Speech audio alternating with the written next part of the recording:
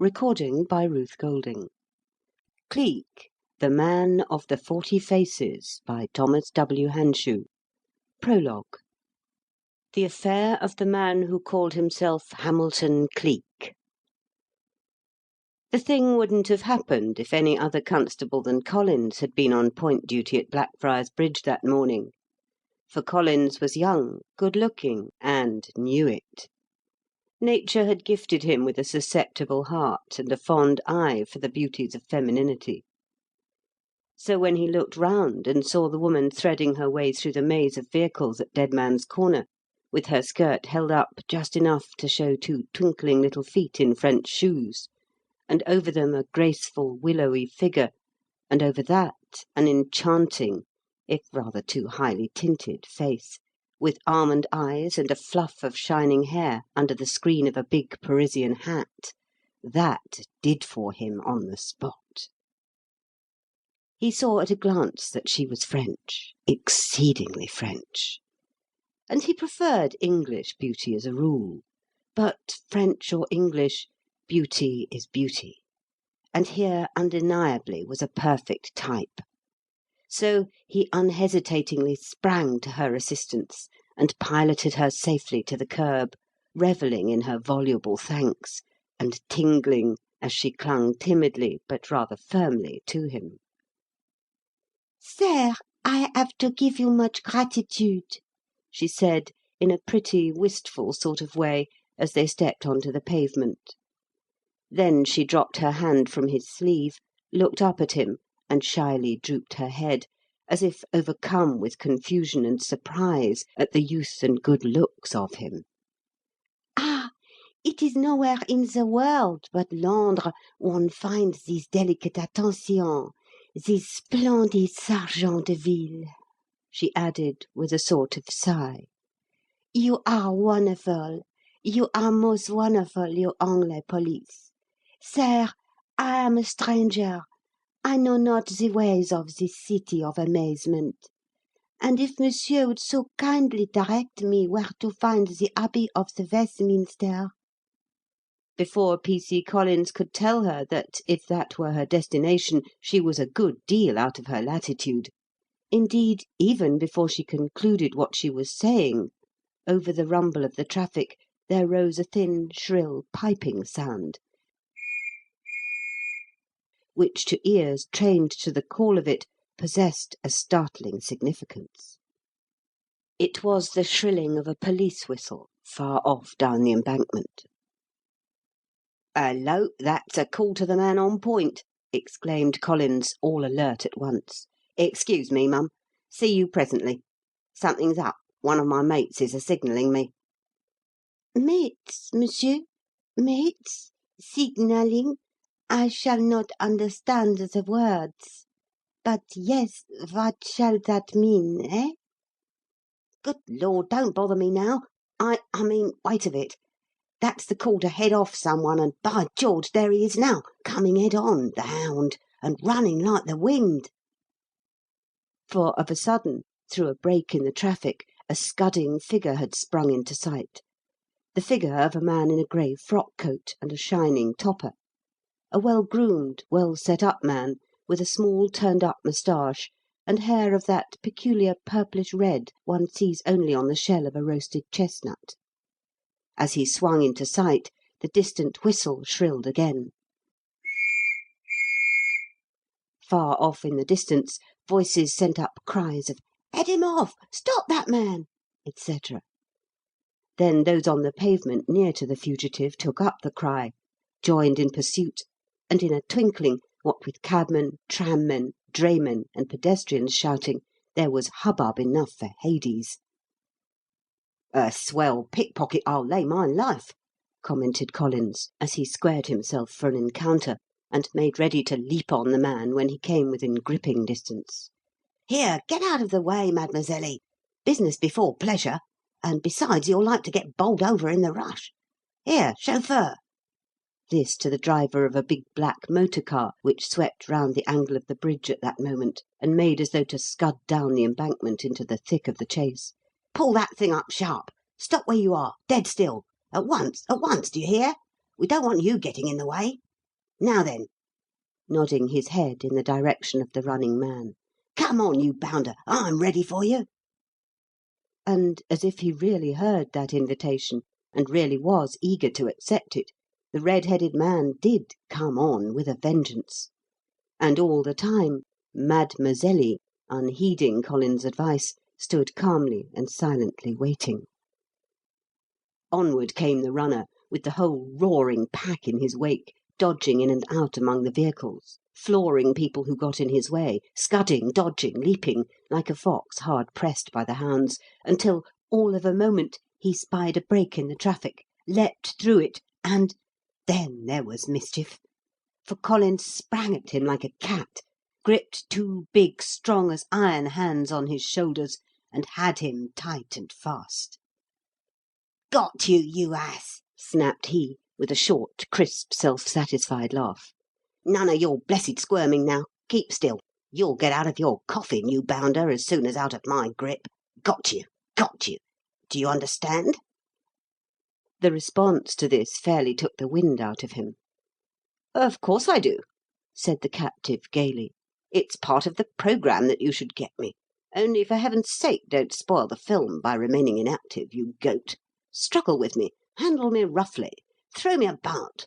Make it look real. Make it look as though I actually did get away from you, not as though you let me. You chaps behind there, don't get in the way of the camera. It's in one of those cabs. Now then, Bobby, don't be wooden. Struggle, struggle, you goat, and save the film." "Save the what?" gasped Collins. "Here, good Lord, do you mean to say—" "Struggle, struggle, struggle," cut in the man impatiently. "Can't you grasp the situation? It's a put-up thing.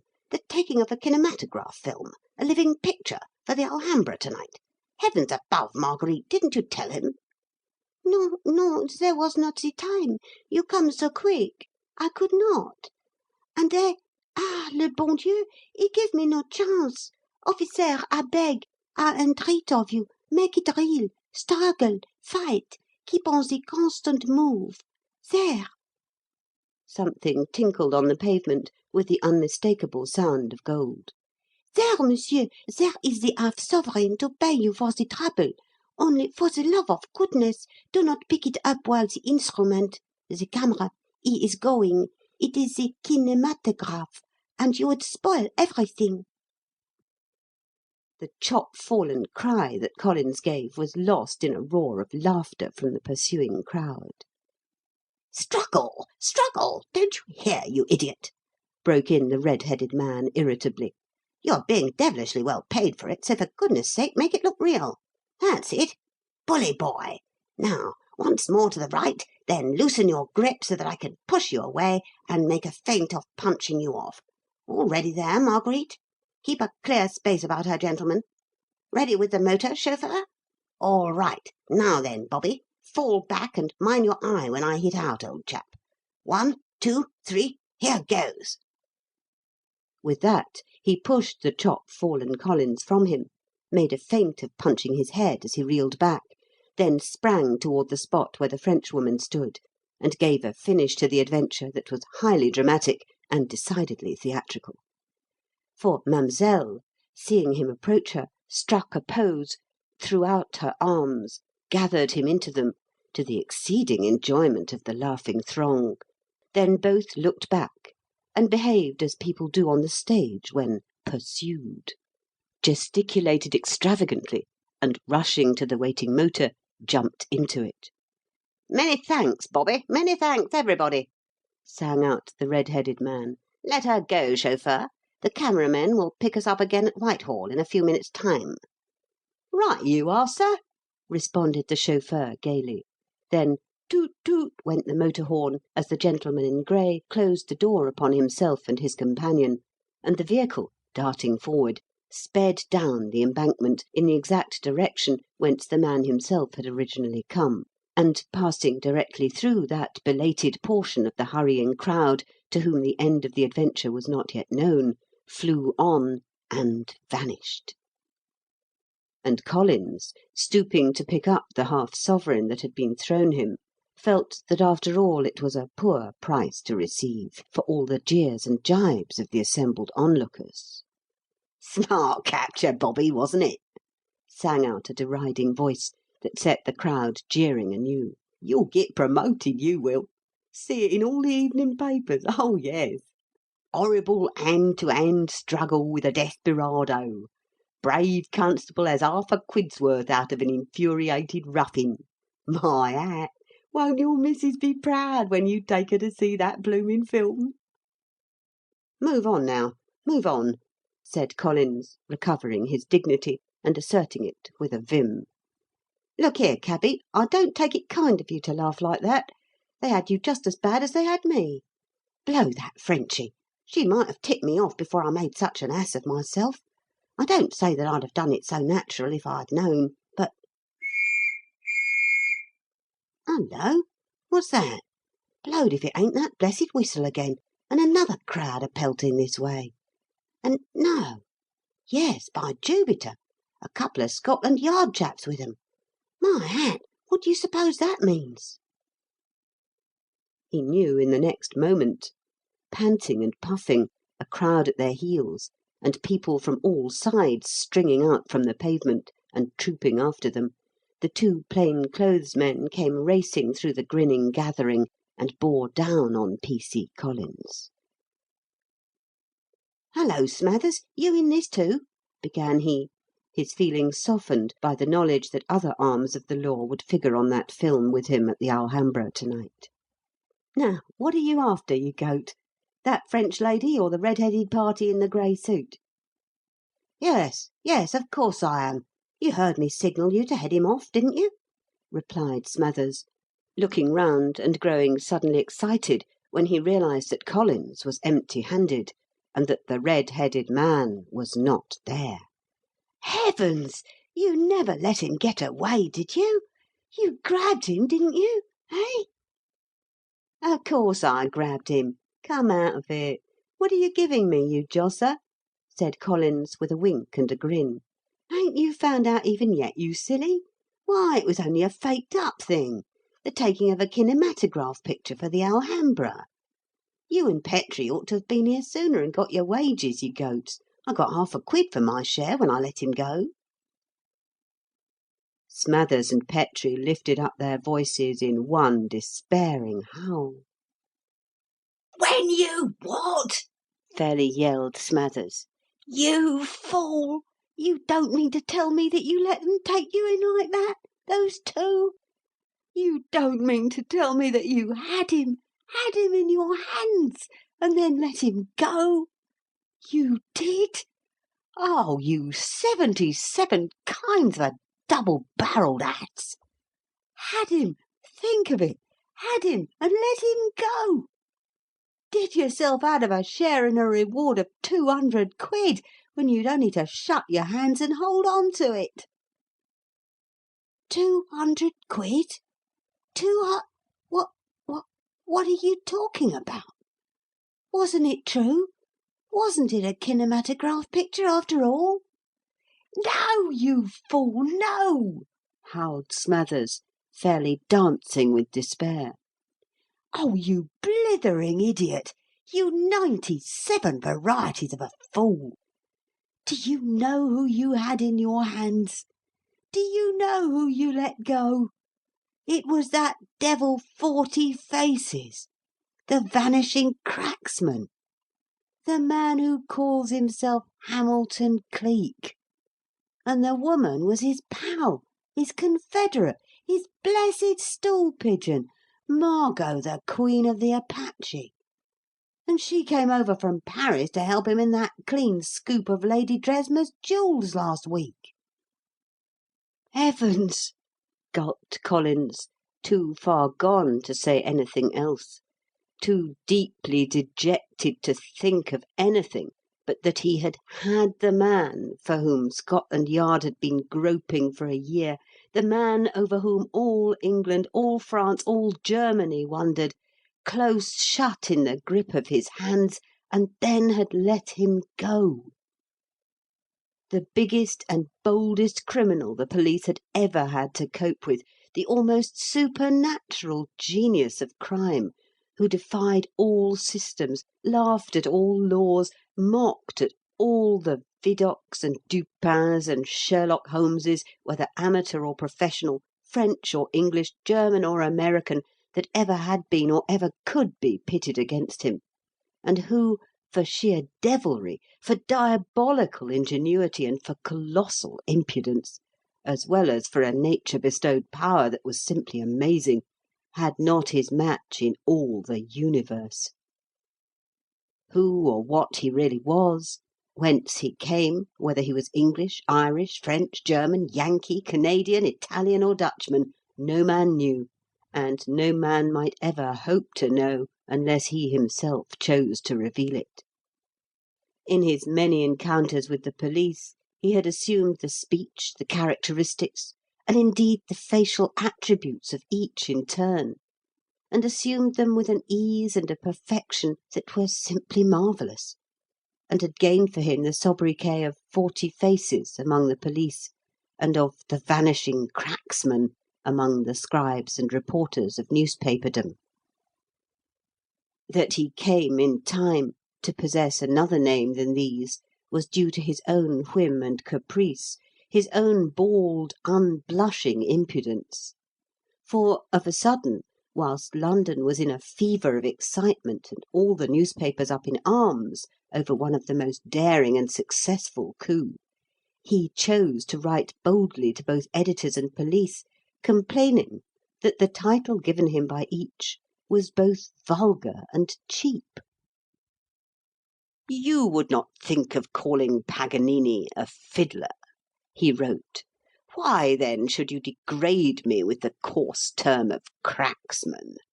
I claim to be as much an artist in my profession as Paganini was in his, and I claim also a like courtesy from you. So, then, if in the future it becomes necessary to allude to me, and I fear it often will, I shall be obliged if you do so as the man who calls himself Hamilton Cleek.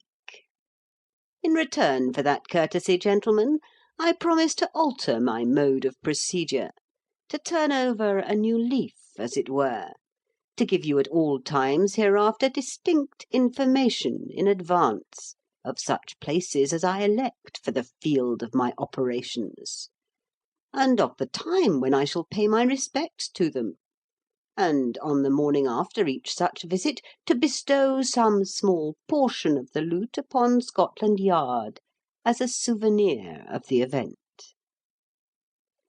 And to that remarkable programme he rigidly adhered from that time forth, always giving the police 12 hours' notice, always evading their traps and snares, always carrying out his plans in spite of them, and always, on the morning after, sending some trinket or trifle to Superintendent Narkom of Scotland Yard, in a little pink cardboard box tied up with rose-coloured ribbon, and marked with the compliments of the man who calls himself Hamilton Cleek. The detectives of the United Kingdom, the detectives of the Continent, the detectives of America, each and all had measured swords with him, tried wits with him, spread snares and laid traps for him, and each and all had retired from the field vanquished. And this was the man that he, Police Constable Samuel James Collins, had actually had in his hands, nay, in his very arms, and then had given up for half a sovereign and let go. "Oh, so help me! You make my head swim, Smathers, that you do," he managed to say at last. "I had him. I had the Vanishing Cracksman in my blessed paws, and then went and let that French hussy. But look here, I say, how do you know it was him? Nobody can go by his looks, so how do you know?" "No, you footler!" growled Smathers disgustedly. "Why shouldn't I know, when I've been after him ever since he left Scotland Yard half an hour ago?" "Left what? My hat! You ain't a-going to tell me that he's been there? When? Why? What for?" to leave one of his blessed notices, the daredevil. What a detective he'd ha' made, wouldn't he, if he'd only ha' turned his attention that way, and been on the side of the law instead of against it. He walked in bold as brass, sat down, and talked with the superintendent over some cock and bull yarn about a Black Hand letter that he said had been sent to him, and asked if he couldn't have police protection whilst he was in town. It wasn't until after he left that the super he sees a note on the chair where the blighter had been sitting, and when he opened it, there it was in black and white, something like this: "The list of presents that have been sent for the wedding tomorrow of Sir Horace Wyvern's eldest daughter make interesting reading, particularly that part which describes the jewels sent, no doubt as a tribute to her father's position as the greatest brain specialist in the world, from the Austrian court and the continental principalities. The care of such gems is too great a responsibility for the bride. I propose, therefore, to relieve her of it to-night, and to send you the customary souvenir of the event tomorrow morning. Yours faithfully, the man who calls himself Hamilton Cleek." That's how I know, dash you. Superintendent sent me out after him, hot foot, and after a bit I picked him up in the Strand, toddling along with that French hussy as cool as you please. But blow him, he must have eyes all round his head, for he saw me just as soon as I saw him, and he and Frenchy separated like a shot. She hopped into a taxi and flew off in one direction, he dived into a crowd and bolted in another, and before you could say Jack Robinson, he was doubling and twisting, jumping into cabs and jumping out again, all to gain time, of course, for the woman to do what he'd put her up to doing, and leading me the devil's own chase through the devil's own tangle till he was ready to bunk for the embankment. And you let him go, you blooming footler.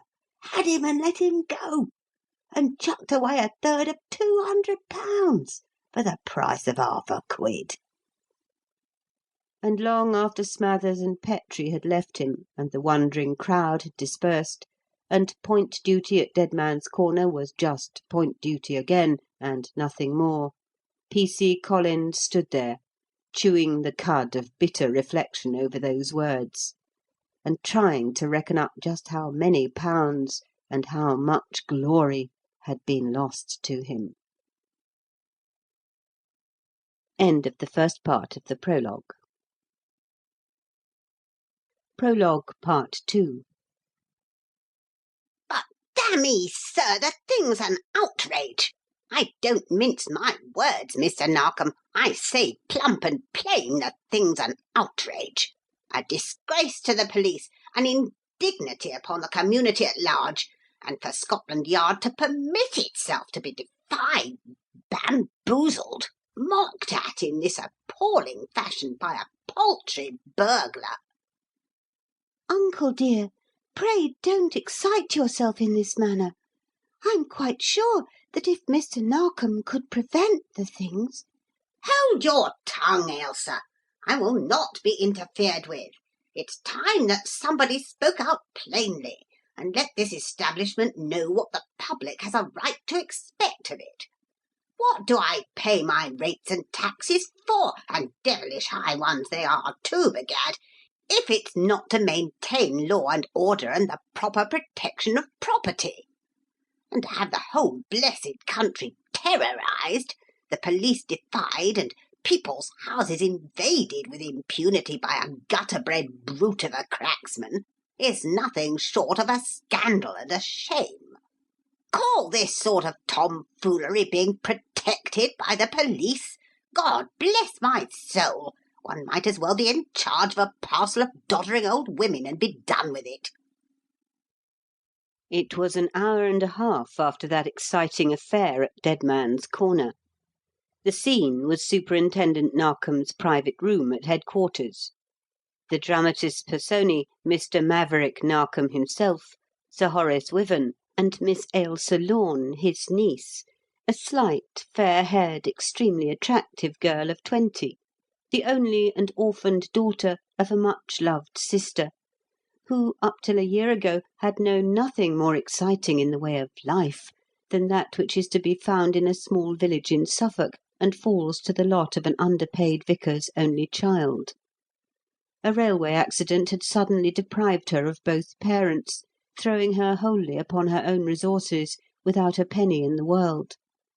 Sir Horace had gracefully come to the rescue and given her a home and a refuge, being doubly repaid for it by the affection and care she gave him, and the manner in which she assumed control of a household which hitherto had been left wholly to the attention of servants, Lady Wyvern having long been dead, and her two daughters of that type which devotes itself entirely to the pleasures of society and the demands of the world.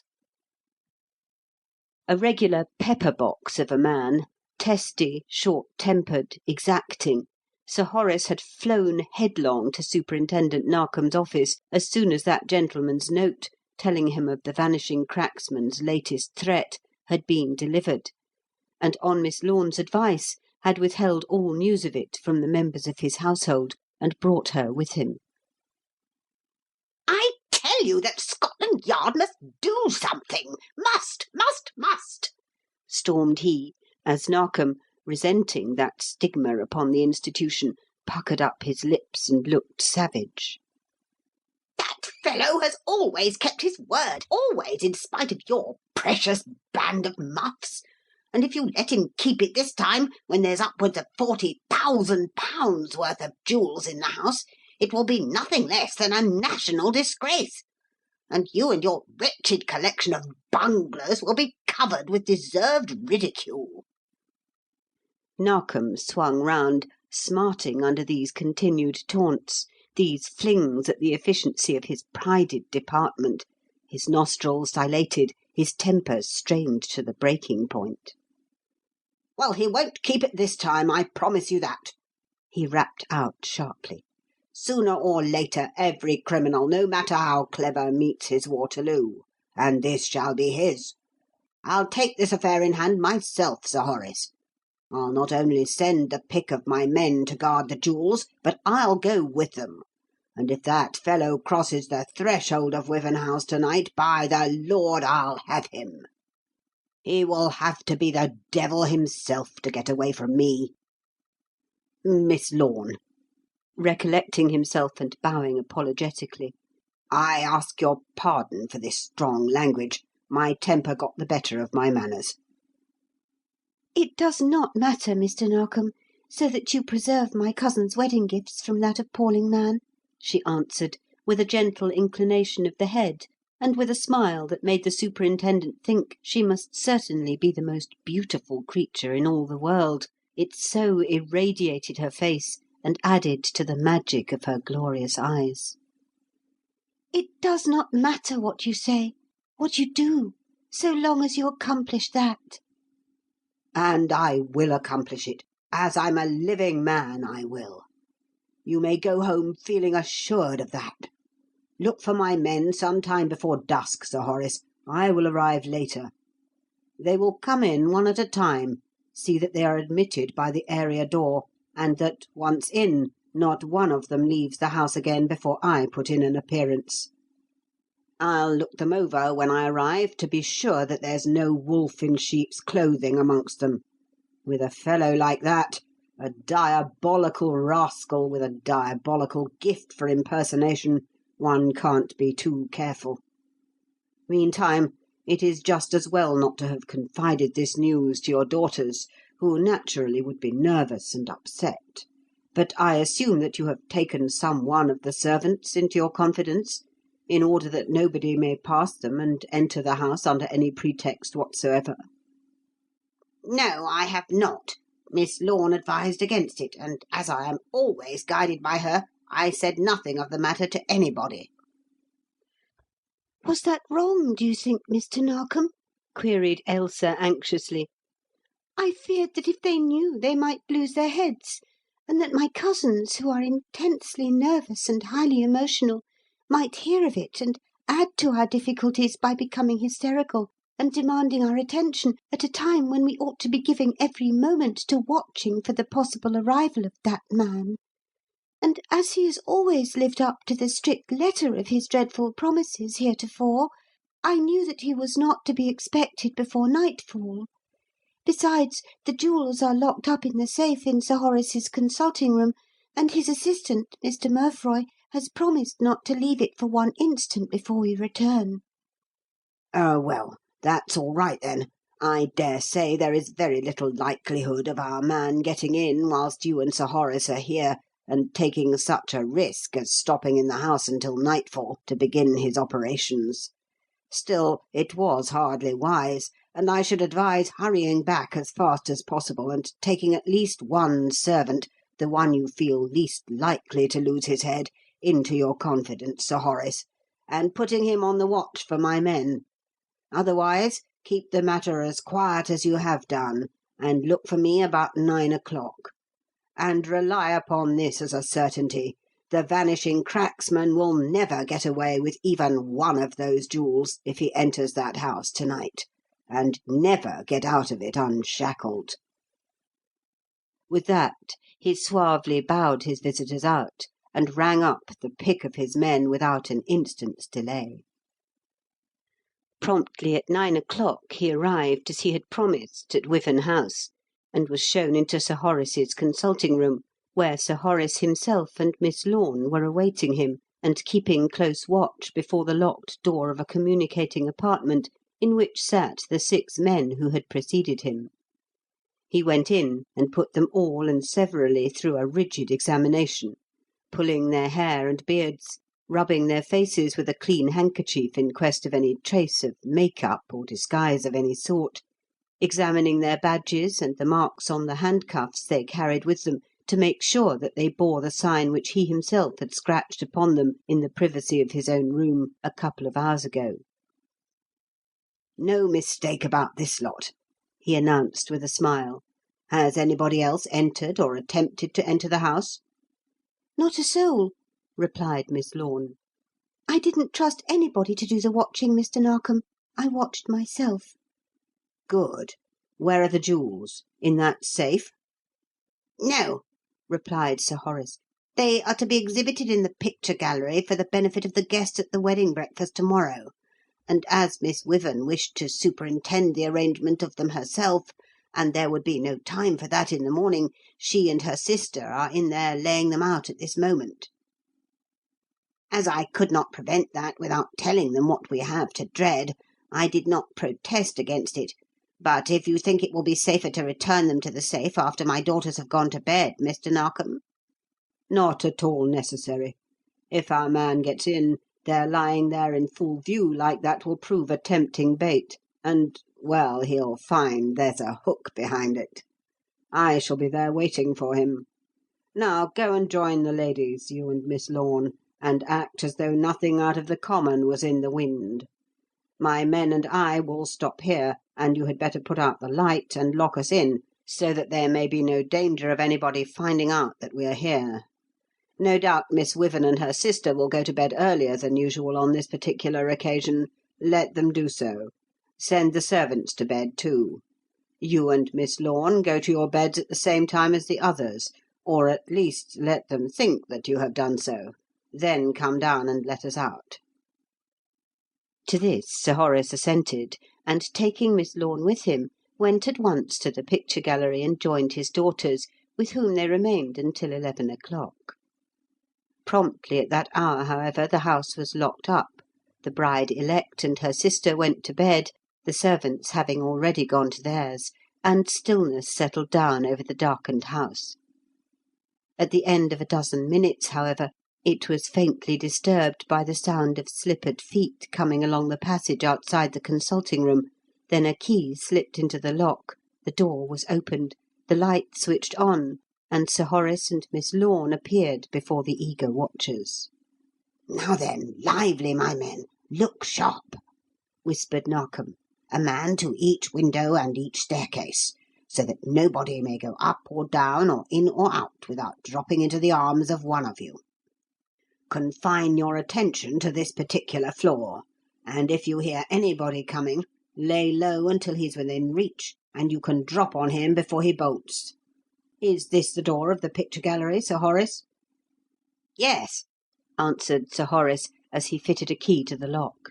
But surely you'll need more men than you have brought, Mr. Narkom, if it is your intention to guard every window individually, for there are 4 to this room, see?" With that he swung open the door, switched on the electric light, and Narkom fairly blinked at the dazzling sight that confronted him. 3 long tables, laden with crystal and silver, cut glass and jewels, and running the full length of the room, flashed and scintillated under the glare of the electric bulbs which encircled the cornice of the gallery and clustered in luminous splendour in the crystal and frosted silver of a huge central chandelier, and spread out on the middle one of these, a dazzle of splintered rainbows, a very plain of living light, lay caskets and cases, boxes and trays, containing those royal gifts of which the newspapers had made so much, and the Vanishing Cracksman had sworn to make so few. Mr. Narkom went over and stood beside the glittering mass, resting his hand against the table and feasting his eyes upon all that opulent splendour. "God bless my soul, it's superb! It's amazing!" he commented. "No wonder the fellow is willing to take risks for a prize like this. You are a splendid temptation, a gorgeous bait, you beauties. But the fish that snaps at you will find that there's a nasty hook underneath, in the shape of Maverick Narkom. Never mind the many windows, Sir Horace. Let him come in by them, if that's his plan. I'll never leave these things for one instant between now and the morning. Good night, Miss Lorne. Go to bed and to sleep. You do the same, Sir Horace. My lay is here." With that he stooped, and, lifting the long drapery which covered the table and swept down in heavy folds to the floor, crept out of sight under it and let it drop back into place again. "Switch off the light and go," he called to them in a low-sunk voice. "Don't worry yourselves, either of you. Go to bed and to sleep if you can." "As if we could!" answered Miss Lorne agitatedly. "I shan't be able to close an eyelid. I'll try, of course, but I know I shall not succeed. Come, uncle, come. Oh, do be careful, Mr. Narkom. And if that horrible man does come—" "I'll have him, so help me God," he vowed. "Switch off the light and shut the door as you go out. This is 40 Faces, Waterloo at last." And in another moment the light snicked out, the door closed, and he was alone in the silent room. For 10 or a dozen minutes not even the bare suggestion of a noise disturbed the absolute stillness. Then, of a sudden, his trained ear caught a faint sound that made him suck in his breath and rise on his elbow, the better to listen. A sound which came, not without the house, but from within, from the dark hall where he had stationed his men, to be exact. As he listened, he was conscious that some living creature had approached the door, touched the handle, and, by the swift, low rustle and the sound of hard breathing, that it had been pounced upon and seized. He scrambled out from beneath the table, snicked on the light, whirled open the door, and was in time to hear the irritable voice of Sir Horace say testily, "Don't make an ass of yourself by your overzealousness. I've only come down to have a word with Mr. Narkom." And to see him standing on the threshold, grotesque in a baggy suit of striped pyjamas, with one wrist enclosed as in a steel band by the gripped fingers of Petrie. "Why didn't you say it was you, sir?" exclaimed that crestfallen individual, as the flashing light made manifest his mistake. "When I heard you first and see you come up out of that back passage, I made sure it was him. And if you'd have struggled, I'd have bashed your head as sure as eggs." "Thank you for nothing," he responded testily. "You might have remembered, however, that the man's first got to get into the place before he can come downstairs. Mr. Narkom," turning to the superintendent, "I was just getting into bed when I thought of something I'd neglected to tell you, and as my niece is sitting in her room with the door open, and I wasn't anxious to parade myself before her in my night clothes, I came down by the back staircase. I don't know how in the world I came to overlook it, but I think you ought to know that there's a way of getting into the picture gallery without using either the windows or the stairs, and that way ought to be both searched and guarded." "Where is it? What is it? Why in the world didn't you tell me in the first place?" exclaimed Narkom irritably as he glanced round the place searchingly. "Is it a panel, a secret door, or what? This is an old house, and old houses are sometimes a very nest of such things." "Happily this one isn't. It's a modern innovation, not an ancient relic, that offers the means of entrance in this case. A Yankee occupied this house before I bought it from him. One of those blessed shivery individuals his country breeds, who can't stand a breath of cold air indoors after the passing of the autumn. The wretched man put one of those wretched American inflictions, a hot air furnace, in the cellar, with huge pipes running to every room in the house, great tin monstrosities bigger round than a man's body, ending in openings in the wall with what they call registers to let the heat in, or shut it out as they please. I didn't have the wretched contrivance removed, or those blessed registers plastered up. I simply had them papered over when the rooms were done up. There's one over there near that settee. And if a man got into this house, he could get into that furnace thing and hide in one of those flues until he got ready to crawl up it as easily as not. It struck me that perhaps it would be as well for you to examine that furnace and those flues before matters go any further." "Of course it would. Great Scott! Sir Horace, why didn't you think to tell me of this thing before?" said Narkom excitedly. "The fellow may be in it at this minute. Come, show me the wretched thing." "It's below, in the cellar.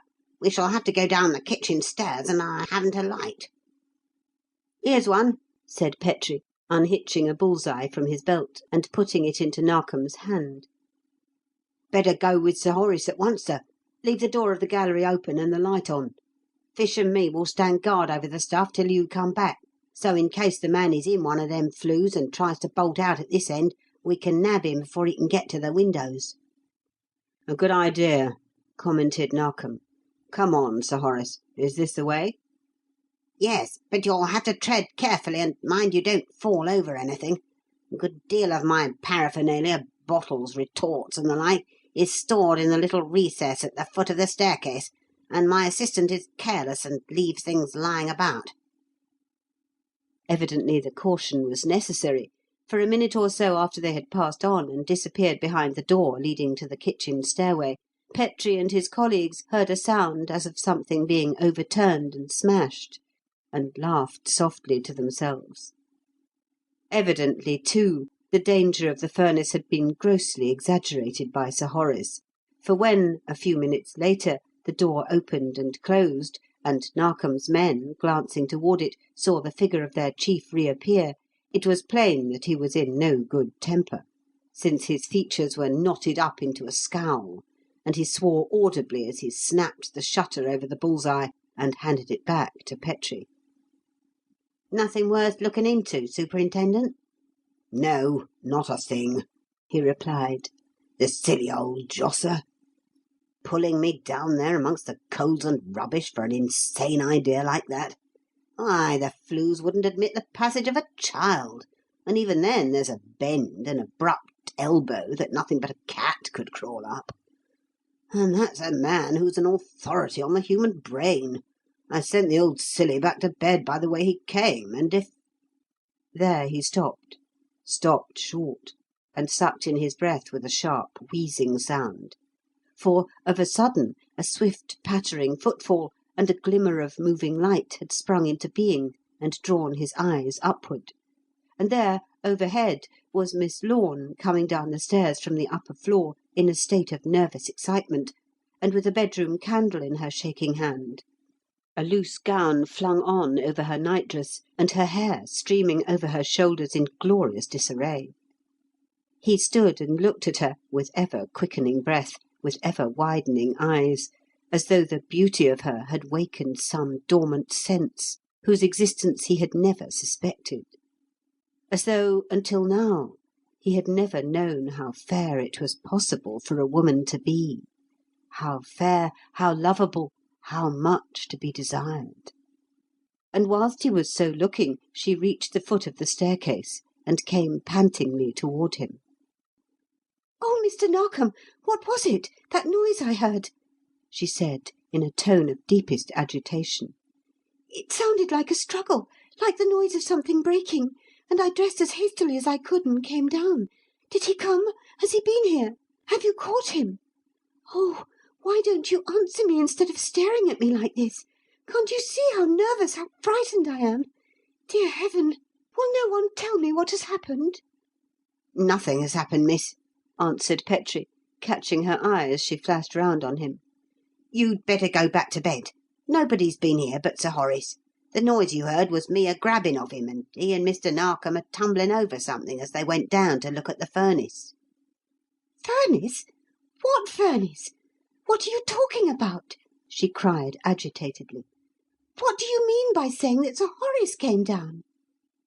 "Only what the superintendent himself will tell you, miss, if you ask him.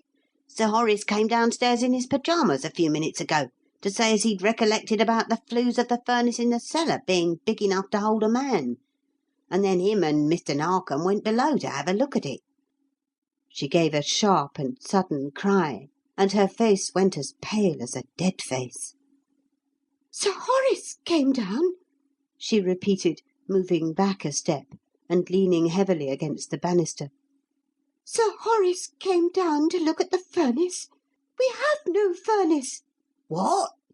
"We have no furnace, I tell you. And Sir Horace did not come down. He is up there still. I know, I tell you, because I feared for his safety, and when he went to his room, I locked him in."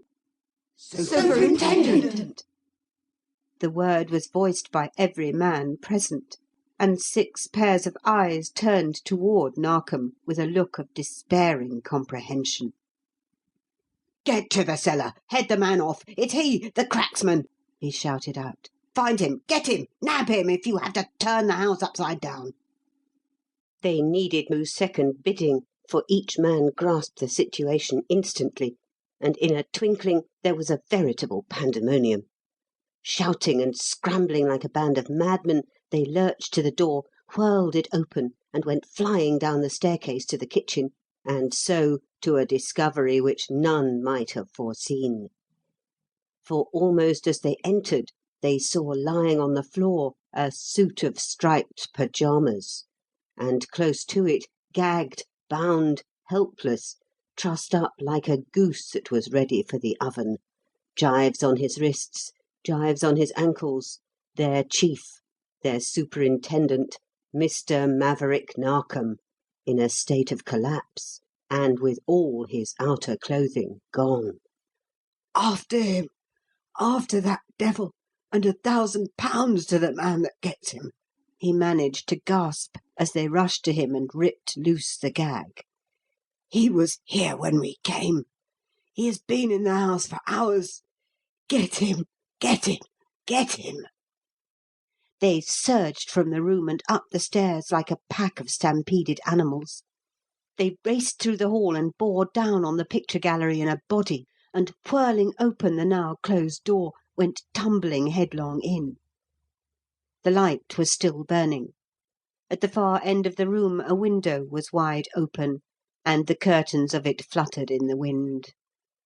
A collection of empty cases and caskets lay on the middle table, but man and jewels were alike gone. Once again the vanishing cracksman had lived up to his promise, up to his reputation, up to the very letter of his name. And for all Mr. Maverick Narkom's care and shrewdness, 40 faces had turned the trick, and Scotland Yard was done. End of the second part of the prologue. Prologue, Part 3. Through all the night its best men sought him, its dragnets fished for him, its tentacles groped into every hole and corner of London in quest of him, but sought and fished and groped in vain. They might as well have hoped to find last summer's partridges or last winter's snow as any trace of him. He had vanished as mysteriously as he had appeared, and no royal jewels graced the display of Miss Wyvern's wedding gifts on the morrow. But it was fruitful of other gifts, fruitful of an even greater surprise, that morrow. For the first time since the day he had given his promise, no souvenir from "the man who called himself Hamilton Cleek," no part of last night's loot came to Scotland Yard. And it was while the evening papers were making screaming copy and glaring headlines out of this, that the surprise in question came to pass. Miss Wyvern's wedding was over, the day and the bride had gone, and it was 10:30 at night when Sir Horace, answering a hurry call from headquarters, drove post-haste to Superintendent Narkom's private room, and passing in under a red and green lamp which burned over the doorway, entered and met that surprise. Maverick Narkom was there alone, standing beside his desk, with the curtains of his window drawn and pinned together, and at his elbow an unlighted lamp of violet-coloured glass, standing and looking thoughtfully down at something which lay before him. He turned as his visitor entered, and made an open-handed gesture towards it. "Look here," he said laconically. "What do you think of this?" Sir Horace moved forward and looked, then stopped and gave a sort of wondering cry. The electric bulbs overhead struck a glare of light down on the surface of the desk, and there, spread out on the shining oak, lay a part of the royal jewels that had been stolen from Wyvern House last night. Narkom! You got him, then? Got him after all?" No, I did not get him. I doubt if any man could if he chose not to be found, said Narkom bitterly. I did not recover these jewels by any act of my own. He sent them to me, gave them up voluntarily. Gave them up? After he had risked so much to get them? God bless my soul, what a man! Why, there must be quite half here of what he took. There is half, an even half. He sent them tonight, and with them this letter. Look at it, and you will understand why I sent for you and asked for you to come alone. There's some good in even the devil, I suppose, if one but knows how to reach it and stir it up. Sir Horace read, I have lived a life of crime from my very boyhood because I couldn't help it, because it appealed to me, because I glory in risks and revel in dangers. I never knew where it would lead me. I never thought, never cared. But I looked into the gateway of heaven last night, and I can't go down the path to hell any longer. Here is an even half of Miss Wyvern's jewels. If you and her father would have me hand over the other half to you, and would have the vanishing cracksman disappear for ever, and a useless life converted into a useful one, you have only to say so to make it an accomplished thing. All I ask in return is your word of honour, to be given to me by signal, that you will send for Sir Horace Wyvern to be at your office at 11 o'clock tonight, and that you and he will grant me a private interview unknown to any other living being. A red and green lantern hung over the doorway leading to your office will be the signal that you agree, and a violet light in your window will be the pledge of Sir Horace Wyvern. When these two signals, these two pledges are given, I shall come in and hand over the remainder of the jewels, and you will have looked for the first time in your life upon the real face of the man who calls himself Hamilton Cleek. God bless my soul! What an amazing creature! What an astounding request! exclaimed Sir Horace as he laid the letter down. Willing to give up £20,000 worth of jewels for the mere sake of a private interview? What on earth can be his object? And why should he include me? I don't know, said Narkom in reply. "It's worth something, at all events, to be rid of the Vanishing Cracksman for good and all, and he says that it rests with us to do that. It's close to 11 now. Shall we give him the pledge he asks, Sir Horace? My signal is already hung out. Shall we agree to the conditions and give him yours?" Yes, yes, by all means, Sir Horace made answer, and, lighting the violet lamp, Narkom flicked open the pinned curtains and set it in the window. For 10 minutes nothing came of it, and the two men, talking in whispers while they waited, began to grow nervous. Then, somewhere in the distance, a clock started striking 11, and without so much as a warning sound, the door flashed open, flashed shut again. A voice that was undeniably the voice of breeding and refinement said quietly, "Gentlemen, my compliments. Here are the diamonds, and here am I." And the figure of a man, faultlessly dressed, faultlessly mannered, with the slim-loined form, the slim-walled nose, and the clear-cut features of the born aristocrat, stood in the room. His age might lie anywhere between 25 and 35. His eyes were straight-looking and clear. His fresh, clean-shaven face was undeniably handsome, and whatever his origin, whatever his history, there was something about him in look, in speech, in bearing, that mutely stood sponsor for the thing called birth. God bless my soul! Exclaimed Sir Horace, amazed and appalled to find the reality so widely different from the image he had drawn. What monstrous juggle is this? Why, man alive, you're a gentleman. Who are you? What's driven you to a dog's life like this? A natural bent, perhaps, a supernatural gift, certainly, Sir Horace, he made reply. Look here, could any man resist the temptation to use it when he was endowed by nature with the power to do this? His features seemed to rise and knot and assume in as many moments a dozen different aspects. I've had the knack of doing that since the hour I could breathe. Could any man go straight with a fateful gift like that if the laws of nature said that he should not? And do they say that? That's what I want you to tell me. That's why I have requested this interview. I want you to examine me, Sir Horace, to put me through those tests you use to determine the state of mind of the mentally fit and mentally unfit. I want to know if it is my fault that I am what I am, and if it is myself I have to fight in future, or the devil that lives within me. I'm tired of wallowing in the mire. A woman's eyes have lit the way to heaven for me.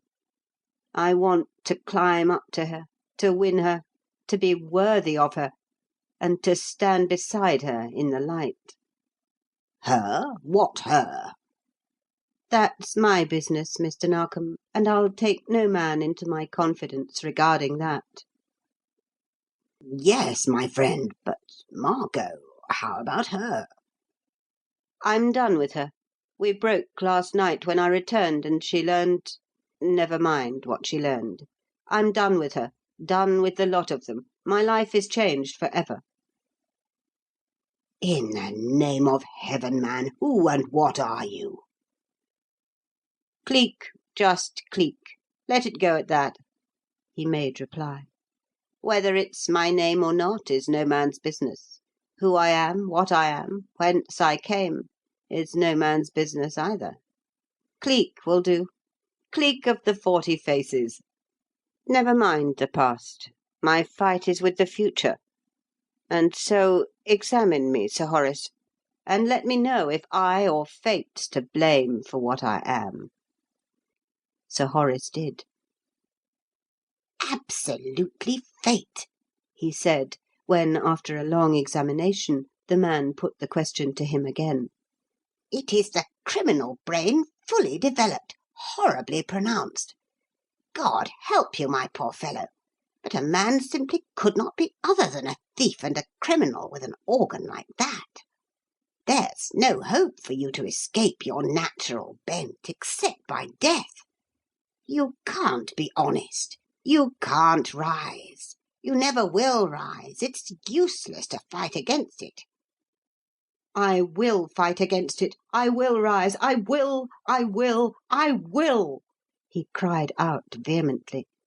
"There is a way to put such craft and cunning to account, a way to fight the devil with his own weapons and crush him under the weight of his own gifts, and that way I'll take. Mr. Narkom." He whirled and walked toward the superintendent, his hand outstretched, his eager face aglow. "Mr. Narkom, help me. Take me under your wing. Give me a start. Give me a chance. Give me a lift on the way up." "Good heaven, man! You don't mean—" "I do. I do. So help me heaven, I do. All my life I've fought against the law. Now let me switch over and fight with it. I'm tired of being Cleek the thief, Cleek the burglar. Make me Cleek the detective, and let us work together, hand in hand, for a common cause and for the public good.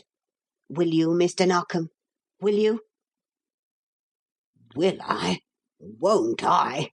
said Narkom, springing forward and gripping his hand. "Jove, what a detective you will make! Bully boy, bully boy!" "It's a compact, then?" "It's a compact, Cleek." "Thank you," he said in a choked voice. "You've given me my chance. Now watch me live up to it. The Vanishing Cracksman has vanished for ever, Mr. Narkom, and it's Cleek the detective, Cleek of the 40 Faces from this time on. Now give me your riddles. I'll solve them one by one." End of the prologue. Chapter 1. The sound came again, so unmistakably this time the sound of a footstep in the soft, squashy ooze on the heath, there could be no question regarding the nature of it. Miss Lorne came to an instant standstill, and clutched her belongings closer to her with a shake and a quiver, and a swift prickle of goose-flesh ran round her shoulders and up and down the backs of her hands. There was good, brave blood in her, it is true, but good, brave blood isn't much to fall back upon if you happen to be a girl without escort, carrying a handbag containing 20-odd pounds in money, several bits of valuable jewellery, your whole earthly possessions, in fact, and have lost your way on Hampstead Heath at 8:30 at night, with a spring fog shutting you in like a wall and shutting out everything else but a mackerel collection of clouds that looked like grey smudges on the greasy silver of a twilit sky. She looked round, but she could see nothing and nobody. The heath was a white waste that might have been part of the scenery in Lapland, for all there was to tell that it lay within reach of the heart and pulse of the sluggish Leviathan London. Over it the vapours of night crowded, an almost palpable wall of thick, wet mist, stirred now and again by some atmospheric movement which could scarcely be called a wind, although at times it drew long, lacy filaments above the level of the denser mass of fog, and melted away with them into the calm, still upper air. Miss Lorne hesitated between two very natural impulses, to gather up her skirts and run, or to stand her ground and demand an explanation from the person who was undoubtedly following her. She chose the latter. "Who is there? Why are you following me? What do you want?" she flung out, keeping her voice as steady as the hard, sharp hammering of her heart would permit. The question was answered at once, rather startlingly, since the footsteps which caused her alarm had all the while proceeded from behind and slightly to the left of her. Now there came a hurried rush and scramble on the right. There was the sound of a match being scratched, a blob of light in the grey of the mist, and she saw standing in front of her a ragged, weedy, red-headed youth, with the blazing match in his scooped hands. He was thin to the point of ghastliness. Hunger was in his pinched face, his high cheek-bones, his gouged jaws, staring like a starved wolf through the unnatural brightness of his pale eyes from every gaunt feature of him. "Hello," he said, with a strong Cockney accent, as he came up out of the fog, and the flare of the match gave him a full view of her, standing there with her lips shut hard and the handbag clutched up close to her with both hands. "You what called, was it? What priced me for answering of ye, eh?" Yes, it was I that called, she replied, making a brave front of it. But I do not think it was you that I called to. Keep away, please. Don't come any nearer. What do you want? "Well, I'll take that blessed handbag to go on with. And if there aren't no money in it, tumble it out. Let's see, lively now. I'll feed for the rest of this week. Gord, yuss!" She made no reply, no attempt to obey him, no movement of any sort. Fear had absolutely stricken every atom of strength from her. She could do nothing but look at him with big frightened eyes and shake. "Look here, aren't you a-going to do it quiet, or are you a-going to make me take the blessed thing from you?" he asked. "I'll do it if you put me to it, my hat, yuss. It aren't my game. I'm what you might call a hammer-chewer at it. But when there's something inside you what tears and tears and tears, any game's worth trying that pulls out the claws of it." She did not move even yet. He flung the spent match from him and made a sharp step toward her, and he had just reached out his hand to lay hold of her, when another hand, strong, sinewy, hard-shutting as an iron clamp, reached out from the mist and laid hold of him, plucking him by the neckband and intruding a bunch of knuckles and shut fingers between that and his up-slanted chin. "Now then, drop that little game at once, you young monkey," struck in the sharp staccato of a semi-excited voice. "Interfering with young ladies, eh? Let's have a look at you. Don't be afraid, Miss Lorne. Nobody's going to hurt you." Then a pocket torch spat out a sudden ray of light, and by it both the half-throttled boy and the wholly frightened girl could see the man who had thus intruded himself upon their notice. "Oh, it is you! It is you again, Mr. Cleek!" said Ailsa, with something between a laugh and a sigh of relief as she recognised him. "Yes, it is I. I have been behind you ever since you left the house in Barden Road. It was rash of you to cross the heath at this time and in this weather. I rather fancied that something of this kind would be likely to happen, and so took the liberty of following you." "Then it was you I heard behind me?" "It was I, yes. I shouldn't have intruded myself upon your notice if you hadn't called out. A moment, please. Let's have a look at this young highwayman who so freely advertises himself as an amateur." The light spat full into the gaunt, starved face of the young man and made it stare forth doubly ghastly. He had made no effort to get away from the very first. Perhaps he understood the uselessness of it, with that strong hand gripped on his ragged neckband. Perhaps he was, in his way, something of a fatalist. London breeds so many among such as he. Starved things that find every boat chained, every effort thrust back upon them unrewarded. At any rate, from the moment he had heard the girl give to this man a name which every soul in England had heard at one time or another during the past 2 years, he had gone into a sort of mild collapse, as though realising the utter uselessness of battling against fate, and had given himself up to what was to be. "Hello," said Cleek, as he looked the youth over.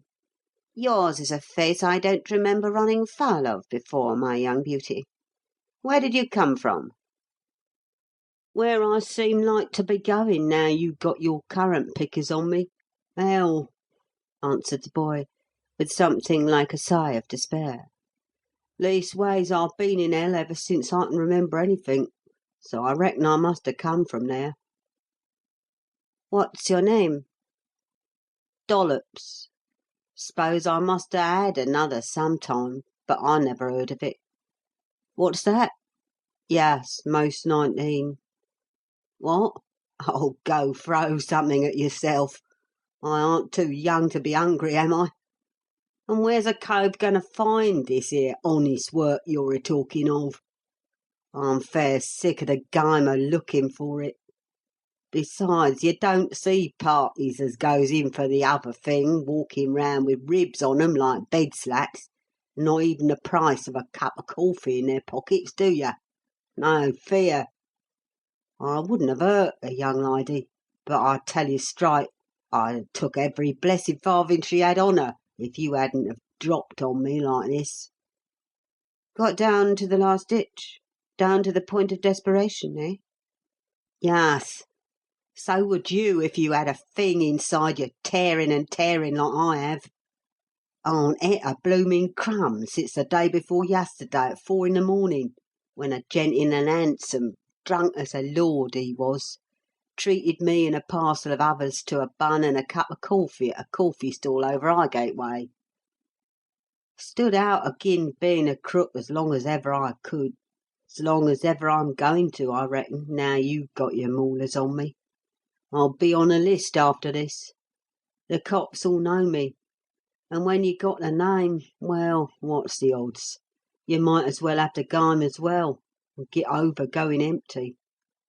All right, run me in, sir. Anyhow, I'll have a bit to eat and a bed to sleep in tonight, and that's one comfort." Cleek had been watching the boy closely, narrowly, with an ever-deepening interest. Now he loosened the grip of his fingers and let his hand drop to his side. "Suppose I don't run you in, as you put it? Suppose I take a chance and lend you 5 shillings? Will you do some work and pay it back to me in time?" he asked. The boy looked up at him and laughed in his face. "Look here, governor, it's playing it low down to lark with a chap just before you're going to hang him," he said. "You come off your blessed perch." "Right," said Cleek. "And now you get up on yours, and let us see what you're made of." Then he put his hand into his trousers pocket. There was a chink of coins, and 2 half-crowns lay on his outstretched palm. "There you are. Off with you now. And if you're any good, turn up some time to-night at number 204 Clarges Street, and ask for Captain Horatio Burbage. He'll see that there's work for you. Toddle along now, and get a meal and a bed, and mind you keep a close mouth about this." The boy neither moved, nor spoke, nor made any sound. For a moment or two he stood looking from the man to the coins, and from the coins back to the man. Then, gradually, the truth of the thing seemed to trickle into his mind, and, as a hungry fox might pounce upon a stray fowl, he grabbed the money and bolted. "Remember the name, and remember the street," Cleek called after him. You take your bloomin' oath I will, Came back through the enfolding mist. Gorgeous! Just that, and the youth was gone. "I wonder what you will think of me, Miss Lorne," said Cleek, turning to her. "Taking a chance like this, and above all with a fellow who would have stripped you of every jewel and every penny you have with you, if things hadn't happened as they have." "And I can very ill afford to lose anything now, as I suppose you know, Mr. Cleek. Things have changed sadly for me since that day Mr. Narkom introduced us at Ascot," she said, with just a shadow of seriousness in her eyes. "But as to what I think regarding your action toward that dreadful boy, oh, of course, if there is a chance of saving him from a career of crime, I think one owes him that as a duty. In the circumstances, the temptation was very great. It must be a horrible thing to be so hungry that one is driven to robbery to satisfy the longing for food." "Yes, very horrible," very, very indeed. I once knew a boy who stood as that boy stands at the parting of the ways, when the good that was in him fought the last great fight with the devil of circumstances. If a hand had been stretched forth to help that boy at that time, ah well, it wasn't. The devil took the reins, and the game went his way. If 5 shillings will put the reins into that boy's hand to-night and steer him back to the right path, so much the better for him, and for me. I'll know if he's worth the chance I took to-morrow. Now, let us talk about something else. Will you allow me to escort you across the heath and see you safely on your way home? Or would you prefer that I should remain in the background as before?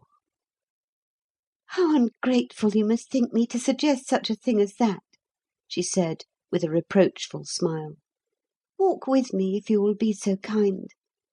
I hope you know that this is the 3rd time you have rendered me a service since I had the pleasure of meeting you. It is very nice of you, and I am extremely grateful. I wonder you find the time, or, well, take the trouble, Rather archly. a great man like you. Shall I take off my hat and say, "Thank you, ma'am," or just the hackneyed, "Praise from Sir Hubert is praise indeed," he said with a laugh, as he fell into step with her and they faced the mist and the distance together. "I suppose you're alluding to my success in the famous Stanhope case. The newspapers made a great fuss over that, Mr. Narkom tells me. But please, one big success doesn't make a great man, any more than one rosebush makes a garden." Are you fishing for a compliment, or is that really natural modesty? I had heard of your exploits and seen your name in the papers, oh, dozens of times, before I first had the pleasure of meeting you. And since then... No, I shan't flatter you by saying how many successes I have seen recorded to your credit in the past 2 years. Do you know that I have a natural predilection for such things? It may be morbid of me, is it? I have the strongest kind of a leaning towards the tales of Gaboriau, and I have always wanted to know a really great detective, like Lecoq or Dupin. And that day at Ascot, when Mr. Narkom told me that he would introduce me to the famous Man of the 40 Faces... Mr. Cleek, why do they call you the Man of the 40 Faces? You always look the same to me. "Perhaps I shan't when we come to the end of the heath and get into the public street where there are lights and people," he said. "That I always look the same in your eyes, Miss Lorne, is because I have but one face for you, and that is my real one. Not many people see it, even among the men of the Yard whom I occasionally work with. You do, however. So does Mr. Narkom occasionally. So did that boy, unfortunately. I had to show it when I came to your assistance, if only to assure you that you were in friendly hands, and to prevent you taking fright and running off into the mist in a panic, and losing yourself where even I might not be able to find you. That is why I told the boy to apply for work to Captain Burbage of Clarges Street. I am Captain Burbage, Miss Lorne. Nobody knows that but my good friend Mr. Narkom, and now you." I shall respect it, of course, she said. I hope I need not assure you of that, Mr. Cleek. "You need assure me of nothing, Miss Lorne," he made reply. "I owe so much more to you than you are aware that... oh, well, it doesn't matter. You asked me a question a moment ago. If you want the answer to it, look here." He stopped short as he spoke. The pocket torch clicked faintly, and from the shelter of a curved hand the glow of it struck upward to his face. It was not the same face for 10 seconds at a time. What Sir Horace Wyvern had seen in Mr. Narkom's private office at Scotland Yard on that night of nights, more than 2 years ago, Sir Horace Wyvern's niece saw now. Oh! she said, with a sharp intaking of breath as she saw the writhing features knot and twist and blend. Oh, don't! It is uncanny! It is amazing! It is awful." And after a moment, when the light had been shut off and the man beside her was only a shape in the mist, "I hope I may never see you do it again," she merely more than whispered. "It is the most appalling thing. I can't think how you do it. How you came by the power to do such a thing." "Perhaps by inheritance," said Cleek, as they walked on again. "Once upon a time, Miss Lorne, there was a lady of extremely high position who, at a time when she should have been giving her thoughts to, well, more serious things, used to play with one of those curious little rubber faces which you can pinch up into all sorts of distorted countenances. You have seen the things, no doubt. She would sit for hours screaming with laughter over the droll shapes into which she squeezed the thing. Afterward, when her little son was born, he inherited the trick of that rubber face as a birthright. It may have been the same case with me. Let us say it was, and drop the subject, since you have not found the sight a pleasing one. Now, tell me something, please, that I want to know about you." End of chapter 1. Chapter 2. "About me, Mr. Cleek?" Yes, you spoke about there being a change in your circumstances. Spoke as though you thought I knew. I do not, but I should like to, if I may. It will perhaps explain why you are out alone and in this neighbourhood at this time of night." "It will," she said, with just a shadow of deeper colour coming into her cheeks. "The house you saw me coming out of is the residence of a friend and former schoolmate. I went there to inquire if she could help me in any way to secure a position, and stopped later than I realised." "Procure you a position, Miss Lorne? A position as what?" "Companion, amanuensis, governess, anything that," with a laugh and a blush, "respectable young females may do to earn a living when they come down in the world. You may possibly have heard that my uncle, Sir Horace, has married again. I think you must have done so, for the papers were full of it at the time. But I forget," quizzically, "you don't read newspapers, do you, even when they contain accounts of your own greatness?" "I wonder if I deserve that. At any rate, I got it," said Cleek, with a laugh. "Yes, I heard all about Sir Horace's wedding. Some 4 or 5 months ago, wasn't it?" "No, 3. 3 last Thursday, the 14th. A woman doesn't forget the date of her enforced abdication. The new Lady Wyvern soon let me know that I was a superfluous person in the household. To-day I came to the conclusion to leave it, and have taken the first actual step toward doing so. A lucky step, too, I fancy, or at least it promises to be." "As how?" "My friend knows of 2 people who would be likely to need me. One, a titled lady here in England, who might be very glad to have me, I am quoting that, please, as governess to her little boy. The other, a young French girl, who is returning shortly to Paris, who also might be glad to have me as companion. Of course, I would sooner remain in England, but, well, it is nicer to be a companion than a governess, and the young lady is very nearly my own age. Indeed, we were actually at the same school together when we were very little girls." "I see," said Cleek, a trifle gloomily. "So then it is possible that it will eventually be the young French lady and Paris in future. When, do you fancy? Soon?" "Oh, I don't know about that. I haven't quite made up my mind as yet which of the 2 it will be. And then there's the application to be sent afterwards." "Still, it will be one of the 2, certainly." "Oh, yes. I shall have to earn my living in future, you know. So naturally, of course—" She gave her shoulder an eloquent upward movement, and let the rest go by default.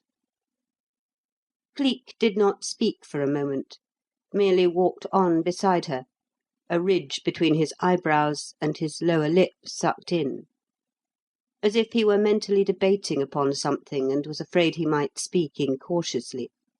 But of a sudden, "Miss Lorne," he said, in a curiously tense voice, "may I ask you something?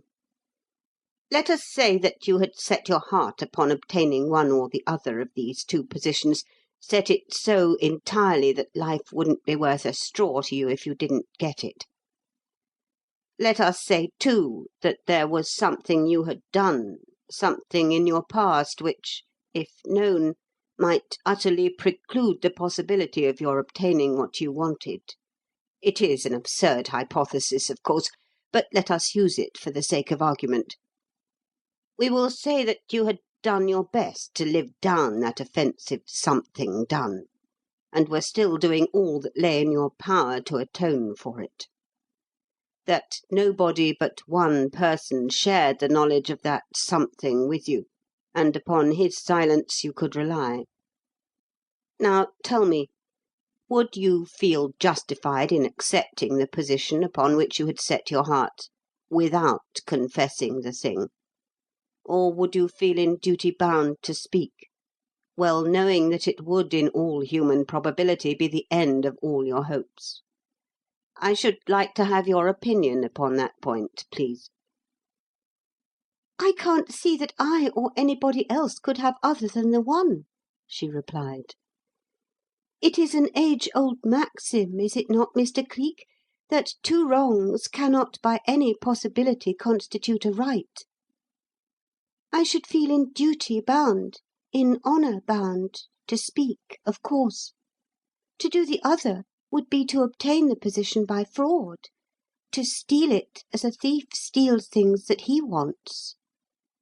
No sort of atonement is possible, is even worth the name, if it is backed up by deceit, Mr. Cleek."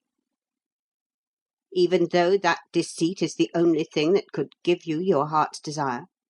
The only thing that could open the gates of heaven for you?" "The gates of heaven, as you put it, can never be opened with a lie, Mr. Cleek. They might be opened by the very thing of which you speak, confession. I think I should take my chances upon that. At any rate, if I failed, I should at least have preserved my self-respect, and done more to merit what I wanted than if I had secured it by treachery. Think of the boy you helped a little while ago. How much respect will you have for him if he never lives up to his promise, never goes to Clarges Street at all? Yet, if he does live up to it, will he not be doubly worth the saving? But please," with a sudden change from seriousness to gaiety, "if I am to be led into sermonising, might I not know what it is all about?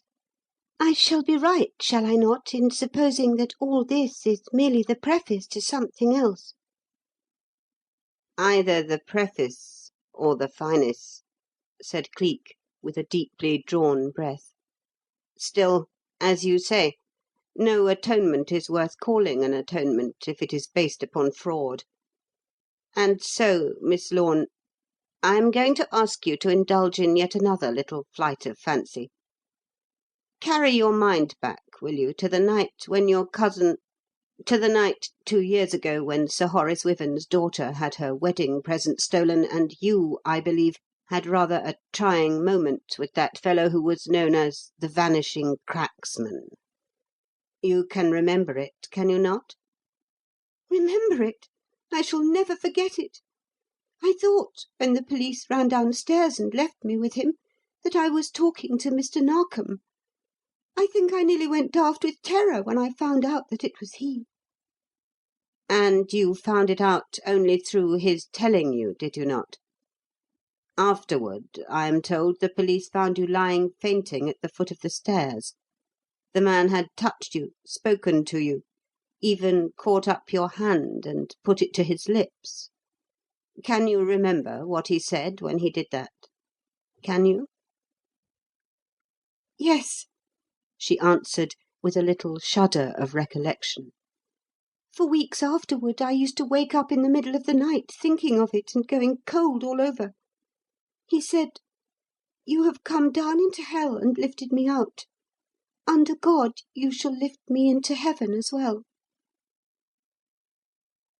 "And perhaps you shall," said Cleek, stopping short and uncovering his head. "At any rate, I'll not attempt to win it by fraud. Miss Lorne, I am that man. I am the vanishing cracksman of those other days.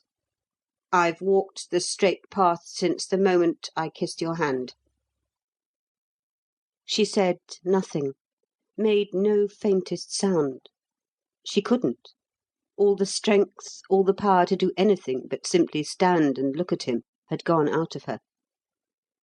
But even so, she was conscious, dimly but yet conscious, of a feeling of relief that they had come at last close to the end of the heath, that there was the faint glow of lights dimly observable through the enfolding mist, and that there was the rumble of wheels, the pulse of life, the law-guarded paths of the city's streets beyond.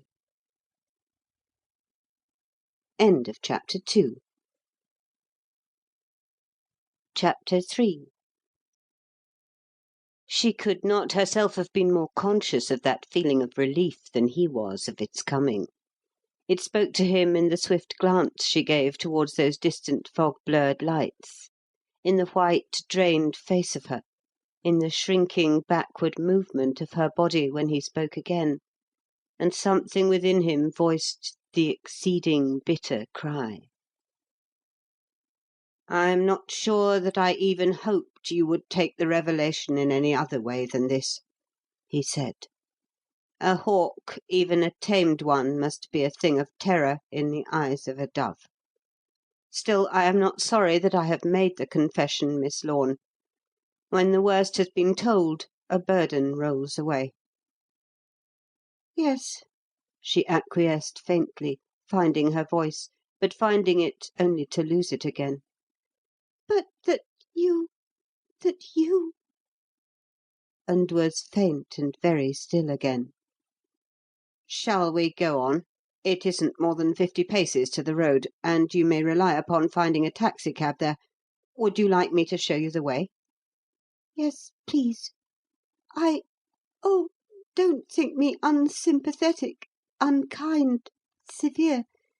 It is such a shock. It is all so horrible. I mean, that is, let me get used to it. I shall never tell, of course. No, never. Now, please, may we not walk faster? I am very, very late as it is, and they will be worrying at home." They did walk faster, and in a minute more were at the common's end. Cleek stopped and again lifted his hat. "We will part here, Miss Lorne," he said. "I won't force my company on you any further. From here you are quite beyond all danger, and I am sure you would rather I left you to find a taxi for yourself. Good night." He did not even offer to put out his hand. "May I say again that I am not sorry I told you, nor did I ever expect you would take it other than like this. It is only natural. Try to forgive me, or, at the least, believe that I have not tried to keep your friendship by a lie, or to atone in seeming only. Good night." He gave her no chance to reply, no time to say one single word.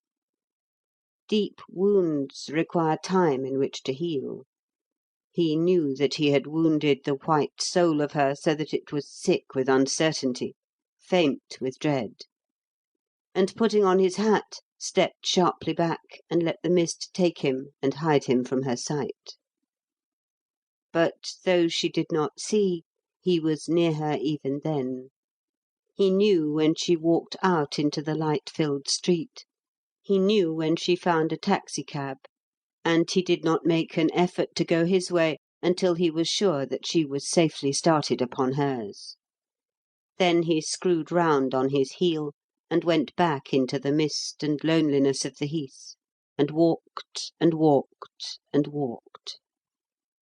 Afterward, long afterward, when the night was getting old and the town was going to sleep, he too fared forth in quest of a taxi, and finding one went his way as she had gone hers.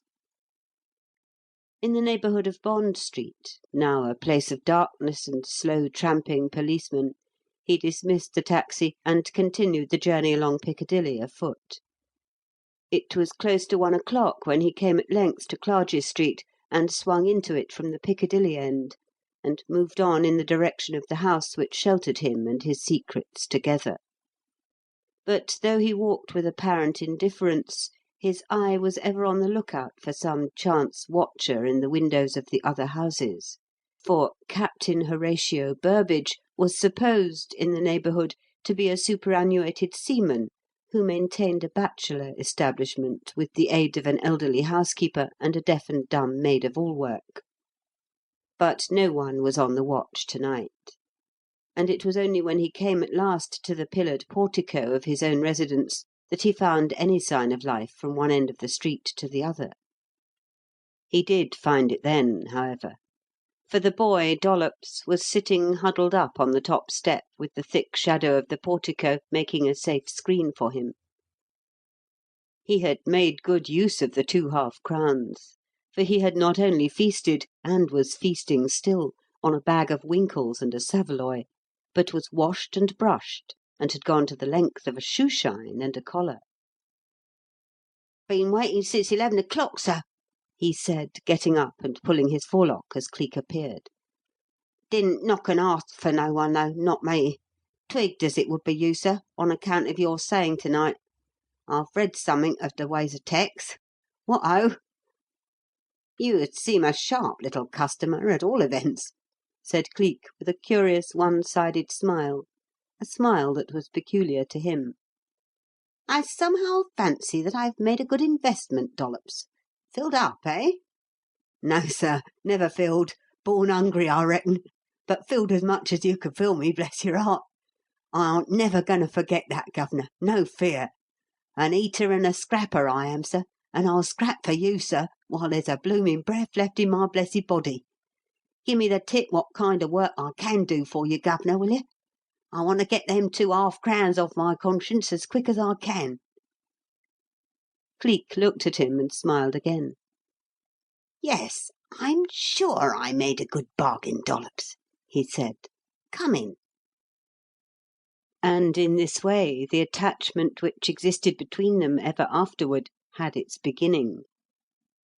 He took the boy in and up to the little room on the second floor which he called his den, and, turning on the light, motioned him to a chair, laid aside his hat and gloves, and was just about to pull up a chair for himself when he caught sight of an unstamped letter lying upon his writing-table.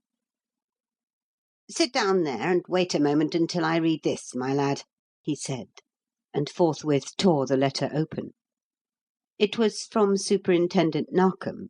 He had known that from the first, however. No one but Narkom ever wrote him letters. This one was exceedingly brief. It simply contained these 2 lines. "My dear Cleek, the 3 Jolly Fishermen, Richmond, tea-time to-morrow. An astonishing affair. Yours, M.N." "Dollops, my lad, I think I'm going to make a man of you," he said, as he tore the letter into a dozen pieces and tossed the fragments into a waste-basket. "At any rate, I'm going to have a try. Know anything about Richmond?" "Yus, sir." "Good. Well, we'll have a half-hour's talk, and then I'll find a temporary bed for you for the night, and to-morrow we'll take a pull on the river at Richmond and see what we shall see." The half-hour, however, developed into a full one, for it was after 2 o'clock when the talk was finished and a bed improvised for the boy. But Cleek, saying good night to him at last and going to his own bedroom, felt that it was a long, long way from being time wasted. What Dollops thought is perhaps best told by the fact that he burst out crying when Cleek came in the morning to ask how he had slept. "Slept, governor?" he said. "Why, bless your heart, sir, I couldn't have slept better on a bed of roses, nor had half such comfort. Feel like I needed someone to lend me a biff on the cocoa, sir, to make sure as I aren't a-dreaming. It's so what a cove fancies heaven to be like, sir." And afterward, when the day was older, and they had gone to Richmond, and Cleek, in his boating flannels, was pulling him up the shining river, and talking to him again as he had talked last night, he felt that it was even more like heaven than ever. It was after 4, long after, when they finally separated, and Cleek, leaving the boy in charge of the boat, stepped ashore in the neighbourhood of the Inn of the Three Jolly Fishermen, and went to keep his appointment with Narkom. He found him enjoying tea at a little round table in the niche of a big bay window, in the small private parlour which lay immediately behind the bar-room. "My dear chap, do forgive me for not waiting," said the superintendent contritely, as Cleek came in, looking like a college-bred athlete in his boating flannels and his brim-tilted Panama. "But the fact is, you are a little later than I anticipated, and I was simply famishing." "Share the blame of my lateness with me, Mr. Narkom," said Cleek, as he tossed aside his hat and threw the fag-end of his cigarette through the open window. "You merely said tea-time, not any particular hour, and I improved the opportunity to take another spin up the river, and to talk like a Dutch uncle to a certain young man whom I shall introduce to your notice in due time. It isn't often that duty calls me to a little Eden like this. The air is like balm to-day, and the river, oh, the river is a sheer delight." Narkom rang for a fresh pot of tea and a further supply of buttered toast, and when these were served, Cleek sat down and joined him.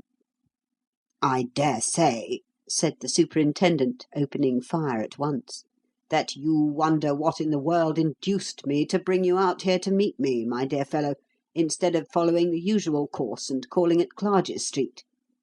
Well, the fact is, Cleek, that the gentleman with whom I am now about to put you in touch lives in this vicinity, and is so placed that he cannot get away without running the risk of having the step he is taking discovered." "Ah, he is closely spied upon, then," commented Cleek. "The trouble arises from someone or something in his own household?" "No, in his father's. The trouble, so far as I can gather, seems to emanate from his stepmother, a young and very beautiful woman who was born on the island of Java, where the father of our client met and married her some 2 years ago, whither he had gone to probe into the truth of the amazing statement that a runic stone had been unearthed in that part of the globe." "Ah, then you need not tell me the gentleman's name, Mr. Narkom," interposed Cleek. "I remember perfectly well the stir which that ridiculous and unfounded statement created at the time. Despite the fact that scholars of all nations scoffed at the thing, and pointed out that the very term rune is of Teutonic origin, one enthusiastic old gentleman, Mr. Michael Bawdrey, a retired brewer, thirsting for something more enduring than malt to carry his name down the ages, became fired with enthusiasm upon the subject, and set forth for Java hot foot, as one might say. I remember that the papers made great game of him, but I heard, I fancy, that, in spite of all, he was a dear lovable old chap, and not at all like the creature the cartoonists portrayed him." "What a memory you have, my dear Cleek! Yes, that is the party. And he is a dear lovable old chap at bottom.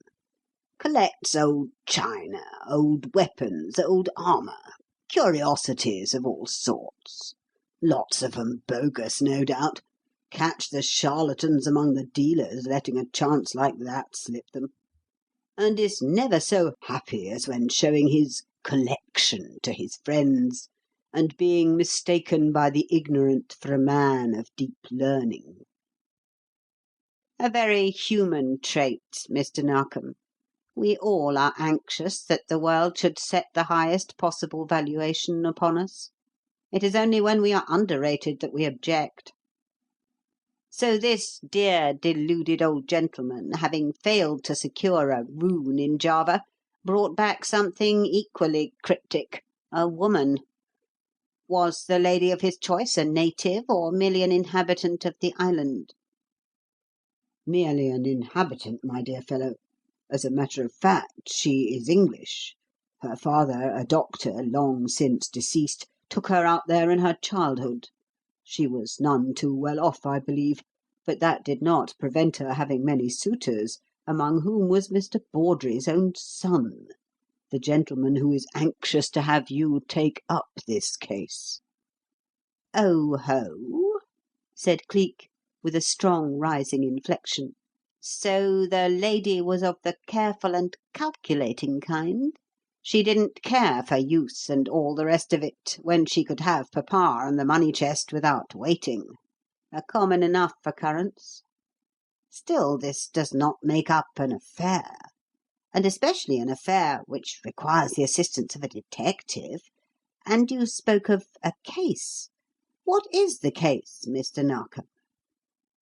"I will leave Mr. Philip Bawdrey himself to tell you that," said Narkom, as the door opened to admit a young man of about 28, clothed in tennis flannels and looking very much perturbed. A handsome, fair-haired, fair-moustached young fellow, with frank, boyish eyes, and that unmistakable something which stamps the products of the 'Varsities. "Come in, Mr. Bawdrey. You said we were not to wait tea, and you see that we haven't. Let me have the pleasure of introducing Mr. "Headland," put in Cleek adroitly, and with a look at Narkom, as much as to say, "Don't give me away. I may not care to take the case when I hear it, so what's the use of letting everybody know who I am?" Then he switched round in his chair, rose, and held out his hand. "Mr. George Headland of the Yard, Mr. Bawdrey. I don't trust Mr. Narkom's proverbially tricky memory for names. He introduced me as Jones once, and I lost the opportunity of handling the case because the party in question couldn't believe that anybody named Jones would be likely to ferret it out." "Funny idea, that," commented young Bawdrey, smiling, and accepting the proffered hand. "Rum lot of people you must run across in your line, Mr. Headland. Shouldn't take you for a detective myself. Shouldn't even in a room full of them. College man, aren't you? Thought so. Oxon or Cantab?" "Cantab. Emmanuel." "Oh, Lord! Never thought I'd ever live to appeal to an Emmanuel man to do anything brilliant. I'm an Oxon chap. Brasenose is my alma mater. I say, Mr. Narkom, do give me a cup of tea, will you? I had to slip off while the others were at theirs, and I've run all the way. Thanks very much. Don't mind if I sit in that corner and draw the curtain a little, do you?" His frank, boyish face suddenly clouding. "I don't want to be seen by anybody passing. It's a horrible thing to feel that you are being spied upon at every turn, Mr. Headland, and that want of caution may mean the death of the person you love best in all the world." "Oh, it's that kind of case, is it?" queried Cleek, making room for him to pass round the table and sit in the corner, with his back to the window and the loosened folds of the chintz curtain keeping him in the shadow.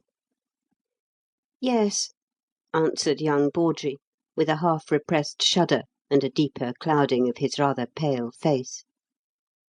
"Sometimes I try to make myself believe that it isn't, that it's all fancy, that she never could be so inhuman, and yet how else is it to be explained?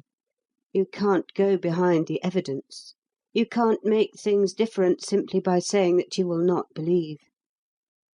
He stirred his tea nervously, gulped down a couple of mouthfuls of it, and then set the cup aside. "I can't enjoy anything. It takes the savour out of everything when I think of it," he added, with a note of pathos in his voice. "My dad, my dear bully old dad, the best and dearest old boy in all the world. I suppose, Mr. Headland, that Mr. Narkom has told you something about the case?" "A little, a very little indeed. I know that your father went to Java and married a second wife there. And I know, too, that you yourself were rather taken with the lady at one time, and that she threw you over as soon as Mr. Bawdrey senior became a possibility." "That's a mistake," he replied. "She never threw me over, Mr. Headland. She never had the chance. I found her out long before my father became anything like what you might call a rival. Found her out as a mercenary, designing woman, and broke from her voluntarily. I only wish that I had known that he had one serious thought regarding her. I could have warned him. I could have spoken then. But I never did find out until it was too late. Trust her for that. She waited until I had gone up country to look after some fine old porcelains and enamels that the governor had heard about. Then she hurried him off and tricked him into a hasty marriage. Of course, after that I couldn't speak. I wouldn't speak. She was my father's wife, and he was so proud of her, so happy, dear old boy, that I'd have been little better than a brute to say anything against her." "What could you have said if you had spoken?" "Oh, lots of things. The things that made me break away from her in the beginning. She'd had more love affairs than one, her late father's masquerading as a doctor for another. They had only used that as a cloak. They had run a gambling house on the sly, he as the card sharper, she as the decoy. They had drained one poor fellow dry, and she had thrown him over after leading him on to think that she cared for him and was going to marry him. He blew out his brains in front of her, poor wretch. They say she never turned a hair. You wouldn't believe it possible if you saw her. She is so sweet and caressing, and so young and beautiful, you'd almost believe her an angel. But there's Travers in the background, always Travers." Travers? Who is he?" "Oh, one of her old flames. The only one she ever really cared for, they say. She was supposed to have broken with him out there in Java because they were too poor to marry. And now he's come over to England, and he's there in the house with the dear old dad and me, and they're as thick as thieves together. I've caught them whispering and prowling about together, in the grounds and along the lanes, after she has said good night and gone to her room and is supposed to be in bed. There's a houseful of her old friends 3 parts of the time. They come and they go, but Travers never goes. I know why," waxing suddenly excited, suddenly vehement. "Yes, I know why. He's in the game with her." "Game? What game, Mr. Bawdrey? What is it that she is doing?" "She's killing my old dad," he answered, with a sort of sob in his excited voice. "She's murdering him by inches. That's what she's doing. And I want you to help me bring it home to her. God knows what it is she's using or how she uses it. But you know what demons they are for secret poisons, those Javanese, what means they have of killing people without a trace. And she was out there for years and years. So, too, was Travers, the brute. They know all the secrets of those beastly barbarians, and between them they're doing something to my old dad." "How do you know that?" "I don't know it. That's the worst of it. But I couldn't be surer of it if they took me into their secrets. But there's the evidence of his condition. There's the fact that it didn't begin until after Travers came. Look here, Mr. Headland, you don't know my dad. He's got the queerest notions sometimes. One of his fads is that it's unlucky to make a will. Well, if he dies without one, who will inherit his money, as I am an only child?" "Undoubtedly you and his widow." "Exactly. And if I die at pretty nearly the same time, and they'll see to that, never fear, it will be my turn the moment they are sure of him. She will inherit everything. Now, let me tell you what's happening. From being a strong, healthy man, my father has, since Travers's arrival, begun to be attacked by a mysterious malady.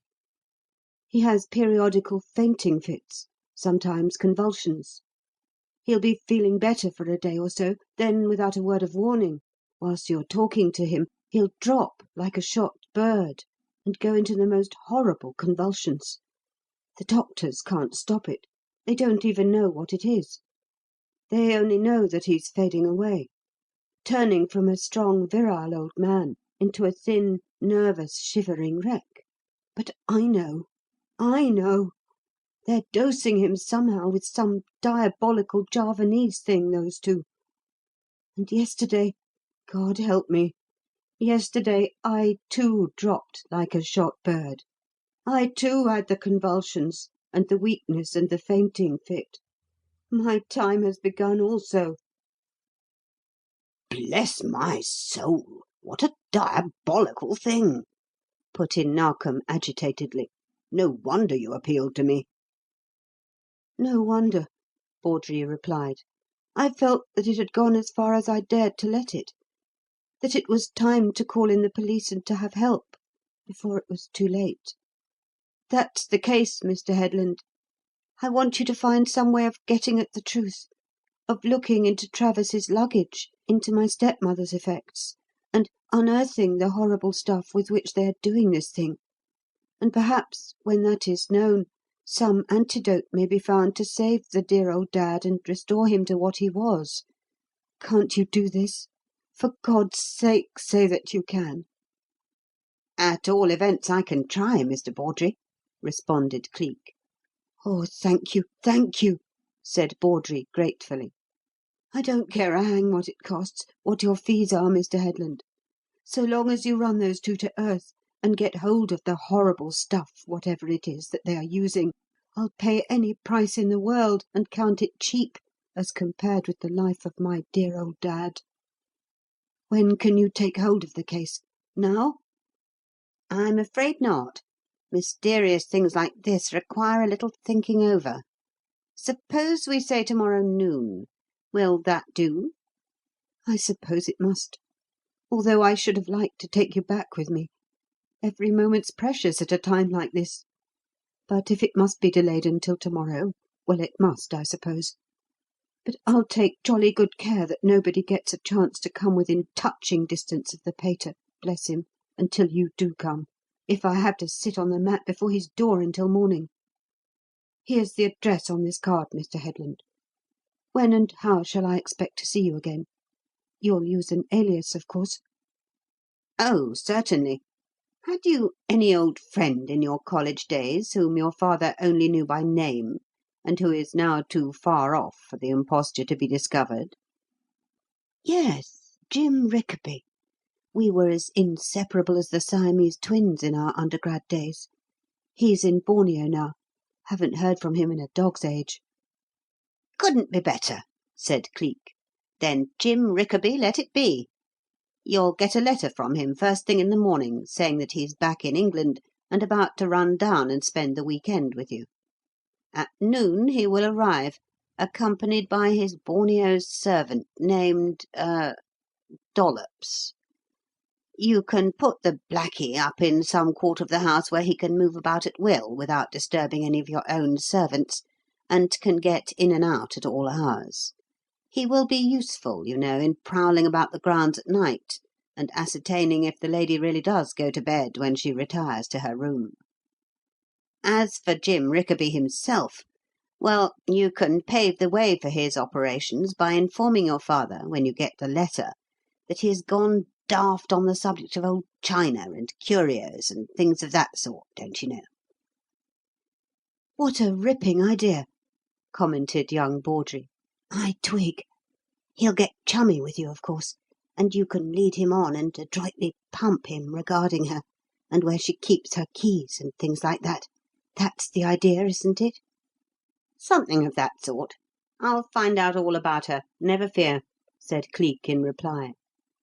Then they shook hands and parted, and it was not until after young Bawdrey had gone that either he or Narkom recollected that Cleek had overlooked telling the young man that Headland was not his name. "Oh, well, it doesn't matter. Time enough to tell him that when it comes to making out the cheque," said Cleek, as the superintendent remarked upon the circumstance. Then he pushed back his chair and walked over to the window, and stood looking silently out upon the flowing river. Narkom did not disturb his reflections. He knew from past experience, as well as from the manner in which he took his lower lip between his teeth and drummed with his finger tips upon the window ledge, that some idea relative to the working out of the case had taken shape within his mind, and so, with the utmost discretion, went on with his tea and refrained from speaking. Suddenly Cleek turned. "Mr. Narkom, do me a favour, will you? Look me up a copy of Holman's Diseases of the Kidneys when you go back to town. I'll send Dollops round to the Yard to-night to get it."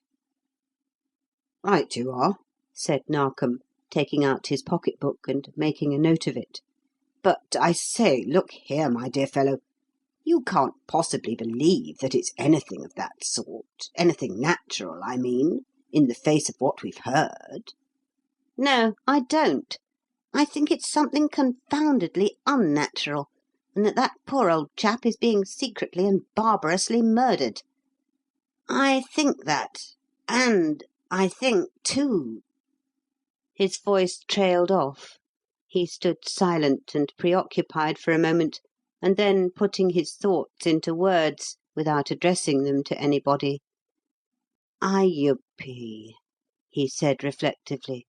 "Poonupas, Antia, galanga root, ginger and black pepper. That's the Javanese method of procedure, I believe. Ayupee, yes, assuredly, ayupee." "What the dickens are you talking about, Cleek? And what does all that gibberish and that word ayupee mean?" "Nothing, nothing. At least, just yet. I say, put on your hat and let's go for a pull on the river, Mr. Narkom. I've had enough of mysteries for to-day, and am spoiling for another hour in a boat." Then he screwed round on his heel and walked out into the brilliant summer sunshine.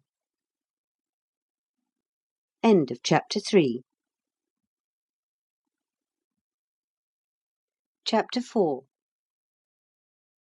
Promptly at the hour appointed, Mr. Jim Rickaby and his black servant arrived at Laburnham Villa, and certainly the former had no cause to complain of the welcome he received at the hands of his beautiful young hostess. He found her not only an extremely lovely woman to the eye, but one whose gentle, caressing ways, whose soft voice and simple girlish charm were altogether fascinating; and judging from outward appearances, from the tender solicitude for her elderly husband's comfort and well-being, from the look in her eyes when she spoke to him, the gentleness of her hand when she touched him, one would have said that she really and truly loved him, and that it needed no lure of gold to draw this particular May to the arms of this one December. He found Captain Travers a laughing, rollicking, fun-loving type of man, at least to all outward appearances, who seemed to delight in sports and games, and to have an almost childish love of card tricks and that species of entertainment which is known as parlour magic.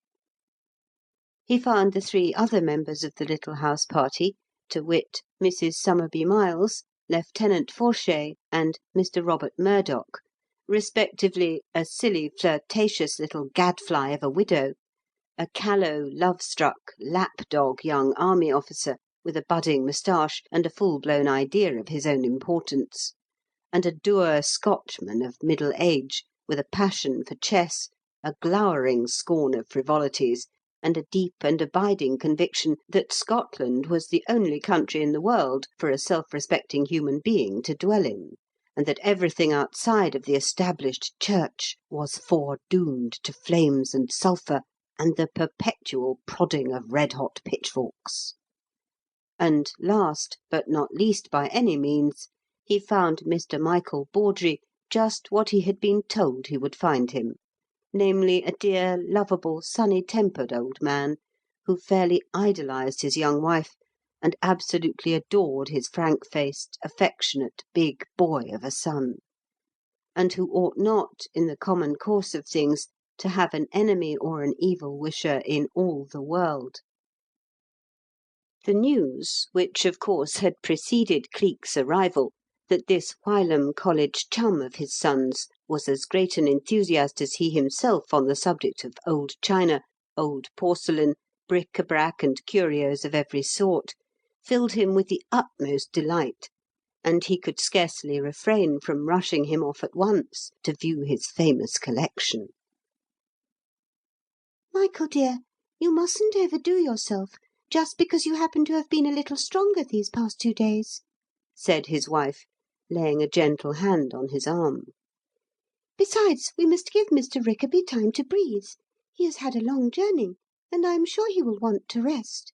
You can take him in to see that wonderful collection after dinner, dear." Full of fakes, as I supposed, and she knows it, was Cleek's mental comment upon this. And he was not surprised when, finding herself alone with him a few minutes later, she said in her pretty, pleading way, "Mr. Rickaby, if you are an expert, don't undeceive him. I could not let you go to see the collection without first telling you. It is full of bogus things, full of frauds and shams that unscrupulous dealers have palmed off on him. But don't let him know. He takes such pride in them. And he's breaking down. God pity me, his health is breaking down every day, Mr. Rickaby, and I want to spare him every pang if I can, even so little a pang as the discovery that the things he prizes are not real." "Set your mind at rest, Mrs. Bawdrey," promised Cleek. "He will not find it out from me. He will not find anything out from me. He is just the kind of man to break his heart, to crumple up like a burnt glove, and come to the end of all things, even life, if he were to discover that any of his treasures, anything that he loved and trusted in, is a sham and a fraud." His eyes looked straight into hers as he spoke. His hand rested lightly on her sleeve. She sucked in her breath suddenly. A brief pallor chased the roses from her cheeks. A brief confusion sat momentarily upon her. She appeared to hesitate, then looked away and laughed uneasily. "I don't think I quite grasp what you mean, Mr. Rickaby," she said. "Don't you?" he made answer. "Then I will tell you, some time, to-morrow perhaps. But if I were you, Mrs. Bawdrey, well, no matter. This I promise you, that dear old man shall have no ideal shattered by me." And living up to that promise, he enthused over everything the old man had in his collection when, after dinner that night, they went, in company with Philip, to view it. But bogus things were on every hand. Spurious porcelains, fraudulent armour, faked china were everywhere. The loaded cabinets and the glazed cases were one long procession of faked Dresden and bogus faience, of Egyptian enamels that had been manufactured in Birmingham, and of 6th century treasures whose makers were still plying their trade and battening upon the ignorance of such collectors as he. "Now, here's a thing I'm particularly proud of," said the gulled old man, reaching into one of the cases and holding out for Cleek's admiration an irregular disc of dull hammered gold that had an iridescent beetle embedded in the flat face of it. "This scarab, Mr. Rickaby, has helped to make history, as one might say. It was once the property of Cleopatra.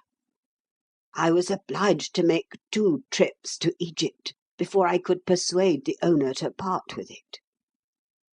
I'm always conscious of a certain sense of awe, Mr. Rickaby, when I touch this wonderful thing. To think, sir, to think that this bauble once rested on the bosom of that marvellous woman, that Mark Antony must have seen it, may have touched it, that Ptolemy Auletes knew all about it, and that it is older, sir, than the Christian religion itself." He held it out upon the flat of his palm, the better for Cleek to see and to admire it, and signed to his son to hand the visitor a magnifying glass. "Wonderful, most wonderful," observed Cleek, bending over the spurious gem and focusing the glass upon it; not, however, for the purpose of studying the fraud, but to examine something just noticed, something round and red and angry looking, which marked the palm itself, at the base of the middle finger. No wonder you are proud of such a prize. I think I should go off my head with rapture if I owned an antique like that. But, pardon me, have you met with an accident, Mr. Bawdrey? That's an ugly place you have on your palm." "That? Oh, that's nothing," he answered gaily. "It itches a great deal at times, but otherwise it isn't troublesome. I can't think how in the world I got it, to tell the truth. It came out as a sort of red blister in the beginning, and since it broke it has been spreading a great deal. But really it doesn't amount to anything at all." "Oh, that's just like you, Dad," put in Philip. "Always making light of the wretched thing. I notice one thing, however, Rickaby. It seems to grow worse instead of better, and Dad knows as well as I do when it began. It came out suddenly about a fortnight ago, after he had been holding some green worsted for my stepmother to wind into balls. Just look at it, will you, old chap?"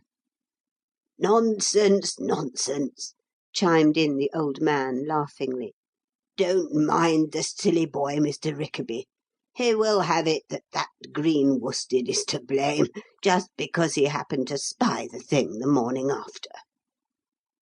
"Let's have a look at it," said Cleek, moving nearer the light. Then, after a close examination, "I don't think it amounts to anything after all," he added, as he laid aside the glass. "I shouldn't worry myself about it if I were you, Phil. It's just an ordinary blister, nothing more. Let's go on with the collection, Mr. Bawdrey. I'm deeply interested in it, I assure you. Never saw such a marvellous lot. Got any more amazing things? Gems, I mean, like that wonderful scarab? I say," halting suddenly before a long narrow case with a glass front, which stood on end in a far corner, and being lined with black velvet, brought into ghastly prominence the suspended shape of a human skeleton contained within. "I say, what the dickens is this? Looks like a doctor's specimen, begad. You haven't let anybody...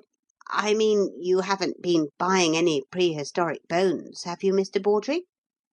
"Oh, that!" laughed the old man, turning round and seeing to what he was alluding. "Oh, that's a curiosity of quite a different sort, Mr. Rickaby. You are right in saying it looks like a doctor's specimen.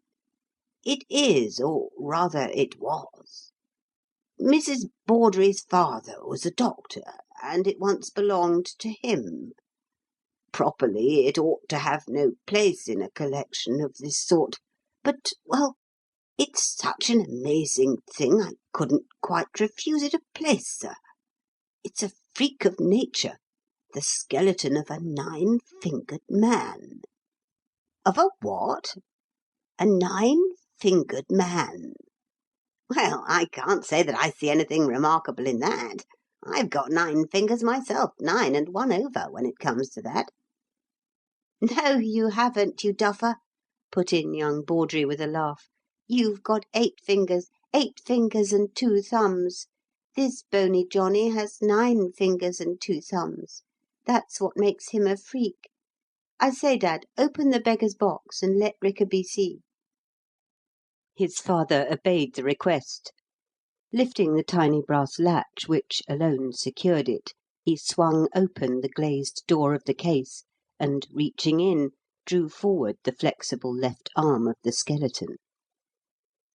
"There you are," he said, supporting the bony hand upon his palm, so that all its fingers were spread out, and Cleek might get a clear view of the monstrosity. "What a trial he must have been to the glove trade, mustn't he?" laughing gaily. "Fancy the confusion and dismay, Mr. Rickaby, if a fellow like this walked into a Bond Street shop in a hurry and asked for a pair of gloves." Cleek bent over and examined the thing with interest. At first glance, the hand was no different from any other skeleton hand one might see any day in any place where they sold anatomical specimens for the use of members of the medical profession. But as Mr. Bawdrey, holding it on the palm of his right hand, flattened it out with the fingers of his left, the abnormality at once became apparent. Springing from the base of the fourth finger, a perfectly developed fifth appeared, curling inward toward what had once been the palm of the hand, as though in life it had been the owner's habit of screening it from observation by holding it in that position.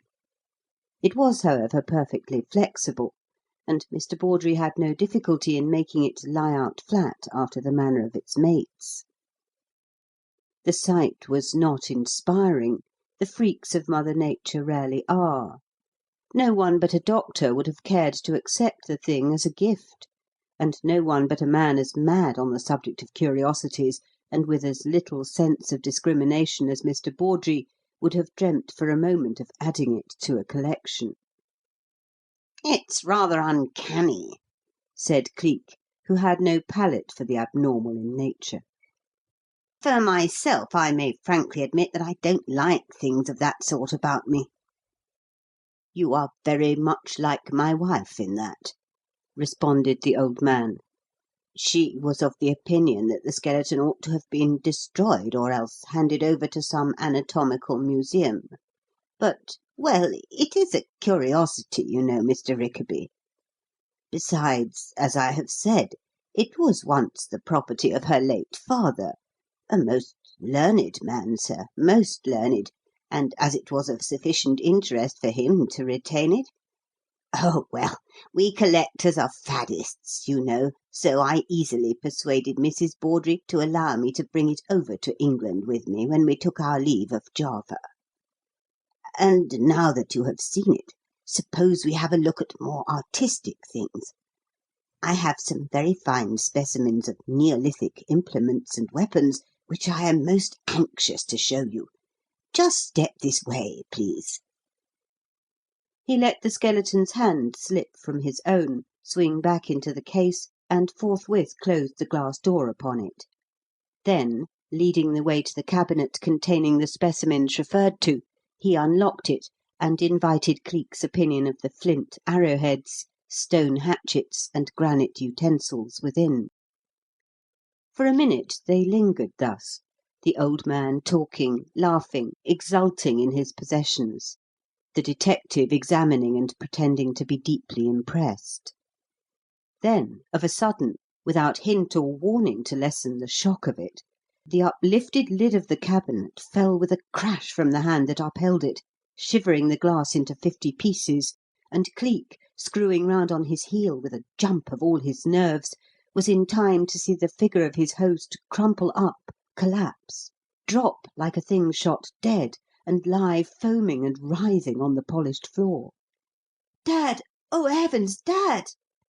The cry was young Bawdrey's. He seemed fairly to throw himself across the intervening space, and to reach his father in the instant he fell. "Now you know! Now you know!" he went on wildly, as Cleek dropped down beside him and began to loosen the old man's collar.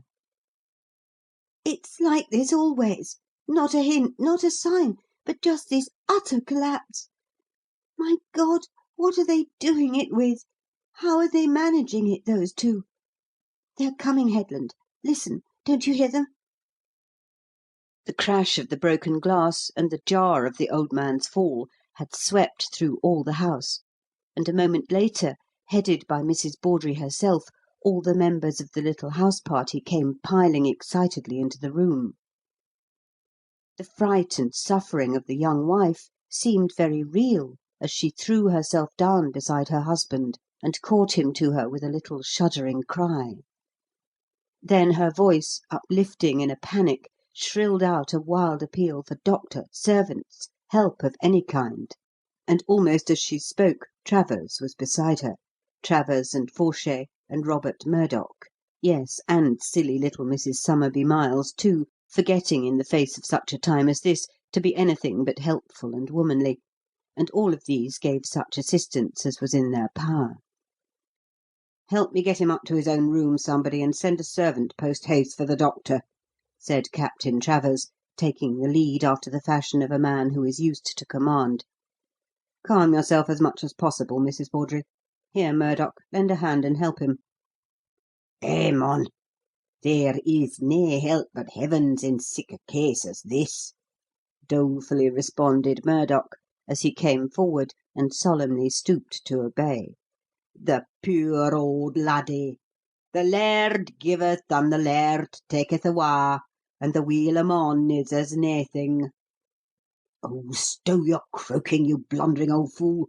Snapped Travers, as Mrs. Bawdrey gave a heart-wrung cry and hid her face in her hands. You and your eternal doldrums! Here, Bawdrey, lend a hand, old chap. We can get him upstairs without the assistance of this human trombone, I know. But this human trombone was not minded that they should, and so it fell out that when Lieutenant Forshay led Mrs. Somerby-Miles from the room, and young Bawdrey and Captain Travers carried the stricken man up the stairs to his own bedchamber, his wife flying in advance to see that everything was prepared for him, Cleek, standing all alone beside the shattered cabinet, could hear Mr. Robert Murdoch's dismal croakings rumbling steadily out as he mounted the staircase with the others. For a moment after the closing door of a room overhead had shut them from his ears, he stood there, with puckered brows and pursed-up lips, drumming with his finger-tips a faint tattoo upon the framework of the shattered lid. Then he walked over to the skeleton case and silently regarded the gruesome thing within. 9 fingers, he muttered sententiously, and the 9th curves inward to the palm. He stepped round and viewed the case from all points, both sides, the front, and even the narrow space made at the back by the angle of the corner where it stood. And after this he walked to the other end of the room, took the key from the lock, slipped it in his pocket, and went out, closing the door behind him, that none might remember it had not been locked when the master of the place was carried above. It was perhaps 20 minutes later that young Bawdrey came down and found him all alone in the smoking-room, bending over the table whereon the butler had set the salver containing the whisky decanter, the soda-siphon, and the glasses that were always laid out there, that the gentlemen might help themselves to the regulation nightcap before going to bed. "I've slipped away to have a word in private with you, Headland," he said in an agitated voice as he came in. "Oh, what consummate actors they are, those two! You'd think her heart was breaking, wouldn't you? You'd think Hello! I say, what on earth are you doing?" For as he came nearer, he could see that Cleek had removed the glass stopper of the decanter, and was tapping with his finger-tips a little funnel of white paper, the narrow end of which he had thrust into the neck of the bottle. "Just adding a harmless little sleeping draught to the nightly beverage," said Cleek in reply, as he screwed up the paper funnel and put it in his pocket. "A good sound sleep is an excellent thing, my dear fellow, and I mean to make sure that the gentlemen of this house-party have it. One gentleman in particular, Captain Travers." "Yes, but, I say, what about me, old chap? I don't want to be drugged, and you know I have to show them the courtesy of taking a nightcap with them." Precisely. That's where you can help me out. If any of them remark anything about the whisky having a peculiar taste, you must stoutly assert that you don't notice, and as they've seen you drinking from the same decanter, why, there you are. Don't worry over it. It's a very, very harmless draught. You won't even have a headache from it. Listen here, Bawdrey. Somebody is poisoning your father." "I know it.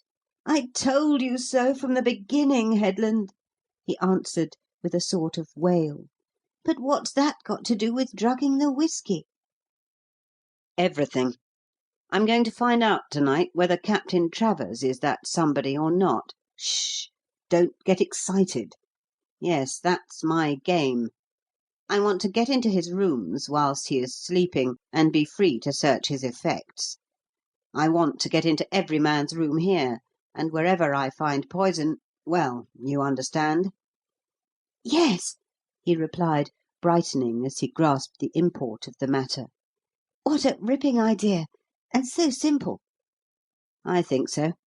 Once let me find the poison and I'll know my man. Now, one other thing. The housekeeper must have a master key that opens all the bedrooms in the place. Get it for me. It will be easier and swifter than picking the locks." "Right you are, old chap. I'll slip up to Mrs. Jarrett's room and fetch it to you at once." "No. Tuck it under the mat just outside my door. As it won't do for me to be drugged as well as the rest of you, I shan't put in an appearance when the rest come down. Say I've got a headache and have gone to bed. As for my own nightcap, well, I can send Dollops down to get the butler to pour me one out of another decanter, so that will be all right. Now toddle off and get the key, there's a good chap. And I say, Bawdrey, as I shan't see you again until morning, good night." "Good night, old chap," he answered in his impulsive, boyish way. "You are a friend, Headland, and you'll save my dad, God bless you. A true, true friend, that's what you are. Thank God I ran across you." Cleek smiled and nodded to him as he passed out and hurried away. Then, hearing the other gentleman coming down the stairs, he, too, made haste to get out of the room and to creep up to his own after they had assembled and the cigar cabinet and the whisky were being passed round, and the doctor was busy above with the man who was somebody's victim. The big old grandfather clock at the top of the stairs pointed 10 minutes past 2, and the house was hushed of every sound save that which is the evidence of deep sleep, when the door of Cleek's room swung quietly open, and Cleek himself, in dressing-gown and wadded bedroom slippers, stepped out into the dark hall, and, leaving Dollops on guard, passed like a shadow over the thick, unsounding carpet. The rooms of all the male occupants of the house, including that of Philip Bawdrey himself, opened upon this. He went to each in turn, unlocked it, stepped in, closed it after him, and lit the bedroom candle. The sleeping draught had accomplished all that was required of it, and in each and every room he entered, Captain Travers's, Lieutenant Forshay's, Mr. Robert Murdoch's, there lay the occupant thereof stretched out at full length, in the grip of that deep and heavy sleep which comes of drugs. Cleek made the round of the rooms as quietly as any shadow, even stopping as he passed young Bawdrey's on his way back to his own to peep in there. Yes, he, too, had got his share of the effective draught, for there he lay, snarled up in the bedclothes, with his arms over his head and his knees drawn up until they were on a level with his waist, and his handsome, boyish face a little paler than usual. Cleek didn't go into the room, simply looked at him from the threshold, then shut the door and went back to Dollops. "All serene, Governor?" questioned that young man in an eager whisper. "Yes, quite," his master replied, as he turned to a writing-table whereon there lay a sealed note, and, pulling out the chair, sat down before it and took up a pen. "Wait a bit, and then you can go to bed. I'll give you still another note to deliver. While I'm writing it, you may lay out my clothes." "Slipping off, sir?" "Yes. You will stop here, however. Now then, hold your tongue. I'm busy." Then he pulled a sheet of paper to him and wrote rapidly: "Dear Mr. Bawdrey, I've got my man, and am off to consult with Mr. Narkom and to have what I've found analysed. I don't know when I shall be back, probably not until the day after to-morrow. You are right. It is murder, and Java is at the bottom of it. Dollops will hand you this. Say nothing. Just wait till I get back." This he slipped, unsigned in his haste, into an envelope, handed it to Dollops, and then fairly jumped into his clothes. 10 minutes later he was out of the house, and the end of the riddle was in sight. Chapter V. On the morrow, Mrs. Bawdrey made known the rather surprising piece of news that Mr. Rickaby had written her a note to say that he had received a communication of such vital importance that he had been obliged to leave the house that morning before anybody was up, and might not be able to return to it for several days. "No very great hardship in that, my dear," commented Mrs. Somerby Miles. "For a more stupid and uninteresting person I never encountered. Fancy! He never even offered to assist the gentleman to get poor Mr. Bawdrey upstairs last night. How is the poor old dear this morning, darling? Better?" "Yes, much," said Mrs. Bawdrey in reply. "Dr. Phillipson came to the house before 4 o'clock, and brought some wonderful new medicine that has simply worked wonders. Of course, he will have to stop in bed and be perfectly quiet for 3 or 4 days, but although the attack was by far the worst he has ever had, the doctor feels quite confident that he will pull him safely through." Now, although in the light of her apparent affection for her aged husband she ought, one would have thought, to be exceedingly happy over this, it was distinctly noticeable that she was nervous and ill at ease, that there was a hunted look in her eyes, and that, as the day wore on, these things seemed to be accentuated. More than that, there seemed added proof of the truth of young Bawdrey's assertion that she and Captain Travers were in league with each other, for that day they were constantly together, constantly getting off into out-of-the-way places, and constantly talking in an undertone of something that seemed to worry them. Even when dinner was over and the whole party adjourned to the drawing-room for coffee, and the lady ought, in all conscience, to have given herself wholly up to the entertainment of her guests, it was observable that she devoted most of her time to whispered confidences with Captain Travers, that they kept going to the window and looking up at the sky, as if worried and annoyed that the twilight should be so long in fading, and the night in coming on. But worse than this, at 10 o'clock Captain Travers made an excuse of having letters to write, and left the room, and it was scarcely 6 minutes later that she followed suit. But the captain had not gone to write letters, as it had happened.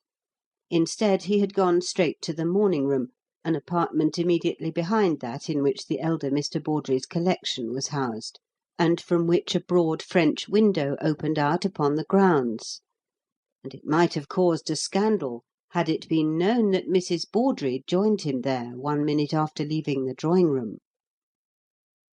"It is the time, Walter, it is the time," she said, in a breathless sort of way, as she closed the door and moved across the room to where he stood, a dimly seen figure in the dim light. "God help and pity me, but I am so nervous, I hardly know how to contain myself. The note said at 10 to-night in the morning-room, and it is 10 now. The hour is here, Walter, the hour is here." "So is the man, Mrs. Bawdrey," answered a low voice from the outer darkness. Then a figure lifted itself above the screening shrubs just beyond the ledge of the open window, and Cleek stepped into the room. She gave a little hysterical cry and reached out her hands to him. "Oh, I am so glad to see you, even though you hint at such awful things. I am so glad, she said. "I almost died when I read your note. To think that it is murder, murder! And but for you he might be dead even now. You will like to know that the doctor brought the stuff you sent by him, brought it at once, and my darling is better, better." Before Cleek could venture any reply to this, Captain Travers stalked across the room and gripped his hand. "And so you are that great man Cleek, are you?" he said. "Bully boy, bully boy. And to think that all the time it wasn't some mysterious natural affliction. To think that it was crime, murder, poison. What poison, man? What poison? What?" IAP, or as it is variously called in the several islands of the Eastern Archipelago, Poonupas, Antia, and Ipo, said Cleek in reply. "The deadly venom which the Malays use in poisoning the heads of their arrows." "What? that awful stuff?" said Mrs. Bawdrey, with a little shuddering cry. "And some one in this house?" Her voice broke. She plucked at Cleek's sleeve, and looked up at him in an agony of entreaty. "Who?" she implored. "Who in this house could? You said you would tell to-night. You said you would. Oh, who could have the heart? Ah, who?" "It is true, if you have not heard it, that once upon a time there was bad blood between Mr. Murdock and him, that Mr. Murdock is a family connection. But even he, oh, even he, tell me, Mr. Cleek." "Mrs. Bawdrey, I can't just yet," he made reply. "In my heart I am as certain of it as though the criminal had confessed. But I am waiting for a sign, and until that comes, absolute proof is not possible. That it will come, and may indeed come at any moment, now that it is quite dark, I am very certain. When it does—" He stopped and threw up a warning hand. As he spoke, a queer thudding sound struck one dull note through the stillness of the house. He stood, bent forward, listening, absolutely breathless. Then, on the other side of the wall, there rippled and rolled a something that was like the sound of a struggle between two voiceless animals, and the sign that he had awaited had come. "Follow me, quickly, as noiselessly as you can. Let no one hear, let no one see," he said in a breath of excitement. Then he sprang cat-like to the door, whirled it open, scudded round the angle of the passage to the entrance of the room where the fraudulent collection was kept, and went in with the silent fleetness of a panther. And a moment later, when Captain Travers and Mrs. Bawdrey swung in through the door and joined him, they came upon a horrifying sight. For there, leaning against the open door of the case where the skeleton of the nine-fingered man hung, was Dollops, bleeding and faint, and with a score of tooth-marks on his neck and throat. And on the floor at his feet Cleek was kneeling on the writhing figure of a man who bit and tore and snarled like a cornered wolf, and fought with teeth and feet and hands alike in the wild effort to get free from the grip of destiny. A locked handcuff clamped one wrist, and from it swung at the end of the connecting chain its unlocked mate. The marks of Dollops' fists were on his lips and cheeks, and at the foot of the case, where the hanging skeleton doddered and shook to the vibration of the floor, lay a shattered phial of deep blue glass. "Got you, you hound!" said Cleek through his teeth, as he wrenched the man's two wrists together and snapped the other handcuff in place. "You beast of ingratitude! You Judas! Kissing and betraying like any other Iscariot, and a dear old man like that. Look here, Mrs. Bawdrey. Look here, Captain Travers. What do you think of a little rat like this?" They came forward at his word, and, looking down, saw that the figure he was bending over was the figure of Philip Bawdrey. "Oh!" Gulped Mrs. Bawdrey, and then shut her two hands over her eyes and fell away weak and shivering. "Oh, Mr. Cleek! It can't be! It can't! To do a thing like that!" "Oh, he'd have done worse, the little reptile, if he hadn't been pulled up short," said Cleek in reply. "He'd have hanged you for it if it had gone the way he planned. You look in your boxes. You too, Captain Travers. I'll wager each of you finds a phial of Ayupee hidden among them somewhere. Came in to put more of the cursed stuff on the ninth finger of the skeleton, so that it would be ready for the next time, didn't he, Dollops?" "Yes, Governor. I waited for him behind the case, just as you told me to, sir, and when he ups and slips the finger of the skilligan into the neck of the bottle, I nips out and whacks the bracelet on him. But he was too quick for me, sir, so I only got one on, and then the hound, he turns on me like a blessed hyena, sir, and begins a chawing of me windpipe. I say, Governor, take off his silver wristlets, will you, sir? And lemme have just 10 minutes with him on me own. 5 for me, sir, and 5 for his poor old dad." "Not I," said Cleek. "I wouldn't let you soil those honest hands of yours on his vile little body, Dollops. Thought you had a noodle to deal with, didn't you, Mr. Philip Bawdrey? Thought you could lead me by the nose and push me into finding those files just where you wanted them found, didn't you? Well, you've got a few more thoughts coming. Look here, Captain Travers, what do you think of this fellow's little game?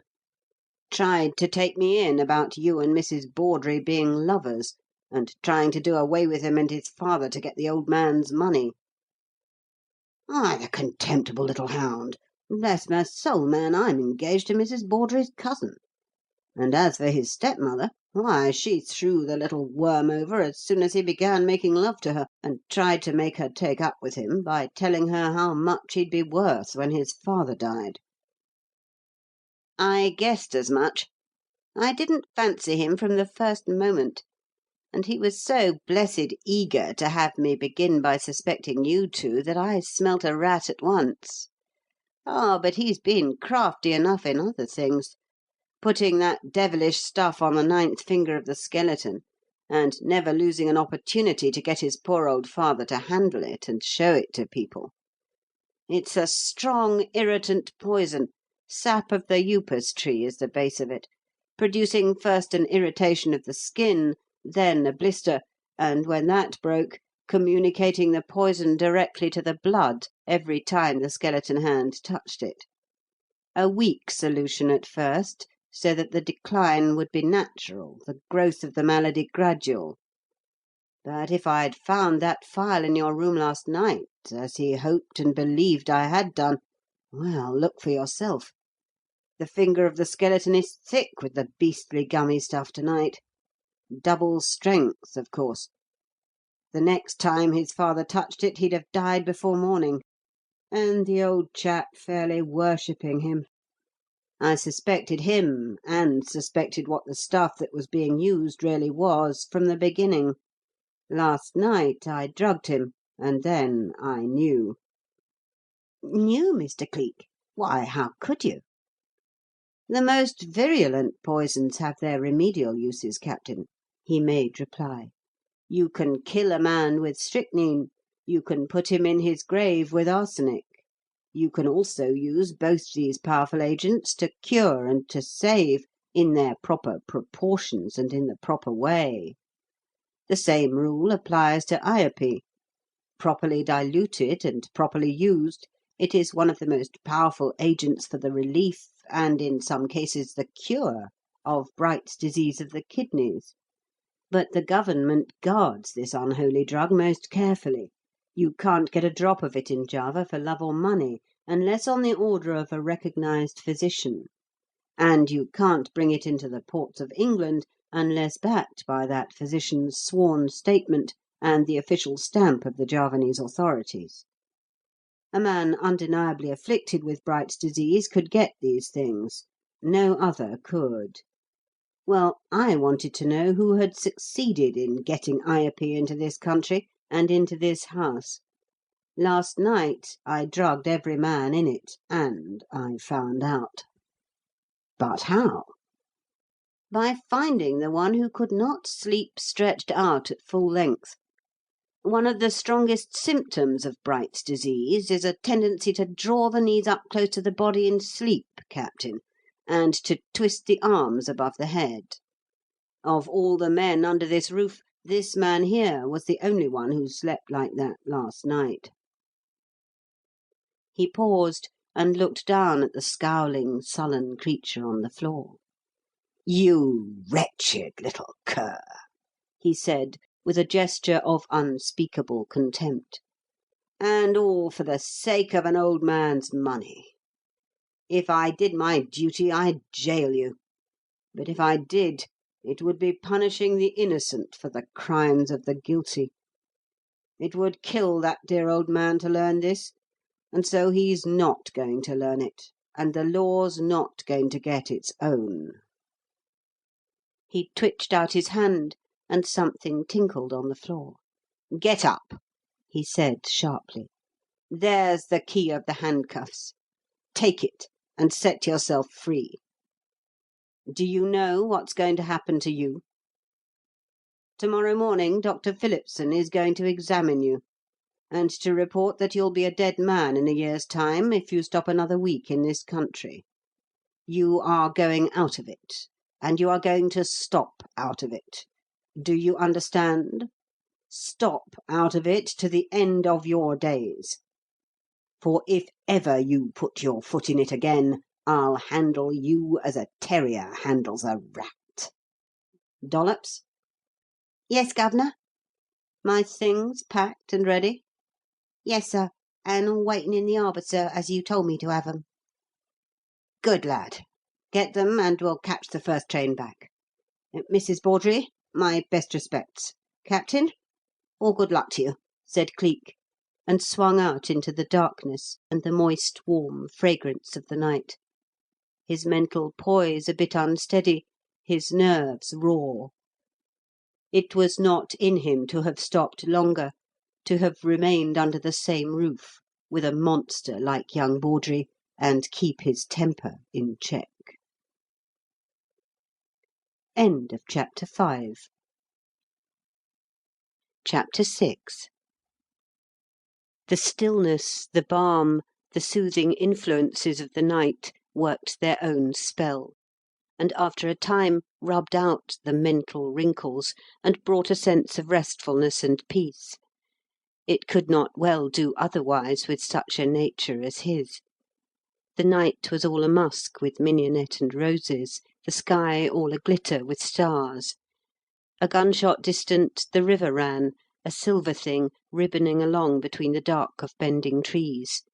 Somewhere in the darkness a nightingale shook out the scale of nature's anthem to the listening night, and farther afield others took up the chorus of it, and sang with the sheer joy of living. What a world! God, what a world for parricides to exist in, and for the sons of men to forget the fifth commandment! He walked on faster, and made his way to the arbour where Dollops waited. The boy rose to meet him.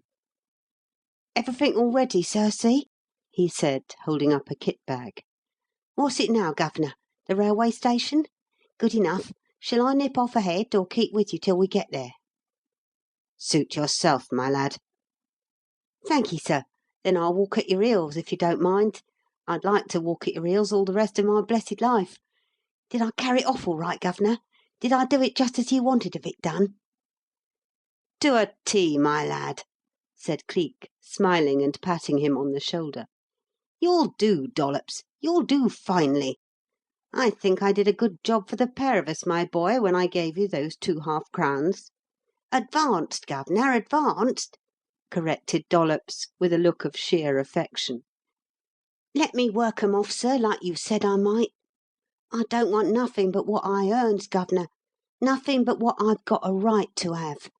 For when I sees what wanting money as don't belong to you leads to, when I thinks what that young Bawdrey chap was willing to do for the love of having it—" "Don't," struck in Cleek, a trifle roughly.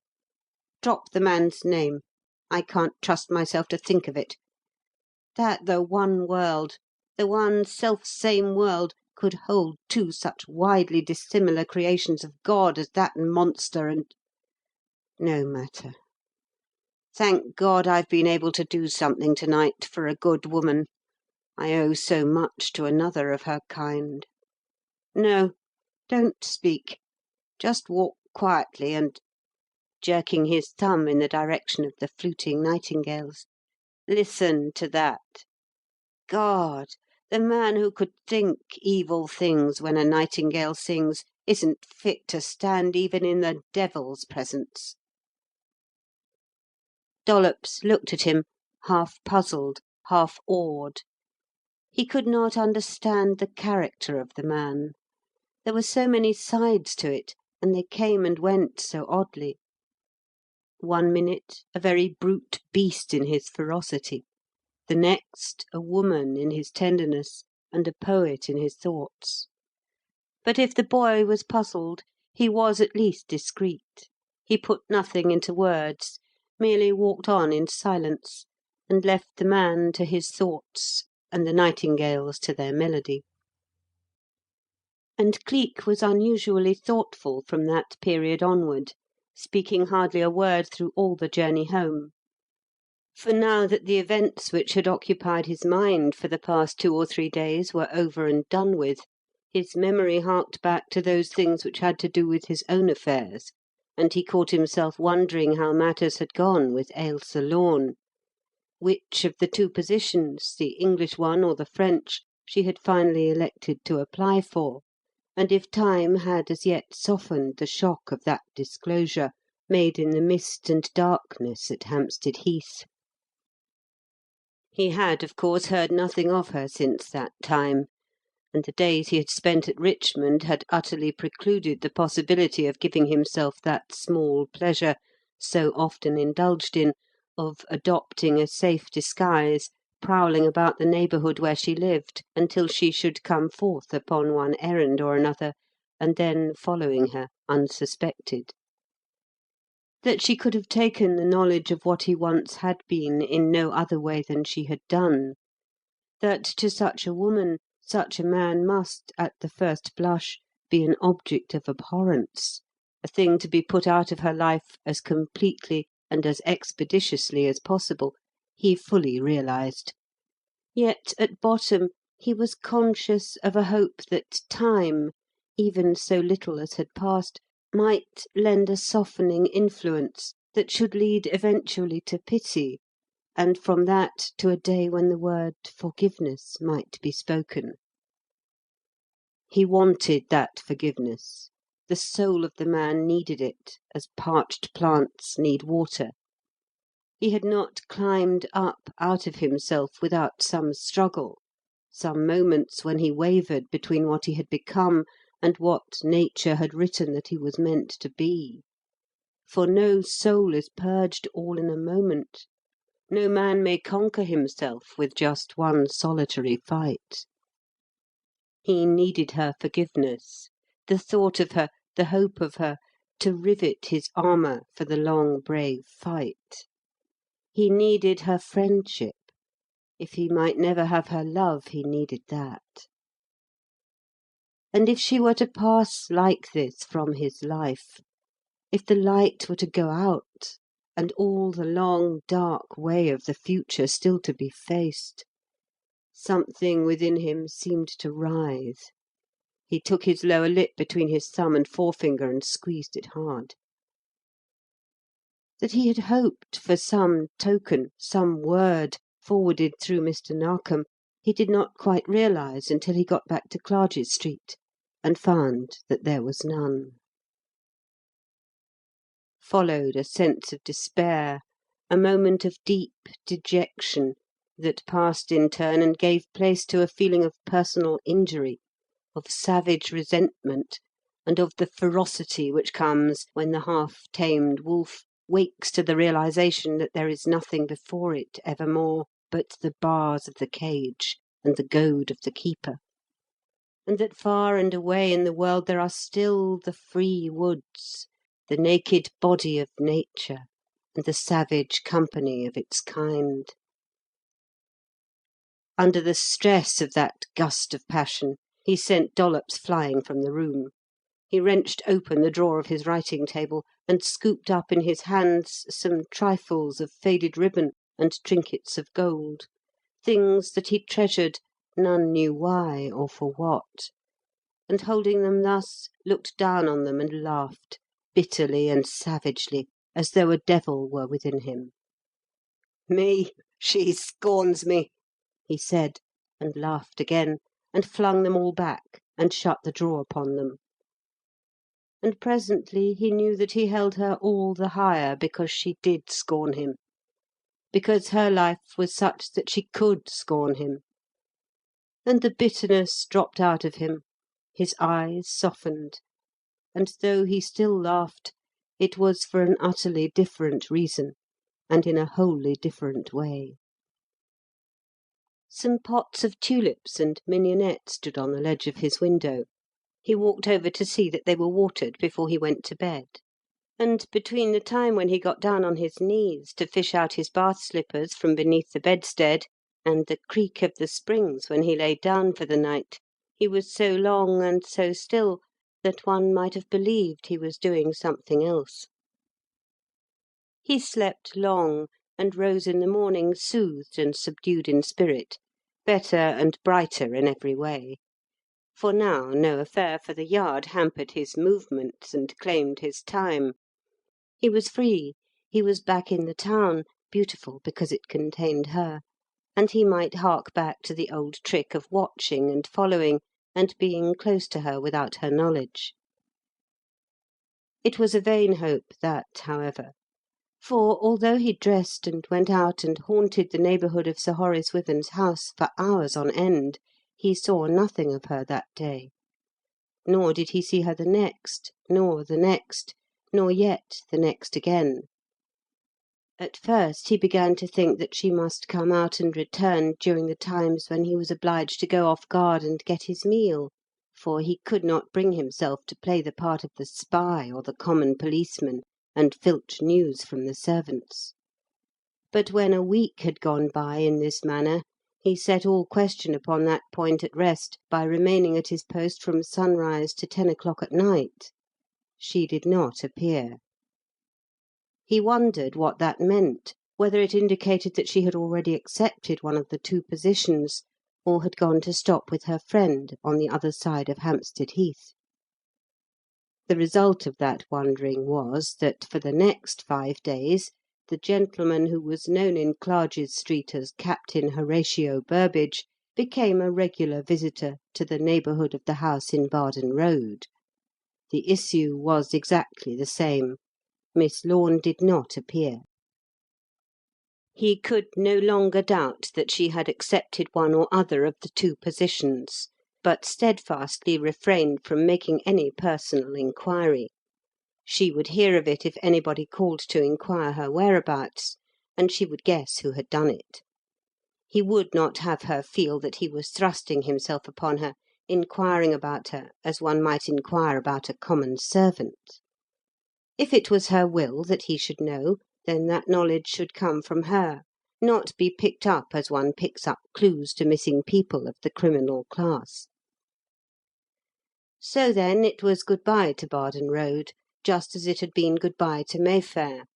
He turned his back upon it in the very moment he came to that conclusion, and had just set his face in the direction of the Heath when he was brought to a standstill by the sound of someone calling out sharply, "Burbage, I say, Captain Burbage, stop a moment, please."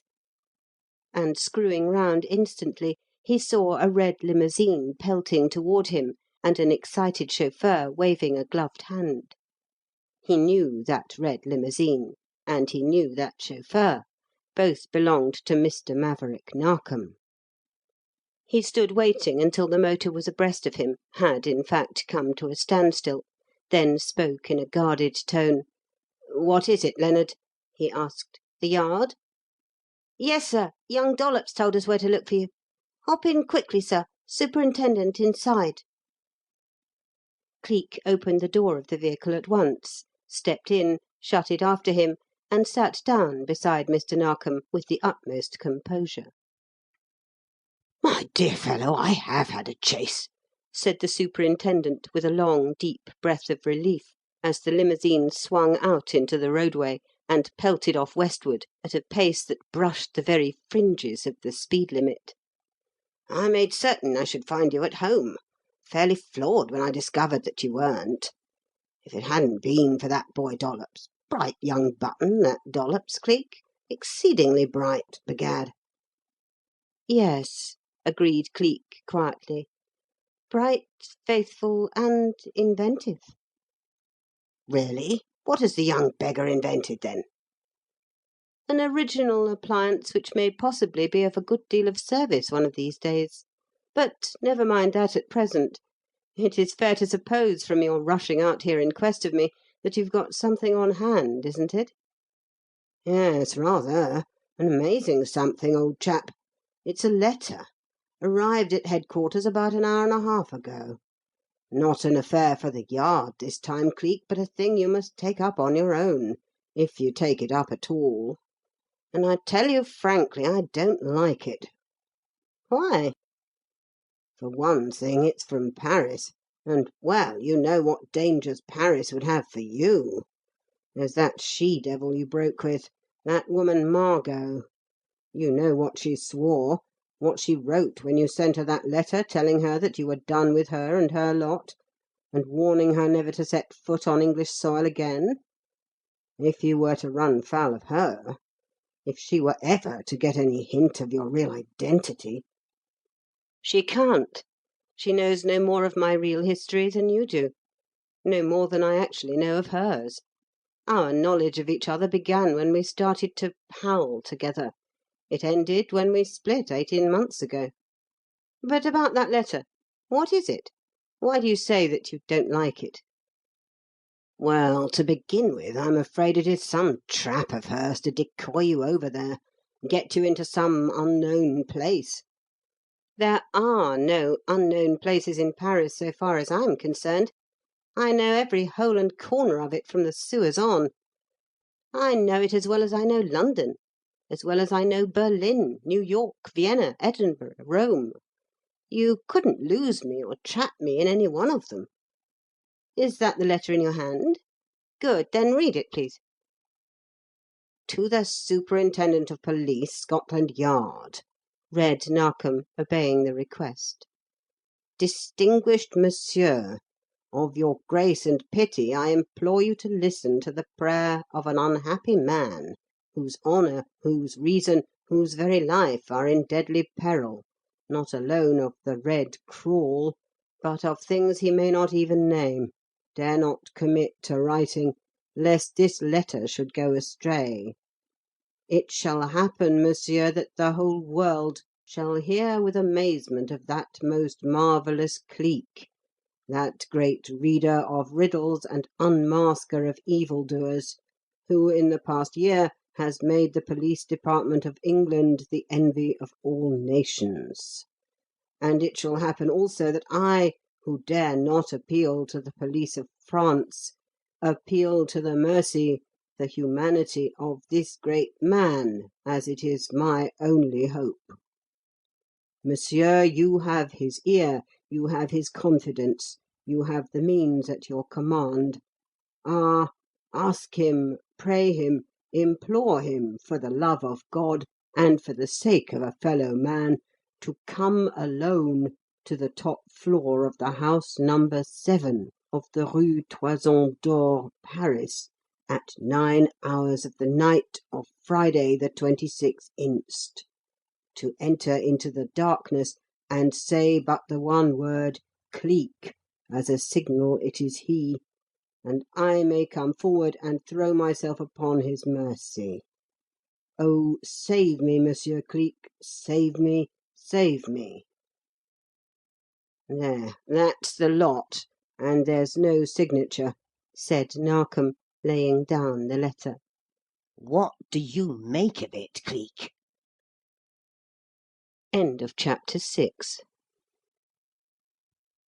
Chapter 7. "A very real, a very moving thing, Mr. Narkom," he replied. "The cry of a human heart in deep distress.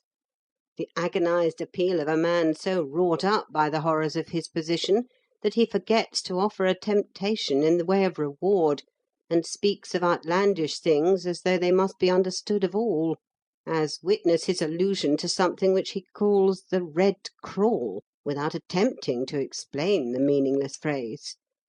Whatever it is so real to him that it seems as if everybody must understand." "You think, then, that the thing is genuine?" "So genuine that I shall answer its call, Mr. Narkom, and be alone in the dark on the top floor of No. 7 Rue Toison d'Or to-morrow night, as surely as the clock strikes 9.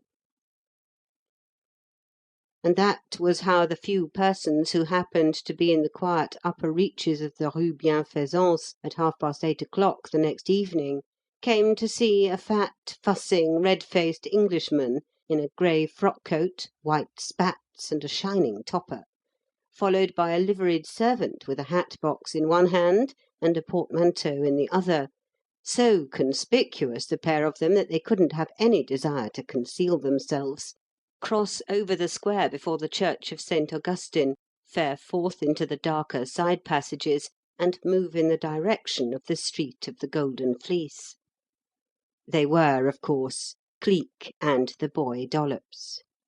"Lummy, governor," whispered he, as they turned at last into the utter darkness and desertion of the narrow Rue Toison d'Or, "if this is what you calls gay Paree, this precious black slit between two rows of houses, I'll take a slice of the Old Kent Road with thanks.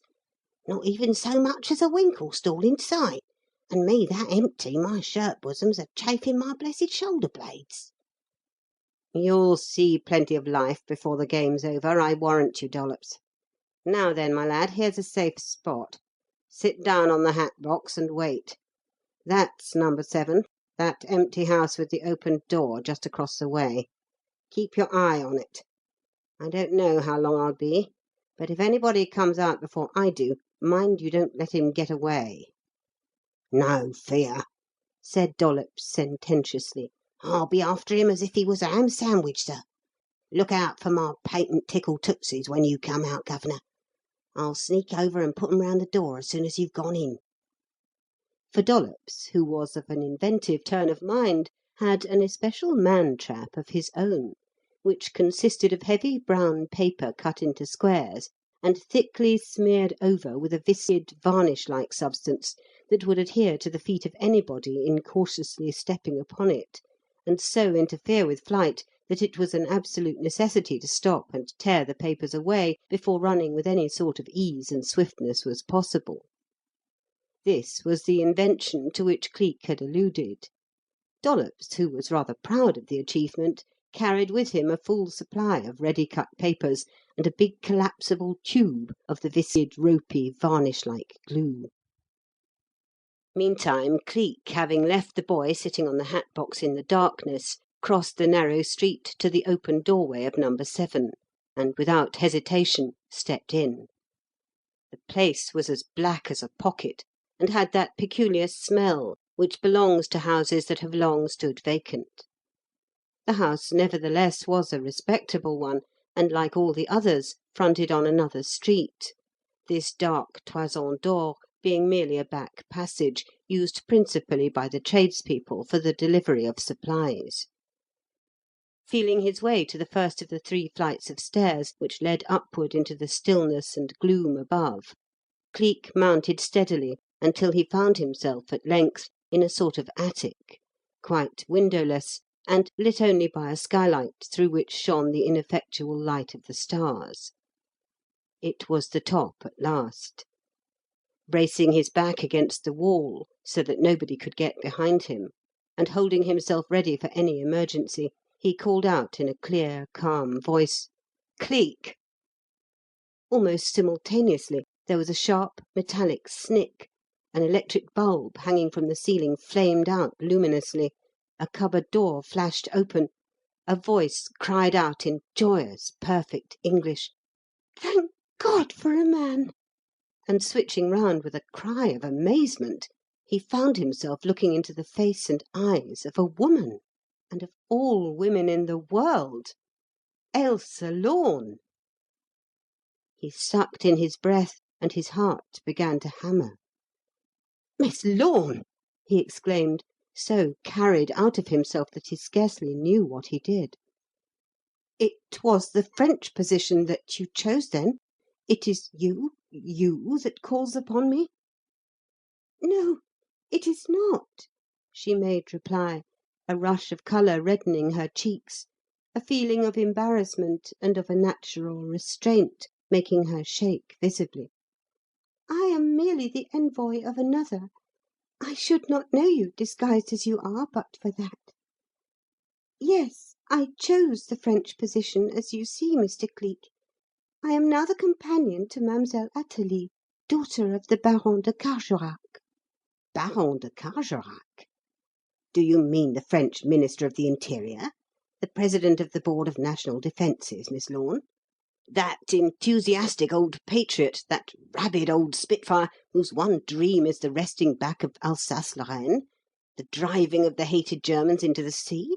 Do you mean that ripping old firebrand?" "Yes, but you'd not call him that if you were to see him now. If you could see the wreck, the broken and despairing wreck that 6 weeks of the Château Larouge, 6 weeks of that horrible Red Crawl have made of him." The Red Crawl! Good heavens!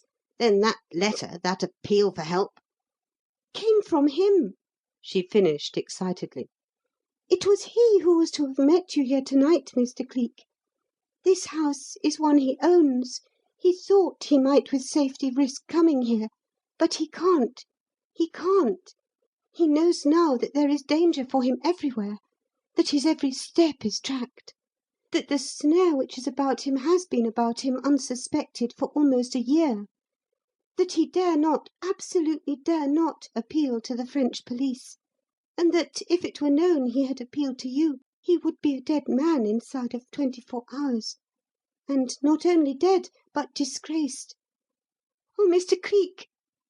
She stretched out 2 shaking hands and laid them on his arm, lifted a white, imploring face to his. "Save him!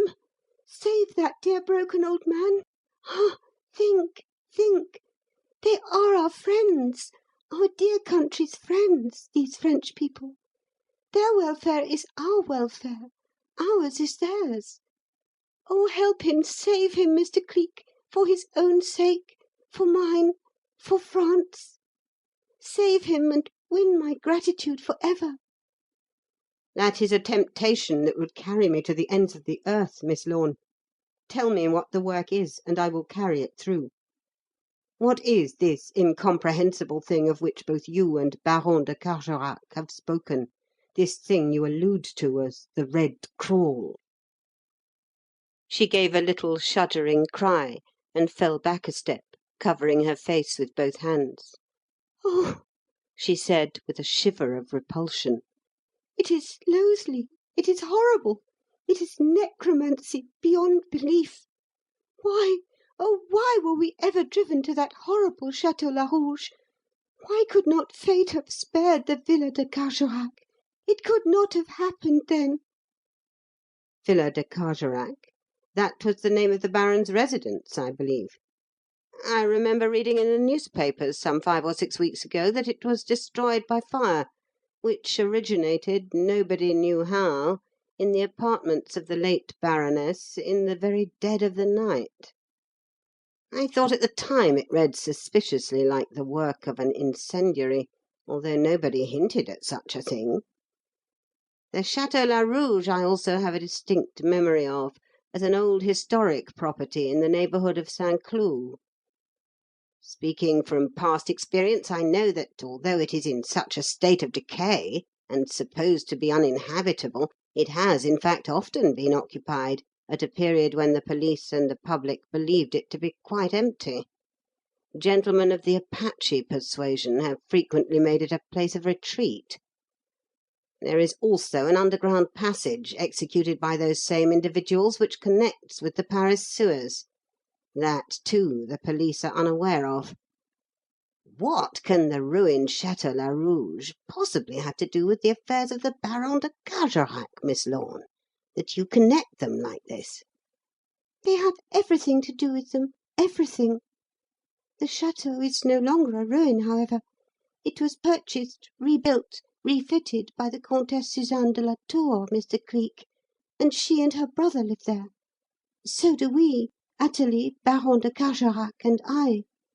So also does the creature, the thing, the abominable horror known as the Red Crawl." "My dear Miss Lorne, what are you saying?" "The truth, nothing but the truth," she answered hysterically. "Oh, let me begin at the beginning. You'll never understand unless I do. I'll tell you in as few words as possible, as quickly as I can. It all began last winter, when Athalie and her father were at Monte Carlo. There they met Madame la Comtesse de la Tour and her brother, Monsieur Gaston Merode. The Baron has position, but he has not wealth, Mr. Cleek. Athalie is ambitious. She loves luxury, riches, a life of fashion, all the things that boundless money can give. And when Monsieur Merode, who is young, handsome, and said to be fabulously wealthy, showed a distinct preference for her over all the other marriageable girls he met, she was flattered out of her silly wits. Before they left Monte Carlo for Paris, everybody could see that he had only to ask her hand to have it bestowed upon him. For although the Baron never has cared for the man, Athalie rules him, and her every caprice is humoured. But for all he was so ardent a lover, Monsieur Merode was slow in coming to the important point. Perhaps his plans were not matured. At any rate, he did not propose to Athalie at Monte Carlo, and although he and his sister returned to Paris at the same time as the Baron and his daughter, he still deferred the proposal. Has he not made it yet? Yes, Mr. Cleek. He made it 6 weeks ago. To be exact, 2 nights before the Villa de Carjorac was fired. You think it was fired, then? I do now, although I had no suspicion of it at the time. Athalie received her proposal on the Saturday, the Baron gave his consent on the Sunday, and on Monday night the villa was mysteriously burnt, leaving all 3 of us without an immediate refuge. In the meantime, Madame la Comtesse had purchased the ruin of the Château Larouge, and during the period of her brother's deferred proposal was engaged in fitting it up as an abode for herself and him. On the very day it was finished, Monsieur Merode asked for Athalie's hand. Uh-huh, said Cleek, with a strong rising inflection. I think I begin to smell the toasting of the cheese. Of course, when the villa was burnt out, Madame la Comtesse insisted that, as the fiancée of her brother, Mademoiselle de Carjorac must make her home at the château until the necessary repairs could be completed, and of course the Baron had to go with her. Yes, admitted Ailsa. The Baron accepted. Athalie would not have allowed him to decline had he wished to, so we all 3 went there, and have been residing there ever since. On the night after our arrival, an alarming, a horrifying thing occurred. It was while we were at dinner that the conversation turned upon the supernatural, upon houses and places that were reputed to be haunted, and then Madame la Comtesse made a remarkable statement. She laughingly asserted that she had just learned that, in purchasing the Château Larouge, she had also become the possessor of a sort of family ghost. She said that she had only just heard, from an outside source, that there was a horrible legend connected with the place. In short, that for centuries it had been reputed to be under a sort of spell of evil, and to be cursed by a dreadful visitant known as the Red Crawl, a hideous and loathsome creature, neither spider nor octopus, but horribly resembling both, which was supposed to appear at intervals in the middle of the night, and, like the fabled giants of fairy tales, carry off lovely maidens and devour them. Who is responsible for that ridiculous assertion, I wonder? I think I may say that I know as much about the Château Larouge and its history as anybody, Miss Lorne, but I never heard of this supposed legend before in all my life. So the Baron, too, declared, laughing as derisively as any of us over the story, although it is well known that he has a natural antipathy to all crawling things, an abhorrence inherited from his mother, and has been known to run like a frightened child from the appearance of a mere garden spider. "Oh!" said Cleek again. "I see, I see. The toasted cheese smells stronger, and there's a distinct suggestion of the Rhine about it this time. There's something decidedly German about that fabulous monster and that haunted château, Miss Lorne. They are clever and careful schemers, those German Johnnies. Of course, this amazing red crawl was proved to have an absolute foundation in fact, and equally, of course, it appeared to the Baron de Carjorac?" "Yes, that very night. After we had all gone to bed, the house was roused by his screams. Everybody rushed to his chamber, only to find him lying on the floor in a state of collapse. The thing had been in his room, he said. He had seen it. It had even touched him. A horrible, hideous red reptile, with squirming tentacles, a huge, glowing body, and eyes like flame. It had crept upon him out of the darkness, he knew not from where. It had seized him, resisted all his wild efforts to tear loose from it, and when he finally sank, overcome and fainting, upon the floor, his last conscious recollection was of the loathsome thing settling down upon his breast and running its squirming feelers up and down his body." Of course, of course. That was part of the game. It was after something, something of the utmost importance to German interests. That's why the Château Larouge was refitted, why the Villa de Carjorac was burnt down, and why this Monsieur Gaston Merode became engaged to Mademoiselle Athalie. "Oh, how could you know that, Mr. Cleek? Nobody ever suspected. The Baron never confessed to any living soul until he did so to me to-day, and then only because he had to tell somebody in order that the appointment with you might be kept. How, then, could you guess?" "By putting two and two together, Miss Lorne, and discovering that they do not make five. The inference is very clear. Baron de Carjorac is president of the Board of National Defences. Germany, in spite of its public assurances to the contrary, is known by those who are on the inside to harbour a very determined intention of making a secret attack, an unwarned invasion, upon England. France is the key to the situation. If, without the warning that must come through the delay of picking a quarrel and entering into an open war with the Republic, the German army can swoop down in the night, cross the frontier, and gain immediate possession of the ports of France, in 5 hours' time it can be across the English Channel and its hordes pouring down upon a sleeping people. To carry out this programme, the first step would, of course, be to secure knowledge of the number, location, manner of the secret defences of France, the plans of fortification, the maps of the danger zone, the documentary evidence of her strongest and weakest points, and who so likely to be the guardian of these as the Baron de Carjorac? That is how I know that the Red Crawl was after something of vital importance to German interests, Miss Lorne.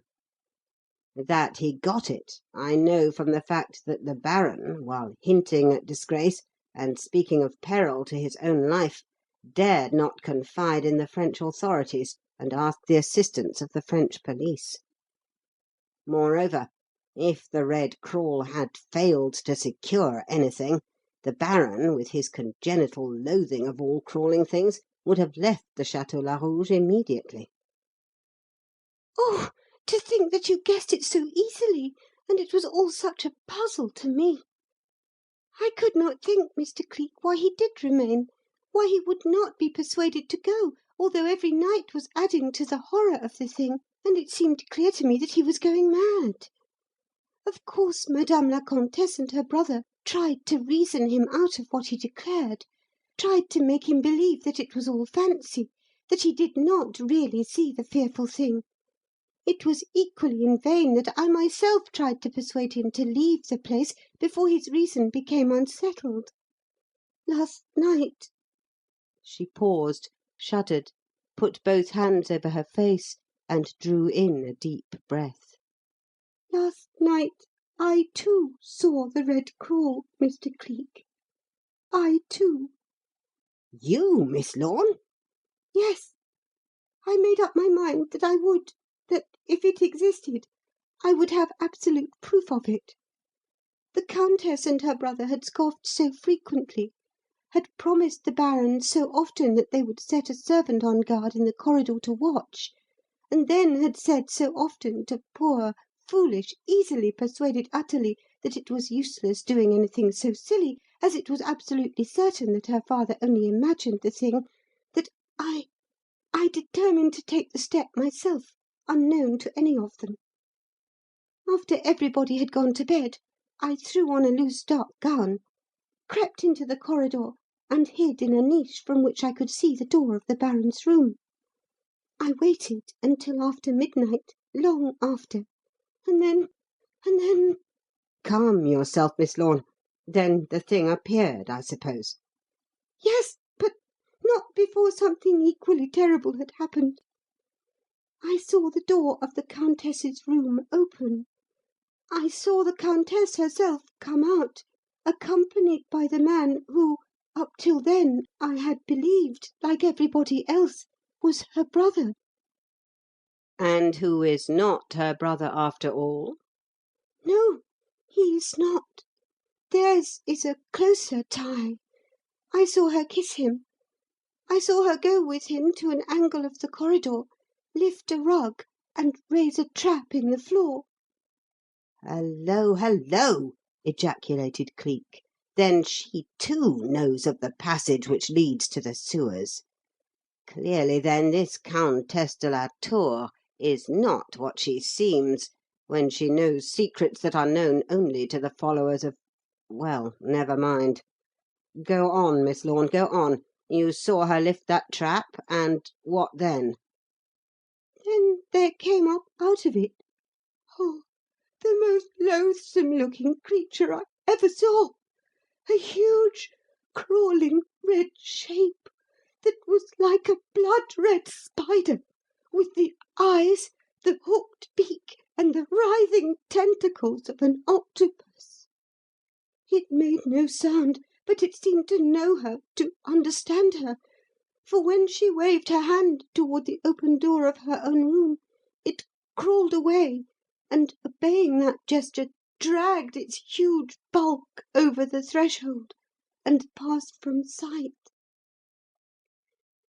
Then the man she called her brother kissed her again, and as he descended into the darkness below the trap, I heard her say quite distinctly, 'Tell Marise that I will come as soon as I can, but not to delay the revel.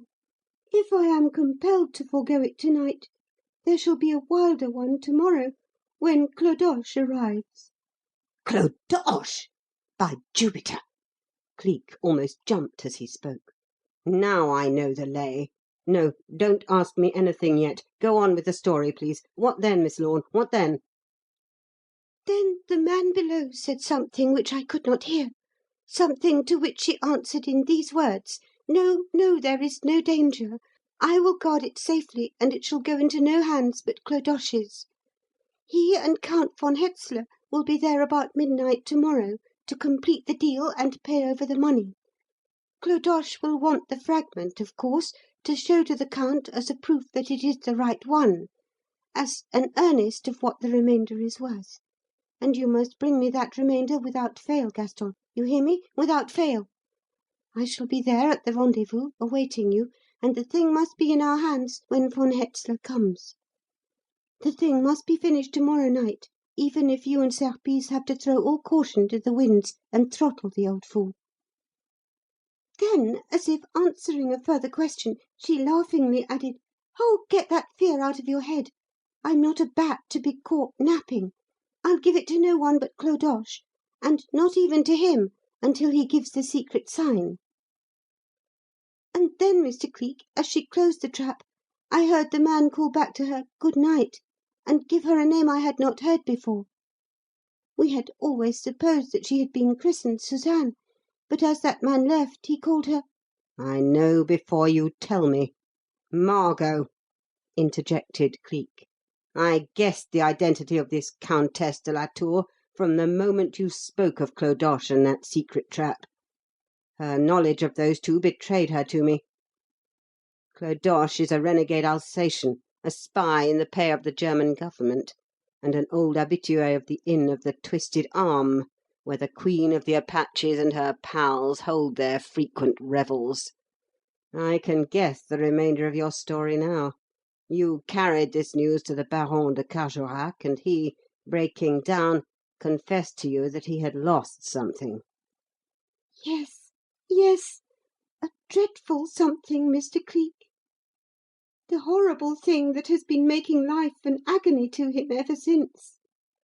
On the night when that abominable red crawl first overcame him, there was upon his person a most important document, a rough draft of the maps of fortification and the plan of the secret defences of France, the identical document from which was afterwards transcribed the parchment now deposited in the secret archives of the Republic. When Baron de Carjorac recovered his senses after his horrifying experience, that document was gone. Part of it, Mr. Cleek. Thank God, only a part. If it had been the parchment itself, no such merciful thing could possibly have happened. But the paper was old, much folding and handling had worn the creases through, and when in his haste the secret robber grabbed it, whilst that loathsome creature held the old man down, it parted directly down the middle, and he got only a vertical section of each of its many pages. "Victoria! And the fool hath said in his heart, there is no God," quoted Cleek. "So, then, the hirelings of the enemy have only got half what they are after, and as no single sentence can be complete upon a paper torn like that, nothing can be made of it until the other half is secured, and our German friends are still up a gum tree. I know now why the Baron stayed on at the Château Larouge, and why the Red Crawl is preparing to pay him another visit to-night. He hoped, poor chap, to find a clue to the whereabouts of the fragment he had lost. And that thing is after the fragment he still retains. Well, it will be a long, long day before either of those two fragments fall into German hands." Oh, Mr. Cleek, you think you can get the stolen paper back? You believe you can outwit those dreadful people and save the Baron de Carjorac's honour and his life? "Miss Lorne," he took her hand in his and lifted it to his lips. "Miss Lorne, I thank you for giving me the chance. If you will do what I ask you, be where I ask you in 2 hours' time, so surely as we two stand here this minute, I will put back the German calendar by 10 years at least. They drink to the day, those German Johnnies, but by to-morrow morning the English hand you are holding will have given them reason to groan over the night."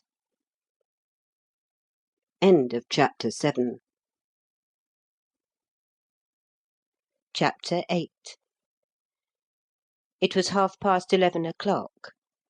Madame la Comtesse, answering a reputed call to the bedside of a dying friend, had departed early, and was not to be expected back, she said, until to-morrow noon. The servants, given permission by the gentleman known in the house as Monsieur Gaston Merode, and who had graciously provided a huge charabanc for the purpose, had gone in a body to a fair over in the neighbourhood of Sèvres, and darkness and stillness filled the long broad corridor of the Château Larouge. Of a sudden, however, a mere thread of sound wavered through the silence, and from the direction of Miss Lorne's room a figure in black, with feet muffled in thick woollen stockings, padded to an angle of the passage, lifted a trap carefully hidden beneath a huge tiger-skin rug, and almost immediately Cleek's head rose up out of the gap. "Thank God you managed to do it. I was horribly afraid you would not," said Ailsa in a palpitating whisper. "You need not have been," he answered. "I know a dozen places beside the Inn of the Twisted Arm from which one can get into the sewers. I've screwed a bolt and socket on the inner side of this trap in case of an emergency, and I've carried a few things into the passage for afterwards. I suppose that fellow Merode, as he calls himself, is in his room waiting?" "Yes, and although he pretends to be alone to night, he has other men with him, hideous, ruffianly looking creatures, whom I saw him admit after the servants had gone. The Countess has left the house and gone I don't know where." "I do, then.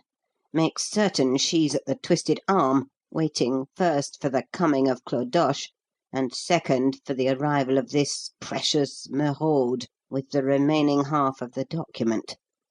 I've sent Dollops there to carry out his part of the programme, and when once I get the password Margot requires before she will hand over the paper, the game will be in my hands entirely.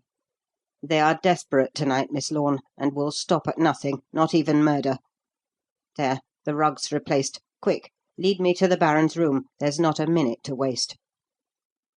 She took his hand and led him tiptoe through the darkness, and in another moment he was in the Baron de Carjorac's presence. "Oh, monsieur, God for ever bless you!" exclaimed the broken old man, throwing himself on his knees before Cleek. "Out with the light! Out with the light!" exclaimed he, ducking down suddenly. "Were you mad to keep it burning till I came, with that?" pointing to a huge bay window opening upon a balcony. "Uncurtained, and the grounds no doubt alive with spies?" Miss Lorne sprang to the table where the Baron's reading lamp stood, jerked the cord of the extinguisher, and darkness enveloped the room, darkness tempered only by the faint gleams of the moon streaming over the balcony and through the panes of the uncurtained window. Cleek, on his knees beside the kneeling Baron, whipped a tiny electric torch from his pocket, and, shielding its flare with his scooped hands, flashed it upon the old man's face. "Simple as rolling off a log, exactly like your pictures," he commented. "I'll do you as easily as I do Clodoche, and I could do him in the dark from memory. Quick!" snicking off the light of the electric torch and rising to his feet. "Into your dressing room, Baron. I want that suit of clothes. I want that ribbon, that cross, and I want them at once. You're a bit thicker set than me, but I've got my Clodoche rig on underneath this, and it will fill out your coat admirably and make us as like as two peas. Give me 5 minutes, Miss Lorne, and I promise you a surprise." He flashed out of sight with the Baron as he ceased speaking, and Ailsa, creeping to the window and peering cautiously out, was startled presently by a voice at her elbow saying, in a tone of extreme agitation, "Oh, mademoiselle, I fear, even yet I fear, that this Anglais monsieur attempts too much, and that the papier is gone for ever." "Oh, no, Baron, no," she soothed, as she laid a solicitous hand upon his arm. "Do believe in him. Do have faith in him. Ah, if only you knew!" "Thanks. I reckon I shall pass muster," interposed Cleek's voice, and it was only then she realised. "You'll find the Baron in the other room, Miss Lorne, looking a little grotesque in that grey suit of mine. In with you, quickly. Go with him through the other door and get below before these fellows begin to stir. Get out of the house as quietly and as expeditiously as you can. With God's help, I'll meet you at the Hôtel du Louvre in the morning, and put the missing fragment in the Baron's hands." "And may God give you that help!" she answered fervently, as she moved towards the dressing-room door. "Ah, what a man! What a man!" Then, in a twinkling, she was gone, and Cleek stood alone in the silent room. Giving her and the Baron time to get clear of the other one, he went in on tiptoe, locked the door through which they had passed, put the key in his pocket, and returned. Going to the door which led from the main room into the corridor, he took the key from the lock of that, too, replacing it upon the outer side, and leaving the door itself slightly ajar. "Now, then, for you, Mr. The Red Crawl," he said, as he walked to the Baron's table, and, sinking down into a deep chair beside it, leaned back with his eyes closed as if in sleep, and the faint light of the moon half revealing his face. I want that password, and I'll get it if I have to choke it out of your devil's throat. And she said that she would be grateful to me all the rest of her life. Only grateful, I wonder? Is nothing else possible? What a good, good thing a real woman is. How long was it that he had been reclining there waiting before his strained ears caught the sound of something like the rustling of silk shivering through the stillness, and he knew that at last it was coming? It might have been 10 minutes, it might have been 20, he had no means of determining, when he caught that first movement, and, peering through the slit of a partly opened eye, saw the appalling thing drag its huge bulk along the balcony, and, with squirming tentacles writhing, slide over the low sill of the window, and settle down in a glowing red heap upon the floor. And, fake though he knew it to be, he could not repress a swift rush and prickle of goose-flesh at sight of it. For a few seconds it lay dormant. Then one red feeler shot out, then another and another, and it began to edge its way across the carpet to the chair. Cleek lay still and waited, his heavy breathing sounding regularly, his head thrown back, his limp hands lying loosely, palms upward, beside him. And nearer crept the loathsome red, glowing thing. It crawled to his feet, and still he was quiet. It slid first one tentacle, and then another, over his knees and up toward his breast, and still he made no movement. Then, as it rose higher, rose until its hideous beaked countenance was close to his own, his hands flashed upward and clamped together like a vice, clamped on a palpitating human throat. And in the twinkling of an eye the tentacles were wrapped about him, and he and the red crawl were rolling over and over on the floor and battling together. "Serpice, you low-bred hound, I know you!" he whispered as they struggled. "You can't utter a cry, you shan't utter a cry to bring help. I'll throttle you, you beastly renegade that's willing to sell his own country. Throttle you, do you hear, before you shall bring any of your mates to the rescue. Oh, you've not got a weak old man to fight with this time. Do you know me? It's the cracksman who went over to the police. If you doubt it, now that we're in the moonlight, look up and see my face. Oh, you recognise me, I see. Well, you will die looking at me, you dog, if you deny me what I'm after. I'll loosen my grip enough for you to whisper and no more.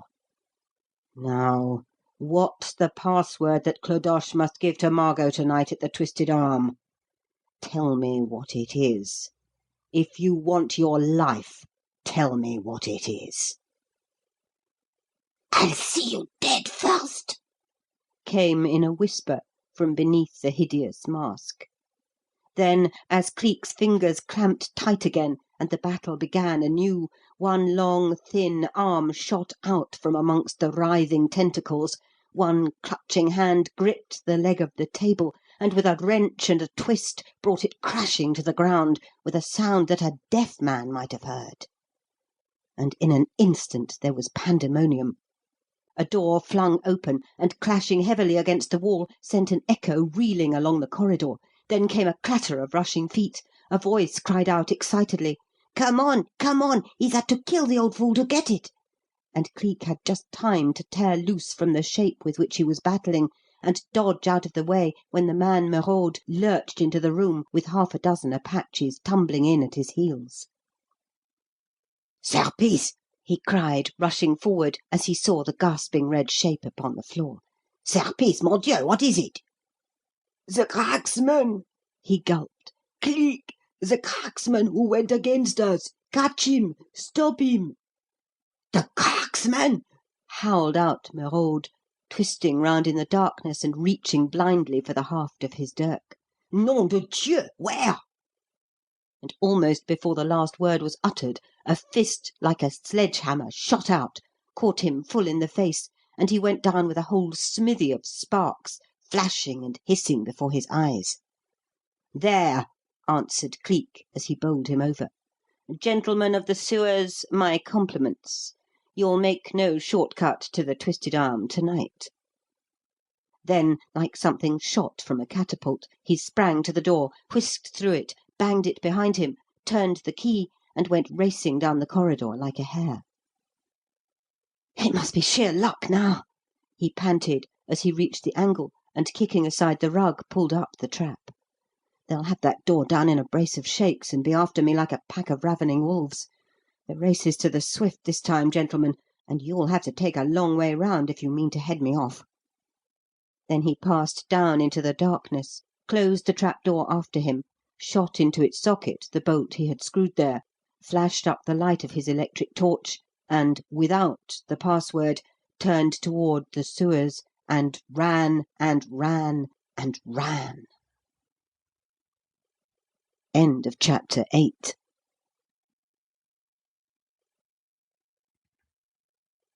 Chapter 9.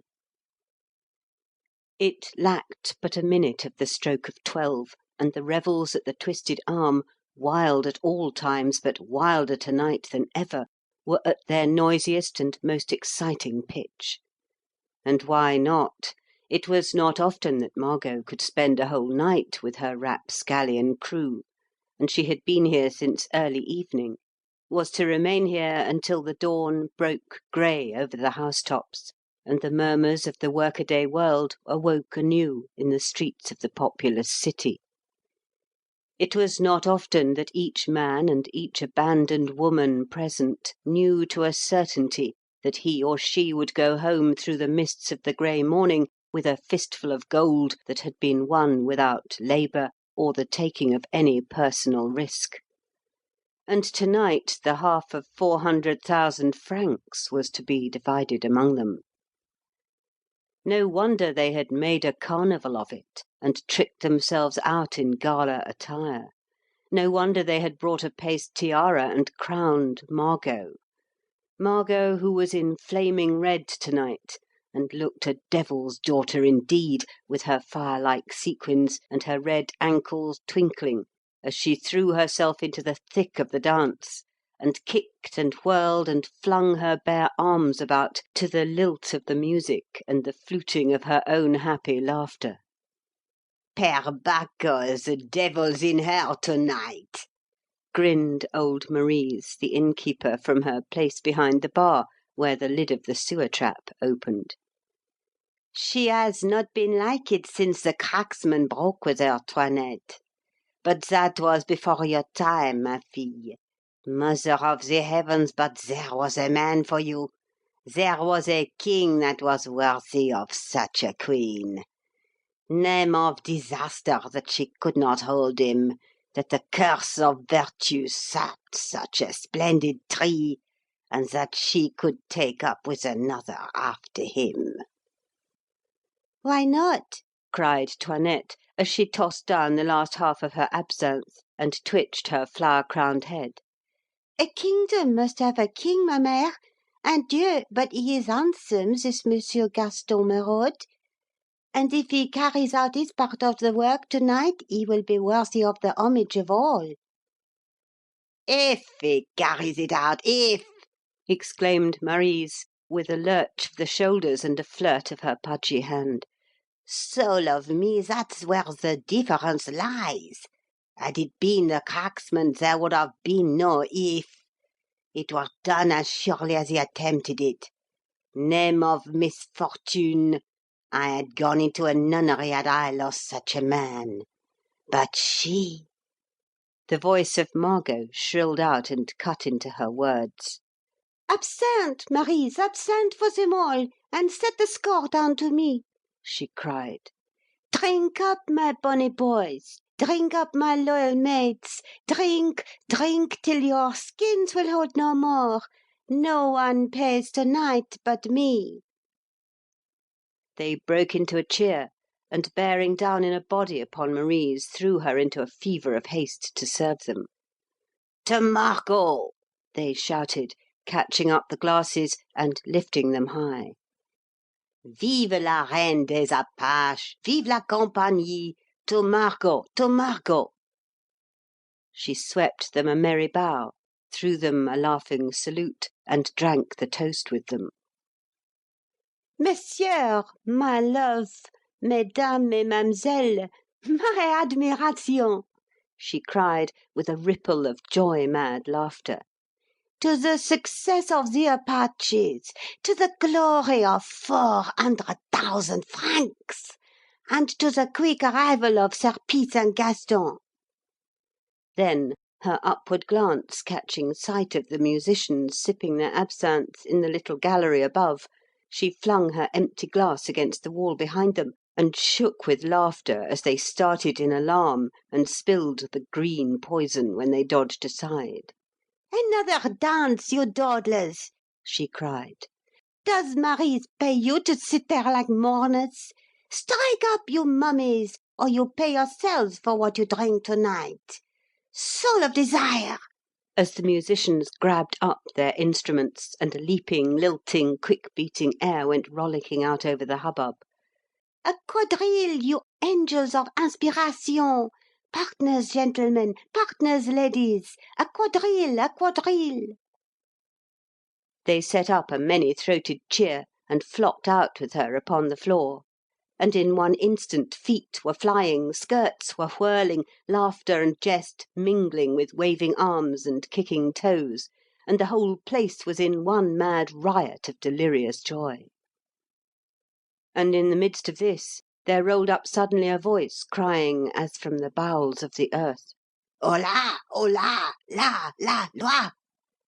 the cry of the Apache to his kind. "Mother of delight! It is one of us, and it comes from the sewer passage, from the sewer!" shrilled out Marise, as the dancers halted, and Margot ran with fleet steps towards the bar. "Listen, listen! They come to you, Margot! Serpice and Gaston! The work is done!" "And before even Clodoche or von Hetzler have arrived!" she replied excitedly. "Give them light! Give them welcome! Be quick!" Marise ducked down, loosened the fastenings of the trap-door, flung it back, and, leaning over the gap with a light in her hand, called down into the darkness, "Hola! Hola! La! La! Loi! Come on, comrades, come on!" The caller obeyed instantly. A hand reached up and gripped the edge of the flooring, and out of the darkness into the light emerged the figure of a man in a leather cap and the blue blouse of a mechanic, a pale, fox-faced, fox-eyed fellow, with lank fair hair, a brush of ragged yellow beard, and with the look and air of the sneak and spy indelibly branded upon him. It was Cleek. "Clodoche!" exclaimed Marise, falling back in surprise. "Clodoche!" echoed Margot. "Clodoche, and from the sewers?" "Yes, why not?" he answered, his tongue thick-burred with the accent of Alsace, his shifting eyes flashing toward the huge window behind the bar, where, in the moonlight, the narrow passage leading down to the door of the Twisted Arm gaped evilly between double rows of scowling, thief-sheltering houses. "Name of the fiend is this welcome you give the bringer of fortune, Margot?" "But from the sewer?" she repeated. "It is incomprehensible, cher ami. You were to pilot von Hetzler over from the Café du Pain to the square beyond there," pointing to the window, "to leave him waiting a moment while you came on to see if it was safe for him to enter. And now you come from the sewer, from the opposite direction entirely." "Mother of misfortunes! You had done the same yourself, you Lantier, you Clopin, you Caderousse, any of you, had you been in my boots," he made answer.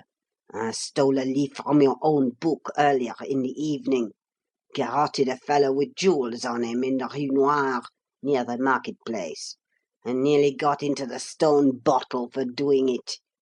It was a decoy, set there by the police for some of you fellows, and there was a sergeant de ville after me like a whirlwind. I was not fool enough to turn the chase in this direction, so I doubled and twisted until it was safe to dive into the tavern of Fouchard, and lay in hiding there. Fouchard let his son carry a message to the Count for me and will guide him to the square.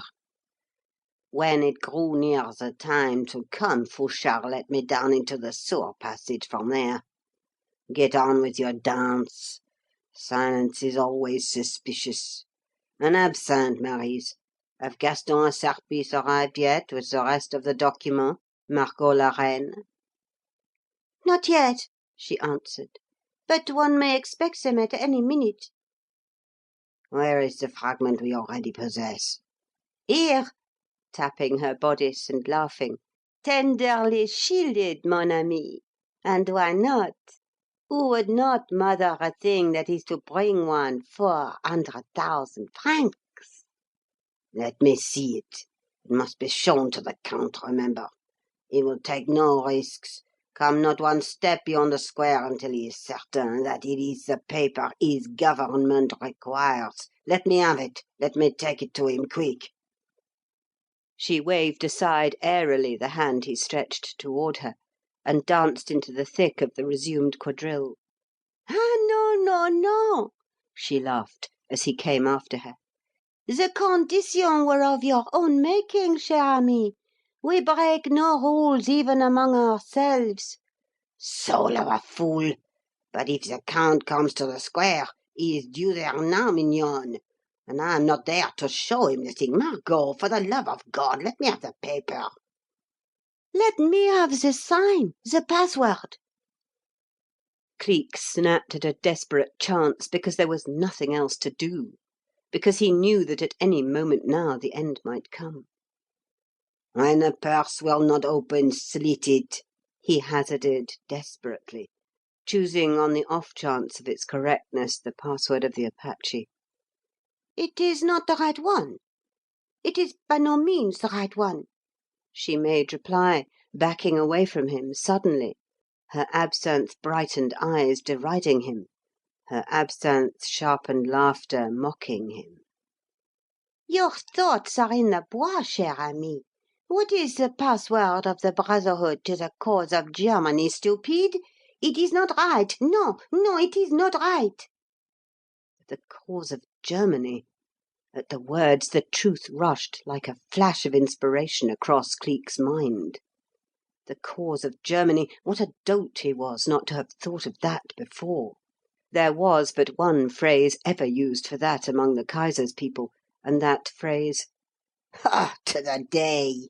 he said, with a burst of sudden laughter. "My wits are in the moon to-night, la reine. To the day, of course. To the day." And even before she replied to him, he knew that he had guessed aright. Bravo! she said, with a little hiccup, for the absinthe of which she had imbibed so freely to-night was beginning to take hold of her. A pretty conspirator! To forget how to open the door he himself locked. It is well I know thee. It is well it was the word of Les Apaches in the beginning, or I had been suspicious, silly. Wait but a moment, putting her hand to her breast and beginning to unfasten her bodice. Wait but a moment, monsieur, twitching fingers, and the thing shall be in your hand. The strain, the relief, were all too great for even such nerves as Cleek's, and if he had not laughed aloud, he knew that he must have cheered. "Oh, you grin because one's fingers blunder with eagerness," hiccuped Margot, thinking his laughter was for the trouble she had in getting the fastenings of her bodice undone. "Peste, monsieur! May not a lady well be modestly careful when— Name of the devil, what's that?" It was the note of a whistle shrilling down the narrow passage without, the passage where Dollops, in Apache garb, had been set on watch; and hearing it, Cleek clamped his jaws together and breathed hard. A single whistle, short and sharp, such as this one was the signal agreed upon that the real Clodoche was coming, and that he and Count von Hetzler had already appeared in the square beyond. "Soul of a sloth, will not that hurry you, la reine?" he said excitedly, in reply to Margot's startled question. "It is the signal Fouchard's son was to give when he and von Hetzler arrived at the place where I am to meet them. Give me the paper, quick, quick! Tear the fastenings if they will not come undone else. One cannot keep a von Hetzler waiting like a lackey for a scrap of ribbon and a bit of lace." Pardieu, they have kept better men than he waiting many an hour before this, she made reply. But you shall have the thing in a twinkling now. There, but one more knot, and then it is in your hands. And had the fates not decreed otherwise, so indeed it would have been.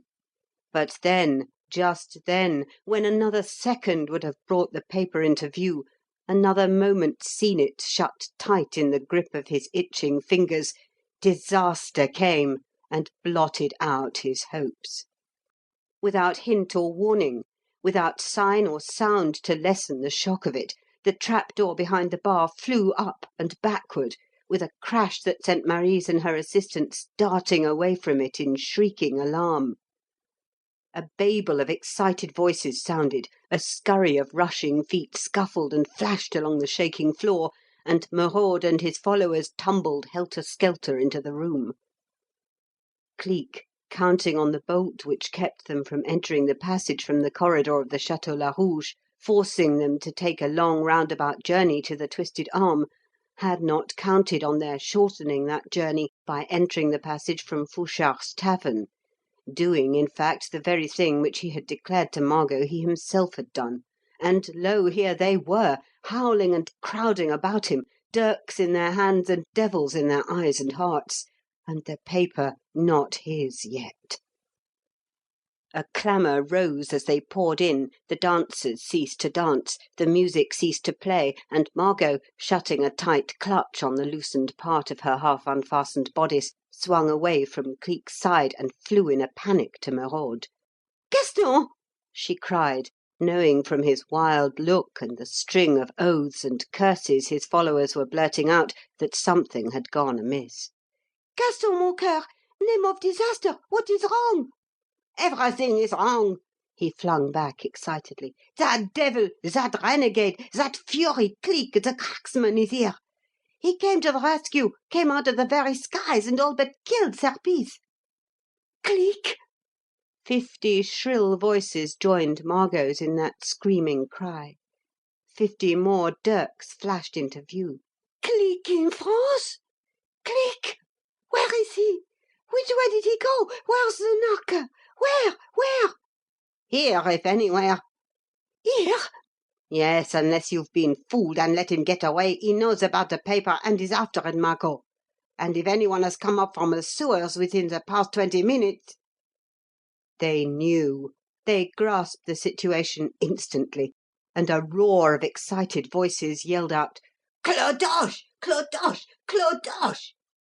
as, snarling and howling like a pack of wolves, they bore down with a rush on the blue-bloused figure that was creeping towards the door.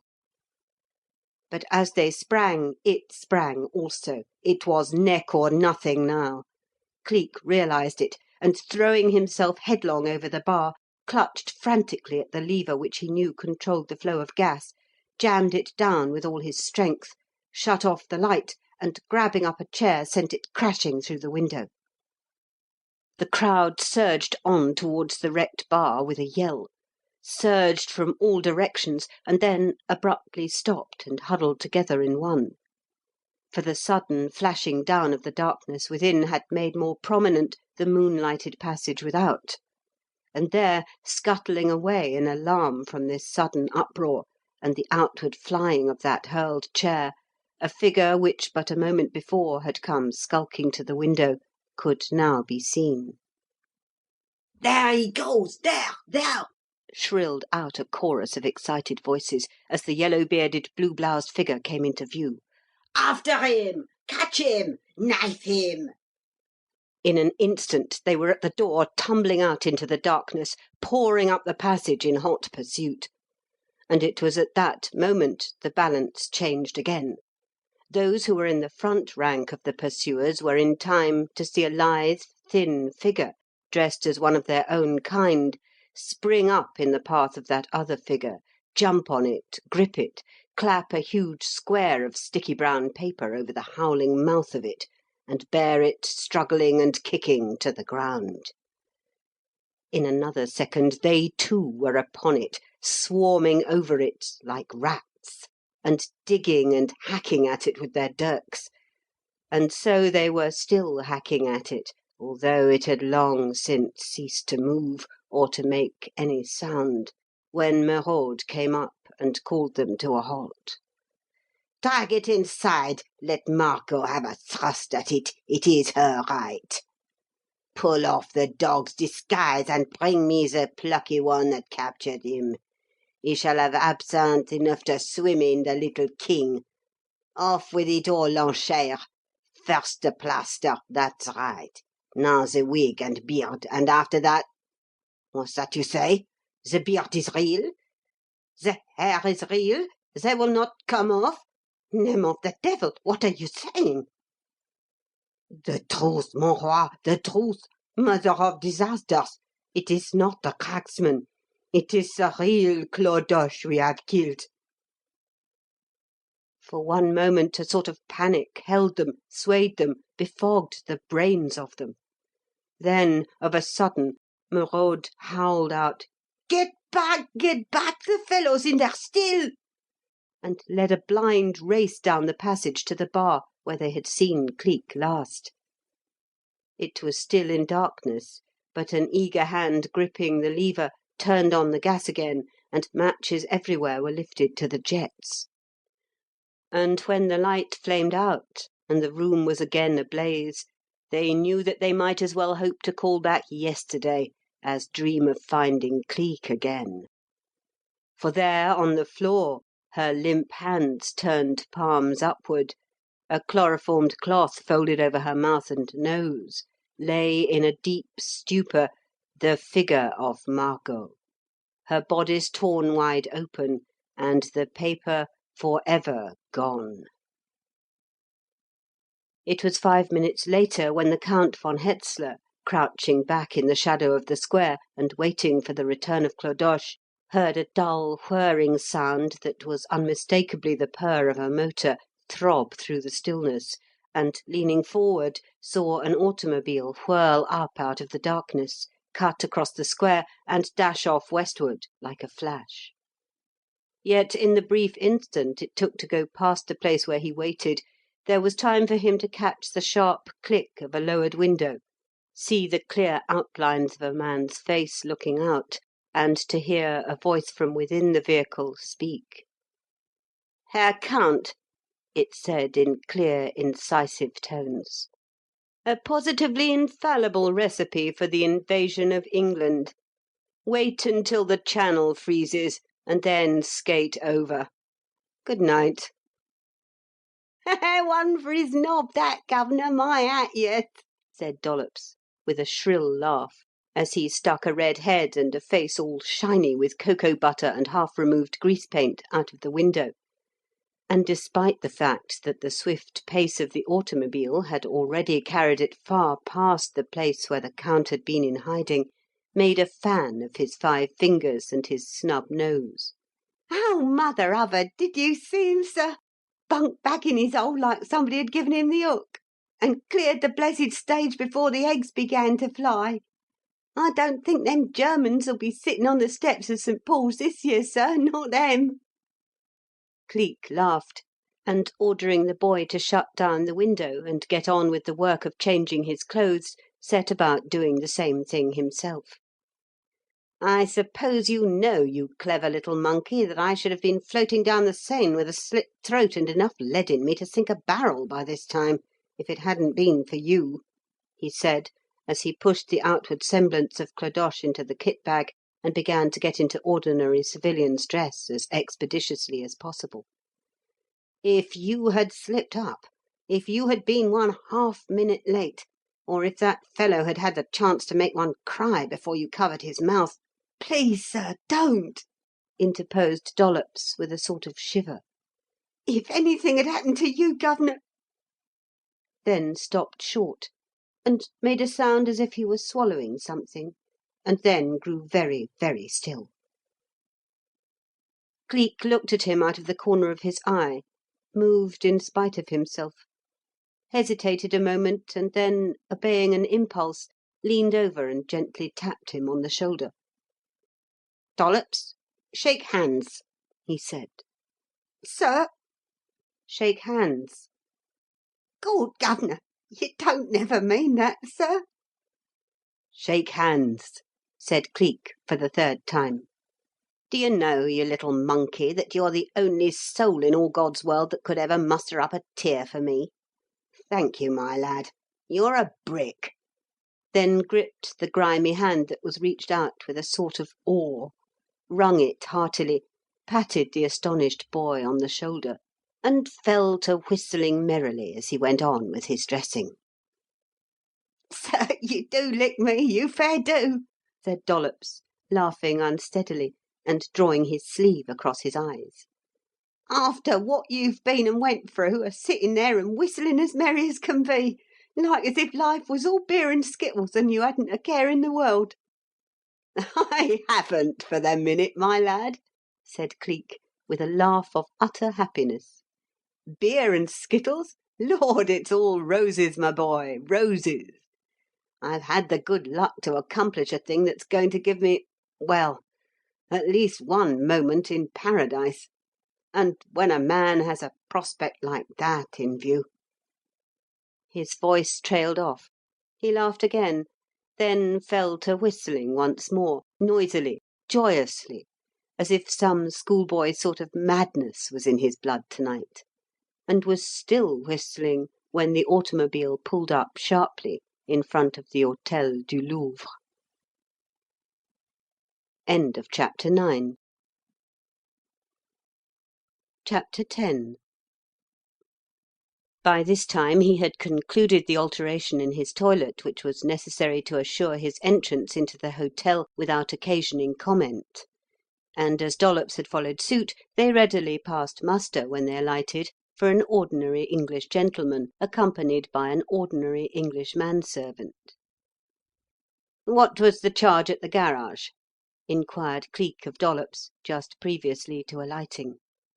"I dunno what it runs to in this here rum lingo of francs and sous, sir," said Dollops, "but the garage gent, he said it would amount to £2.10 in English money, so I'll have to leave you to work it out for yourself.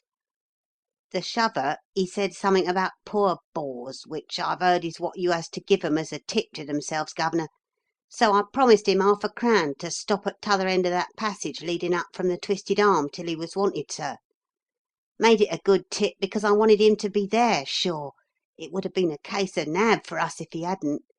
Wasn't too much, was it, sir?" "No," said Cleek, and let him see that it wasn't by giving the chauffeur a pourboire of 10 francs and sending him back to the garage with the impression that he had had dealings with a millionaire. 10 minutes later the hotel register bore the record of the arrival of Mr. Philip Barch and servant, and one attendant was engaged in showing the servant into a neat little bedroom which was to be his resting place until morning, while another was ushering the master into the suite engaged by the Baron de Carjorac. 3 persons were there, the Baron, his daughter, and his daughter's companion, but Cleek saw but one, and that the only one who made no movement, uttered no sound, when he came into the room.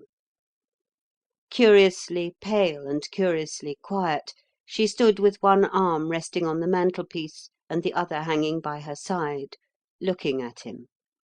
Looking for him, in fact, but not saying one word, not making one sound.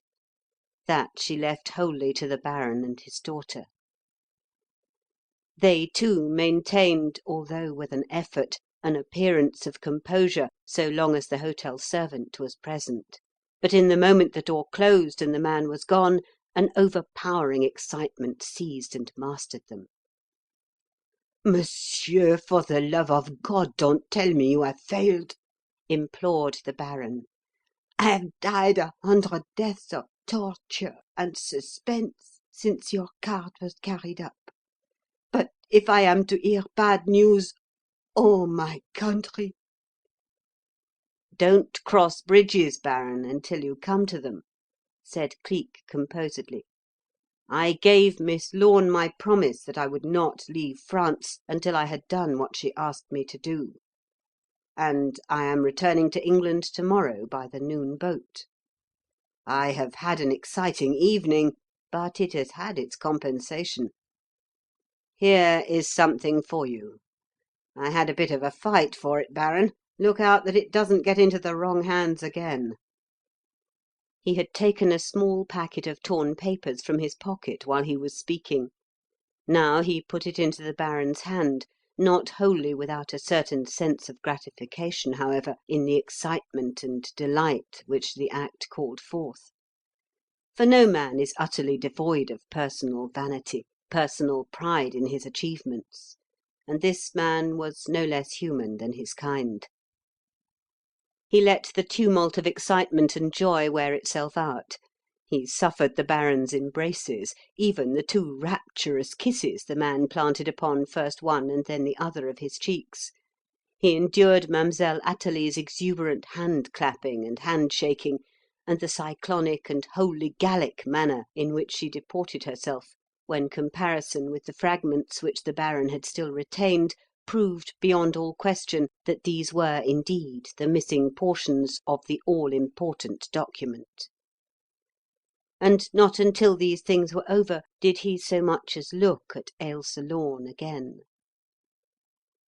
She had taken no part in the general excitement, moved not one foot from where she had been standing from the first. Even when Athalie danced over and hugged her, and showed the important fragments, even when she reproved her with a wondering, "Ah, you strange Anglais! You stone-cold Anglais! Is it possible that you can have blood in your veins, and yet take wondrous things like this so calmly?" even then she merely smiled, and remained standing just as she still was, her pallor not one whit lessened, her reserve but the merest shadow less apparent than it had been before. Cleek chose that moment to walk over to her, to lift his eyes to hers, and to stand looking at her questioningly. For now that he was close to her, he could see that she was trembling nervously, that her calmness was merely an outward thing, and that under it nerves writhed and a frightened heart was beating thick and fast. Was even the fancied moment in paradise to be denied him then? That such a woman could not, all in a moment, could not, by just one act of heroism on his part, be won over and lured into complete forgetfulness of such a past as his, he realized to the fullest extent. Always he had been conscious of that. But even so... Ah, well. The meanest may hope, the lowest may at least look up, and even saints and angels were not above saying, "Well done," to a soul that had struggled, to a sinner that had done his best. "I managed it, you see, Miss Lorne," he said in a slightly lowered voice, while the Baron busied himself in looking for his cheque-book, and Athalie bustled about in quest of ink and a pen. "It wasn't an easy night's work, and I'm a bit fagged out. So as I leave in the morning, it will be good-bye as well as good-night." She moved for the first time. The hand that laid upon the shelf of the mantelpiece shook and closed quickly. She lifted up her head and looked at him. Her eyes were misty, and faint clouds of colour were coming and going over her face. "What is it?" he asked. "Surely, Miss Lorne, you are not afraid of me?" "No," she said, averting her face again. "Not of you, but of myself. That is, I trying to laugh, but making a parody of it. I was always more or less of a coward, Mr. Cleek, but—" She faced round again sharply and held out her hand to him. "Will you let me thank you? Will you let me say that I must be merely a little child in intellect, since it is only now that I have begun to understand how natural it is that a pound of gold should inevitably outweigh an ounce of dirt? And will you please understand that I am trying to thank you, trying to let you know that I am very, very sorry if I ever hurt your feelings. I don't think I meant to. I couldn't see then so clearly as I do now. Please forgive me." He took the hand she held out to him, and so had his moment in paradise after all. "Hurt me as often as you like, if it will always end like this," he said, with a queer little laugh that seemed to come from the very depths of his chest. "As for that other time, how could I have expected that you would take it in any other way, being what you are, and I what I had been? I am glad I told you. You could never have respected me for an instant if you had found it out in any other way, and I want your respect. I want it very, very earnestly, Miss Lorne. If you can ever give it to me, I'll do my best to be worthy of it." She had withdrawn her hand from his, and was drumming with her finger-tips upon the mantel-shelf. A little pucker was between her eyebrows. She was biting her underlip, perplexedly, and appeared to be hesitating.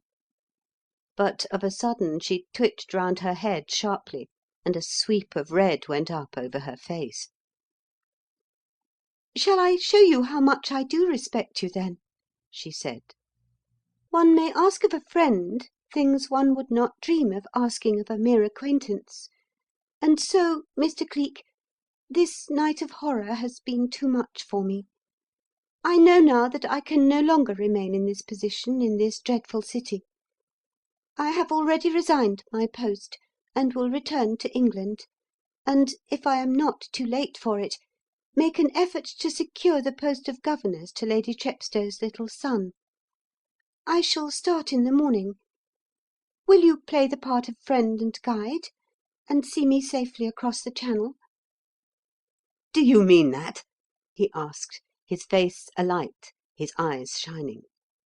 "You will let me have the privilege, the honour? What a queen you are! You give largesse with both hands when a simple coin would have been enough. Shall I secure your tickets? When will you have your luggage ready? Is there anything you will need before you leave?" She smiled at his enthusiasm, coloured anew, and again held out her hand. "We will talk of all that in the morning," she said. "There will be plenty of time. Mademoiselle de Carjorac has promised to look after my effects, and to see that they are shipped on to me in due course. But now it really must be good night. I shall see you again at breakfast." "At breakfast?" repeated Cleek, with a happy laugh. "I wonder if you understand that I shall be kicking my heels on my bedside until it is ready, that I shan't sleep a wink all night?"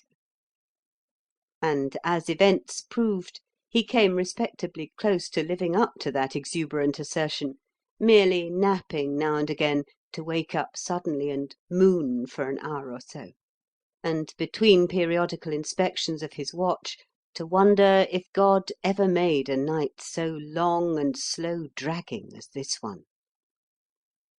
It had its recompense, however, for all, or nearly all, the next day was passed in company with her, and more than that he would not have asked of heaven.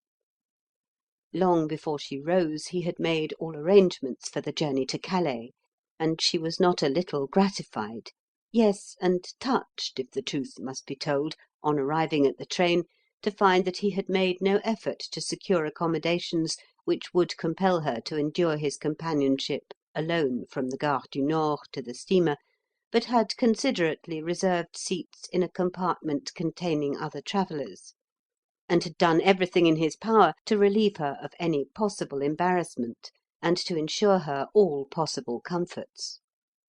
Even magazines and pictorial papers were not omitted, but were there for her in plenty, lest she might prefer an excuse for not indulging much in conversation. And there was also a huge bunch of La France roses, bought at the temporary flower market beside the Madeleine at daybreak that morning. "They are beautiful, aren't they?" he said, as he laid them in her lap. "Will it surprise you to learn that flowers are a passion with me, and that I am a living refutation of the fallacy that there can be nothing very wrong about a man who can cultivate a garden?" She looked up at him and smiled. I think nothing about you will surprise me. You are so many-sided and, if you will pardon me saying it, so different from what one imagines men of your calling to be," she said, and laughed a little, colouring divinely until her face was like the roses themselves. "You treat me as if I were a queen, and I am not used to court manners. Where, if you please, did you acquire yours?" "In the vast kingdom of the world," he made answer, with just a momentary change of countenance, a mere suspicion of embarrassment, laughed off before she could be quite sure that it had had any real existence. "Please remember that to appear to be what one is not, and to ape manners foreign to one's real self, is part of what you have so nicely, so euphemistically, termed my calling. I am an actor on the world's stage, Miss Lorne.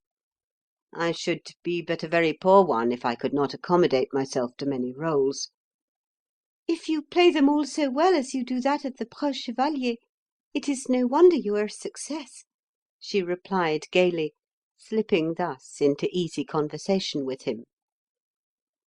And so it fell out that the magazines and the illustrated papers were not so much of a boon as both had fancied they might be when Cleek brought them to her, for they had not even been opened when the train ran up to the quayside at Calais and brought them almost abreast of the Channel steamer. End of Chapter 10. Chapter 11.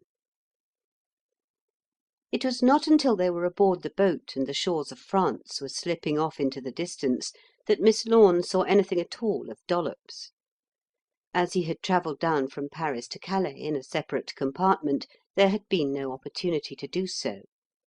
He had, too, held himself respectfully aloof, even after they had boarded the steamer, and but that once, when a lurch of the vessel had unexpectedly disturbed Cleek's equilibrium and knocked his hat off, she might not have seen him even then.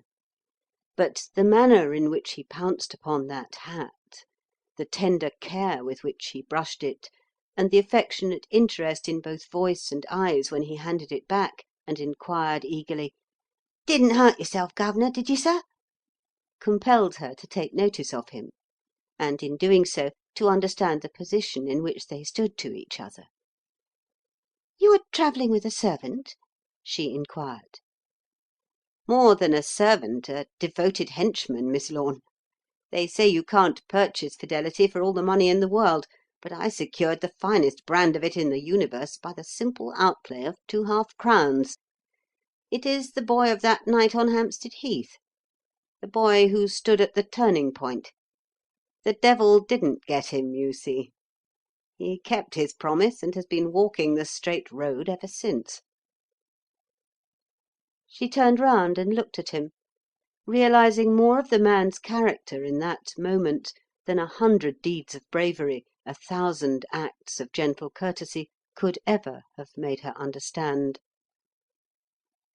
"And you took him in?" she said slowly. "You gave him a chance? You helped him to redeem himself? How good of you!" "How good for me, you mean?" he laughed. "It was bread on the waters with a vengeance, Miss Lorne. I should have lost my life last night but for that boy," and told her briefly and airily how the thing had come to pass. "Don't think it vindictive of me, but I am sorry, I am very, very sorry. You were not able to hand that dreadful woman Margot over to the authorities, Mr. Cleek," she said, with an expression of great seriousness. "She is not likely to forget or to forgive what you have done, and some day, perhaps... Oh, do be on your guard. It was really foolhardy to have attempted the thing alone. Surely you might have appealed for assistance to the Paris police, and not only have minimised your personal risk, but made sure of the woman's arrest." Not without allowing the authorities to learn exactly what the Baron de Carjorac was so anxious to keep them from learning, Miss Lorne. They must have found out what I was after, what really had been lost, if I had applied to them for assistance. I had either to do the thing alone, or drop the case entirely. And drop it I would not, after you had asked me to accept it. And— Pardon? No, Miss Lorne, I do not know who the woman Margot really is. Even that name may be fictitious, as was the one of Comtesse de la Tour. I only know of her that she is one of the great figures of the underworld, that money is her game, money alone, money first, last, and all the time. That her personal history is as much of a mystery to her closest associates as was—well, no matter. People of that ilk are not fit subjects to discuss with you. All that I know of the woman is that she has travelled pretty well over the world, that some 6 or 8 months ago she was in Ceylon with a certain member of her crew, and came within an ace of falling foul of the law. She had put up a plan to loot the depository of the Pearl Fisheries Company at a period when there were thousands of pounds worth of gems awaiting transport. With her usual luck, she slipped out of the net, and left the country before she could be arrested. But she will have found something there that will repay her for the visit in one way or another. Luck of that kind seems to follow her always." And a long time afterward he had reason to remember what he said. For the present, however, he had banished from his mind all things but the happiness which was his to-day, and gave himself up to that happiness with his whole heart.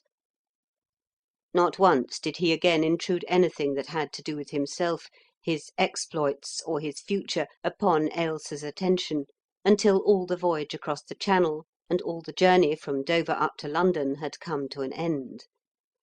And even then, eager though he was to know how matters might shape themselves for her future, he was tactful, considerate, careful not to force her into any embarrassing position, or to claim from her more than the merest acquaintance might. "You are going to your friend at Hampstead, I suppose?" he said, as he handed her into a taxicab at Charing Cross. "I shall like to know if you succeed in getting the position with Lady Chepstow, and if you send no word to Mr. Narkom, I shall take silence as an assent, and know that you have."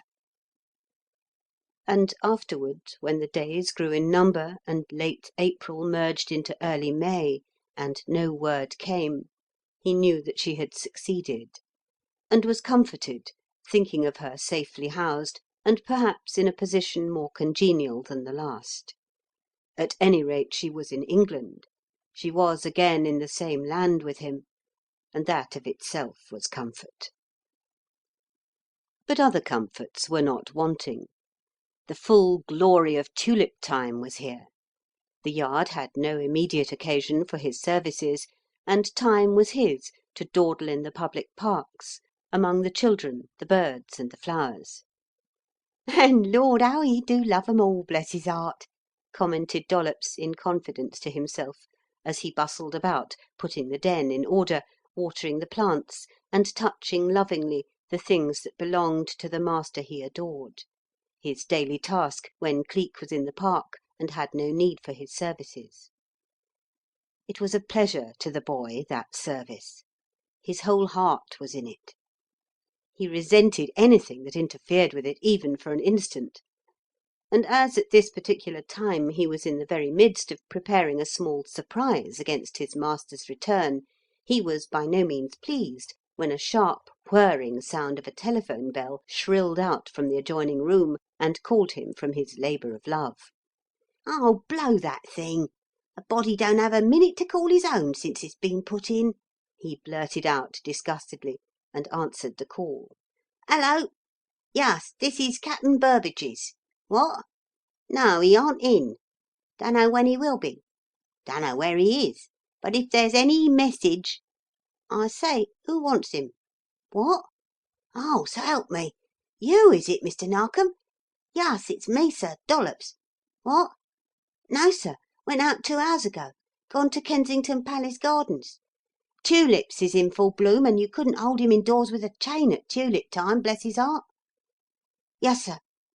Top hat, white spats, same as the captain always wears, sir." Narkom, at the other end of the line, called back, "If I miss him, if he comes in without seeing me, tell him to wait. I'll be round before 3. Goodbye." Then hung up the receiver and turned to the gentleman who stood by the window on the other side of the private office, agitatedly twirling the end of his thick, grey-threaded moustache with one hand, while with the other he drummed a nervous tattoo upon the broad oaken sill. "Not at home, Sir Henry, but fortunately I know where to find him with but little loss of time," he said, and pressed twice upon an electric button beside his desk. "My motor will be at the door in a couple of minutes, and with ordinary luck we ought to be able to pick him up inside of the next half hour." Sir Henry Wilding, Baronet, to give him his full name and title, a handsome, well-set-up man of about 40 years of age, well-groomed, and with the upright bearing which comes of military training, twisted round on his heel at this, and gave the superintendent an almost grateful look. "I hope so. God knows I hope so, Mr. Narkom," he said agitatedly. "Time is the one important thing at present. The suspense and uncertainty are getting on my nerves so horribly that the very minutes seem endless. Remember, there are only 3 days before the race, and if those rascals, whoever they are, get at Black Riot before then, God help me, that's all. And if this man Cleek can't probe the diabolical mystery, they will get at her too, and put Logan where they put Tolliver, the brutes." "You may trust Cleek to see that they don't, Sir Henry. It is just the kind of case he will glory in, and if Black Riot is all that you believe her, you'll carry off the Derby in spite of these enterprising gentry who... Hullo, here's the motor. Clap on your hat, Sir Henry, and come along. Mind the step. Kensington Palace Gardens, Leonard, and as fast as you can streak it." End of chapter 11. Chapter 12. The chauffeur proved that he could streak it as close to the margin of the speed limit as the law dared wink at, even in the case of the well-known red limousine, and in a little over 10 minutes pulled up before the park gates. Narkom jumped out, beckoned Sir Henry to follow him, and together they hurried into the grounds in quest of Cleek. Where the famous tulip beds made splotches of brilliant colour against the clear emerald of the closely clipped grass, they came upon him, a solitary figure in the garb of the elderly seaman, Captain Burbage of Clarges Street. Seated on one of the garden benches, his hands folded over the knob of his thick walking-stick, and his chin resting upon them, staring fixedly at the gorgeous flowers, and apparently deaf and blind to all else. He was not, however, for as the superintendent approached, he, without altering his gaze or his attitude in the slightest particle, said with the utmost calmness, "Superb, are they not, my friend? What a pity they should be scentless. It is as though heaven had created a butterfly and deprived it of the secret of flight. Walk on, please, without addressing me. I am quite friendly with that policeman yonder, and I do not wish him to suspect that the elderly gentleman he is so kind to is in any way connected with the Yard. Examine the tulips. That's right. You came in your limousine, of course? Where is it?" "Just outside the gates, at the end of the path on the right," replied Narkom, halting with Sir Henry and appearing to be wholly absorbed in pointing out the different varieties of tulips. "Good," replied Cleek, apparently taking not the slightest notice. "I'll toddle on presently. And when you return from inspecting the flowers, you'll find me inside the motor, awaiting you." Do, old chap, and please hurry. Time is everything in this case. Let me introduce you to your client. Keep looking at the flowers, please, Sir Henry. I have the honour to make you acquainted with Sir Henry Wilding Cleek. He needs you, my dear fellow." "Delighted in both instances. My compliments, Sir Henry. By any chance that Sir Henry Wilding whose mare, Black Riot, is the favourite for next Wednesday's Derby?" "Yes, that very man, Mr. Cleek. And if—" "Don't get excited, and don't turn, please. Our friend the policeman is looking this way. What's the case? One of nobbling? Somebody trying to get at the mare?" "Yes, a desperate somebody who doesn't stop even at murder. A very devil incarnate who seems to possess the power of invisibility and who strikes in the dark. Save me, Mr. Cleek. All I've got in the world is at stake, and if anything happens to Black Riot, I'm a ruined man." "Yah!" yawned the elderly sea captain, rising and stretching. "I do believe, constable, I've been asleep. Warm weather this for May. A glorious week for Epsom. Shan't see you to-morrow, I'm afraid. Perhaps shan't see you until Thursday. Here, take that, my lad, and have half a crown's worth on Black Riot for the Derby. She'll win it, sure." "Thank'ee, sir. Good luck to you, sir." "Same to you, my lad. Good day." Then the old gentleman in the top hat and white spats moved slowly away, passed down the tree-shaded walk, past the romping children, past the Princess Louise's statue of Queen Victoria, and, after a moment, vanished. 10 minutes later, when Narkom and Sir Henry returned to the waiting motor, they found him seated within it, awaiting them, as he had promised. Giving Lennard orders to drive about slowly in the least frequented quarters while they talked, the superintendent got in with Sir Henry and opened fire on the case without further delay. "My dear Cleek," he said, "as you appear to know all about Sir Henry and his famous mare, there's no need to go into that part of the subject. So I may as well begin by telling you at once that Sir Henry has come up to town for the express purpose of getting you to go down to his place in Suffolk to-night, in company with him, as his only hope of outwitting a diabolical agency which has set out to get at the horse and put it out of commission before Derby Day, and in the most mysterious, the most inscrutable manner ever heard of, my dear chap. Already one groom who sat up to watch with her has been killed, another hopelessly paralysed, and to-night Logan, the mare's trainer, is to sit up with her in the effort to baulk the almost superhuman rascal who is at the bottom of it all. Conceive, if you can, my dear fellow, a power so crafty, so diabolical, that it gets into a locked and guarded stable. Gets in, my dear Cleek, despite 4 men constantly pacing back and forth before each and every window and door that leads into the place, and with a groom on guard inside, and then gets out again in the same mysterious manner, without having been seen or heard by a living soul.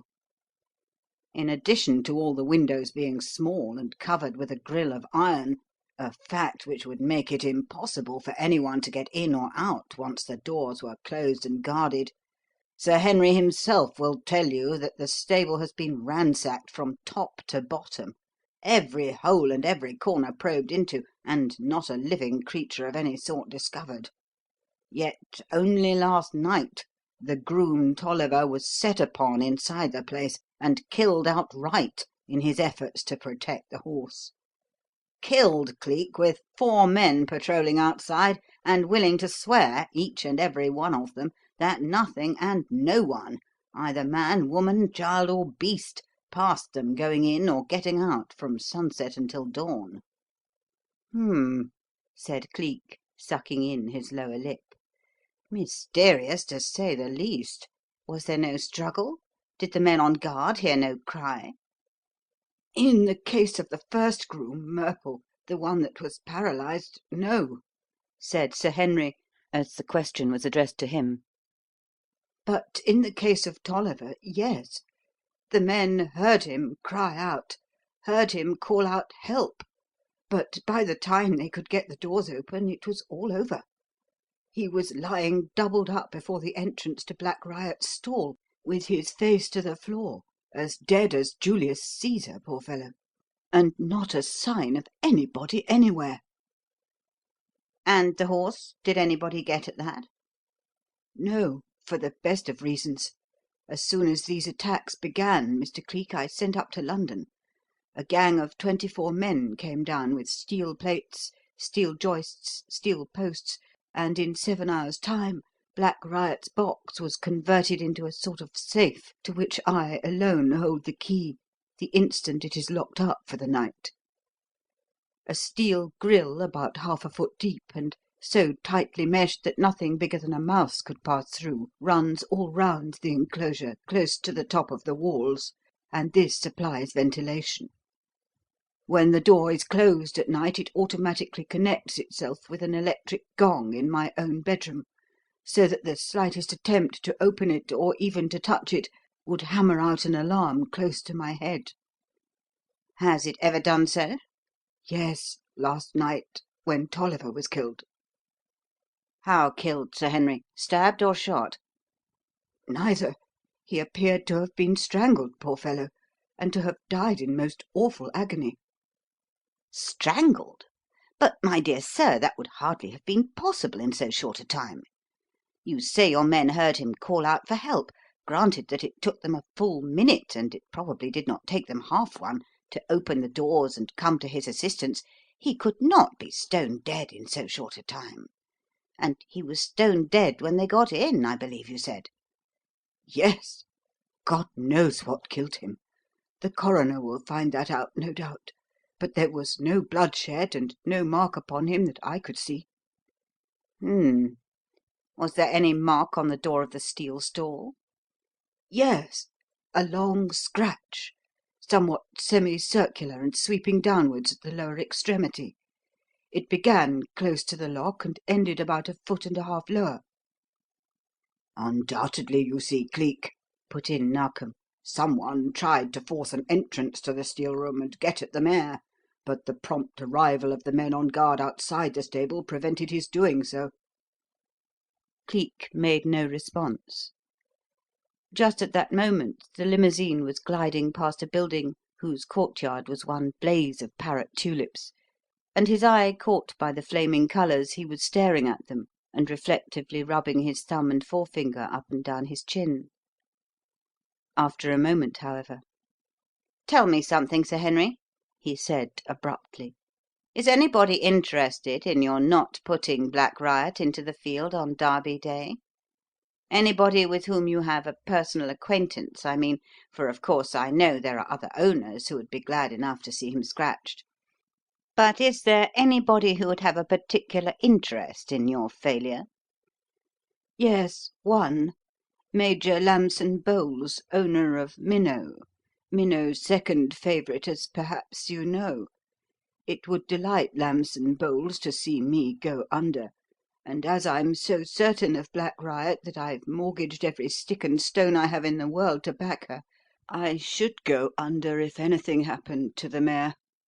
That would suit Lamson Bowles down to the ground." "Bad blood between you, then?" "Yes, very. The fellow's a brute, and I thrashed him once, as he deserved, the bounder. It may interest you to know that my only sister was his first wife. He led her a dog's life, poor girl, and death was a merciful release to her. 12 months ago he married a rich American woman, widow of a man who made millions in hides and leather. That's when Lamson Bowles took up racing, and how he got the money to keep a stud. Had the beastly bad taste, too, to come down to Suffolk, within a gunshot of Wilding Hall, take Elmsley Manor, the biggest and grandest place in the neighbourhood, and cut a dash under my very nose, as it were." "Ho!" said Cleek. "Then the Major is a neighbour as well as a rival for the Derby plate. I see, I see." "No, you don't altogether. said Sir Henry quickly. "Lamson Bowles is a brute and a bounder in many ways, but, well, I don't believe he is low down enough to do this sort of thing, and with murder attached to it, too, although he did try to bribe poor Tolliver to leave me. Offered my trainer double wages, too, to chuck me and take up his horses." "Oh, he did that, did he? Sure of it, Sir Henry?" "Absolutely. Saw the letter he wrote to Logan." Feel that you can rely on Logan, do you?" "To the last gasp. He's as true to me as my own shadow. If you want proof of it, Mr. Cleek, he's going to sit in the stable and keep guard himself to night, in the face of what happened to Murple and Tolliver." "Murple is the groom who was paralysed, is he not?" said Cleek, after a moment. "Singular thing, that. What paralysed him, do you think?" "Heaven knows. He might just as well have been killed as poor Tolliver was, for he'll never be any use again, the doctors say. Some injury to the spinal column, and with it a curious affection of the throat and tongue. He can neither swallow nor speak. Nourishment has to be administered by tube, and the tongue is horribly swollen." "I'm of the opinion, Cleek," put in Narkom, "that strangulation is merely part of the procedure of the rascal who makes these diabolical nocturnal visits. In other words, that he is armed with some quick-acting infernal poison which he forces into the mouths of his victims. That paralysis of the muscles of the throat is one of the symptoms of prussic acid poisoning, you must remember." "I do remember, Mr. Narkom," replied Cleek enigmatically. "My memory is much stimulated by these details, I assure you. I gather from them that whatever is administered, Murple did not get quite so much of it as Tolliver, or he, too, would be dead. Sir Henry," he turned again to the baronet, "do you trust everybody else connected with your establishment as much as you trust Logan?" "Yes. There's not a servant connected with the Hall that hasn't been in my service for years, and all are loyal to me." "May I ask who else is in the house besides the servants?" "My wife, Lady Wilding, for one; her cousin, Mr. Sharpless, who is on a visit to us, for another; and, for a third, my uncle, the Reverend Ambrose Smear, the famous revivalist."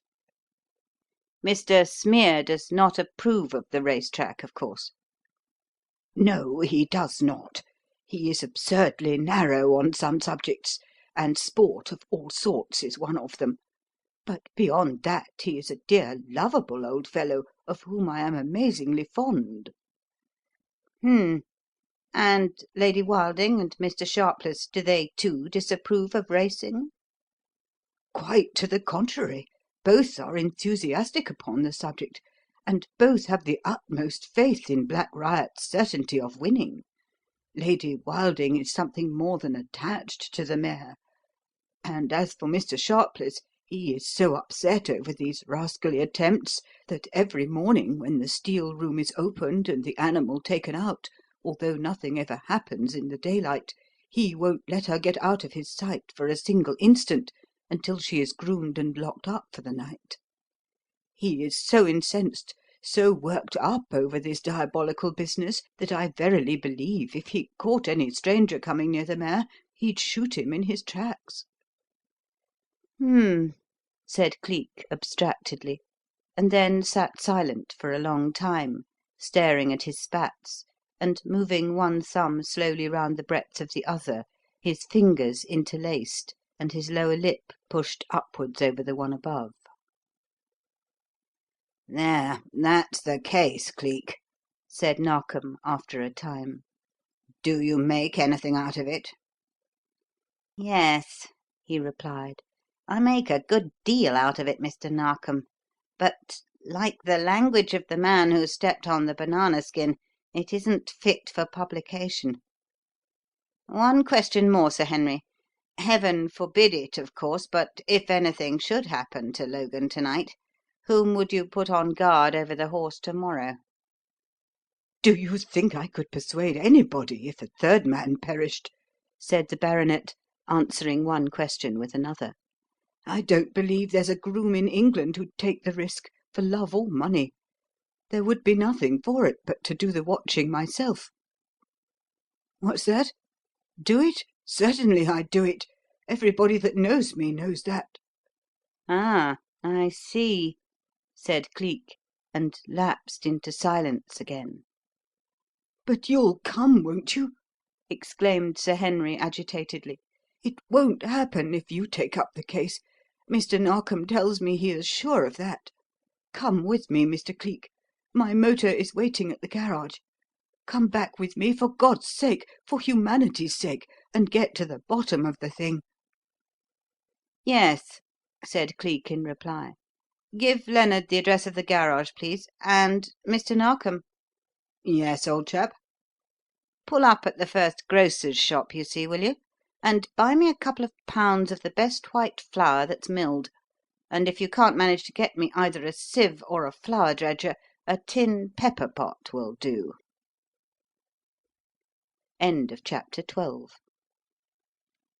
Chapter XIII.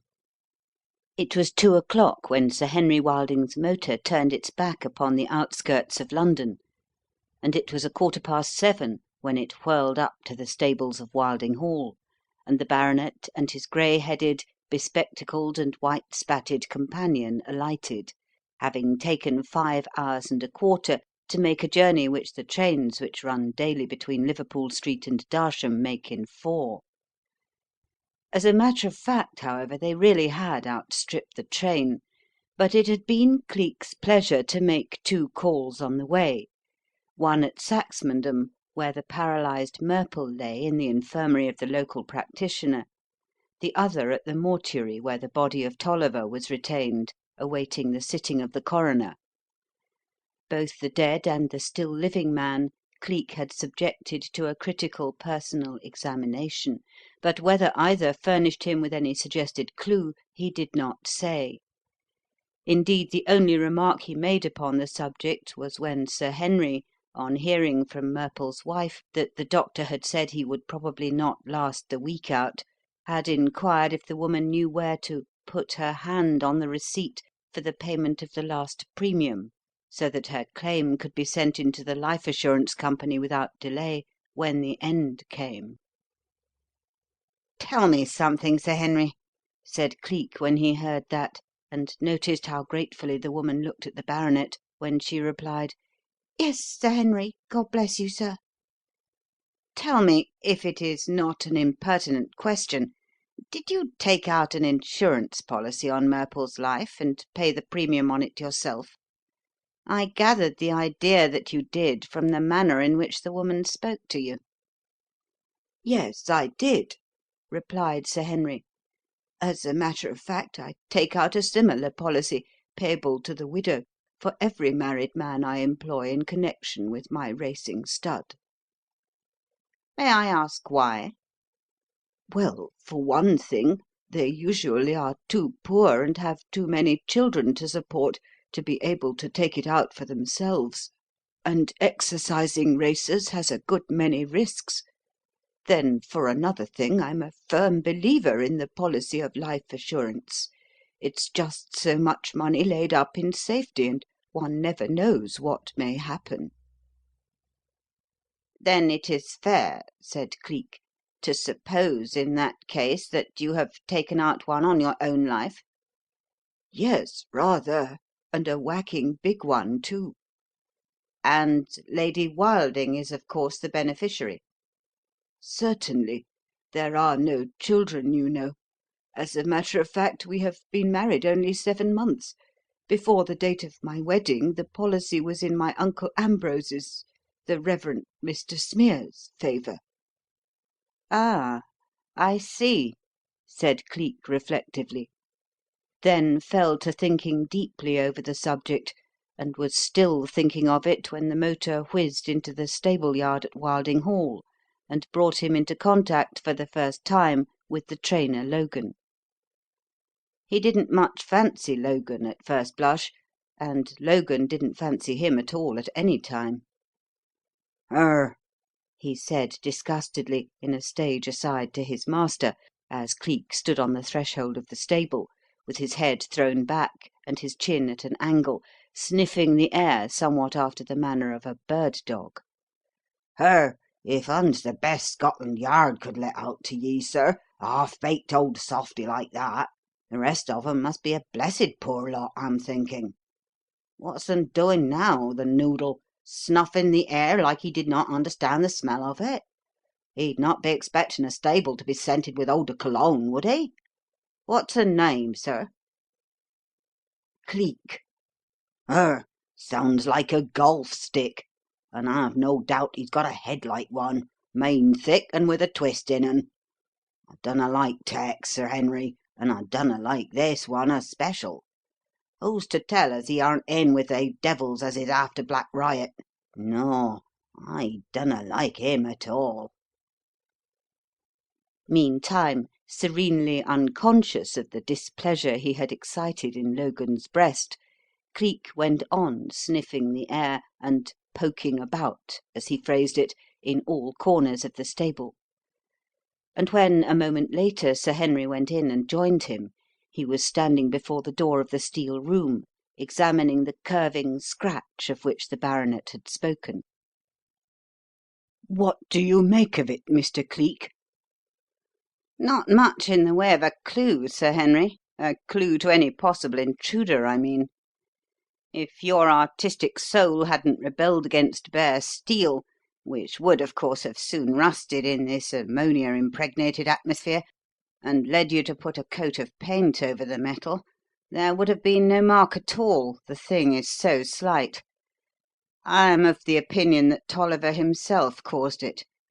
In short, that it was made by either a pin or a cuff button in his wristband when he was attacked and fell. But enlighten me upon a puzzling point, Sir Henry. What do you use coriander and oil of sassafras for in a stable?" "Coriander? Oil of sassafras? I don't know what the dickens they are. Have you found such things here?" "No, simply smelt them. The combination is not usual. Indeed, I know of but one race in the world who make any use of it, and they merely for a purpose which, of course, could not possibly exist here, unless—" He allowed the rest of the sentence to go by default, and turning, looked all round the place. For the first time he seemed to notice something unusual for the equipment of a stable, and regarded it with silent interest. It was nothing more nor less than a box covered with sheets of virgin cork, and standing on the floor just under one of the windows, where the light and air could get to a weird looking rubbery leaved orchid like plant, covered with ligulated scarlet blossoms which grew within it. "Sir Henry," he said after a moment, "may I ask how long it is since you were in South America?" "I? Never was there in my life, Mr. Cleek, never." "Ah, then who connected with the Hall has been?" "Oh, I see what you are driving at," said Sir Henry, following the direction of his gaze. "That Patagonian plant, eh? That belonged to poor Tolliver. He had a strange fancy for ferns and rock plants and things of that description, and as that particular specimen happens to be one that does better in the atmosphere of a stable than elsewhere, he kept it in here." "Who told him that it does better in the atmosphere of a stable?" "Lady Wilding's cousin, Mr. Sharpless. It was he who gave Tolliver the plant." "Oho! Then Mr. Sharpless has been to South America, has he?" "Why, yes. As a matter of fact, he comes from there. So also does Lady Wilding. I should have thought you would have remembered that, Mr. Cleek, when but perhaps you have never heard. That is stammering confusedly and colouring to the temples. "Up to 7 months ago, Mr. Cleek, Lady Wilding was on the music hall stage. She and Mr. Sharpless were known as Signor Morando and La Belle Creole. They did a living statue turn together. It was highly artistic. People raved. I fell in love with the lady, and that's all." But it wasn't. For Cleek, reading between the lines, saw that the mad infatuation which had brought the lady a title and an over-generous husband had simmered down, as such things always do sooner or later, and that the marriage was very far from being a happy one. As a matter of fact, he learned later that the county, to a woman, had refused to accept Lady Wilding, that her ladyship, chafing under this ostracism, was for having a number of her old professional friends come down to visit her and make a time of it, and that on Sir Henry's objecting a violent quarrel had ensued, and the Reverend Ambrose Smeer had come down to the hall in the effort to make peace. And he learned something else that night which gave him food for deep reflection. The Reverend Ambrose Smeer, too, had been to South America, and when he met that gentleman, well, in spite of the fact that Sir Henry thought so highly of him, and it was known that his revival meetings had done a world of good, Cleek did not fancy the Reverend Ambrose Smeer any more than he fancied the trainer, Logan. But to return to the present. By this time the late falling twilight of May had begun to close in, and presently, as the day was now done and the night approaching, Logan led in Black Riot from the paddock, followed by a slim, sallow-featured, small-moustached man bearing a shotgun and dressed in grey tweeds. Sir Henry, who it was plain to see had a liking for the man, introduced this newcomer to Cleek as the South American, Mr. Andrew Sharpless. "That's the English of it, Mr. Cleek," said the latter jovially, but with an undoubted Spanish twist to the tongue. "I wouldn't have you risk breaking your jaw with the Brazilian original. Delighted to meet you, sir. I hope to heaven you will get at the bottom of this diabolical thing. What do you think, Henry? Lamson Bowles' jockey was over in this neighbourhood this afternoon, trying to see how Black Riot shapes, of course, the bounder. Fortunately, I saw him skulking along the other side of the hedge, and gave him 2 minutes in which to make himself scarce. If he had come a step nearer to the mare, I'd have shot him down like a dog. That's right, Logan. Put her up for the night, old chap, and I'll get out your bedding." "Aye," said Logan through his clamped teeth. "And God help man or devil that comes anigh her this night. God help him, Lunnon mister, that's all I say." Then he passed into the steel room with the mare, attended her for the night, and coming out a minute or two later, locked her up and gave Sir Henry the key. "Broke her and trained her, I did, and willing to die for her I am, if I can't pull un through no other way," he said, pausing before Cleek and giving him a black look. "A Derby winner her's cut out for, Lunnon mister, and a Derby winner her's goin' to be, in spite of all the Lamson Bowleses and the low-down horse nobblers in Christendom." Then he switched round and walked over to Sharpless, who had taken a pillow and a bundle of blankets from a convenient cupboard and was making a bed of them on the floor at the foot of the locked steel door. "Thank'ee, sir. 'Bliged to 'un, sir," said Logan, as Sharpless hung up the shotgun and, with a word to the baronet, excused himself and went in to dress for dinner. Then he faced round again on Cleek, who was once more sniffing the air, and pointed to the rude bed. "There's where Ted Logan sleeps this night. There!" he went on suddenly. "And them as tries to get at Black Riot comes to grips with me first, me and the shotgun Mr. Sharpless has left. Ah, and if I shoot, Lunnon mister, I shoot to kill." "Do me a favour, Sir Henry," said Cleek.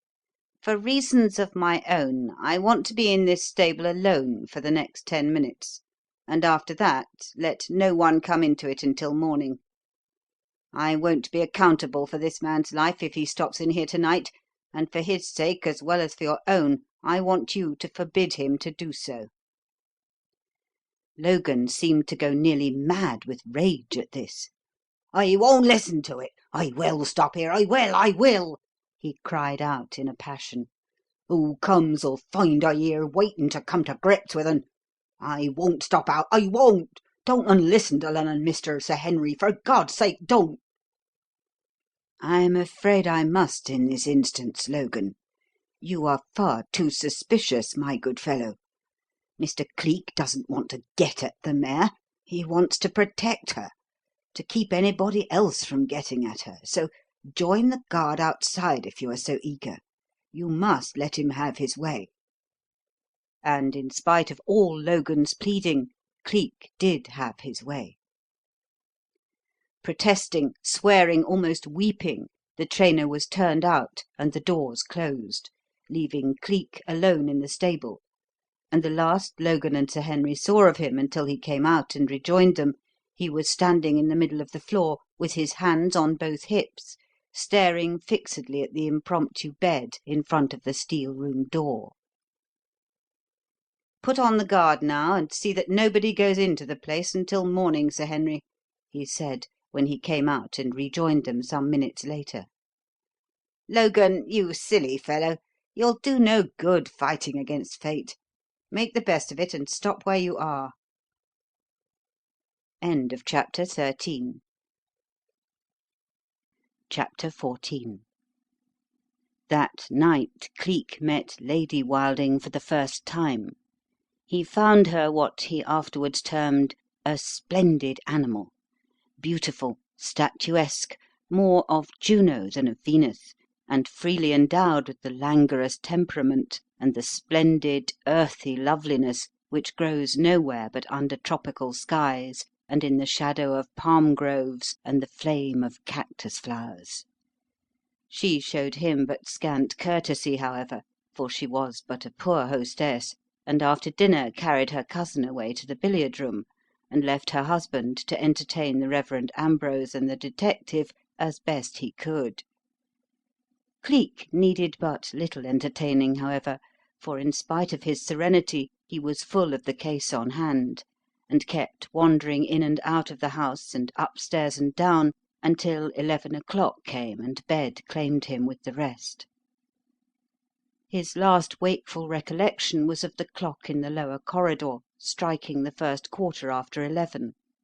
Then sleep claimed him, and he knew no more until all the stillness was suddenly shattered by a loud-voiced gong hammering out an alarm, and the sound of people tumbling out of bed and scurrying about in a panic of fright. He jumped out of bed, pulled on his clothing, and rushed out into the hall, only to find it alive with people, and at their head Sir Henry, with a dressing-gown thrown on over his pyjamas and a bedroom candle in his shaking hand. "The stable!" he cried out excitedly. Come on, for God's sake! Someone has touched the door of the steel room, and yet the place was left empty, empty!"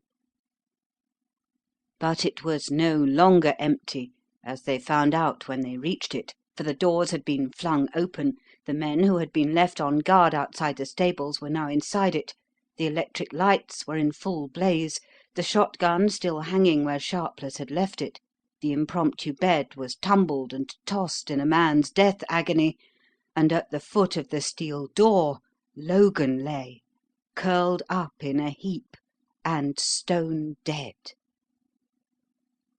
"He would get in, Sir Henry. He'd have shot one or the other of us if we hadn't let him," said one of the outer guards as Sir Henry and Cleek appeared. "He would lie before the door and watch, sir. He simply would. And God have mercy on him, poor chap. He was faithful to the last." "And the last might not have come for years, the fool, if he had only obeyed," said Cleek, then lapsed into silence and stood staring at a dust of white flour on the red-tiled floor, and at a thin wavering line that broke the even surface of it. It was perhaps 2 minutes later when the entire household, mistress, guests, and servants alike, came trooping across the open space between the hall and the stables in a state of semi-déshabillé, but in that brief space of time friendly hands had reverently lifted the body of the dead man from its place before the steel door, and Sir Henry was nervously fitting the key to the lock in a frantic effort to get in and see if Black Riot was safe. "Dios! What is it? What has happened?" cried Lady Wilding as she came hurrying in, followed closely by Sharpless and the Reverend Ambrose Smeer. Then, catching sight of Logan's body, she gave a little scream and covered her eyes. "The trainer, Andrew! The trainer now!" she went on half hysterically. "Another death! Another! Surely they have got the wretch at last!" The mare, Henry! Is she safe?" exclaimed Sharpless excitedly, as he whirled away from his cousin's side and bore down upon the baronet. Give me the key. You're too nervous." And taking it from him, unlocked the steel room and passed swiftly into it. In another instant Black Riot was led out, uninjured, untouched, in the very pink of condition, and in spite of the tragedy in the dead man's presence, one or two of the guards were so carried away that they essayed a cheer. "Stop that! Stop it instantly!" rapped out Sir Henry, facing round upon them. "What's a horse, even the best, beside the loss of an honest life like that?"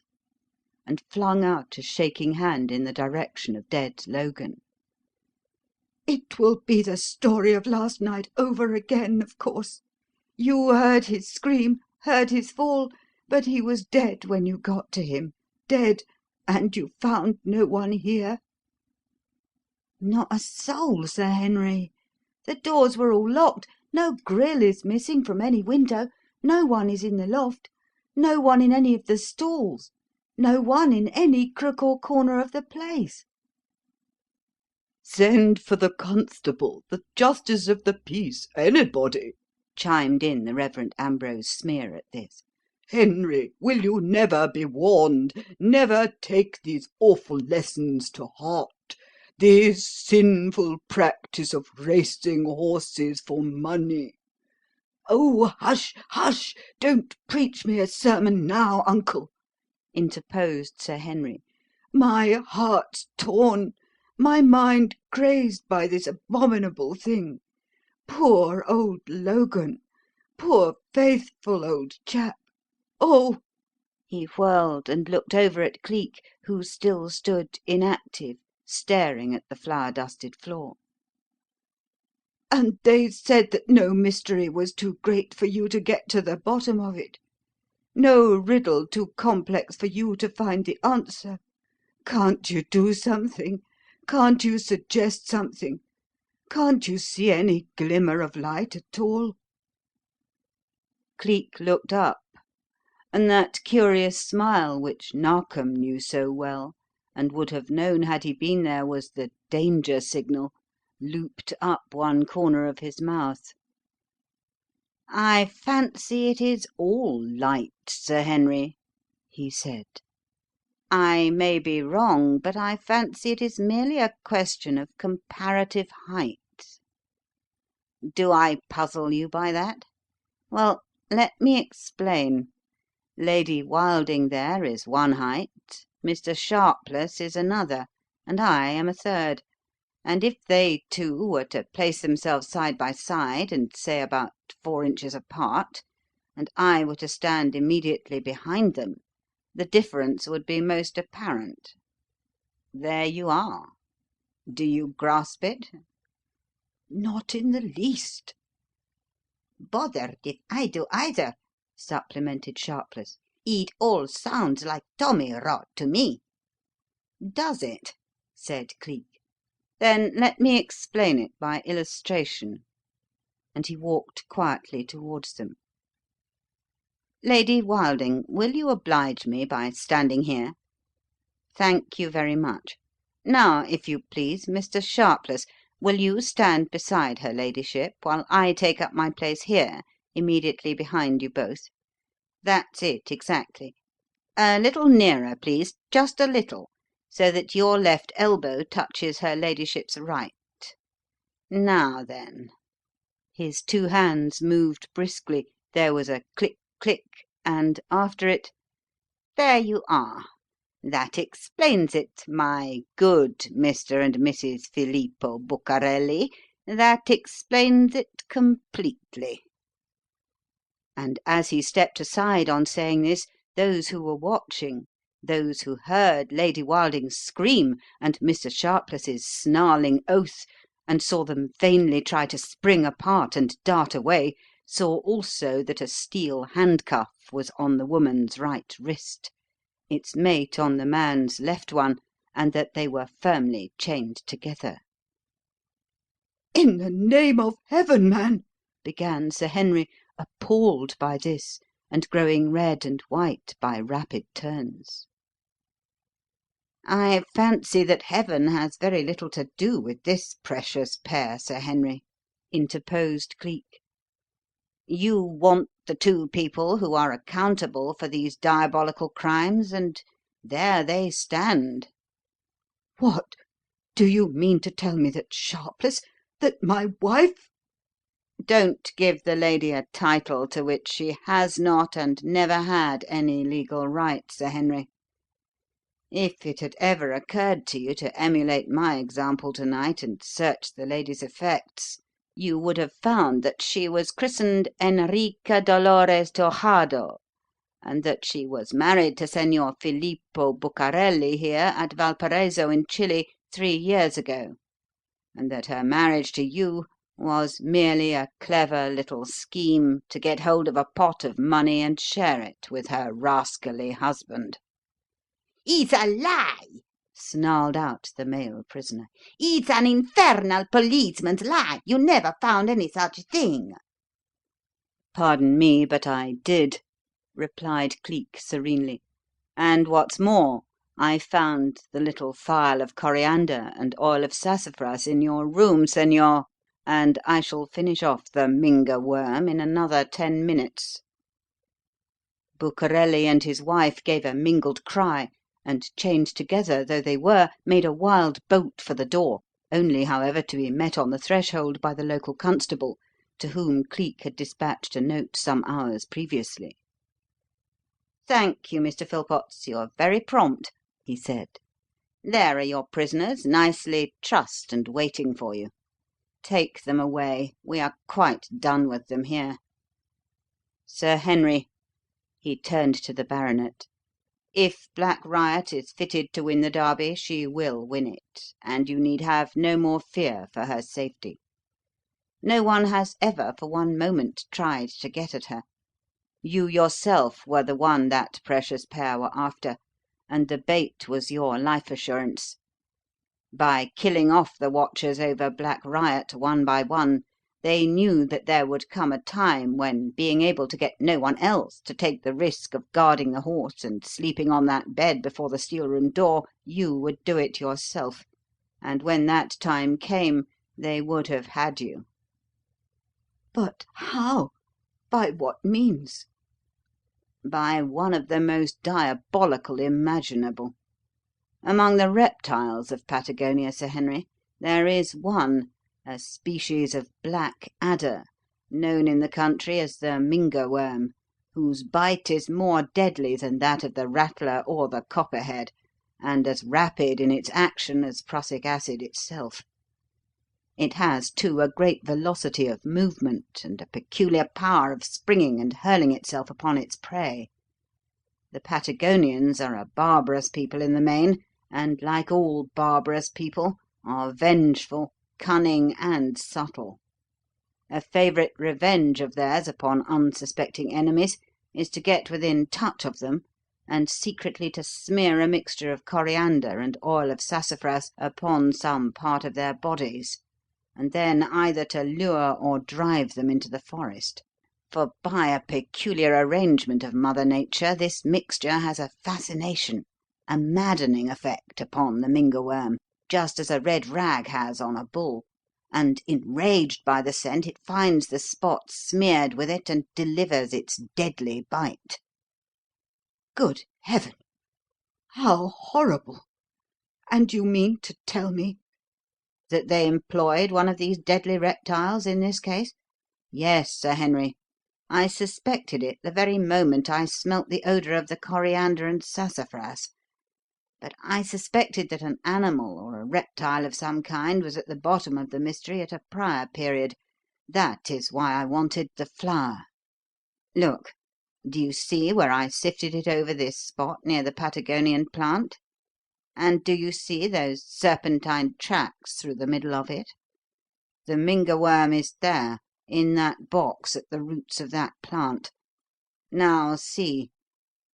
He caught up a horse blanket, spread it on the floor, lifted the box and plant, set them down in the middle of it, and with a quick gathering up of the ends of the blanket, converted it into a bag and tied it round with a hitching strap.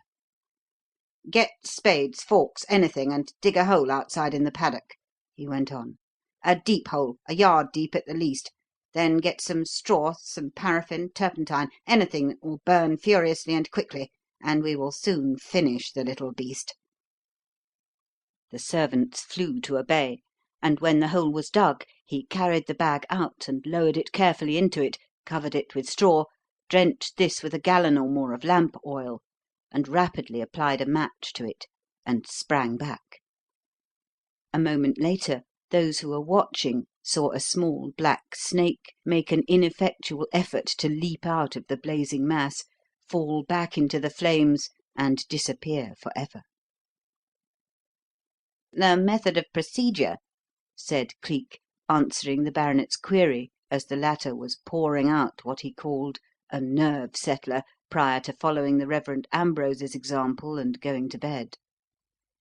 "Very cunning, and yet very, very simple, Sir Henry. Bucarelli made a practice, as I saw this evening, of helping the chosen watcher to make his bed on the floor in front of the door to the steel room, but during the time he was removing the blankets from the cupboard, his plan was to smear them with the coriander and sassafras, and so arrange the top blanket that when the watcher lay down, the stuff touched his neck or throat, and made that the point of attack for the snake, whose fangs make a small, round spot, not bigger than a knitting needle, which is easily passed over by those not used to looking for such a thing. There was such a spot on Tolliver's throat, such another at the base of Murple's skull, and there is a third in poor Logan's left temple. No, thank you, no more to-night, Sir Henry. Alcohol and I are never more than speaking acquaintances at the best of times. But if you really wish to do me a kindness—" I don't think there is room to doubt that, Mr. Cleek. If I am certain of anything in this world, I am certain of Black Riot's success on Wednesday, and that success I feel I shall owe to you. Money can't offset some debts, you know, and if there is anything in the world I can do, you have only to let me know." "Thank you," said Cleek. "Then invite me to spend to-morrow here, and give me the freedom of those superb gardens. My senses are drunk already with the scent of your hyacinths, and if I might have a day among them, I should be as near happy as makes no difference." He had his day, breaking it only to phone up to Clarges Street and quiet any possible fears upon Dollops's part. And if ever man was satisfied, that man was he. End of chapter 14. Chapter 15. It was late on the afternoon of the day following when he turned up at Clarges Street and threw Dollops into a very transport of delight at the bare sight of him. "Crumbs, Governor, but I am glad to see you, sir," said the boy, with a look of positive adoration. "A fish out of water ain't a patch to what I've felt like, Lord, no.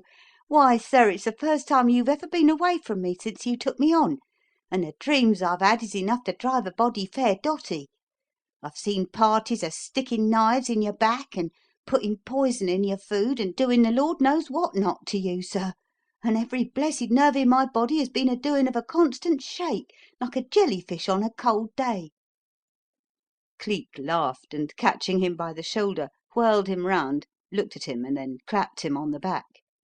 "Look here, don't you get to worrying and to developing nerves, young man," he said, "or I shall have to ship you off somewhere for a long rest, and I'm just beginning to feel as if I couldn't do without you. What you want is a change, and what I want is the river, so if there is no message from the Yard—" "There isn't, sir." "Good.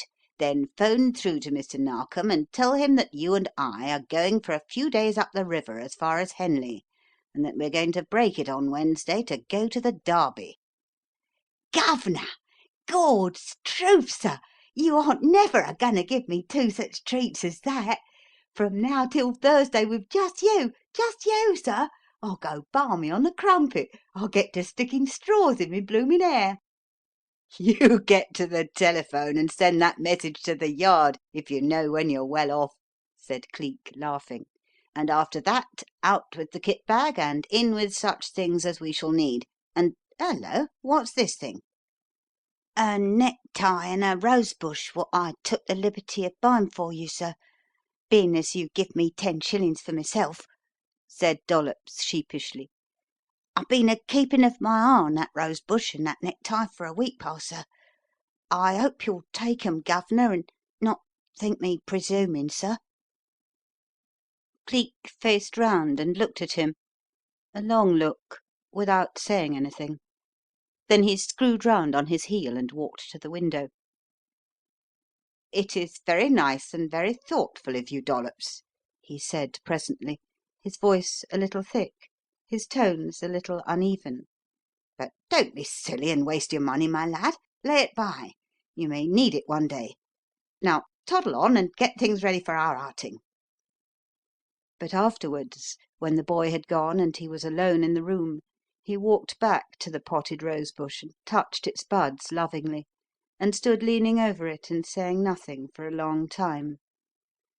And though the necktie that hung on its branches was a harlequin thing of red and green and violent purple, when he came to dress for that promised outing, he put it on and adjusted it as tenderly, wore it as proudly as ever knight of old wore the colours of his lady.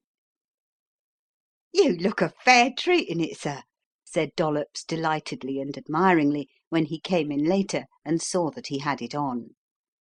And if anything had been wanting to make him quite happy, it was wanting no more. Or if it had been, the night that came down and found them housed in a little old world inn, with a shining river at its door and the hush and the odorous darkness of the country lanes about it, must of itself have supplied the omission. For when all the house was still and all the lights were out, he crept from his bed and curled up like a dog on the mat before Cleek's door, and would not have changed places with an emperor. They were up and on the river, master and man, almost as soon as the dawn itself, taking their morning plunge under a sky that was but just changing the tints of rose to those of saffron before they merged into the actual light of day. And to the boy the man seemed almost a god in that dim light, which showed but an ivory shoulder lifting now and again as he struck outwards and deft his way through a yielding yellow-grey waste that leapt in little lilac-hued ripples to his chin, and thence wavered off behind him in dancing lines of light. And once, when he heard him lift up his voice and sing as he swam, he felt sure that he must be a god, that that alone could explain why he had found him so different from other men, and cared for him as he had never cared for any human thing before. From dawn to dark that day was one of unalloyed delight to him. Never before had the starved soul of him, fed all his life, when it was fed at all, from the drippings of the flesh pots and the leavings of the city, found any savour in the insipid offerings of the country. Never before had he known what charms lie on a river's breast, what spells of magic a blossoming hedge and the white candles of a horse-chestnut tree may weave, and never before had a meadow been anything to him but a simple grass-grown field. To-day nature, through this man who was so essentially bred in the very womb of her, spoke to his understanding and found her words not lost on air. The dormant things within the boy had awakened. Life spoke, hope sang, and between them all the world was changed. Yesterday he had looked upon this day of idling in the country as a pleasant interlude, as a happy prologue to those greater delights that would come when he at last went to Epsom and really saw the famous race for the Derby. To-day he was sorry that anything, even so great a thing as that, must come to disturb such placid happiness as this. And yet, when the wondrous Wednesday came, and he was actually on his way to Epsom Downs at last, ah well, joy is elastic. Youth is a time of many dreams, and who blames a boy for being delighted that one of them is coming true at last? Cleek did not, at all events. Indeed, Cleek aided and abetted him in all his boisterous outbursts from first to last, and was quite as excited as he when the event of the meeting, the great race for the famous Derby Stakes, was put up at last. Indeed, he was a bit wilder, if anything, than the boy himself when the flag fell and the whole field swept by in one thunderous rush, with Minnow in the lead and Black Riot far and away behind. Nor did his excitement abate when, as the whole cavalcade swung onwards over the green turf, with the yelling thousands waving and shouting about it, Sir Henry Wilding's mare began to lessen that lead, and foot by foot to creep up towards the head. He shouted then, as wildly as Dollops himself, as wildly as any man present. He jumped up on his seat and waved his hat. He thumped Dollops on the back and cried, "She's creeping up! She's creeping up! Stick to it, old chap! Stick to it! Give her a head, you fool! She'll do it! By God, she'll do it! Hurrah! Hurrah!" and was shouted down and even seized and pulled down by others whose view he obstructed and whose interest and excitement were as great as his. Onwards they flew, horses and riders, the whole pounding, mixing, ever-changing mass of them. Jackets and caps of every hue flashing here and there, now in a huddled mass, now with this one in the lead, and again with that. A vast, ever-moving, ever-altering kaleidoscope that was presently hidden entirely from the main mass of the onlookers by the surging crowd, the mass of drags and carriages of all sorts in the huge square of the central enclosure, and most of all by the people who stood up on seats and wheels and even the tops of the vehicles. Then, for a little time, the roars came from a distance only, from those in the enclosure who alone could see, then neared and grew in volume as the unseen racers pounded onward and came pelting up the long stretch towards Tattenham Corner, and by they swung into view again, still a huddled mass, still so closely packed together that the positions of the individual horses was a matter of uncertainty. But always the roaring sound went on, and always it came nearer and nearer, until 1,000 voices took it up at the foot of the grandstand, and other thousands bellowed it up and up from tier to tier to the very roof. For of a sudden that blaze of caps and jackets, that huddle of horses red and horses grey, horses black and horses roan, piebald, white, every colour that a horse may be, had come at last to Tattenham Corner and burst into the full view of everybody.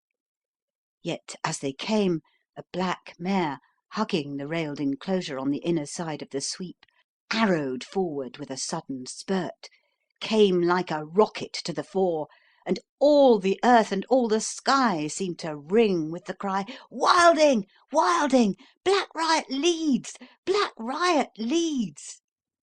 She did, and kept it to the end. In half a minute her number was up. Yelling thousands were tumbling out upon the field to cheer her rider, to cheer her proud owner when he came out to lead her to the paddock and the weighing room, and to feel in that moment the proudest and the happiest man in England. And of those, not the least excited and delighted was Cleek.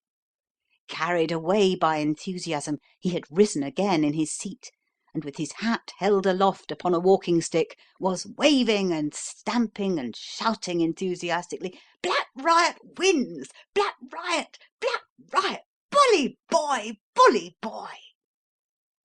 And so he was still shouting when he felt a hand touch him, and looking round, saw Mr. Narkom.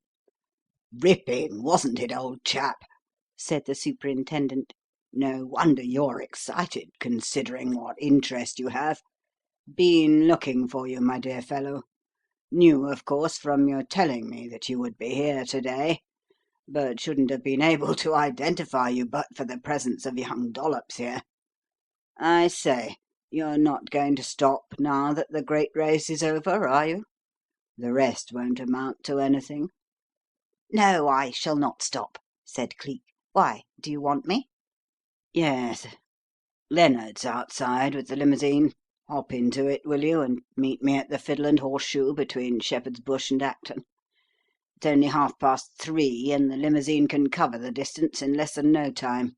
Can't go with you. Got to round up my men here first. Join you shortly, however. McTavish has a 60-horsepower Mercedes, and he'll rush me over almost on your heels. Let Dollops go home by train, and you'll meet me as I've asked, will you?" "Yes," said Cleek. And so the joyous holiday came to an unexpected end.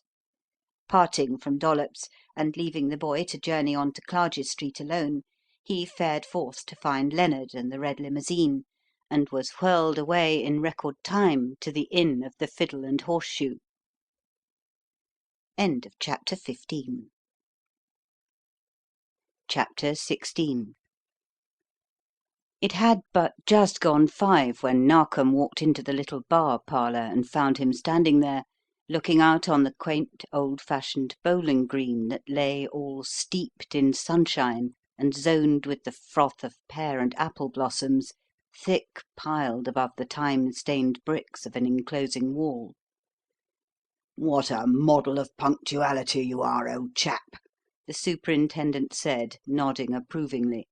"Wait a moment while I go and order tea, and then we will get down to business in real earnest. Shan't be long." "Pray don't hurry yourself on my account, Mr. Narkom," returned Cleek, coming down to earth out of a mental airship. "I could do with another hour of that," nodding toward the view, "and still wonder where the time had gone. These quaint old inns, which the march of what we are pleased to call progress is steadily crowding off the face of the land, are always deeply interesting to me. I love them. What a day! What a picture! What a sky!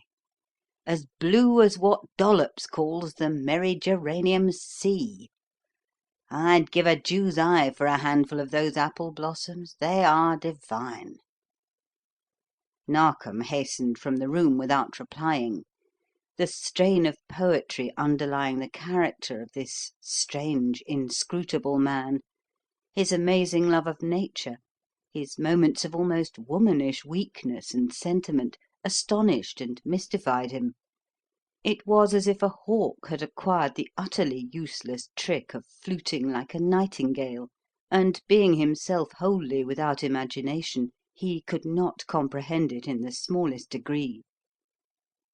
When he returned a few minutes later, however, the idealist seemed to have simmered down into the materialist, the extraordinary to have become merged in the ordinary, for he found his famous ally no longer studying the beauties of nature, but giving his whole attention to the sordid commonplaces of man. For he was standing before a glaringly printed bill, one of many that were tacked upon the walls, which set forth in amazing pictures and double-leaded type the wonders that were to be seen daily and nightly at Olympia, where for a month past Van Zandt's Royal Belgian Circus and world-famed menagerie had been holding forth to crowded and delighted audiences. Much was made of two star turns upon this lurid bill. Mademoiselle Marie de Zanoni, the beautiful and peerless bareback equestrienne, the most daring lady rider in the universe, for the one, and for the other, Chevalier Adrian di Roma, king of the animal world, with his great aggregation of savage and ferocious wild beasts, including the famous man-eating African lion Nero, the largest and most ferocious animal of its species in captivity. And under this latter announcement there was a picture of a young and handsome man, literally smothered with medals, lying at full length, with his arms crossed, and his head in the wide-open jaws of a snarling, wild-eyed lion. "My dear chap, you really do make me believe that there actually is such a thing as instinct," said Narkom as he came in. "Fancy your selecting that particular bill out of all the others in the room. What an abnormal individual you are!" "Why? Has it anything to do with the case you have in hand?" "Anything to do with it? My dear fellow, it is the case. I can't imagine what drew your attention to it." "Can't you?" said Cleek, with a half smile. Then he stretched forth his hand and touched the word Nero with the tip of his forefinger. "That did. Things awaken a man's memory occasionally, Mr. Narkom, and tell me, isn't that the beast there was such a stir about in the newspapers a fortnight or so ago? The lion that crushed the head of a man in full view of the audience?" "Yes," replied Narkom with a slight shudder. "Awful thing, wasn't it? Gave me the creeps to read about it. The chap who was killed, poor beggar, was a mere boy, not 20, son of the Chevalier de Roma himself. There was a great stir about it. Talk of the authorities forbidding the performance and all that sort of thing. They never did, however, for on investigation Ah, the tea at last, thank fortune. Come, sit down, my dear fellow, and we'll talk whilst we refresh ourselves. Landlady, see that we are not disturbed, will you, and that nobody is admitted but the parties I mentioned." "Clients?" queried Cleek, as the door closed and they were alone together. "Yes. One, Mademoiselle Zélie, the Chevalier's only daughter, a slack-wire artist. The other, Signor Scarmelli, a trapeze performer, who is the lady's fiancé." "Ah, then our friend the Chevalier is not so young as the picture on the bill would have us believe he is." "No, he is not. As a matter of fact, he's considerably past 40, and is, or rather was up to 6 months ago, a widower with 3 children, 2 sons and a daughter." "I suppose," said Cleek, helping himself to a buttered scone, "I am to infer from what you say that at the period you mentioned, 6 months ago, the intrepid gentleman showed his courage yet more forcibly by taking a second wife? Young or old?" "Young," said Narkom in reply. "Very young. Not yet 24, in fact, and very, very beautiful. That is she who is featured on the bill as the star of the equestrian part of the programme, Mademoiselle Marie de Zanoni. So far as I've been able to gather, the affair was a love match. The lady, it appears, had no end of suitors both in and out of the profession. It has even been hinted that she could, had she been so minded, have married an impressionable young Austrian nobleman of independent means who was madly in love with her, but she appears to have considered it preferable to become an old man's darling, so to speak, and to have selected the middle-aged chevalier rather than someone whose age is nearer her own." "Nothing new in that, Mr. Narkom. Young women before Mademoiselle Marie de Zanoni's day have been known to love elderly men sincerely. Young Mrs. Bawdrey, in the case of the nine-fingered skeleton, is an example of that. Still, such marriages are not common, I admit, so when they occur one naturally looks to see if there may not be other considerations at the bottom of the attachment. Is the chevalier well-to-do? Has he expectations of any kind?" To the contrary, he has nothing but the salary he earns, which is by no means so large as the public imagines.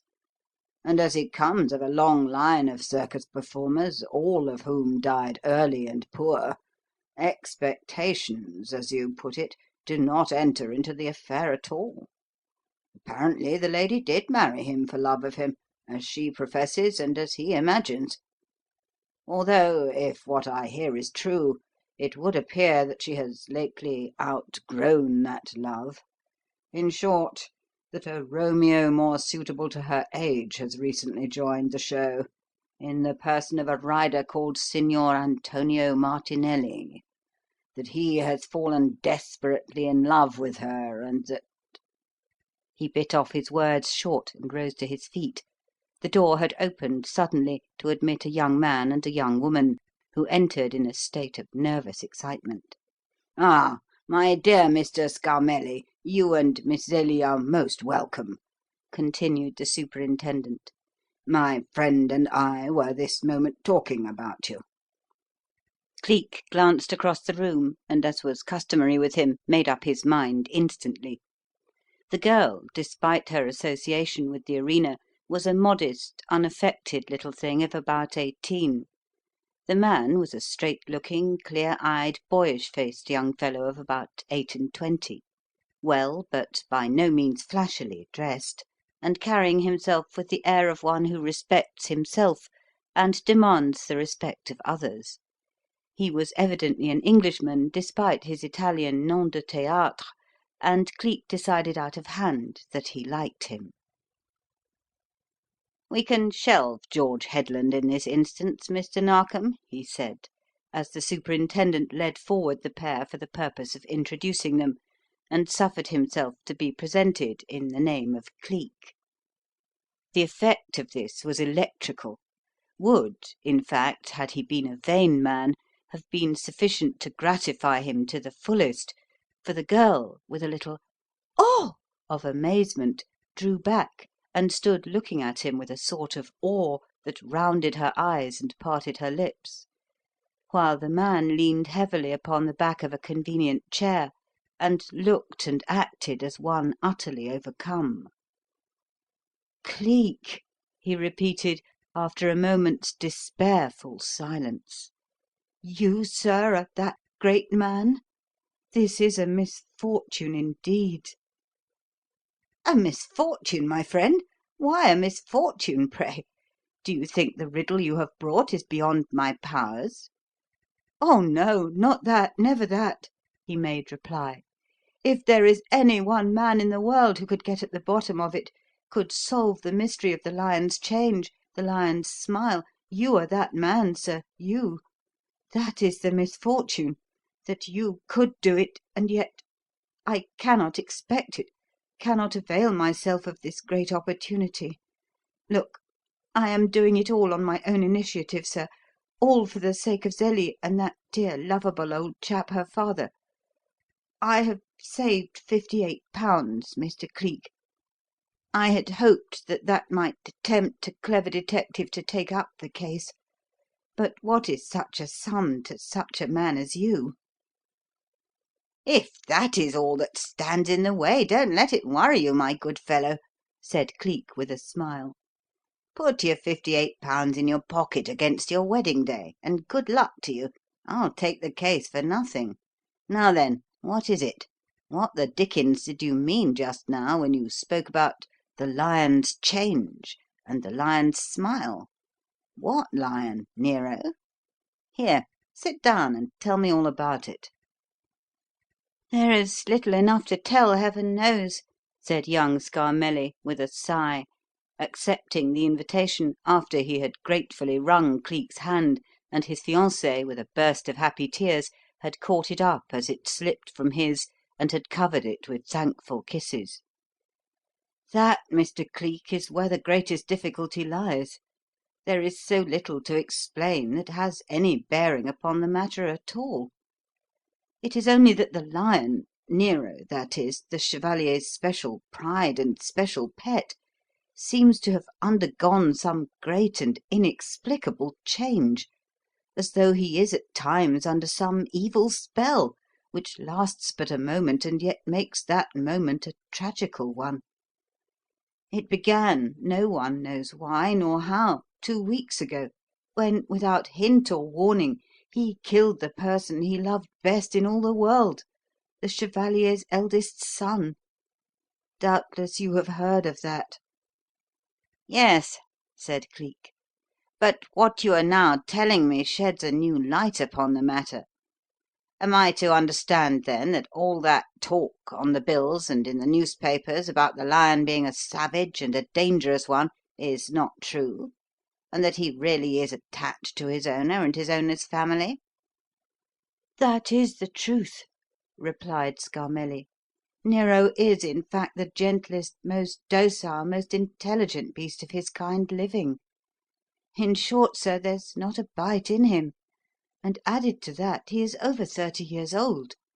Zélie, Miss di Roma, will tell you that he was born in captivity, that from his earliest moment he has been the pet of her family, that he was, so to speak, raised with her and her brothers, that as children they often slept with him, that he will follow those he loves like any dog, fight for them, protect them, let them tweak his ears and pull his tail without showing the slightest resentment, even though they may actually hurt him. Indeed, he is so general a favourite, Mr. Cleek, that there isn't an attendant connected with the show who would not, and indeed has not at some time, put his head in the beast's mouth, just as the chevalier does in public, certain that no harm could possibly come of the act. You may judge then, sir, what a shock, what a horrible surprise it was when the tragedy of 2 weeks ago occurred. Often, to add zest to the performance, the chevalier varies it by allowing his children to put their heads into Nero's mouth instead of doing so himself, merely making a fake of it that he has the lion under such control that he will respect any command given by him. That is what happened on that night. Young Henri was chosen to put his head into Nero's mouth, and did so without fear or hesitation. He took the beast's jaws and pulled them apart and laid his head within them, as he had done 100 times before. But of a sudden an appalling, an uncanny thing happened. It was as though some supernatural power laid hold of the beast and made a thing of horror of what a moment before had been a noble-looking animal. For suddenly a strange hissing noise issued from its jaws, its lips curled upward until it smiled, Mr. Cleek. Oh, the ghastliest, most awful, most blood-curdling smile imaginable. And then, with a sort of mingled snarl and bark, it clamped its jaws together and crushed the boy's head as though it were an egg-shell. He put up his hands and covered his eyes as if to shut out some appalling vision, and for a moment or two nothing was heard but the low sobbing of the victim's sister. "As suddenly as that change had come over the beast, Mr. Cleek," Scarmelli went on presently, "just so suddenly it passed, and it was the docile, affectionate animal it had been for years. It seemed to understand that some harm had befallen its favourite, for Henri was its favourite, and curling itself up beside his body, it licked his hands and moaned disconsolately in a manner almost human. That's all there is to tell, sir, save that at times the horrid change, the appalling smile, repeat themselves when either the chevalier or his son bend to put a head within its jaws, and but for their watchfulness and quickness the tragedy of that other awful night would surely be repeated. Sir, it is not natural. I know now, as surely as if the lion itself had spoken, that some one is at the bottom of this ghastly thing, that some human agency is at work, some unknown enemy of the chevalier's is doing something, God alone knows what or why, to bring about his death as his son's was brought about." And here, for the first time, the chevalier's daughter spoke. "Ah, tell him all, Jim. Tell him all," she said in her pretty broken English. "Monsieur, may the good God in heaven forgive me if I wrong her, but ah, Monsieur Cleek, sometimes I feel that she, my stepmother, and that man, that rider, who knows not how to ride as the artist should, monsieur, I cannot help it, but I feel that they are at the bottom of it." "Yes, but why?" queried Cleek. "I have heard of your father's second marriage, mademoiselle, and of this Signor Antonio Martinelli to whom you allude. Mr. Narkom has told me. But why should you connect these two persons with this inexplicable thing? Does your father do so too?" Oh no," she answered excitedly. "He does not even know that we suspect, Jim and I. He loves her, monsieur. It would kill him to doubt her." "Then why should you?" "Because I cannot help it, monsieur. God knows I would if I could, for I care for her dearly. I am grateful to her for making my father happy. My brothers, too, cared for her. We believed she loved him. We believed it was because of that she married him. And yet, ah, monsieur, how can I fail to feel as I do when this change in the lion came with that man's coming? And she, ah, monsieur, she is always with him. Why does she curry favour of him and his rich friend?" "He has a rich friend, then?" "Yes, monsieur. The company was in difficulties.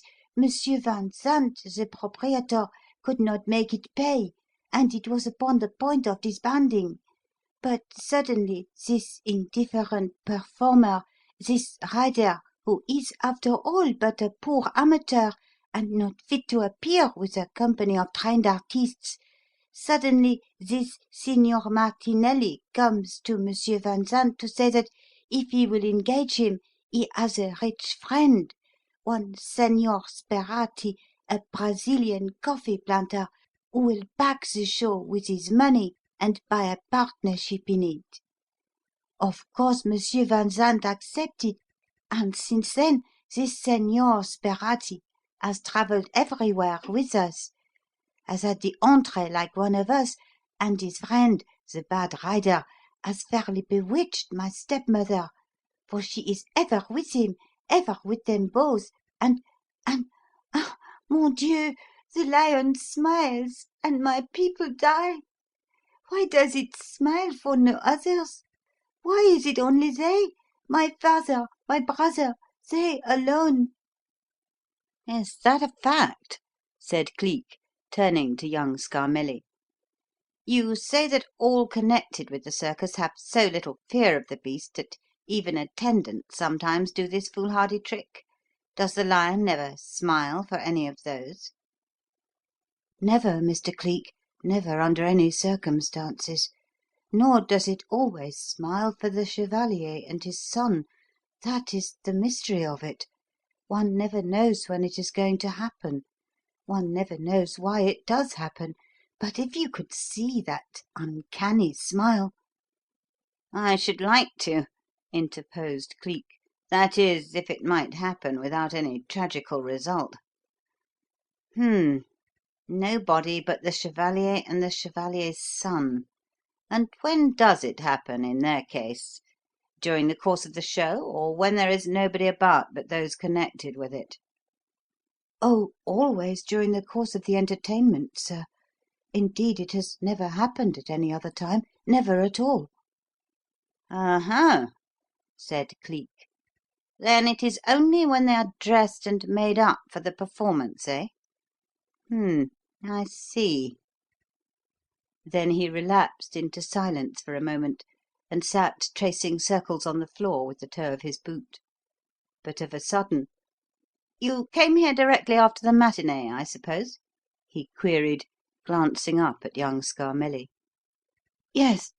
In fact, before it was wholly over." "I see. Then it is just possible that all the performers have not yet got into their civilian clothes. Couldn't manage to take me round behind the scenes, so to speak, if Mr. Narkom will lend us his motor to hurry us there? Could, eh? That's good. I think I'd like to have a look at that lion, and, if you don't mind, an introduction to the parties concerned. No, don't fear. We won't startle anybody by revealing my identity or the cause of the visit. Let us say that I am a vet to whom you have appealed for an opinion regarding Nero's queer conduct. All ready, Mr. Narkom? Thanks. Then let's be off." 2 minutes later the red limousine was at the door, and stepping into it with his two companions, he was whizzed away to Olympia and the first step towards the solution of the riddle.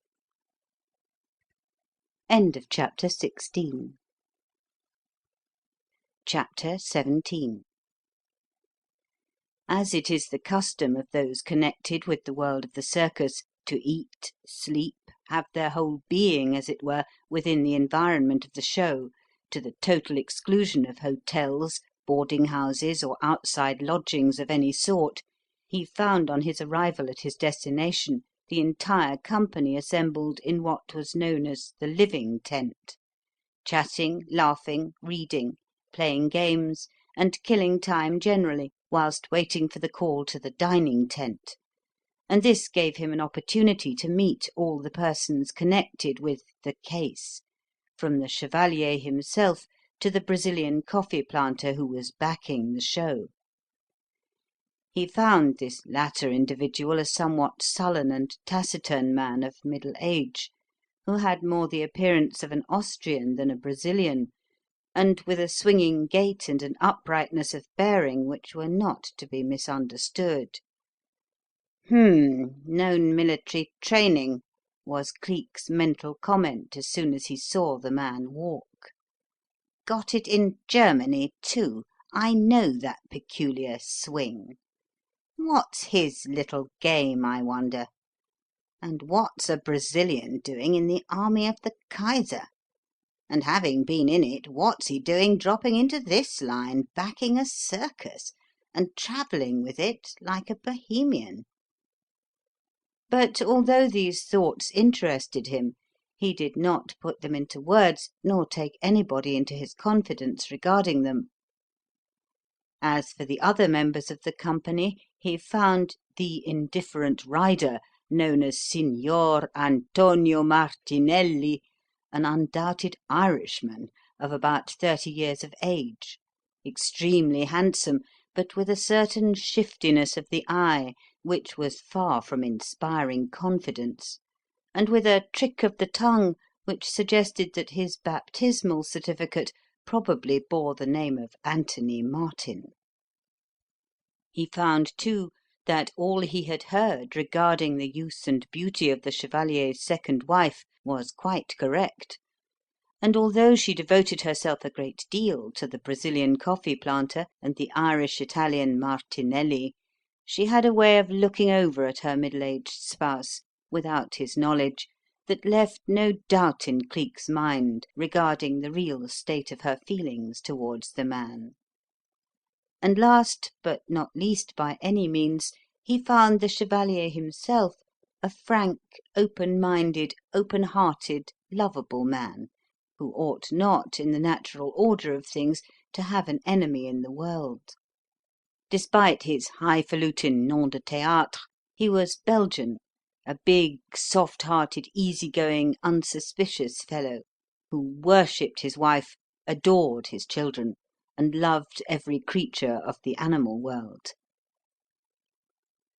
How well that love was returned Cleek saw when he went with him to that part of the building where his animals were kept, and watched them nose his hand or lick his cheek whenever the opportunity offered. But Nero the lion was perhaps the greatest surprise of all, for so tame, so docile, so little feared was the animal that its cage door was open, and they found one of the attendants squatting cross-legged inside and playing with it as though it were a kitten. "There he is, doctor," said the chevalier, waving his hand towards the beast. "Ah, I will not believe that it was anything but an accident, sir.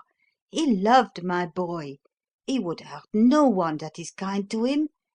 Fetch him out, Tom, and let the doctor see him at close quarters." Despite all these assurances of the animal's docility, Cleek could not but remember what the creature had done, and, in consequence, did not feel quite at ease when it came lumbering out of the cage with the attendant and ranged up alongside of him, rubbing its huge head against the chevalier's arm after the manner of an affectionate cat. "Don't be frightened, sir," said Tom, noticing this. "Nothing more than a big dog, sir. Had the care of him for 8 years, I have, haven't I, Chevalier? And never a growl or scratch out of him. No smile for your old Tom, is there, Nero boy, eh? No fear. Ain't a thing as anybody does with him, sir, that I wouldn't do off hand and feel quite safe." "Even to putting your head in his mouth?" queried Cleek.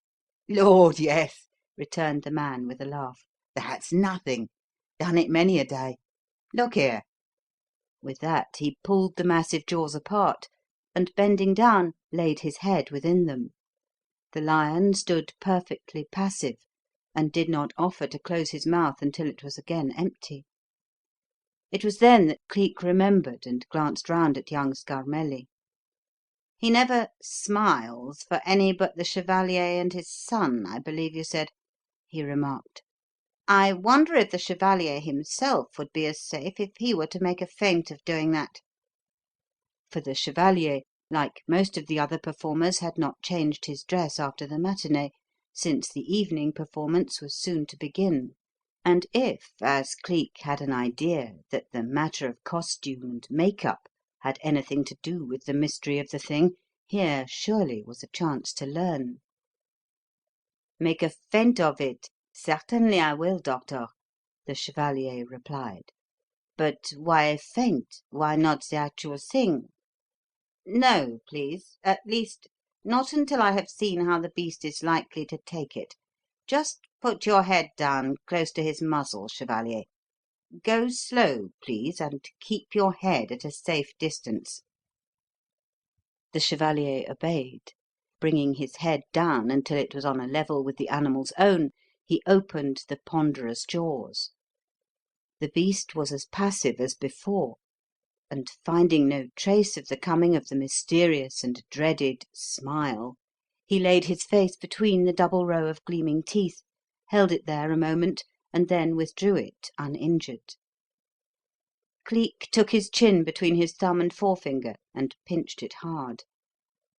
What he had just witnessed would seem to refute the idea of either costume or make-up having any bearing upon the case. "Did you do that today at the matinee performance, chevalier?" he hazarded, after a moment's thoughtfulness. "Oh, yes," he replied. "It was not my plan to do so, however. I alter my performance constantly to give variety. Today I had arranged for my little son to do the trick, but somehow I am a foolish man, monsieur. I have odd fancies, odd whims, sometimes odd fears, since that awful night. Something came over me at the last moment. Just as my boy came into the cage to perform the trick, I changed my mind. I would not let him do it. I thrust him aside and did the trick myself." "Oh-ho!" said Cleek. "Will the boy do it to-night, then, chevalier?" "Perhaps," he made reply. "He is still dressed for it. Look, here he comes now, monsieur, and my wife, and some of our good friends with him. Ah, they are so interested, they are anxious to hear what report you make upon Nero's condition." Cleek glanced round. Several members of the company were advancing towards them from the living tent. In the lead was the boy, a little fellow of about 12 years of age, fancifully dressed in tights and tunic. By his side was his stepmother, looking pale and anxious. But although both Signor Martinelli and the Brazilian coffee planter came to the edge of the tent and looked out, it was observable that they immediately withdrew and allowed the rest of the party to proceed without them. "Dearest, I have just heard from Tom that you and the doctor are experimenting with Nero," said the chevalier's wife, as she came up with the others and joined him. "Oh, do be careful, do! Much as I like the animal, doctor, I shall never feel safe until my husband parts with it or gives up that ghastly trick."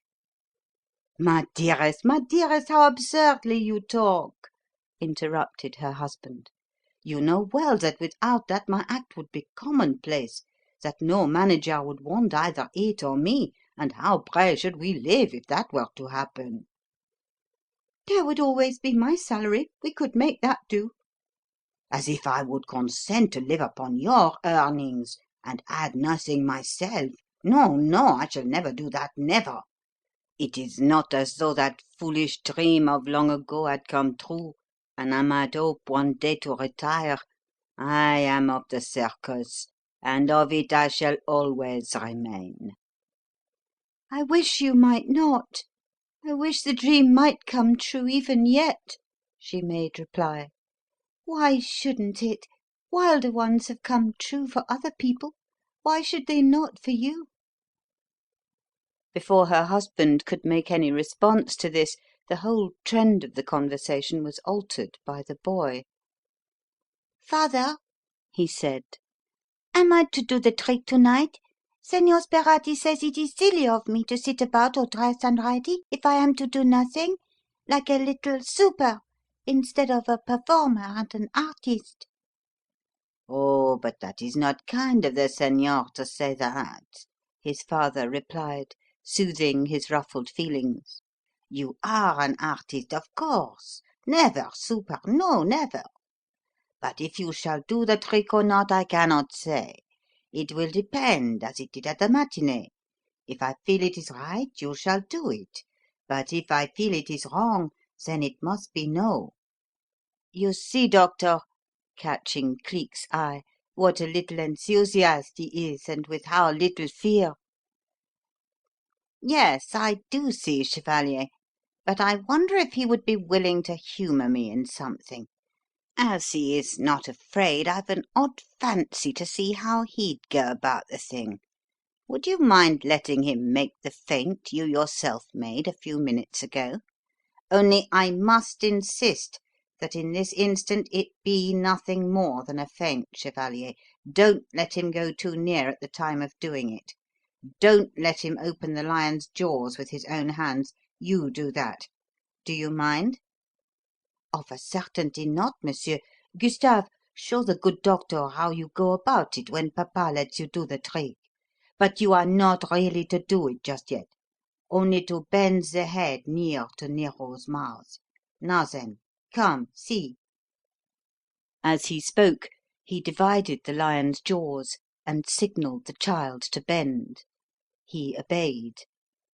Very slowly the little head drooped nearer to the gaping, full-fanged mouth, very slowly and very carefully, for Cleek's hand was on the boy's shoulder, Cleek's eyes were on the lion's face. The huge brute was as meek and as undisturbed as before, and there was actual kindness in its fixed eyes.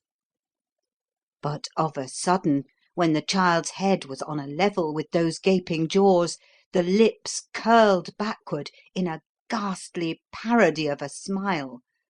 A weird, uncanny sound whizzed through the bared teeth, the passive body bulked as with a shock, and Cleek had just time to snatch the boy back when the great jaws struck together with a snap that would have splintered a skull of iron had they closed upon it. The hideous and mysterious smile had come again, and, brief though it was, its passing found the boy's sister lying on the ground in a dead faint.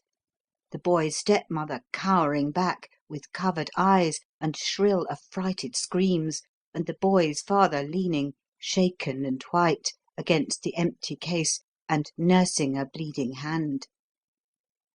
In an instant the whole place was in an uproar. "It smiled again! It smiled again!" ran in broken gasps from lip to lip. But through it all, Cleek stood there, clutching the frightened child close to him, but not saying one word, not making one sound.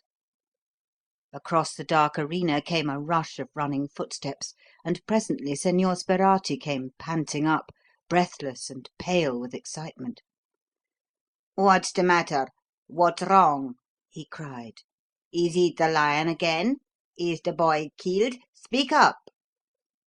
"No," said Cleek very quietly, "nor will he be. The father will do the trick to night, not the son. We've had a fright and a lesson, that's all." And putting the sobbing child from him, he caught young Scarmelli's arm and hurried him away. "Take me somewhere that we can talk in safety," he said. "We are on the threshold of the end, Scarmelli, and I want your help." Oh, Mr. Cleek, have you any idea, any clue?" "Yes, more than a clue. I know how, but I have not yet discovered why. Now, if you know, tell me, what did the chevalier mean, what did his wife mean, when they spoke of a dream that might have come true but didn't? Do you know? Have you any idea? Or, if you have not, do you think your fiancé has?" "Why, yes," he made reply. "Zelie has told me about it often. It is of a fortune that was promised and never materialized. Oh, such a long time ago, when he was quite a young man, the chevalier saved the life of a very great man, a Prussian nobleman of great wealth. He was profuse in his thanks and his promises, that nobleman; swore that he would make him independent for life, and all that sort of thing." "And didn't?" "No, he didn't. After a dozen letters promising the chevalier things that almost turned his head, the man dropped him entirely. In the midst of his dreams of wealth, a letter came from the old skinflint steward enclosing him the sum of 600 marks, and telling him that as his master had come to the conclusion that wealth would be more of a curse than a blessing to a man of his class and station, he had thought better of his rash promise. He begged to tender the enclosed as a proper and sufficient reward for the service rendered, and should not trouble the young man any further. Of course, the chevalier didn't reply. Who would, after having been promised wealth, education, everything one had confessed that one most desired?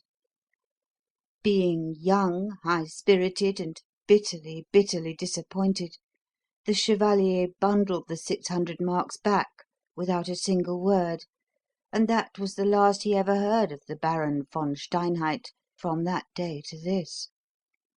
"The Baron von Steinheid!" repeated Cleek, pulling himself up as though he had trodden upon something. "Do you mean to say that the man whose life he saved Scarmelli, tell me something. Does it happen by any chance that the Chevalier di Roma's real name is Peter Janssen Pullaine?" "Yes," said Scarmelli in reply. "That is his name. Why?" "Nothing, but that it solves the riddle, and the lion has smiled for the last time. No, don't ask me any questions. There isn't time to explain. Get me as quickly as you can to the place where we left Mr. Narkom's motor. Will this way lead me out? Thanks. Get back to the others and look for me again in 2 hours' time. And, Scarmelli!" "Yes, sir?" "One last word. Don't let that boy get out of your sight for 1 instant. And don't, no matter at what cost, let the chevalier do his turn to night before I get back. Good bye for a time. I'm off."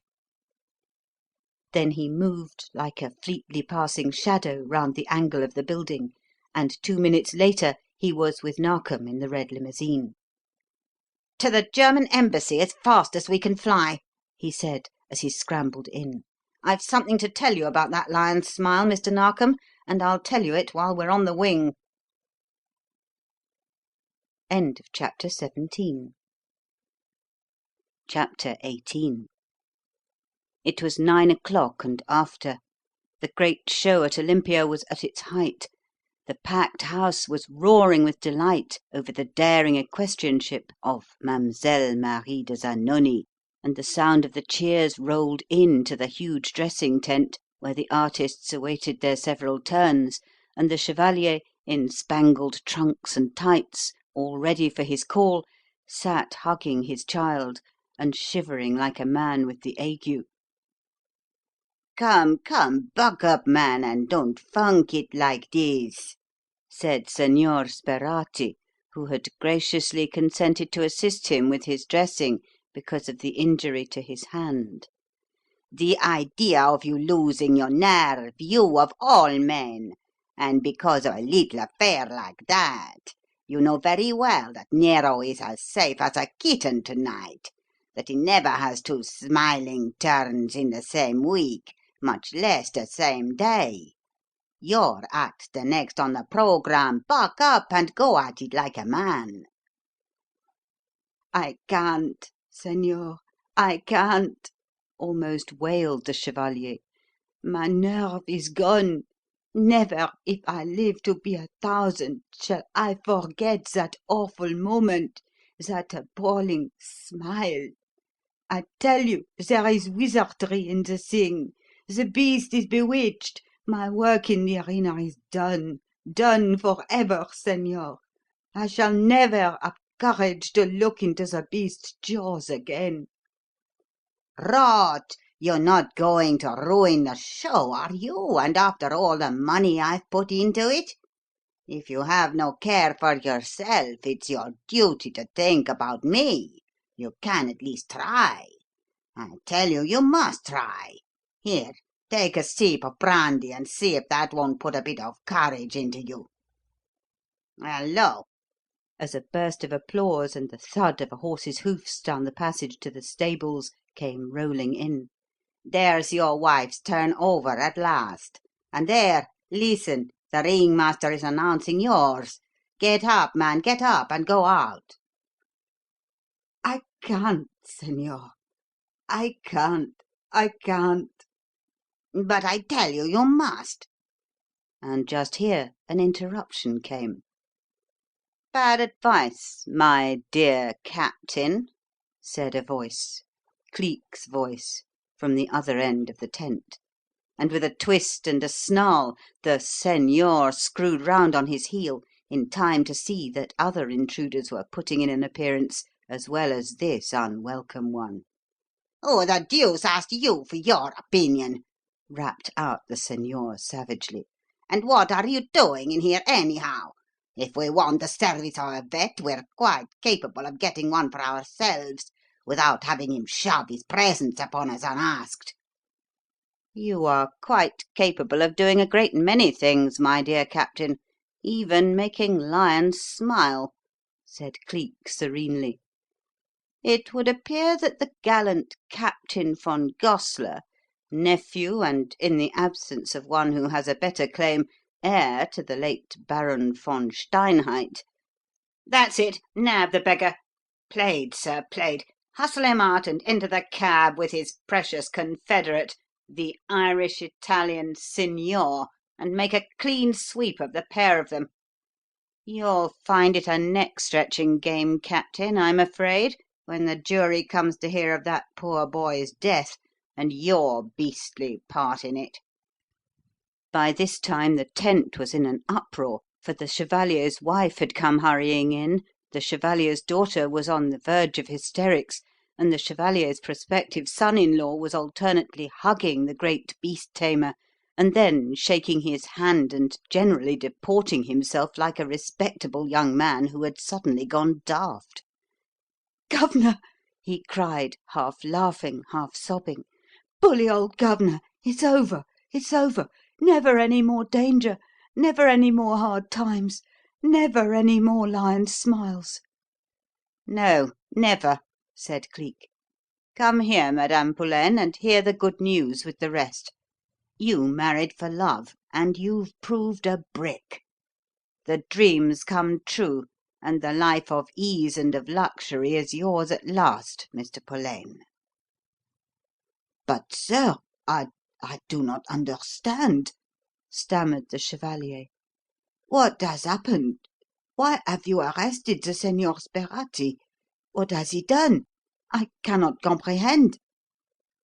"Can't you? Well, it so happens, chevalier, that the Baron von Steinheid died something like 2 months ago, leaving the sum of £60,000 sterling to one Peter Janssen Pullaine and the heirs of his body, and that a certain Captain von Gossler, son of the Baron's only sister, meant to make sure that there was no Peter Janssen Pullaine and no heirs of his body to inherit 1 farthing of it." "Sir, dear God, can this be true?" "Perfectly true, chevalier. The late Baron's solicitors have been advertising for some time for news regarding the whereabouts of Peter Janssen Pullaine, and if you had not so successfully hidden your real name under that of your professional one, no doubt some of your colleagues would have put you in the way of finding it out long ago. The Baron did not go back on his word, and did not act ungratefully. His will, dated 29 years ago, was never altered in a single particular. I rather suspect that that letter and that gift of money which came to you in the name of his steward, and was supposed to close the affair entirely, was the work of his nephew, the gentleman whose exit has just been made. A crafty individual, that, chevalier, and he laid his plans cleverly and well. Who would be likely to connect him with the death of a beast tamer in a circus, who had perished in what would appear an accident of his calling? Ah, yes, the lion's smile was a clever idea. He was a sharp rascal to think of it." "Sir, you do not mean to tell me that he caused that? He never went near the beast, never, even once." "Not necessary, chevalier. He kept near you and your children; that was all that he needed to do to carry out his plan.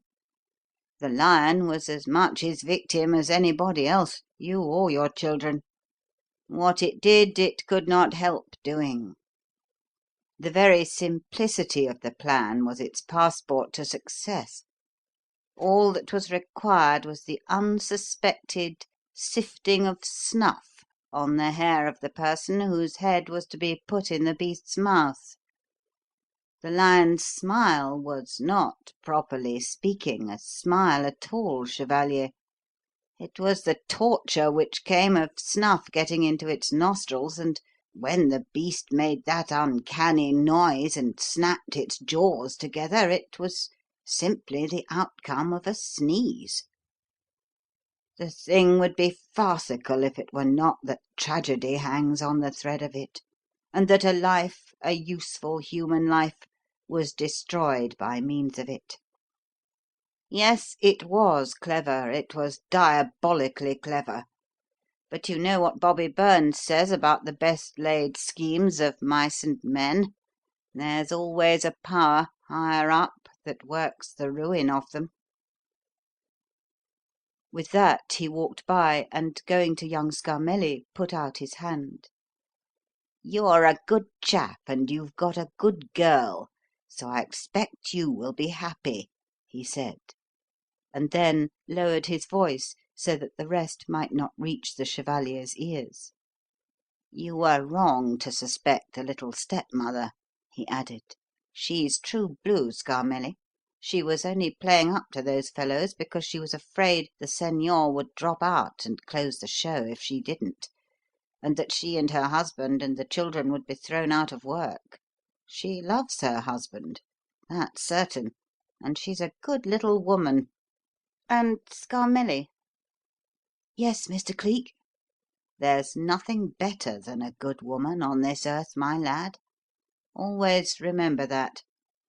I think you too have found one. I hope you have. I hope you'll be happy. What's that? Owe me? Not a rap, my boy. Or, if you feel that you must give me something, give me your prayers for equal luck, and send me a slice of the wedding cake. Good night."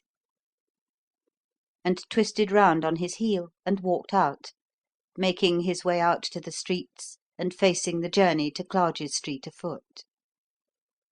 For to be absolutely without envy of any sort is not given to anything born of woman, and the sight of this man's happiness, the knowledge of this man's reward, brought upon him a bitter recollection of how far he still was from his own.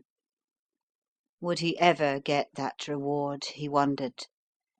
Would he ever be nearer to it than he was to-night?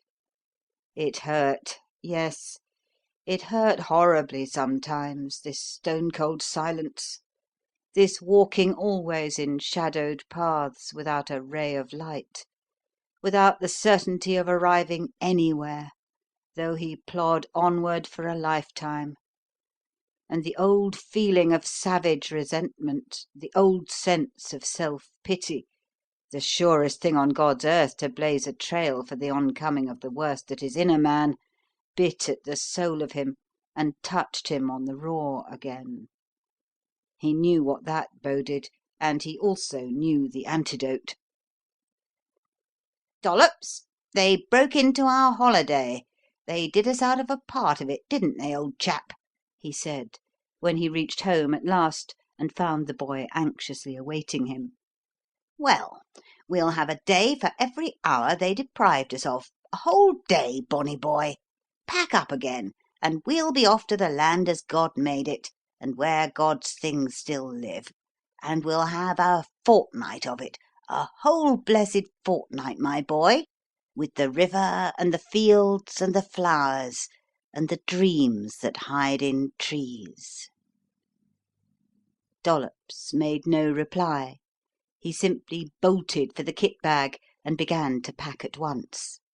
And the morrow, when it came, found these two, the servant, who was still a boy, and the master, who had discovered the way back to boyhood's secrets, forging up the shining river and seeking the land of nightingales again. End of chapter 18.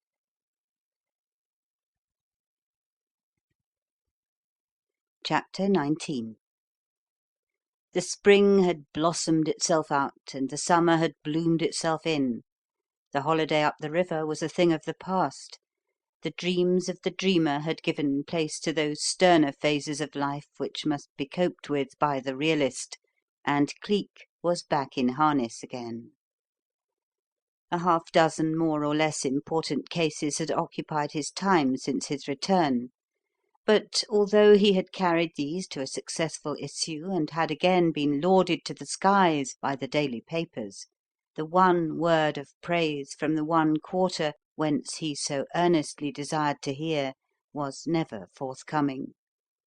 Of Ailsa Lorne he had heard not a solitary thing, either directly or indirectly, since that day when he had put her into the taxicab at Charing Cross Station and saw her safely on her way to Hampstead before he went his own. True, her silence was, as he had agreed, an admission that all was well with her, and that she had secured the position in question. True it was also that it was not for her to take the initiative and break that silence, that he fully realized how impossible for a girl born and bred as she had been to voluntarily open up a correspondence with a man who was as yet little more than a mere acquaintance. But all the same, he chafed under that silence and spent many a wakeful hour at night brooding on it. In his heart he knew that if any advance was to be made, that advance was the man's duty, not the woman's.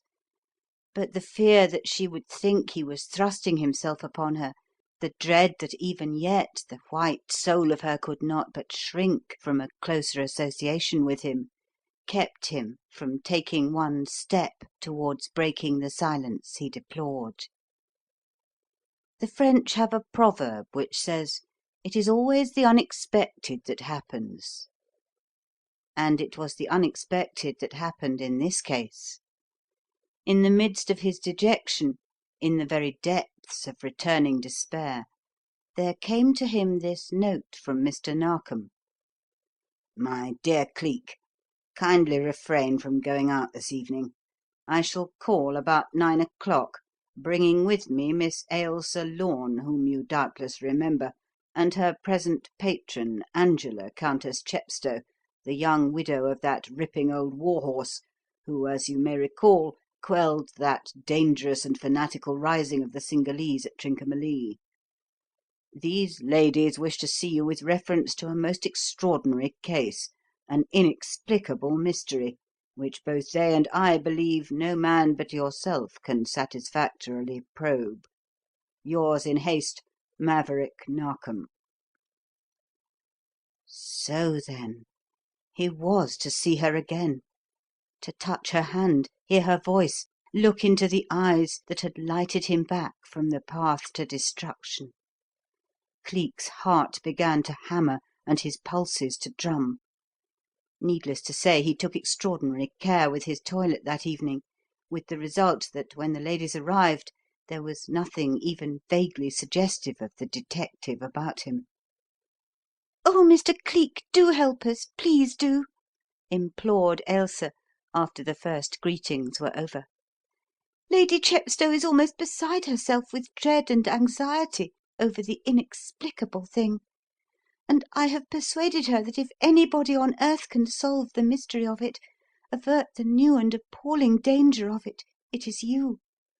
Oh, say that you will take the case, say that you will save little Lord Chepstow, and put an end to this maddening mystery." "Little Lord Chepstow?" repeated Cleek, glancing over at the Countess, who stood, a very Niobe in her grief and despair, holding out two imploring hands in silent supplication. "That is your ladyship's son, is it not?" "Yes," she answered, with a sort of wail. "my only son, my only child, all that I have to love, all that I have to live for in this world." "And you think the little fellow is in peril?" "Yes, in deadly peril." "From what source? From whose hand?" "I don't know, I don't know," she answered distractedly. "Sometimes I am wild enough to suspect even Captain Hawksley, unjust and unkind as it seems." "Captain Hawksley? Who is he?" "My late husband's cousin, heir after my little son to the title and estates. He is very poor, deeply in debt, and the inheritance would put an end to all his difficulties. But he is fond of my son. They seem almost to worship each other. I, too, am fond of him, but for all that I have to remember that he, and he alone, would benefit by Cedric's death. And wicked as it seems, oh, Mr. Cleek, help me, direct me. Sometimes I doubt him. Sometimes I doubt everybody. Sometimes I think of those other days, that other mystery, that land which reeks of them, and then, oh, that horrible Ceylon! I wish I had never set foot in it in all my life." Her agitation and distress were so great as to make her utterances only half coherent, and Ailsa, realizing that this sort of thing must only perplex Cleek and leave him in the dark regarding the matter upon which they had come to consult him, gently interposed. "Do try to calm yourself, and to tell the story as briefly as possible, dear Lady Chepstow," she advised. Then, taking the initiative, added quietly, "It begins, Mr. Cleek, at a period when his little lordship, whose governess I have the honour to be, was but 2 years old, and at Trincomalee, where his late father was stationed with his regiment 4 years ago. somebody, for some absurd reason, had set afoot a ridiculous rumour that the English had received orders from the throne to stamp out every religion but their own. In short, if the British were not exterminated, dreadful desecrations would occur, as they were determined to loot all the temples erected to Buddha, destroy the images, and make a bonfire of all the sacred relics," finished Cleek himself. "I rarely forget history, Miss Lorne, especially when it is such recent history as that memorable Buddhist rising at Trincomalee. It began upon an utterly unfounded, ridiculous rumour. It terminated, if my memory serves me correctly, in something akin to the very thing it was supposed to avert. That is to say, during the outburst of fanaticism, that most sacred of all relics, the holy tooth of Buddha, disappeared mysteriously from the Temple of Dambool, and in spite of the fact that many lakhs of rupees were offered for its recovery, it has never, I believe, been found or even traced to this day, although a huge fortune awaits the restorer, and with it overpowering honours from the native princes. Those must have been trying times, Lady Chepstow, for the Commandant's wife, the mother of the Commandant's only child."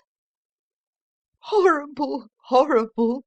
she answered with a shudder, forgetting for an instant the dangers of the present in the recollection of the tragical past. "For a period our lives were not safe. Murder hid behind every bush, skulked in the shadow of every rock and tree, and we knew not at what minute the little garrison might be rushed under cover of the darkness, and every soul slaughtered before the relief force could come to our assistance. I died 100 deaths in a day in my anxiety for husband and child, and once the very zealousness of our comrades almost brought about the horror I feared.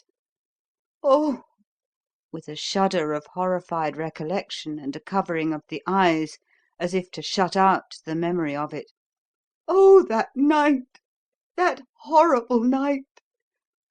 Unknown to any of us, my baby, rising from the bed where I had left him sleeping, whilst I went outside to stand by Lord Chepstow, wandered beyond the line of defence, and before anybody realised it, was out in the open, alone and unprotected. Ferralt, the cook, saw him first, saw, too, the crouching figure of a native armed with a gun in the shadow of the undergrowth. Without hesitation, the brave fellow rushed out, fell upon the native before he could dart away, wrenched the gun from him, and brained him with the butt. A cry of the utmost horror rang out upon the air, and uttering it, another native bounded out from a hiding place close to where the first had been killed, and flew zigzagging across the open where Cedric was. Evidently he had no intention of molesting the little fellow, for he fled straight on past him, still shrieking after the accident occurred, but to Ferralt it seemed as if his intention were to murder the boy, and, clapping the gun to his shoulder, in a panic of excitement he fired. If it had been one of the soldiers, someone, anyone, who understood marksmanship and was not likely to be in a nervous quake over the circumstances, the thing could not have happened, although the fugitive was careering along in a direct line with my precious little one. But with Ferralt, oh, Mr. Cleek, can you imagine my horror when I saw the flash of that shot, heard a shrill cry of pain, and saw my child drop to the ground?" Good heaven! exclaimed Cleek, agitated in spite of himself. Then the blunderer shot the child instead of the native? "Yes, and was so horrified by the mishap that, without waiting to learn the result, he rushed blindly to the brink of a deep ravine and threw himself headlong to death. But the injury to Cedric was only a trifling one after all. The bullet seemed merely to have grazed him in passing, and beyond a ragged gash in the fleshy part of the thigh, he was not harmed at all. That I myself dressed and bandaged, and in a couple of weeks it was quite healed. But it taught me a lesson, that night of horror, and I never let my baby out of my sight for one instant from that time until the rising was entirely quelled. As suddenly as it had started, the trouble subsided. Native priests came under a flag of truce to Lord Chepstow and confessed their error, acknowledged that they had never any right to suspect the British of any design upon their gods, for the loot of the temple had actually taken place in the midst of the rising, and they knew that it could not have come from the hands of the soldiers, for they had had them under surveillance all the time, and not one person of the race had ventured within a mile of the temple. Yet the tooth of Buddha had been taken, the sacred tooth which is more holy to Buddhists than the statue of Gautama Buddha itself. Their remorse was very real, and after that, to the day of his death from fever, 18 months afterward, they could never show enough honour to Lord Chepstow. And even then their favour continued. They transferred to the little son the homage they had done the father, but in a far, far greater degree. If he had been a king's son, they could have shown him no greater honour. Native princes showered him with rich gifts. If he walked out, his path was strewn with flowers by bowing maidens. If he went into the market-place, the people prostrated themselves before him. When I questioned Buddhist women of this amazing homage to Cedric, they gave me a full explanation. My son was sacred, they said. Buddha had withdrawn his favour from his people because of the evil they had done in suspecting the father and of the innocent life, Feralt's, which had been sacrificed, and they had been commanded of the priests to do homage to the child, and thereby appease the offended god, who doubtless had himself spirited away the holy tooth, and would not restore it until full recompense was made to the sacred son of the sacred dead. When it became known that I had decided to return to England with my boy, native princes offered me fabulous sums to remain, and when they found that I could not be tempted to stay, the populace turned out in every town and village through which we passed on our way to the ship, and bowing multitudes followed us to the very last. Nor did it cease with that, for in all the years that have followed, even here in London, the homage and worship have continued. My son can go nowhere but that he is followed by Cingalese, can see no man or woman of the race but he or she prostrates herself before him and murmurs, "Holy, most holy." And daily, almost hourly, rich gifts are showered upon him from unknown hands, and he is watched over and guarded constantly. I tell you all this, Mr. Cleek, that you may the better understand how appalling is the horror which now assails us, how frightful is the knowledge that someone now seeks his life, and is using every means to take it. In other words, my dear Cleek, put in Narkom, as her ladyship, overcome with emotion, broke down suddenly.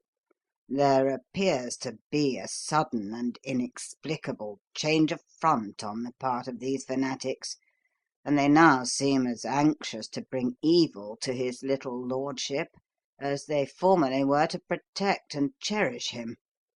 At any rate, someone of their order has, upon 3 separate occasions within the last month, endeavoured to kidnap him, and in one instance even attempted to murder him. "Is that a fact?" queried Cleek sharply, glancing over at Miss Lorne. "You are certain it is not a fancy, but an absolute fact?" Yes, oh yes, she made answer agitatedly. twice, when I have gone into the park with him, attempts have been made to separate us, to get him away from me, and once they did get him away, so swiftly, so adroitly, that he had vanished before I could turn round. But although a bag had been thrown over his head to stifle his cries, he managed to make a very little one. I plunged screaming into the undergrowth from which that cry had come, and was just in time to save him. He was lying on the ground all bundled up in a bag, and his assailant, who must have heard me coming, had gone as if by magic. His little lordship, however, was able to tell me that the man was a Cingalese, and that he had tried to cut him with a knife."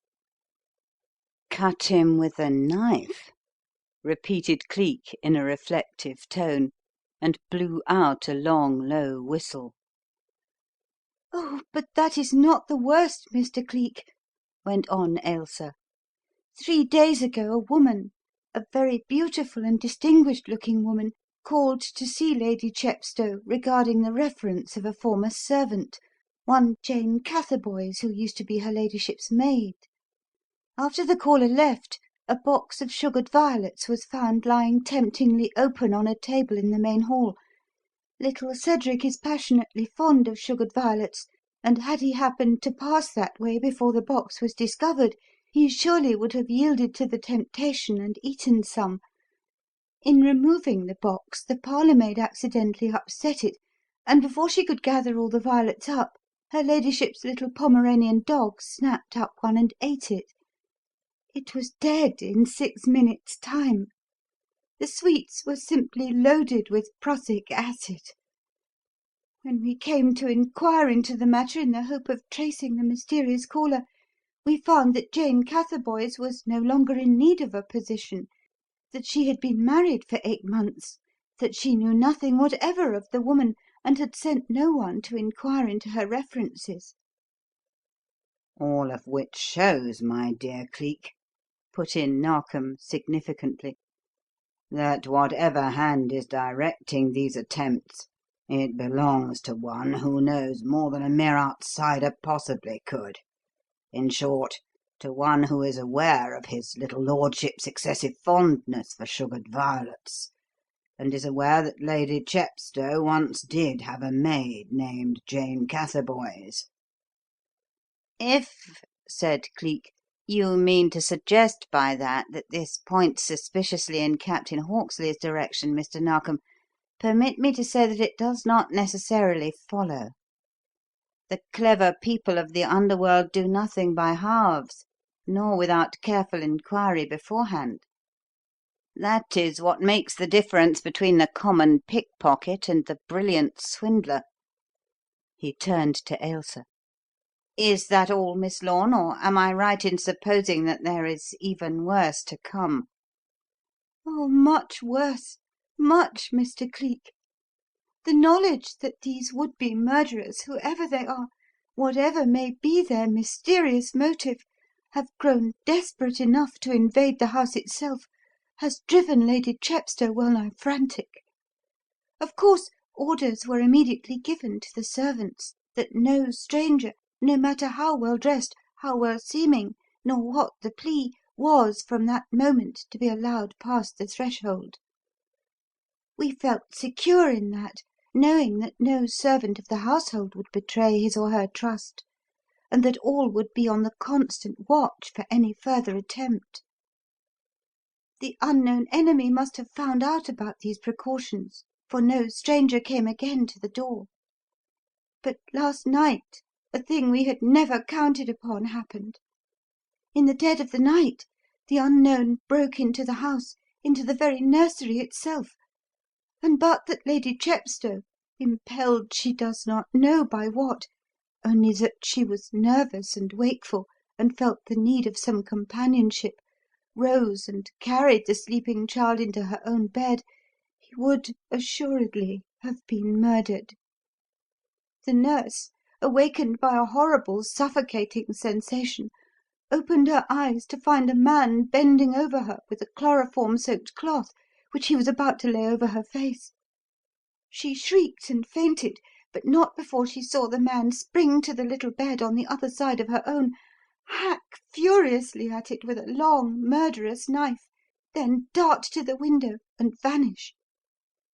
In the darkness he had not, of course, been able to see that that little bed was empty, for its position kept it in deep shadow, and hearing the household stir at the sound of the nurse's shriek, he struck out blindly and flew to save himself from detection. The nurse states that he was undoubtedly a foreigner, a dark-skinned Asiatic. and her description of him tallies with that his little lordship gave of the man who attempted to kill him that day in the park.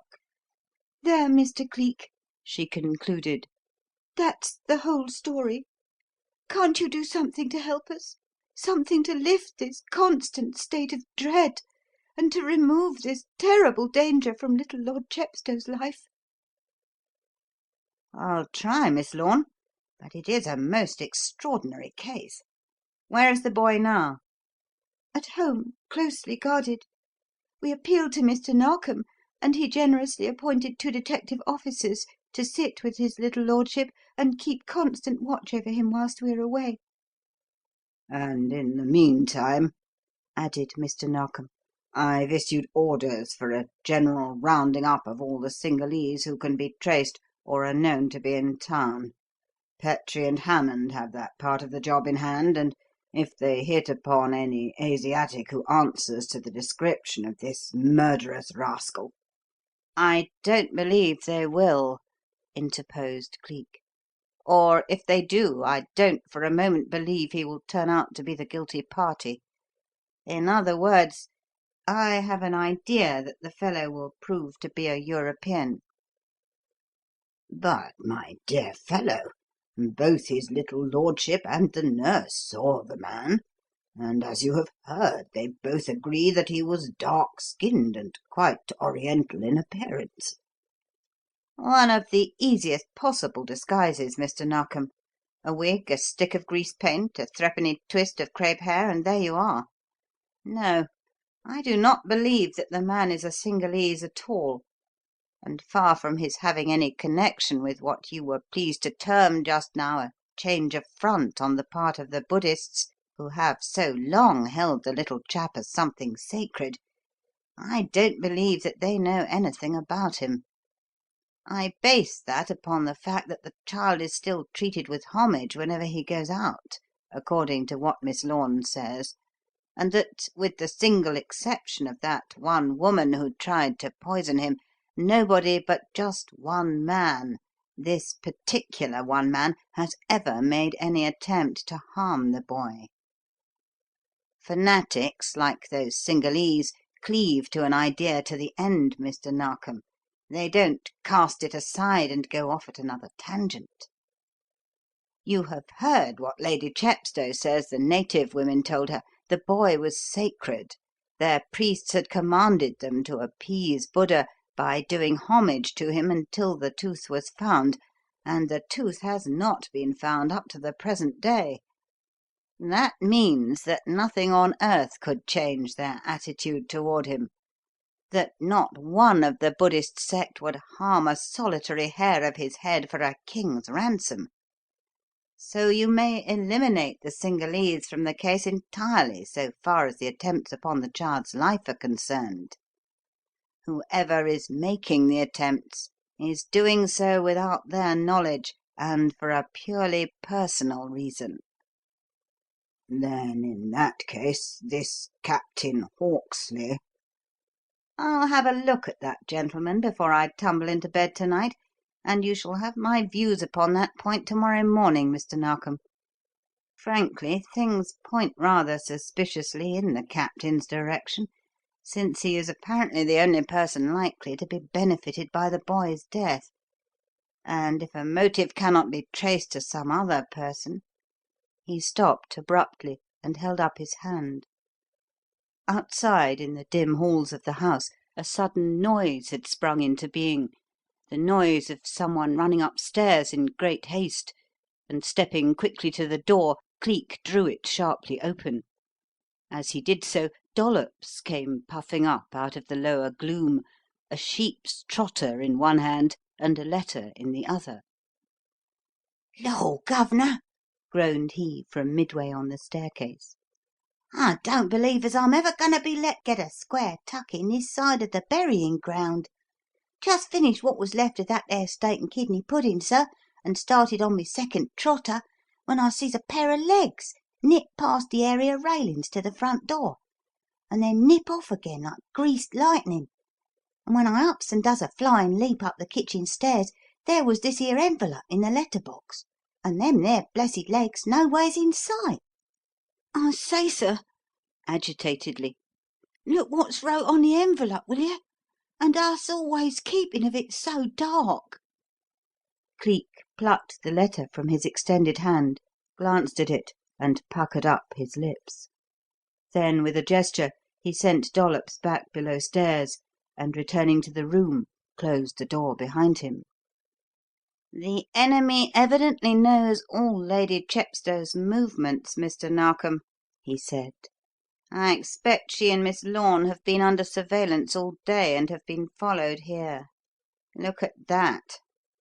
He flung the letter down on a table as he spoke, and Narkom, glancing at it, saw printed in rude, illiterate letters upon the envelope the one word "Cleek." The identity of Captain Burbage was known to someone, and the secret of the house in Clarges Street was a secret no longer. "Purposely disguised, you see. No one, not even a little child, would make such a botch of copying the alphabet as that," Cleek said, as he took the letter up and opened it. The sheet it contained was lettered in the same uncouth manner, and bore these words: "Cleek, take a fool's advice and don't accept the Chepstow case. Be warned.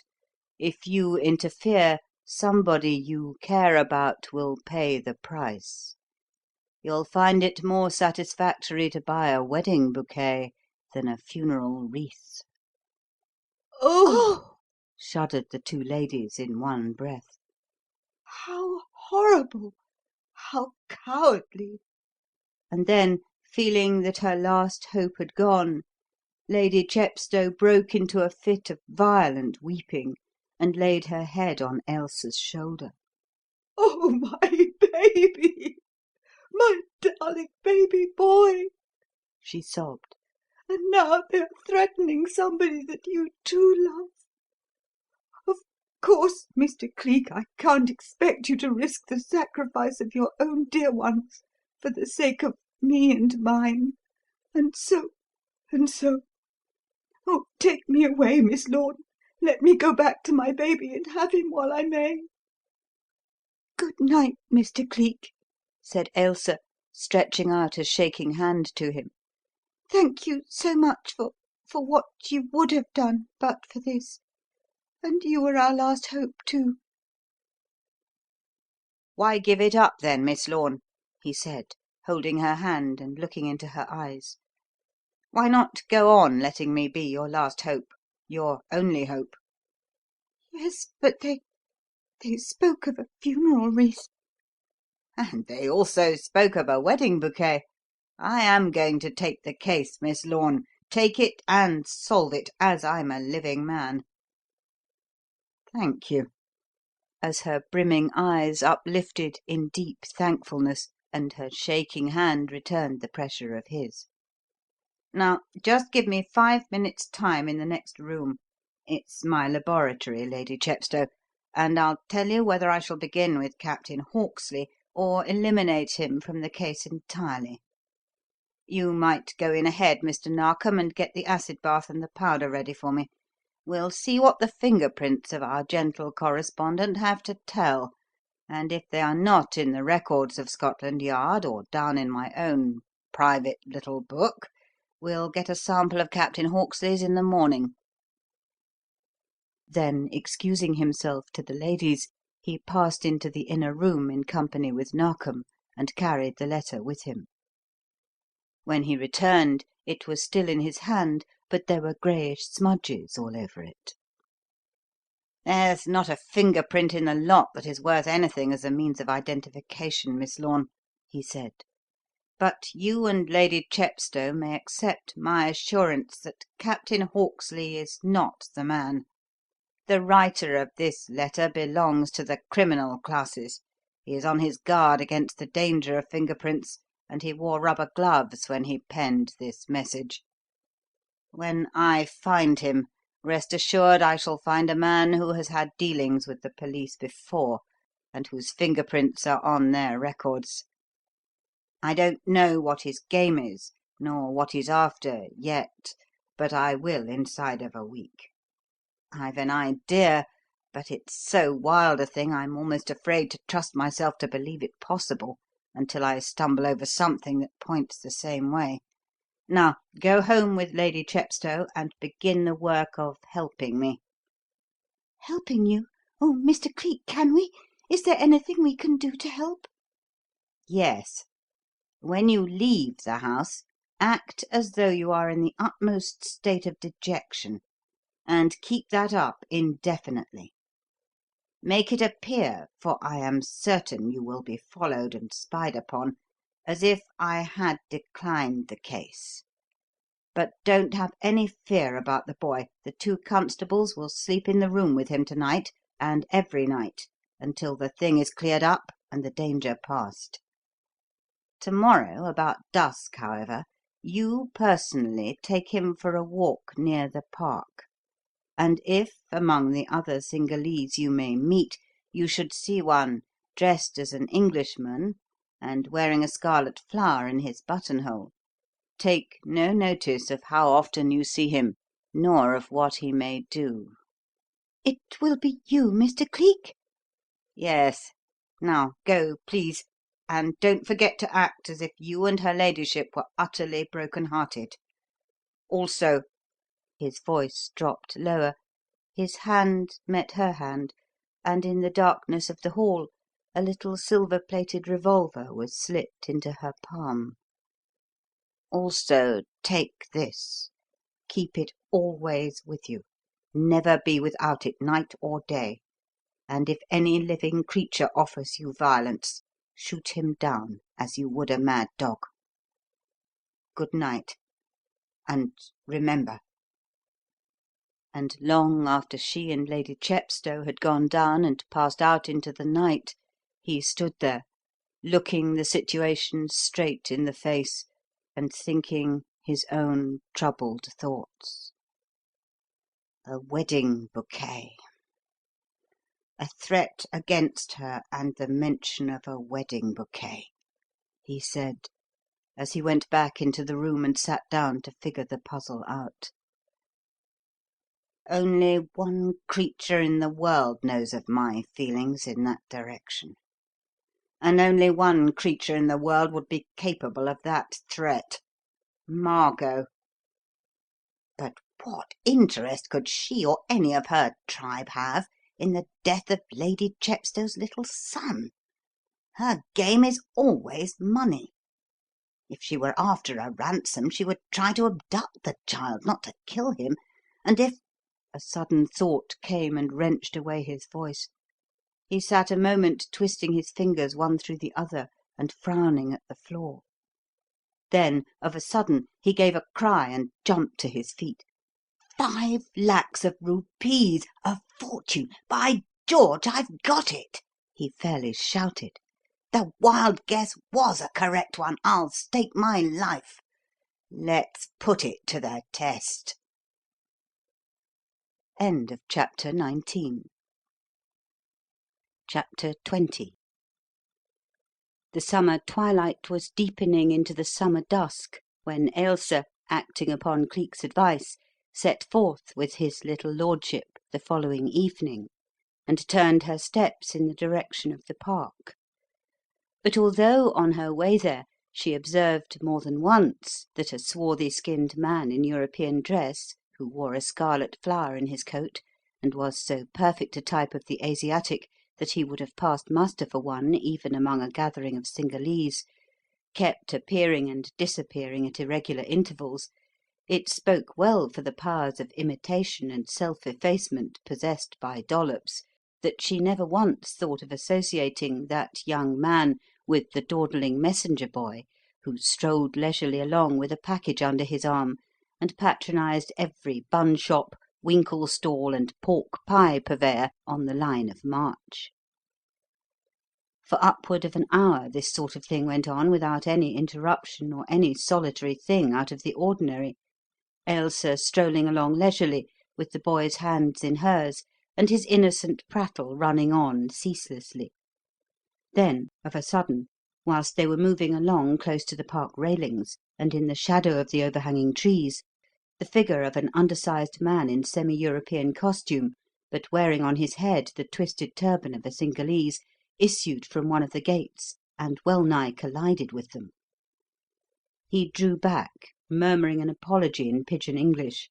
Then, seeing the child, he salaamed profoundly and murmured in a voice of deep reverence, "Holy, most holy," and prostrated himself with his forehead touching the ground until Ailsa and the child had passed on. But barely had they taken 5 steps before Cleek appeared upon the scene and did exactly the same thing as the Cingalese. "All right, you may go home now. I've got my man," he whispered as Ailsa and the boy passed by. "Look for me at Chepstow House some time to-night."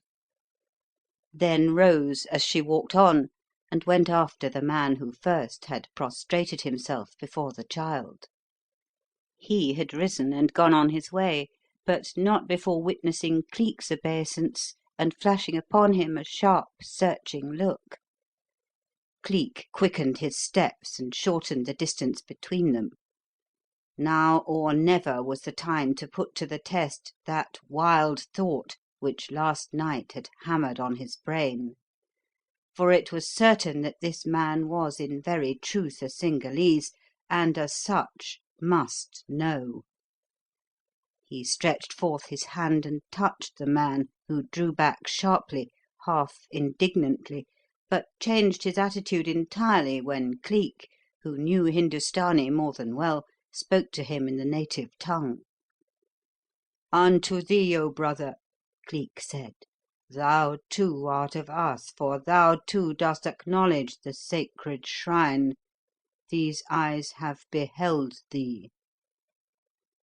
All his hopes rested on the slim pillar of that one word, shrine, and his heart almost ceased to beat as he watched to see how it was received.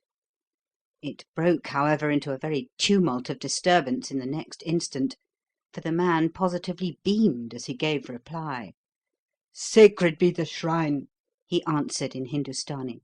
"Clearly thou art of us, not of those others." "Others? What others? I am but newly come to this country." "Walk with me then to my abode, sup with me, eat of my salt, and I will tell thee then, O brother. But I forget, thou hast no knowledge of me. Listen then. I am Arjeeb Nusrut, father of the high priest Seydama, and it is among the people of my house that the gun is yet preserved. Nor has the blood of Seydama been ever washed from the wood of it. Come." All in a moment a light seemed to break over Cleek's brain. The missing link had been supplied. The one thing that could make possible the wild thought which had come to him last night had been given into his hands, and here at last was the key to the amazing mystery. He turned without a word and went with Arjeeb Nusrut. "What an ass!" he said to himself in the soundless words of thought. "What an ass! Never to have suspected it when it is all so clear."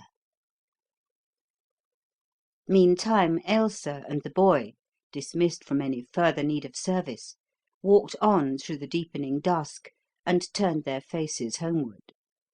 But they had not gone 20 yards from the spot where Cleek had seen them last when his little lordship set up a joyful cry and pointed excitedly to a claret-coloured limousine, which at that moment swung in from the middle of the roadway and slowed down as it neared the curb. "Oh, look, Miss Lorne, here's Mummy's motor car, and I do believe that's Bimbi peeping out of it," exclaimed the child, Bimbi being his pet name for Captain Hawksley, then broke in wild excitement from Ailsa's detaining hand and fled to a tall, military-looking man with a fair beard and moustache, who had just that moment alighted from the vehicle. "It is, Bimbi, it is, it is!" he shouted as he ran. "Oh, Bimbi, I am glad!" "Ceddie, dear, you mustn't be so boisterous," chided Ailsa, coming up with him at the curb. How fond he is of you, to be sure, Captain Hawksley. You've come for us, I suppose. Said he recognised the car at once." "Yes, jump in," he answered. "Lady Chepstow sent me after you. She's nervous, poor soul, every moment the boy's away from her. Jump in, old chap," catching up his little lordship and swinging him inside. "Better take the back seat, Miss Lorne. It's more comfortable. Quite settled, both of you? That's good. All right, chauffeur. Home."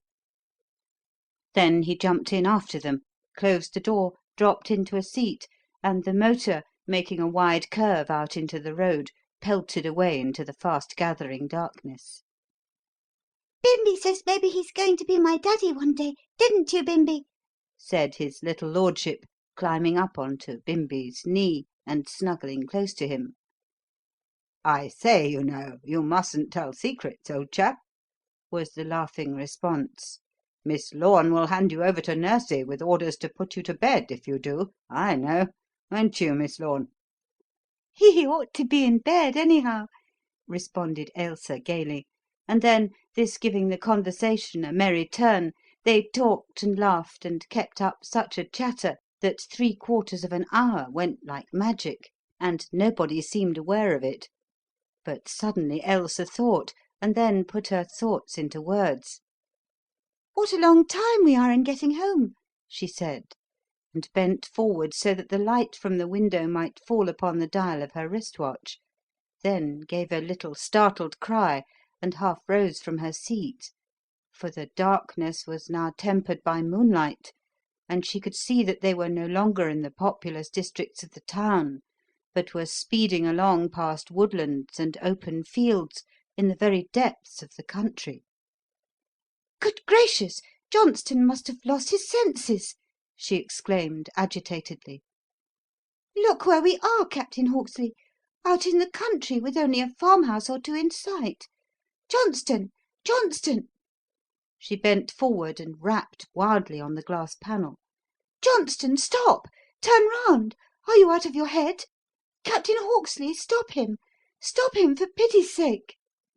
"Sit down, Miss Lorne," he made reply in a low, level voice, a voice in which there was something that made her pluck the child to her and hold him right to her breast.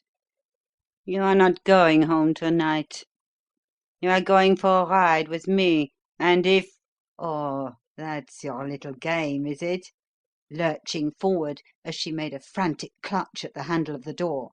"Sit down, do you hear me? Or it will be worse for you. There!"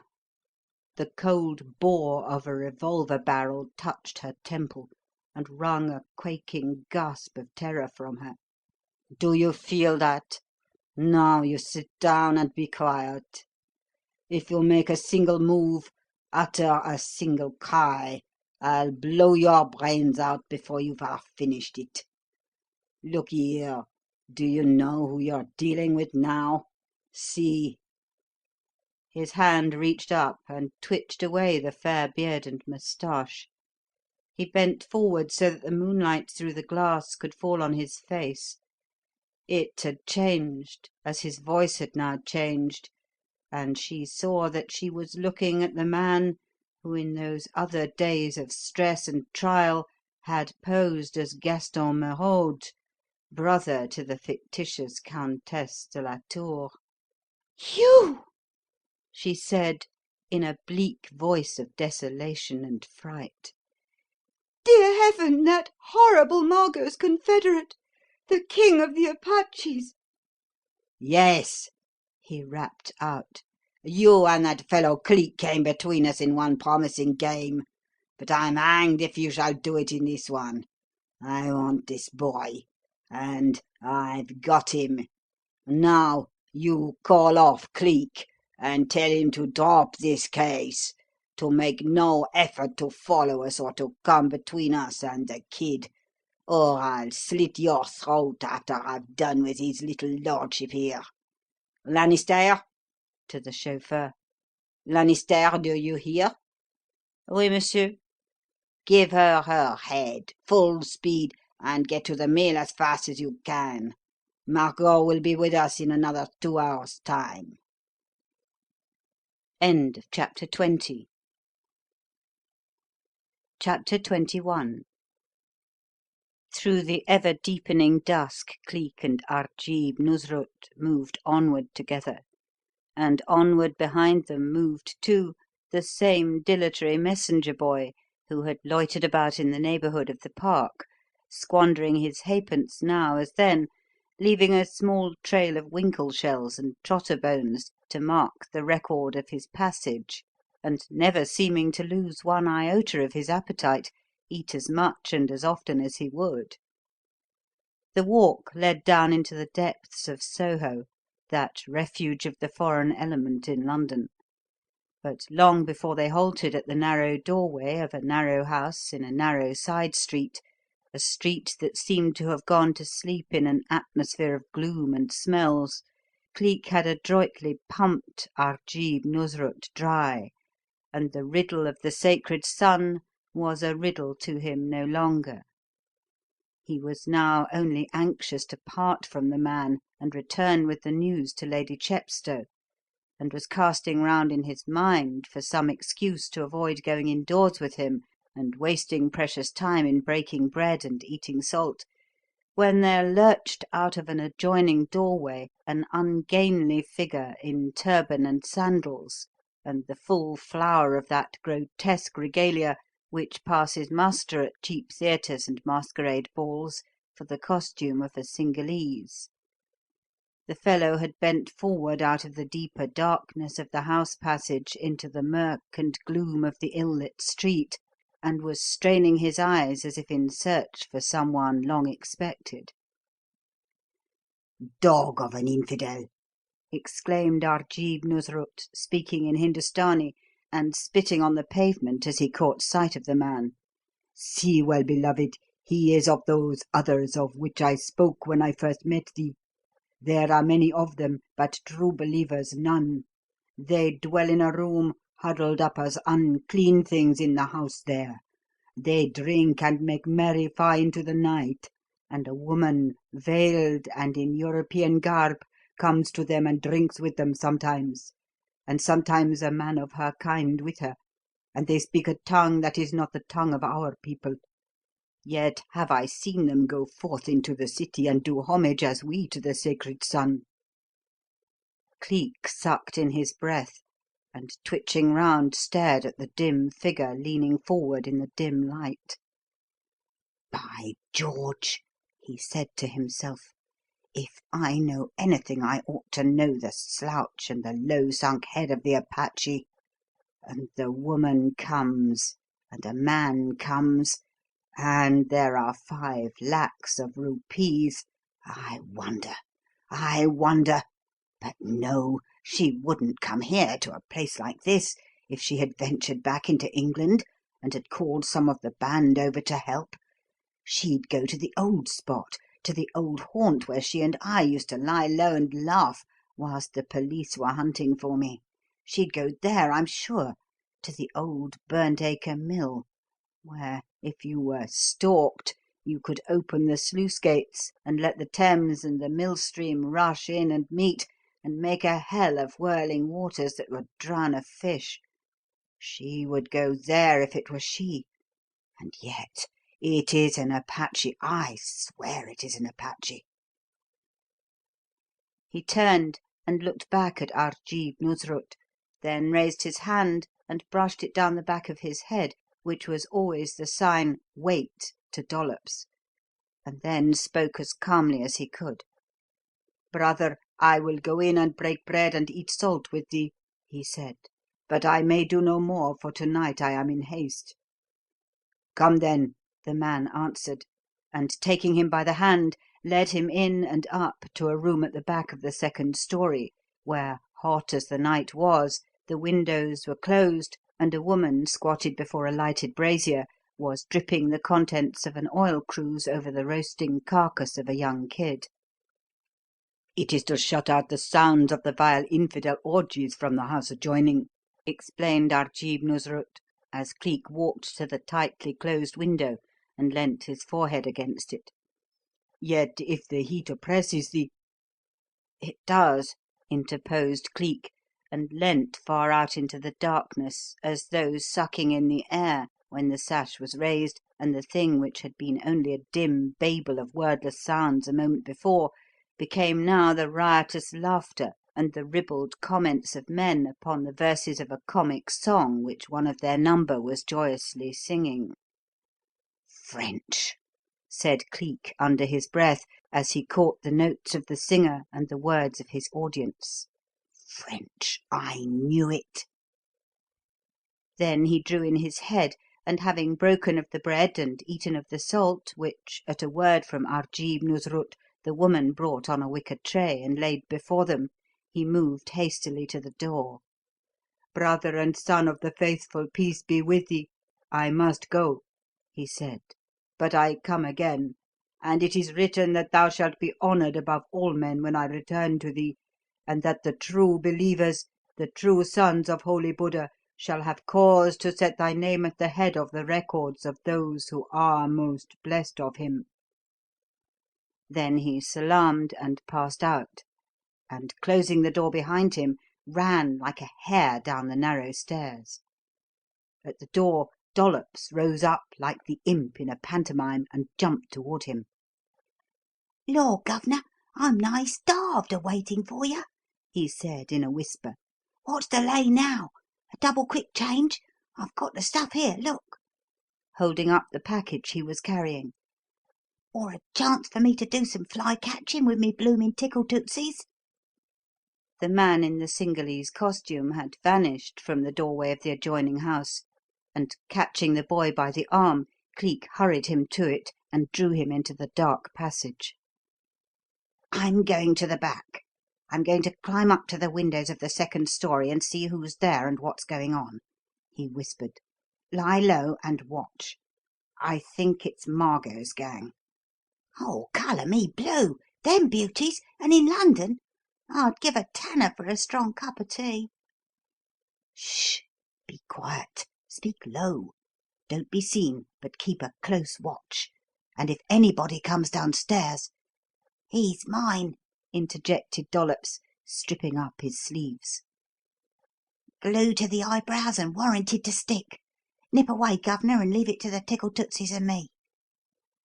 Then, as Cleek moved swiftly and silently down the passage and slipped out into a sort of yard at the back of the house, he pulled out his roll of brown paper squares and his tube of adhesive, and, crawling upstairs on his hands and knees, began operations at the top step.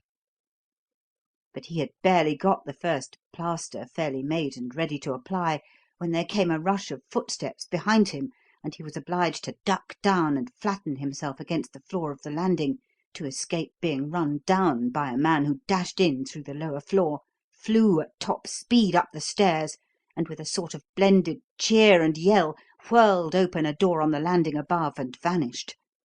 In a twinkling other cheers rang out. There was the sound of hastily moving feet and the uproar of general excitement. "Oh, well, if you won't stop to be waited on, gents, help yourselves," said Dollops with a chuckle. Then he began backing hastily down the stairs, squirting the contents of the tube all over the steps, and concluded the operation by scattering all the loose sheets of paper on the floor at the foot of them, before slipping out into the street and composedly waiting. Meantime, Cleek, sneaking out through the rear door, found himself in a small brick-paved yard, hemmed in by a high wall thickly fringed on the top with a hedge of broken bottles. At one time in its history the house had been occupied by a catgut maker, and the rickety shed in which he had carried on his calling still clung, sagging and broken-roofed, to the building itself, its rotten slates all but vanished, and its interior piled high with mildewed bedding, mouldy old carpet, broken furniture, and refuse of every sort. A foot or two above the roof level of this glowed two luminous rectangles in the blackness of darkness, the windows of the back room on the second story, and out of these came floating still the song, the laughter, and the jabbered French he had heard in the house next door. It did not take him long to make up his mind. Gripping the swaying supports of the sagging shed, he went up it with the agility of a monkey, crawled to the nearer of the two windows, and, cautiously raising himself, peeped in.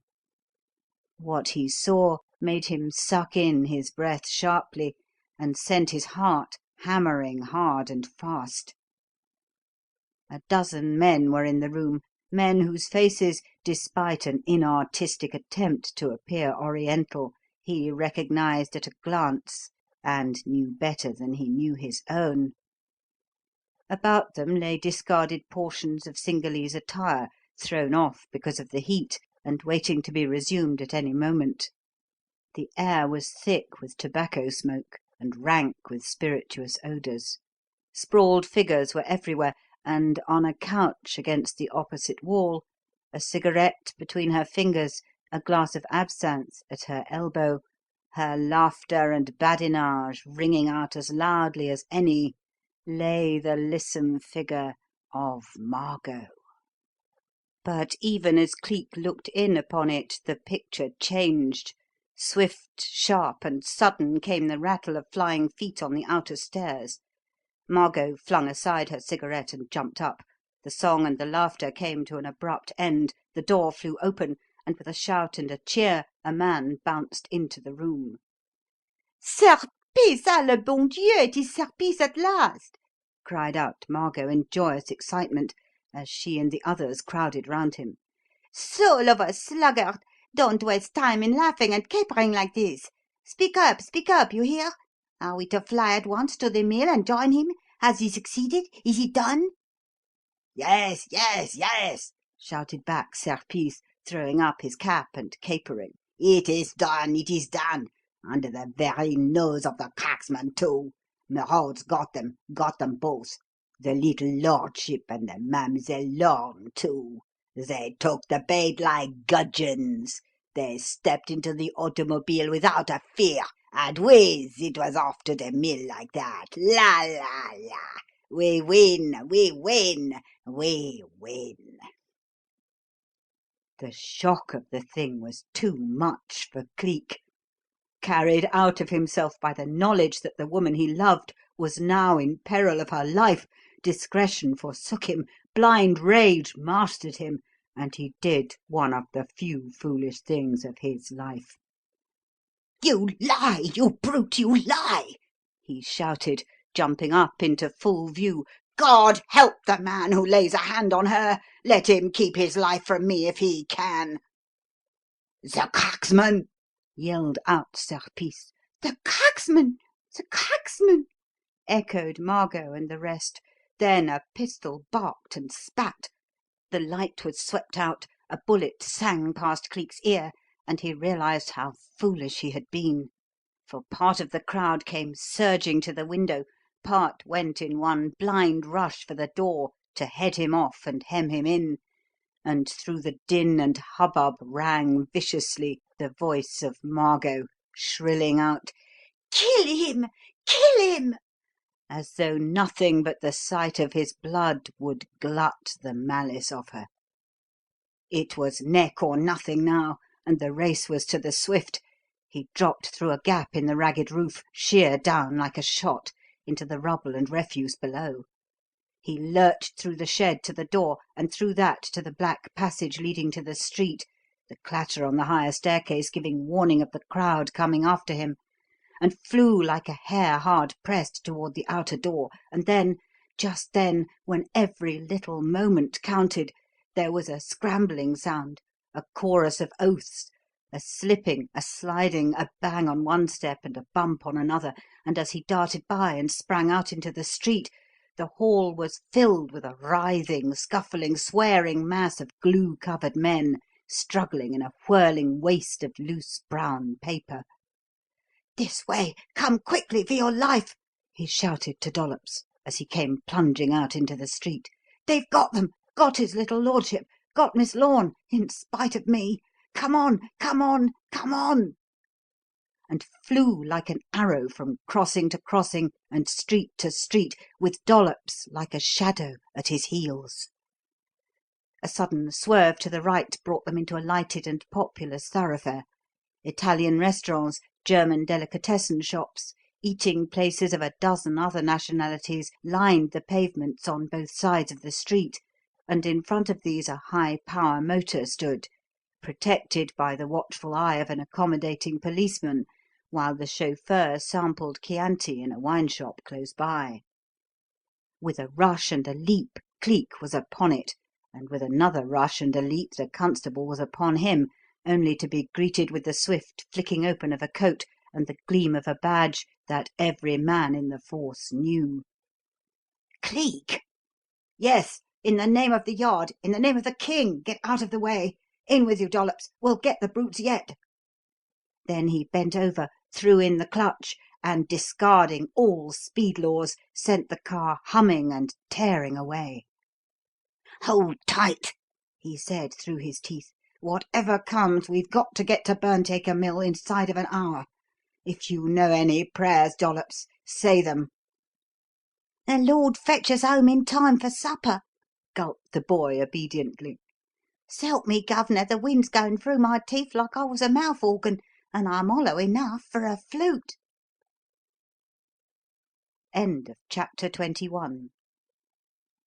Chapter 22. It is strange how in moments of stress and trial, even in times of tragedy, the most commonplace thoughts will intrude themselves and the mind separate itself from the immediate events.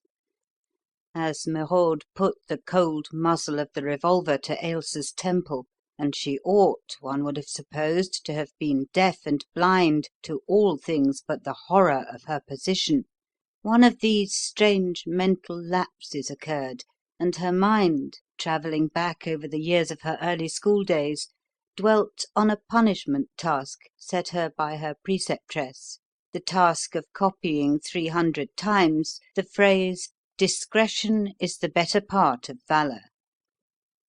As the recollection of that time rose before her mental vision, the value of the phrase itself forced its worth upon her, and huddling back in the corner of the limousine, she clutched the frightened child to her and gave implicit obedience to Merode's command to make no effort to attract attention either by word or deed; and he, fancying that he had thoroughly cowed her, withdrew the touch of the weapon from her temple, but held it ready for possible use in the grip of his thin, strong hand. For a time the limousine kept straight on in its headlong course. Then, of a sudden, it swerved to the left.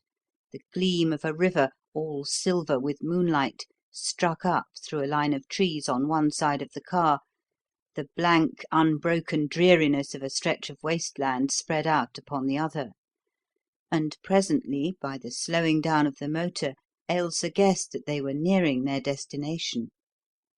They reached it a few moments later, and a peep from the window as the vehicle stopped showed her the outlines of a ruined watermill, ghostly, crumbling, owl-haunted, looming black against the silver sky. A crumbled wheel hung, rotten and moss-grown, over a dry watercourse, where straggling willows stretched out from the bank and trailed their long feathery ends a yard or so above the level of the weeds and grasses that carpeted the sandy bed of it, and along its edge, once built as a protection for the heedless or unwary, but now a ruin and a wreck, a moss-grown wall with a narrow gateless archway made an irregular shadow on the moon-drenched earth. She saw that archway and that dry watercourse, and a new strong hope arose within her. Discretion had played its part. Now it was time for valour to take the stage. "Come, get out. This is the end," said Merode as he unlatched the door of the limousine and alighted. "You may yell here until your throat splits, for all the good it will do you. Lannister, show us a light. The path to the door is uncertain, and the floor of the mill is unsafe. This way, if you please, Miss Lorne. Let me have the boy. I'll look after him." "No, no, not yet. Please, not yet," said Ailsa, with a little catch in her voice, as she plucked his little lordship to her and smothered his frightened cries against her breast. Let me have him whilst I may. Let me hold him to the last, Monsieur Merode. His mother trusts me. She will want to know that I stood by him until I could stand no longer. Please, we are so helpless. I am so fond of him, and he is such a very little boy. Listen, you want me to write to Mr. Cleek. You want me to ask something of him. I won't do it for myself. No, not if you kill me for refusing. I'll never do it for myself. But I will do it if you won't separate us until he has had time to say his prayers." "Oh, all right, then," he agreed. "If it's any consolation doing a fool's trick like that, why, do it. Now come along and let's get inside the mill without any more nonsense. Lannister, bring that lantern here so that mademoiselle can see the path to the door. This way, if you please, Miss Lorne." "Thank you," she said as she alighted and moved slowly in the direction of the door, soothing the child as they crept along almost within touch of the crumbling wall. "Ceddie, darling, don't cry. You are a brave little hero, I know, and heroes are never afraid to die." From the tail of her eye she watched Merode.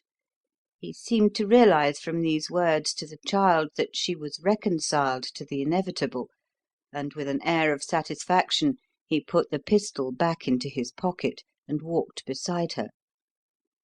She kept straight on with her soothing words, and in the half shadow neither Merode nor Lannister could see that one hand was lost in the folds of her skirt. "Ceddie, darling, let Miss Lorne be able to tell Mummy that her little man was a hero, that he died as heroes always die, without a fear or a weakening to the very last. I'll stand by you, precious. I'll hold your hand, and when the time comes—" It came then. The gateless archway was reached at last, and the thing she had been planning all along now became possible. With one sudden push she sent the boy reeling down the incline into the dry watercourse, flashed round sharply, and before Merode really knew how the thing happened, she was standing with her back to the arch and a revolver in her levelled hand. "Throw up your arms! Throw them up at once, or, as God hears me, I'll shoot!" she cried. "Run, Ceddie! Run, baby! He shan't follow you. I'll kill him if he tries." "You idiot!" began Merode, and made a lurch toward her, but the pistol barked, and something white hot zigzagged along his arm and bit like a flame into his shoulder. "Up with your hands! Up with them!" she said, in a voice that shook with excitement as he howled out and made a reeling backward step. "Next time it will be the head I aim at, not the arm." Then, lifting up her voice in one loud shriek that made the echoes bound, she called with all her strength, "Help, somebody! For God's sake, help! Scream, Ceddie, scream! Help! Help!" and lo! as she called, as if a miracle had been wrought, out of the darkness an answering voice called back to her, and the wild, swift notes of a motor horn bleated along the lonely road. "I'm coming! I, Cleek!" That voice rang out. "Hold your own! Hold it to the last, Miss Lorne! And God help the man who lays a finger on you!" "Mr. Cleek! Mr. Cleek! Oh, thank God!" she flung back with all the rapture a human voice could contain. "Come on! Come on! I've got him! Got that man Merode, and the boy is safe! The boy is safe! Come on! Come on! Come on!" "We're a comin', miss. You gamble on that, and the lightning's a fool to us," shouted Dollops in reply. "Let her have it, Gov'nor. Bust the bloomin' tank. Give her her head. Give her her feet. Give her her blessed merry thought if she wants it. Hurrah! Hurrah! Hurrah!" And then, just then, when she most needed her strength and her courage, Ailsa's evaporated. The reaction came, and with the despairing cries of Merode and Lanisterre ringing in her ears, she sank back, weak, white, almost fainting, and, leaning against the side of the archway, began to laugh and to sob hysterically. Merode seized that one moment and sprang to the breach. Realising that the game was all but up, that there was nothing for him now but to save his own skin if he could, he called out to Lanisterre to follow him, then plunged into the mill, swung over the lever which controlled the sluice gates, and, darting out by the back way, fled across the waste. But behind him he left a scene of indescribable horror, and the shrill screaming of a little child told him when that horror began. For as the sluice gates opened, a sullen roar sounded. On one side the diverted mill stream, and on the other the river, rose as two solid walls of water, rushed forward, and met. And in the twinkling of an eye the old watercourse was one wild, leaping, roaring, gyrating whirlpool of upflung froth and twisting waves that bore in their eddying clutch the battling figure of a drowning child. Even before he came in sight of it, the roaring waters and the fearful splash of their impact told Cleek what had been done. He could hear Ailsa's screams, he could hear the boy's feeble cries, and a moment later, when the whizzing motor panted up through the moonlight and sped by the broken wall, there was Ailsa, fairly palsied with fright, clinging weakly to the crumbling arch and uttering little sobbing, wordless, incoherent moans of fright as she stared down into the hell of waters. And below, in the foam, a little yellow head was spinning round and round and round in dizzying circles of torn and leaping waves. "Heavens, Governor!" began Dollops, in a voice of appalling despair. But before he could get beyond that, Cleek's coat was off, Cleek's body had described a sort of semicircle, and the child was no longer alone in the whirlpool. Battling, struggling, fairly leaping as a fish leaps in a torrent, one moment half out of the water, the next wholly submerged, Cleek struck from eddy to eddy, from circle to circle, until that little yellow head was within reach, then put forth his hand and gripped it, pulled it to him, and in another moment he was whirling round and round the whirlpool's course with the child clutched to him and his wet white face gleaming wax-like over the angle of his shoulder. They had not made the half of the first circle thus before Dollops had leapt to the bending willows, had scrambled up the rough trunk of the nearest of them, and pushing his weight out upon a strong and supple bough, bent it downward until the half of its strongest withes were deep in the whirling waters. "Grab 'em, Governor! Grab 'em when you come by!" he sang out over the roar of the waters. "They'll hold you, sir, hold a dozen like you. And if well played! Got 'em the first grab. Hang on. Get a tight grip. Now then, sir, hand over hand till you're at the bank. Good biz! Good biz! Blest if you won't be going in for the circus trade next. Steady does it, sir. Steady, steady. Go, by Jupiter! Now then, hand me up the nipper. I should say the young gent." And in 2 minutes' time, "Right. Got him. Here you are, Miss Lorne. Lay hold of his little lordship, will you? I've got me blessed hands full of keeping to me perch whilst the guv'nor's a wobbling of the branch like this. Good biz. Now then, sir, another half a yard. That's the call. Hands on this bough and foot on the bank there. 1, 2, 3. Knew you'd do it. Safe as houses. God bless your bully heart."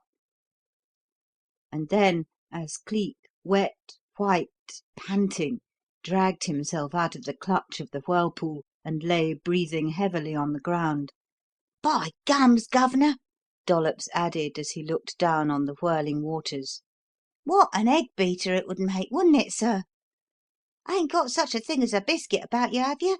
Me spine's a rasping holes in me necktie, and I'm so flat you could slip me into a pillar box and they'd take me home for a penny stamp." But Cleek made no reply. Wet and spent after his fierce struggle with the whirling fury he had just escaped, he lay looking up into Ailsa's eyes as she came to him with the sobbing child close pressed to her bosom, and all heaven in her beaming face. "It is not the funeral wreath after all, you see, Miss Lorne," he said. "It came near to being it, but it is not. It is not. I wonder, oh, I wonder." Then he laughed the foolish, vacuous laugh of a man whose thoughts are too happy for the banality of words. End of Chapter 22. Chapter 23. It was midnight and after. In the close-curtained library of Chepstow House, Cleek, with his little lordship sleeping in his arms, sat in solemn conclave with Lady Chepstow, Captain Hawksley, and Maverick Narkom. And while they talked, Ailsa, like a restless spirit, wandered to and fro, now lifting the curtains to peep out into the darkness, now listening as if her whole life's hope lay in the coming of some expected sound. And in her veins there burned a fever of suspense. "So you failed to get the rascals, did you, Mr. Narkom?" Cleek was saying. "I feared as much, but I couldn't get word to you sooner. We injured the machine in that mad race to the mill, and of course we had to come at a snail's pace afterwards. I'm sorry we didn't get Margot. Sorrier still that that hound Merode got away. They are bound to make more trouble before the race is run. Not for her ladyship, however, and not for this dear little chap. Their troubles are at an end, and the sacred son will be a sacred son no longer." "Oh, Mr. Cleek, do tell me what you mean," implored Lady Chepstow. "Do tell me how—" "Dr. Fordyce at last!" struck in Ailsa excitedly, as the door bell and knocker clashed and the butler's swift footsteps went along the hall. "Now we shall know, Mr. Cleek. Oh, now we shall know for certain." "And so shall all the world," he replied, as the door opened and the doctor was ushered into the room. "I don't think you were ever so welcome anywhere or at any time before, Doctor," he added with a smile. "Come and look at this little chap. Bonny little specimen of a Britisher, isn't he?" "Yes, but my dear sir, I was under the impression that I was called to a scene of excitement, and you seem as peaceful as Eden here. The constable who came for me said it was something to do with Scotland Yard." "So it is, Doctor. I had Mr. Narkom send for you to perform a very trifling but most important operation upon his little lordship here." "Upon Cedric!" exclaimed Lady Chepstow, rising in a panic of alarm. "An operation to be performed upon my baby boy? Oh, Mr. Cleek, in the name of Heaven!" "No, your ladyship, in the name of Buddha. Don't be alarmed. It is only to be a trifling cut, a mere reopening of that little wound in the thigh which you dressed and healed so successfully at Trincomalee. You made a mistake, all of you, that night when the boy was shot. The native poor Ferralt saw skulking along with the gun was not a mere tribesman, and had not the very faintest thought of discharging that weapon at your little son, or indeed at anybody else in the world. He was the High Priest Seydama, guardian of the Holy Tooth, the one living being who dared by right to touch it or to lay hands upon the shrine that contained it. Fearful, when the false rumour of that intended loot was circulated, that infidel eyes should look upon it, infidel hands profane the sacred relic, he determined to remove it from Dambool to the rock-hewn temple of Galwihara, and to enshrine it there. For the purpose of giving no clue to his movements, he chose to abandon his priestly vestments, to disguise himself as a common tribesman, and, the better to defeat the designs of any who might penetrate that disguise and endeavour to take the sacred relic from him and hold it for ransom, he hid the holy tooth in the barrel of a gun. That gun was in his hands, your ladyship, when Ferralt rushed out and brained him." In his hands? Oh, Mr. Cleek! Then Her voice all but failed her as a sudden realization came. that relic, that fetish, if it was in that gun at that time, then it is now "Embedded in the fleshy part of the boy's thigh," said Cleek, finishing the sentence for her. "Enclosed, doubtless, in a sac or cyst which Mother Nature has wrapped round it, the tooth is there, in your little son's body, and for 5 whole years he has been the living shrine that held it." It was quite true, as events rapidly and completely proved.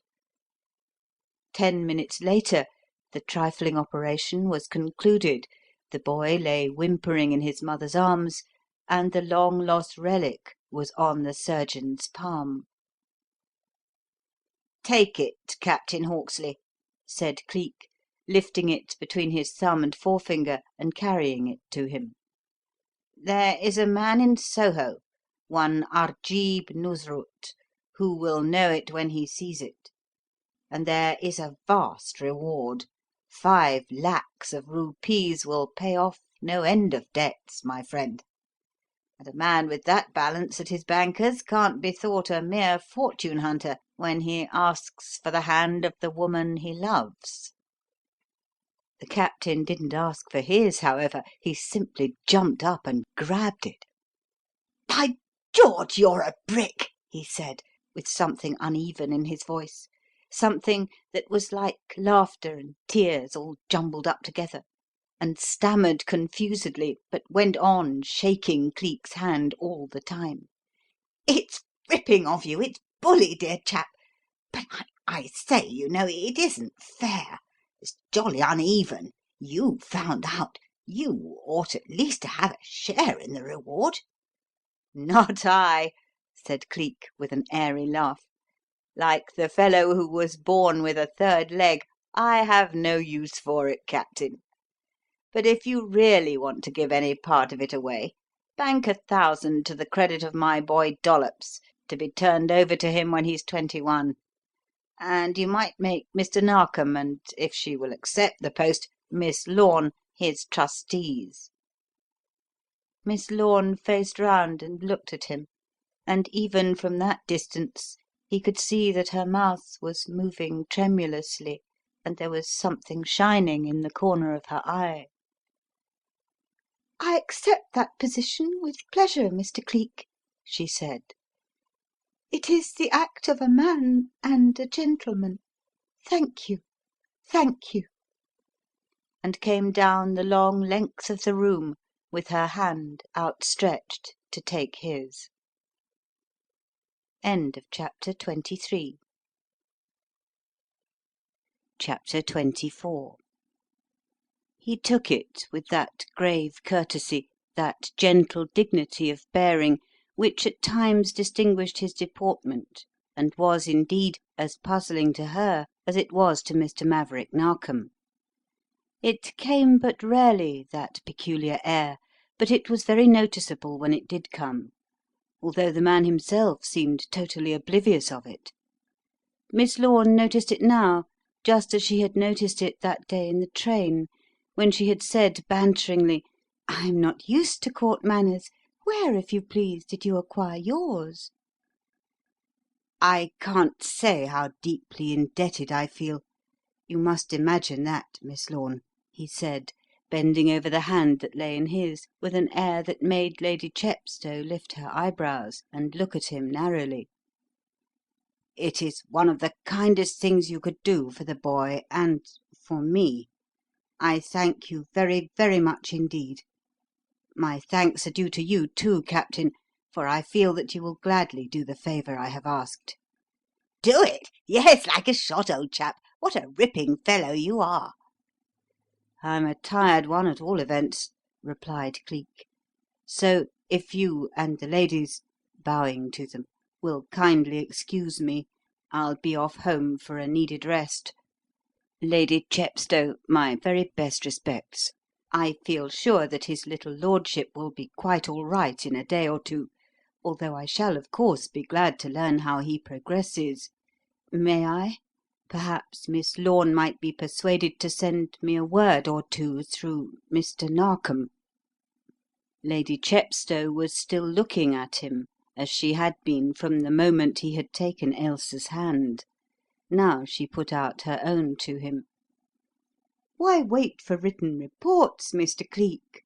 Why not call in person and see?" she asked.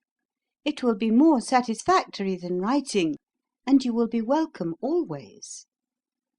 "I thank your ladyship," he said gravely, though all the soul of him rioted and laughed and longed to shout out for sheer joy. "It is a privilege I shall be happy to enjoy." But afterward, when he came to take his leave, a dearer one was granted him, for Ailsa herself accompanied him to the door. "I couldn't let the butler show you out, Mr. Cleek," she said, as they stood together in the wide entrance hall. "I couldn't let you go until I had said something that is on my mind, something that has been pricking my conscience all evening. I want to tell you that from this night on I am going to forget those other nights, that one in the mist at Hampstead, that other on the stairway at Wyvern House. Forget them utterly and entirely, Mr. Cleek. Whatever you may have been once, I know that now you are indeed a man." Then gave him her hand again, smiled at him, and sent him home feeling that he was as near to the threshold of heaven as any mortal thing may hope to be. Followed a time of such happiness as only they may know who, having lived in darkness, first know that there is such a thing as light. Followed days and weeks that went like magic things, blessed to the uttermost before they go. For now he was a welcome visitor at the house that sheltered her. Now the armour of reserve had dropped from her, and they were finding out between them that they had many tastes in common. It was in August when the first interruption to this happy state of affairs occurred, and they came to know that separation was to be endured again.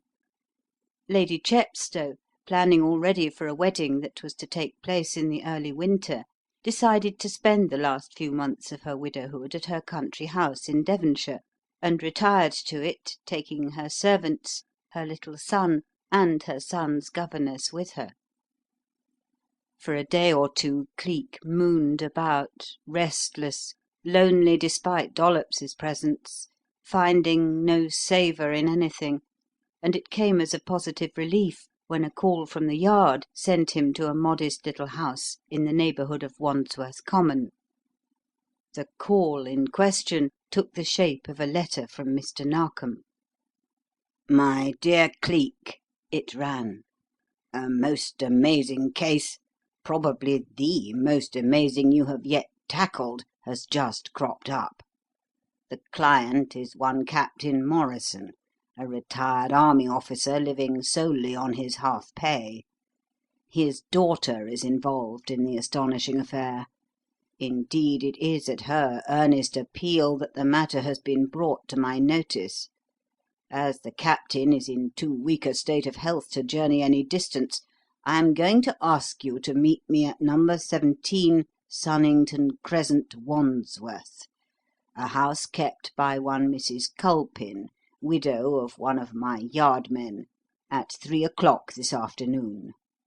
Knowing your reluctance to have your identity disclosed, I have taken the liberty of giving you the name you adopted in the Bawdrey affair, to wit, George Headland. I have also taken the same precaution with regard to the Morrisons, leaving you to disclose your identity or not, as you see fit." Glad enough for anything to distract his thoughts from the brooding state of melancholy into which they had sunk, Cleek looked up a timetable, caught the 2:47 train from Victoria Station, and Narkom, walking into Mrs. Culpin's modest little drawing room at 2 minutes past 3, found him standing in the window and looking thoughtfully out at the groups of children romping on the nearby common. "Well, here I am at last, you see, my dear fellow," he said as he crossed the room and shook hands with him.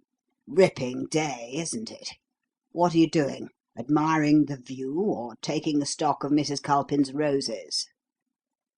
"Neither. I was speculating in futures," replied Cleek, glancing back at the sunlit common, and then glancing away again with a faintly audible sigh. "How happy, how carefree they are, those merry little beggars, Mr. Narkom. What you said in your letter set my thoughts harking backward, and I was wondering what things the coming years might hold for them and for their parents. At one time, you know, Philip Bawdrey was as innocent and guileless as any of those little shavers, and yet in after years he proved a monster of iniquity, a beast of ingratitude, and ah, well, let it pass. He paid, as thankless children always do pay under God's good rule. I wonder what his thoughts were when his last hour came." "It did come, then?" "Yes. Got playing some of his games with those short-tempered chaps out in Buenos Aires, and got knifed a fortnight after his arrival. I had a letter from Mrs. Bawdrey yesterday. His father never knew of well, the other thing, and never will now, thank God. The longer I live, Mr. Narkom, the surer I become that straight living always pays, and that the chap who turns into the other lane gets what he deserves before the game is played out." 10 years of Scotland Yard have enabled me to endorse that statement emphatically," replied Narkom. "The riddle of the 9th finger was no different in that respect from 900 other riddles that have come my way since I took office. Now, sit down, old chap, and let us take up the present case. But I say, Cleek, speaking of rewards reminds me of what I wrote you. There's very little chance of one in this affair. All the parties connected with it are in very moderate circumstances.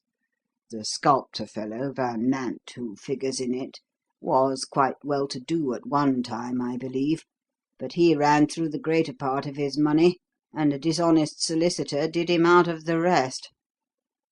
Miss Morrison herself never did have any, and, as I have told you, the captain hasn't anything in the world but his pension, and it takes every shilling of that to keep them. In the circumstances, I'd have made it a simple Yard affair chargeable to the Government, and put one of the regular staff upon it. But, well, it's such an astounding, such an unheard of thing, I knew you'd fairly revel in it. And besides, after all the rewards you have won, you must be quite a well-to-do man by this time, and able to indulge in a little philanthropy." Cleek smiled. "I will indulge in it, of course," he said, "but not for that reason, Mr. Narkom. I wonder how much it will surprise you to learn that, at the present moment, I have just £100 in all the world." "My dear fellow!" Narkom exclaimed with a sort of gasp, staring at him in round-eyed amazement. "You fairly take away my breath. Why, you must have received a fortune since you took up these special cases. 50 or 60,000 pounds at the smallest calculation." More. To be precise, I have received exactly £72,000, Mr. Narkom. But, as I tell you, I have to-day but £100 of that sum left. Lost in speculation? Oh, dear no. I've not invested one farthing in any scheme, company, or purchase since the night you gave me my chance and helped me to live an honest life." "Then, in the name of heaven, Cleek, what has become of the money?" "It has gone in the cause of my redemption, Mr. Narkom," he answered in a hushed voice. "My good friend, for you really have been a good friend to me, the best I ever had in all the world, my good friend, let us, for only just this 1 minute, speak of the times that lie behind. You know what redeemed me, a woman's eyes, a woman's rose-white soul. I said, did I not, that I wanted to win her, wanted to be worthy of her, wanted to climb up and stand with her in the light? You remember that, do you not, Mr. Narkom?" "Yes, I remember. But, my dear fellow, why speak of your vanishing cracksman days when you have so utterly put them behind you, and since lived a life beyond reproach? Whatever you did in those times you have amply atoned for, and what can that have to do with your impoverished state?" "It has everything to do with it. I said I would be worthy of that one dear woman, and I never can be, Mr. Narkom, until I have made restitution, until I can offer her a clean hand as well as a clean life. I can't restore the actual things that the vanishing cracksman stole, for they are gone beyond recall, but I can at least restore the value of them, and that I have been secretly doing for a long time." "Man alive! God bless my soul! Cleek, my dear fellow, do you mean to tell me that all the rewards, all the money you have earned—" "Has gone to the people from whom I stole things in the wretched old days that lie behind me," he finished very gently. "It goes back in secret gifts as fast as it is earned, Mr. Narkom. Don't you see the answers, the acknowledgments in the personal columns of the papers now and again? Wheresoever I robbed in those old days, I am repaying in these. When the score is wiped off, when the last robbery is paid for, my hand will be clean, and I can offer it. Never before." "Cleek, my dear fellow! What a man! What a man! Oh, more than ever am I certain now that old Sir Horace Wyvern was right that night when he said that you were a gentleman. Tell me, our respected, tell me, for God's sake, man, who are you? What are you, dear friend?" "Cleek," he made reply. "Just Cleek. The rest is my secret and God's. We've never spoken of the past since that night, Mr. Narkom, and with your kind permission we never will speak of it again. I'm Cleek, the detective, at your service once more.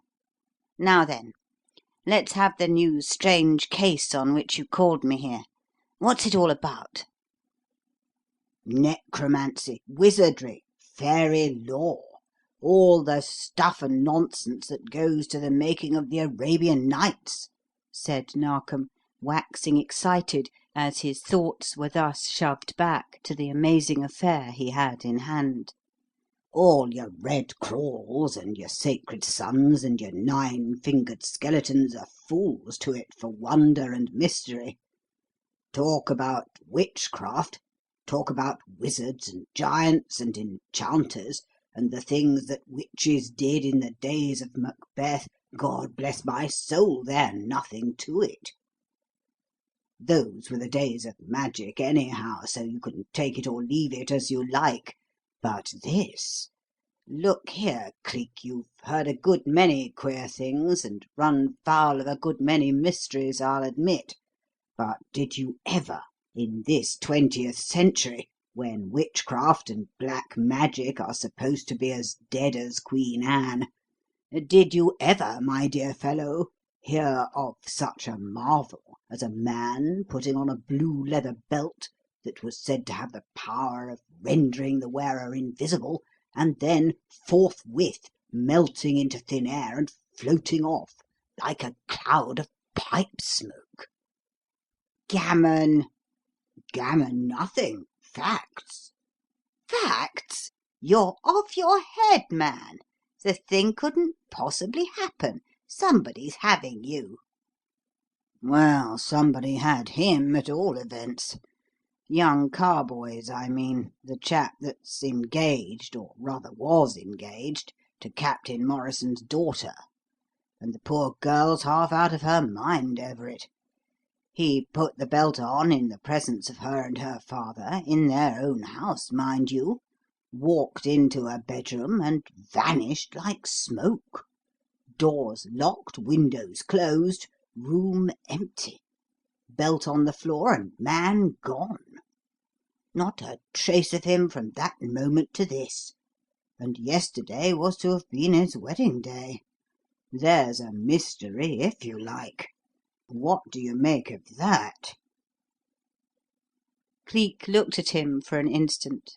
Then, "My dear Mr. Narkom, for the moment I thought you were fooling," he said in a tone of deep interest. "But I see now that you are quite in earnest, although the thing sounds so preposterous a child might be expected to scoff at it. A man to get a magic belt, to put it on, and then to melt away. Why, the 7 League Boots couldn't be a greater tax on one's credulity. Sit down and tell me all about it." "The dickens of it is, there doesn't seem to be much to tell," said Narkom, accepting the invitation. "Young Carboys, who appears to have been a decent sort of chap, had neither money, position, nor enemies, so that's an end to any idea of somebody having a reason for wishing to get rid of him. And as he was devotedly attached to Miss Morrison, and was counting the very hours to the time of their wedding, and, in addition, had no debts, no entanglements of any sort, and no possible reason for wishing to disappear, there isn't the slightest ground for suspecting that he did so voluntarily." "Suppose you tell me the story from the beginning, and leave me to draw my own conclusions regarding that," said Cleek. "Who and what was the man? Was he living in the same house with his fiancée, then? You say the disappearance occurred there at night, and that he went into a bedroom. Was the place his home as well as Captain Morrison's, then?" "On the contrary, his home was a matter of 3 or 4 miles distant. He was merely stopping at the Morrisons' on that particular night. I'll tell you presently why and how he came to do that. For the present, let's take things in their proper order. Once upon a time this George Carboys occupied a fair position in the world, and his parents, long since dead, were well-to-do. The son, being an only child, was well looked after, sent to Eton and then to Brasenose, and all that sort of thing, and the future looked very bright for him. Before he was 21, however, his father lost everything through unlucky speculations, and that forced the son to make his own living. At the 'Varsity he had fallen in with a rich young Belgian fellow named Maurice Van Nant, who had a taste for sculpture and the fine arts generally, and they had become the warmest and closest of friends." "Maurice Van Nant? That's the sculptor fellow you said in the beginning had gone through his money, isn't it?" "Yes. Well, when young Carboys was thrown on the world, so to speak, this Van Nant came to the rescue, made a place for him as private secretary and companion, and for 3 or 4 years they knocked round the world together, going to Egypt, Persia, India, etc., as Van Nant was mad on the subject of Oriental art and wished to study it at the fountain head. In the meantime, both Carboys' parents went over to the silent majority and left him without a relative in the world, barring Captain Morrison, who is an uncle about 7 times removed, and would, of course, naturally be heir at law to anything he left, if he had anything to leave, poor beggar, which he hadn't. But that's getting ahead of the story. Well, at the end of 4 years or so, Van Nant came to the bottom of his purse, hadn't a stiver left, and from dabbling in art for pleasure, had to come down to it as a means of earning a livelihood. And he and Carboys returned to England, and for purposes of economy pooled their interests, took a small box of a house over Putney way, set up a regular bachelor establishment, and started in the business of bread-winning together. Carboys succeeded in getting a clerk's position in town. Van Nant set about modelling clay figures and painting mediocre pictures, and selling both whenever he could find purchasers. Naturally, these were slow in coming, few and far between, but with Carboys' steady £2 a week coming in, they managed to scrape along and to keep themselves going. They were very happy, too, despite the fact that Carboys had got himself engaged to Miss Morrison, and was hoarding every penny he could possibly save in order to get enough to marry on. And this did not tend to make Van Nant overjoyed, as such a marriage would, of course, mean the end of their long association and the giving up of their bachelor quarters. To say nothing of leaving Van Nant to rub along as best he could without any assistance from Carboys, commented Cleek. I think I can guess a portion of what resulted, Mr. Narkom. Van Nant did not, of course, in these circumstances, have any tender regard for Miss Morrison. No, he did not. In point of fact, he disliked her very much indeed, and viewed the approaching wedding with extreme disfavour. And yet you say that nobody has an interest in doing Carboys some sort of mischief in order to prevent that wedding from being consummated, Mr. Narkom, said Cleek, with a shrug of the shoulders. Certainly Van Nant would have been glad to see a spoke put in that particular wheel, though I freely confess I do not see what good could come of preventing it by doing away with Carboys, as he would then be in as bad a position as if the marriage had been allowed to proceed as planned. Either way, he loses Carboys' companionship and assistance, and his one wish would be to preserve both. Well, go on. What next? I am anxious to hear about the belt. Where and how does that come in? Well, it appears that Miss Morrison got hold of a humorous book called The Brass Bottle, a fantastic, farcical thing about a genie who had been sealed up in a bottle for 1,000 years, getting out and causing the poor devil of a hero no end of worry by heaping riches and honours upon him in the most embarrassing manner. It happened that on the night Miss Morrison got this book, and read it aloud for the amusement of her father and lover, Carboys had persuaded Van Nant to spend the evening with them. Apparently he enjoyed himself too, for he laughed as boisterously as any of them over the farcical tale, and would not go home until he had heard the end of it. When it was finished, Miss Morrison tells me, Carboys, after laughing fit to split his sides over the predicament of the hero of the book, cried out, "By George, I wish some old genie would take it into his head to hunt me up, and try the same sort of a dodge with me. He wouldn't find this chicken shying his gold and his gems back at his head, I can tell you. I'd accept all the Arab slaves and all the palaces he wanted to thrust on me, and then I'd make 'em all over to you, Mary dear, so you'd never have to do another day's worrying or pinching in all your life. But never you nor anybody else depend upon an Arab's gratitude or an Arab's generosity. He'll promise you the moon, and then wriggle out of giving you so much as a star, just as Abdul Ben Meerza did with me." and upon Miss Morrison asking what he meant by that, he replied laughingly, "Ask Van, he knew the old codger better than I, knew his whole blessed family, blow him, and was able to talk to the old skinflint in his own outlandish tongue." Upon Miss Morrison's acting on this suggestion, Van Nant told of an adventure Carboys had had in Persia some years previously. It appears that he saved the life of a miserly old Arab called Abdul Ben Mirza at the risk of his own, that the old man was profuse in his expressions of gratitude, and on their parting had said, "By the Prophet, thou shalt yet find the tree of this day's planting bear rich fruit for thee, and thy feet walk upon golden stones." But in spite of this promise he had walked away, and Carboys had never heard another word from nor of him from that hour until 3 nights ago. "Oho!" said Cleek, with a strong rising inflection. "And he did hear of him, then?"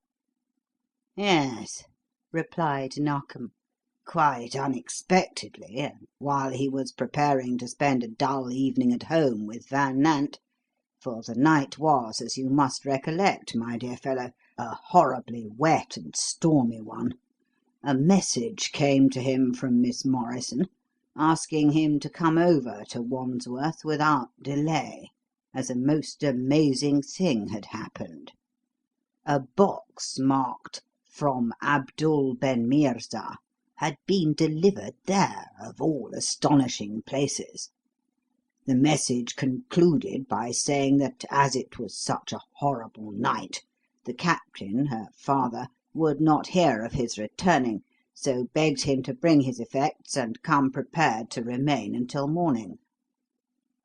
He went, of course, carrying with him a small bag containing his pyjamas, his shaving tackle, and such few accessories as would be necessary, since, if he stopped, he must start from there to business in the morning. And on his arrival was handed a small leather case, addressed as he had been told. Imagining all sorts of wonders, from jewels of fabulous value to documents entitling him to endless wealth, he unfastened the case and found within it a broad belt of blue enamelled leather, secured with a circular brass clasp, on which was rudely scratched in English the words, "The wizards of the East grew rich by being unseen. Whoso clasps this belt about his waist may become invisible for the wishing. So does Ben Mirza remember." Of course, Carboys treated it as the veriest rubbish. Who wouldn't? Indeed, suspected Van Nant of having played a joke upon him, and laughingly threw it aside, and finding that he had taken an uncomfortable journey for nothing, got some good out of it by spending a pleasant evening with the captain and his daughter. A room had been made ready for him. In fact, although he did not know it, Miss Morrison had given him hers, and had herself gone to a less attractive one, and in due time he prepared to turn in for the night. As they parted, Miss Morrison, in a bantering spirit, picked up the belt and handed it to him, remarking that he had better keep it, as after marriage he might some time be glad to creep into the house unseen.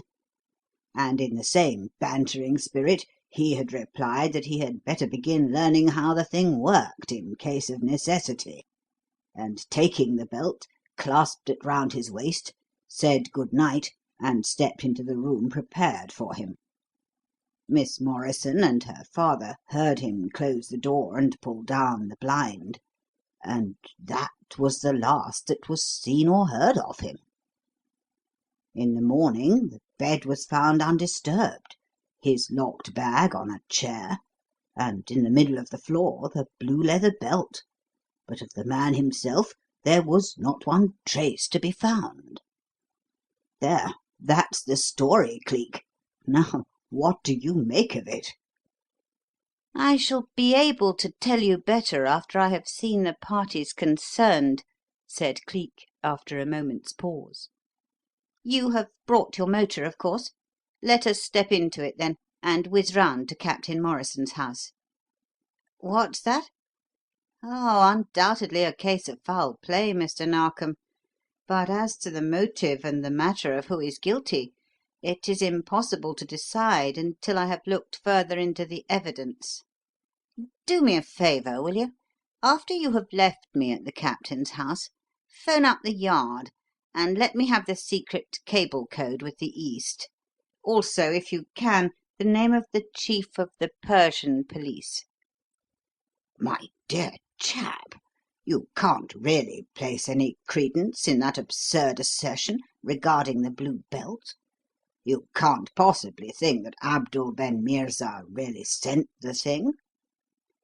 "No, I can't," said Cleek in reply, "because, to the best of my belief, it is impossible for a dead man to send anything; and if my memory doesn't betray me, I fancy I read in the newspaper accounts of that big Tajik rising at Kotour a couple of months ago that the leader, one Abdul Ben Meerza, a rich but exceedingly miserly merchant of the province of Elburz, was, by the Shah's command, bastinadoed within an inch of his life and then publicly beheaded."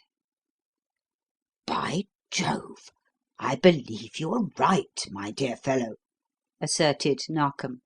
I thought the name had a familiar sound, as if I had somewhere heard it before. I suppose there is no likelihood, by any chance, that the old skinflint could have lived up to his promise and left poor Carboys something after all, Cleek? Because, you know, if he did... "Captain Morrison would, as heir at law, inherit it," supplemented Cleek dryly. "Get out the motor, Mr. Narkom, and let's spin round and see him. I fancy I should like a few minutes' conversation with the captain. And, Mr. Narkom." Yes? "We'll stick to the name George Headland, if you please. When you are out for birds, it doesn't do to frighten them off beforehand." Chapter 25. It did not take more than 5 minutes to cover the distance between Sunnington Crescent and the modest little house where Captain Morrison and his daughter lived, so in a very brief time Cleek had the satisfaction of interviewing both. Narkom's assertion that Miss Morrison was half out of her mind over the distressing affair had prepared him to encounter a weeping, red-eyed, heart-broken creature of the most excitable type.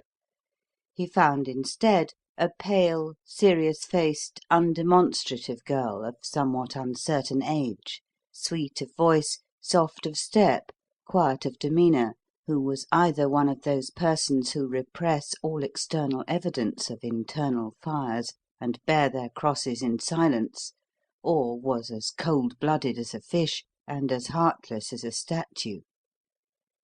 He found the father the exact antithesis of the daughter, a nervous, fretful, irritable individual gout had him by the heels at the time who was as full of yaps and snarls as any Irish terrier, and as peevish and fussy as a fault-finding old woman. Added to this, he had a way of glancing all round the room and avoiding the eye of the person to whom he was talking; and if Cleek had been like the generality of people, and hadn't known that some of the best and straightest men in the world have been afflicted in this manner, and some of the worst and crookedest could look you straight in the eyes without turning a hair, he might have taken this for a bad sign. Then, too, he seemed to have a great many more wrappings and swaddlings about his gouty foot than appeared to be necessary, unless it was done to make his helpless state very apparent, and to carry out his assertion that he hadn't been able to walk a foot unassisted for the past week, and could not, therefore, be in any way connected with young Carboys' mysterious vanishment. Still, even that had its contra aspect. He might be one of those individuals who make a mountain out of a molehill of pain and insist upon a dozen poultices where one would do. But Cleek could not forget that, as Narkom had said, there was not the shadow of doubt that in the event of Carboys having died possessed of means, the captain would be the heir at law by virtue of his kinship, and it is a great deal more satisfactory to be rich oneself than to be dependent upon the generosity of a rich son-in-law. So, after adroitly exercising the pump upon other matters, "I suppose, Miss Morrison," said Cleek, in a casual, off-hand sort of way, "you don't happen to know if Mr. Carboys ever made a will, do you? I am aware from what Mr. Narkom has told me of his circumstances that he really possessed nothing that would call for the execution of such a document, but young men have odd fancies sometimes, particularly when they become engaged, so it is just possible that he might have done such a thing, that there was a ring or something of that sort he wanted to make sure of your getting, should anything happen to him. Of course, it is an absurd suggestion, but—" "It is not so absurd as you think, Mr. Headland," she interrupted. "As it happens, Mr. Carboys did make a will, but that was a very long time ago, in fact, before he knew me, so my name did not figure in it at all. He once told me of the circumstances connected with it. It was executed when he was about 23. It appears that there were some personal trinkets, relics of his more prosperous days, a set of jewelled waistcoat buttons, a scarf pin, a few choice books and things like that, which he desired Mr. Van Nant to have in the event of his death. They were then going to the Orient, and times there were troublous. So he drew up a will, leaving everything that he might die possessed of to Mr. Van Nant, and left the paper with the latter's solicitor when they bade good-bye to England. So far as I know, that will still exists, Mr. Headland. So—" here the faintest suggestion of a quiver got into her voice, "if anything of a tragical nature had happened to him, and the trinkets hadn't disappeared with him, Mr. Van Nant could claim them all, and I should have not even one poor little token to cherish in memory of him. And I'm sure, I'm very sure, that if he had known, if he had thought—" "Mary, for goodness' sake, don't begin to snivel," chimed in her father querulously. "It gets on my nerves, and you know very well how I am suffering. Of course, it was most inconsiderate of Carboys not to destroy that will as soon as you and he were engaged, but he knew that marriage invalidates any will a man may have made previously. And, well, you can't suppose that he ever expected things to turn out as they have done. Besides, Van Nant would have seen that you got something to treasure as a remembrance. He's a very decent chap, is Van Nant, Mr. Headland, although my daughter has never appeared to think so. But there's no arguing with a woman, anyway." Cleek glanced at Narkom. It was a significant glance, and said as plainly as so many words, "What do you think of it? You said there was no motive, and provided Carboys fell heir to something of which we know nothing as yet, here are two. If that will was destroyed, one man would, as heir at law, inherit; ditto the other man if it was not destroyed and not invalidated by marriage. And here's the one man singing the praises of the other one." "Collusion?" queried Narkom's answering look. "Perhaps," said Cleek's in response, "one of these two men has made away with him. The question is, which? And also, why? When? Where?" Then he turned to the captain's daughter and asked quietly, "Would you mind letting me see the room from which the young man disappeared? I confess I haven't the ghost of an idea regarding the case, Captain. But if you don't mind letting your daughter show me the room—" "Mine? Good Lord, no," responded the Captain. "All I want to know is what became of the poor boy, and if there's any likelihood of his ever coming back alive. I'd go up with you myself, only you see how helpless I am. Mary, take Mr. Headland to the room. And please don't stop any longer than is necessary. I'm suffering agonies and not fit to be left alone."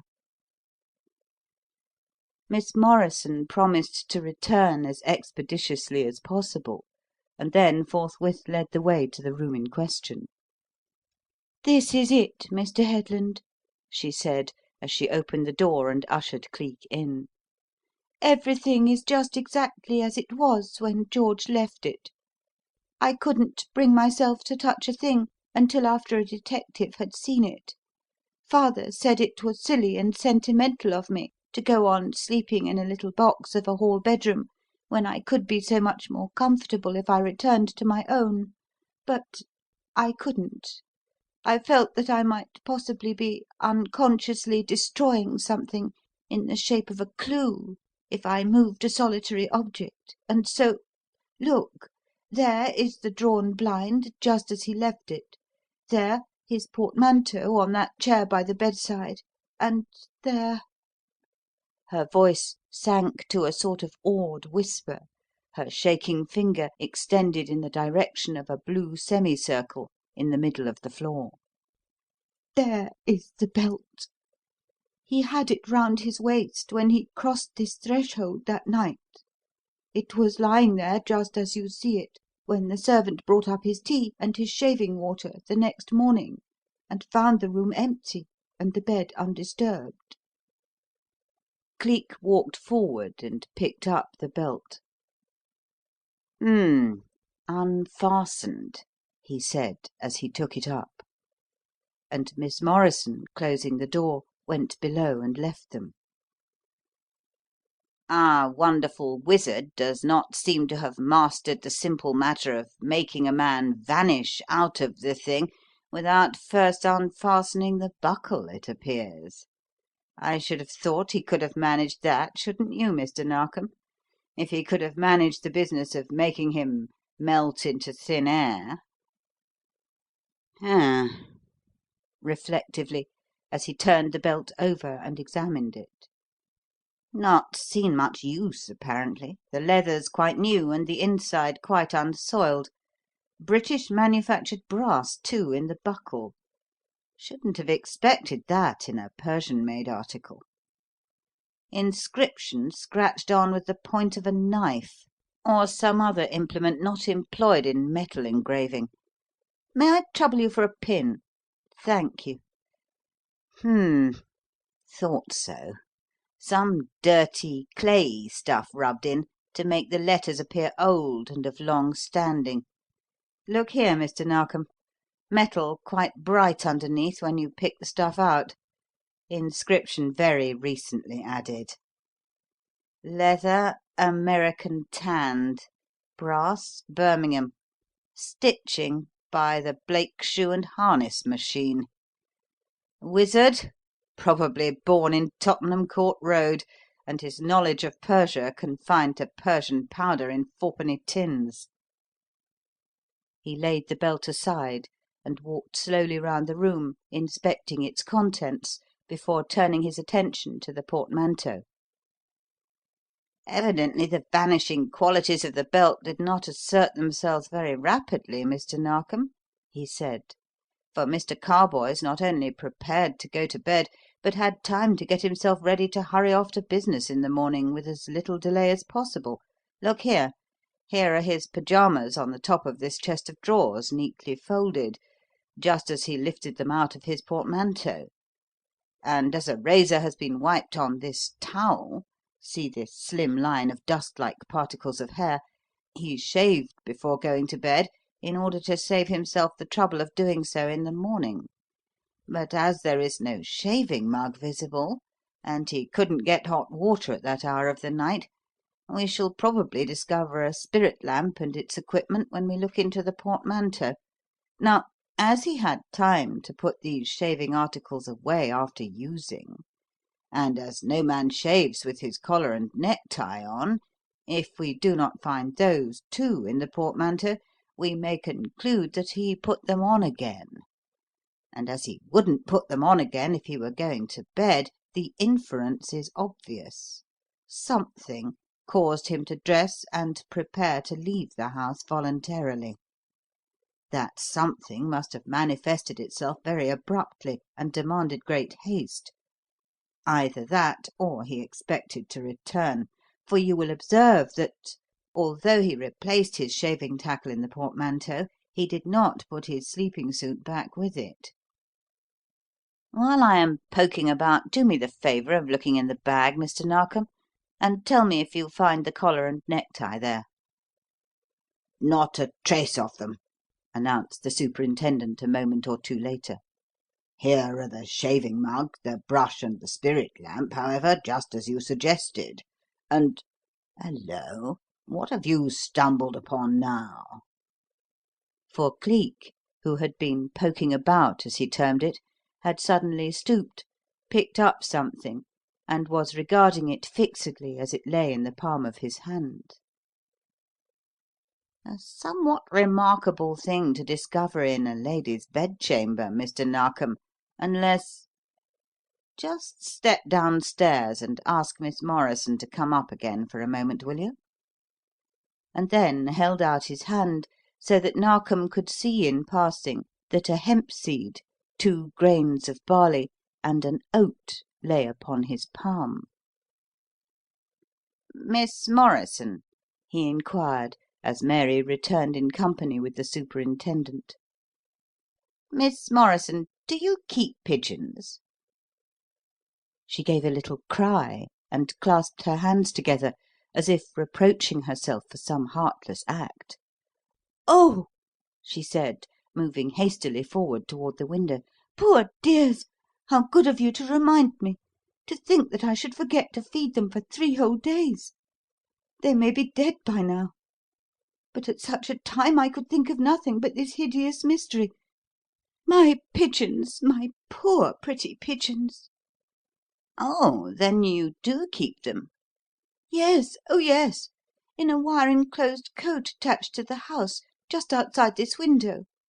Homing pigeons, Mr. Headland. George bought them for me. We had an even half dozen each. We used to send messages to each other that way. He would bring his over to me, and take mine away with him at night when he went home, so we could correspond at any moment without waiting for the post. That's how I sent him the message about the arrival of the belt. Oh, do unlock the window and let me see if the pretty dears are still alive." "It doesn't need to be unlocked, Miss Morrison," he replied as he pulled up the blind. "See, it can be opened easily. The catch is not secured." "Not secured? Why, how strange. I myself fastened it after I dispatched the bird with the message about the belt. And nobody came into the room after that until George did so that night. Oh, do look and see if the pretty creatures are dead. They generally coo so persistently, and now I don't hear a sound from them." Cleek threw up the sash and looked out. A huge wisteria with tendrils as thick as a man's wrist covered the side of the house, and made a veritable ladder down to the little garden. And firmly secured to this on a level with the window sill, and within easy reach therefrom, was the dovecot in question. He put in his hand and slowly drew out 4 stiff, cold, feathered little bodies, and laid them on the dressing table before her. Then, while she was grieving over them, he groped round in all corners of the cote and drew forth still another. "5?" she exclaimed in surprise. "5? Oh, but there should only be 4, Mr. Headland. It is true that George brought over all 6 the day before, but I flew one to him in the early morning, and I flew a second at night, with the message about the belt, so there should be but 4. Oh, well, possibly one was flown by him to you, and it homed without your knowledge. Yes, but it couldn't get inside the wired enclosure unassisted, Mr. Headland. See, that spring door has to be opened when it is returned to the cote after it has carried its message home. You see, I trained them, by feeding them in here, to come into this room when they were flown back to me. They always flew directly in if the window was opened, or gave warning of their presence by fluttering about and beating against the panes if the sash was closed. And for a 5th pigeon to be inside the enclosure, I can't understand the thing at all. Oh, Mr. Headland, do you think it is anything in the nature of a clue?" "It may be," he replied evasively. "Clues are funny things, Miss Morrison. You never know when you may pick one up, nor how. I shouldn't say anything to anybody about this 5th pigeon, if I were you. Let that be our secret for a while. And if your father wants to know why I sent for you to come up here again, why, just say I have discovered that your pigeons are dead for want of food." And for a moment or two after she had closed the door and gone below again, he stood looking at Mr. Narkom and slowly rubbing his thumb and forefinger up and down his chin. Then, of a sudden, "I think, Mr. Narkom, we can fairly decide on the evidence of that 5th pigeon that George Carboys left this room voluntarily," returned Cleek. "That the bird brought him a message of such importance it was necessary to leave this house at once, and that, not wishing to leave it unlocked while he was absent, and not, because of the captain's inability to get back upstairs afterward, having anybody to whom he could appeal to get up and lock it after him, he chose to get out of this window and to go down by means of that wisteria. I think, too, we may decide that as he left no note to explain his absence, he expected to return before morning, and that, as he never did return, he has met with foul play. Of course, it is no use looking for footprints in the garden in support of this hypothesis, for the storm that night was a very severe one and quite sufficient to blot out all trace of them. But look here, Mr. Narkom, put 2 and 2 together. If a message was sent him by a carrier pigeon, where must that pigeon have come from, since it was one of Miss Morrison's?" "Why, from Van Nant's place, of course. It couldn't possibly come from any other place." "Exactly.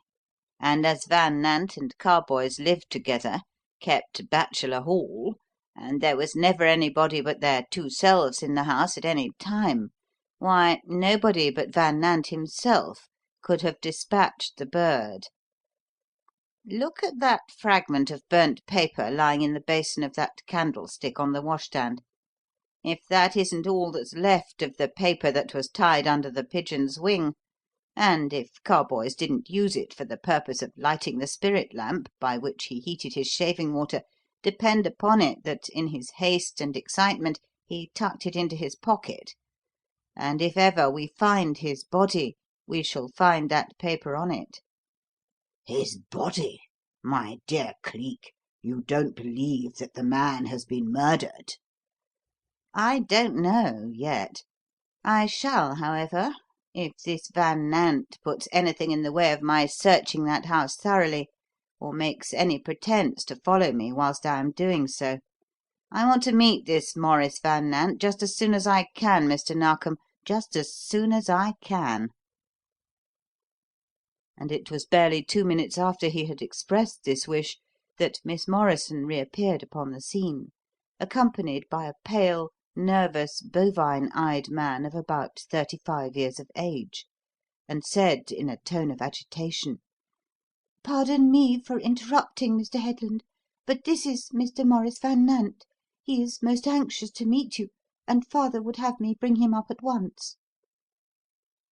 Narkom screwed round on his heel, looked at the Belgian, and lost faith in Miss Morrison's powers of discrimination instantly. On the dressing table stood Carboys' picture, heavy-jowled, sleepy-eyed, dull-looking, and on the threshold stood a man with the kindest eyes, the sweetest smile, and the handsomest and most sympathetic countenance he had seen in many a day. If the eyes are the mirror of the soul, if the face is the index of the character, then here was a man weak as water, as easily led as any lamb, and as guileless. "You are just the man I want to see, Mr. Van Nant," said Cleek, after the first formalities were over, and assuming, as he always did at such times, the heavy, befogged expression of incompetence. "I confess this bewildering affair altogether perplexes me.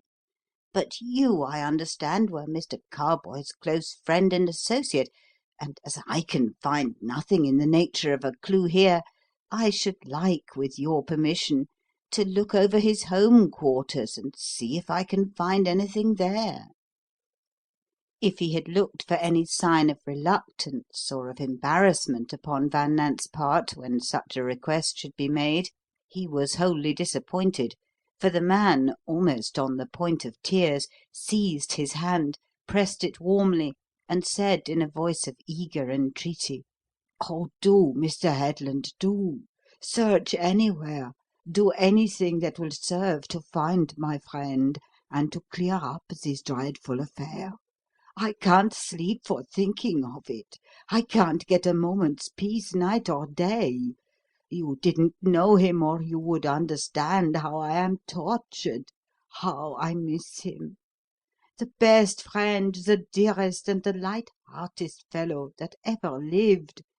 If I had anything left in this world, I'd give it all, Mr. Headland, to clear up the mystery of this thing and to get him back. One man could do that, I believe, could and would if I had the money to offer him." "Indeed, and who may he be, Mr. Van Nant?" "The great, the amazing, the undeceivable man Cleek. He'd get at the truth of it. Nothing could baffle and bewilder him. But, oh, well, it's the old tale of the power of money.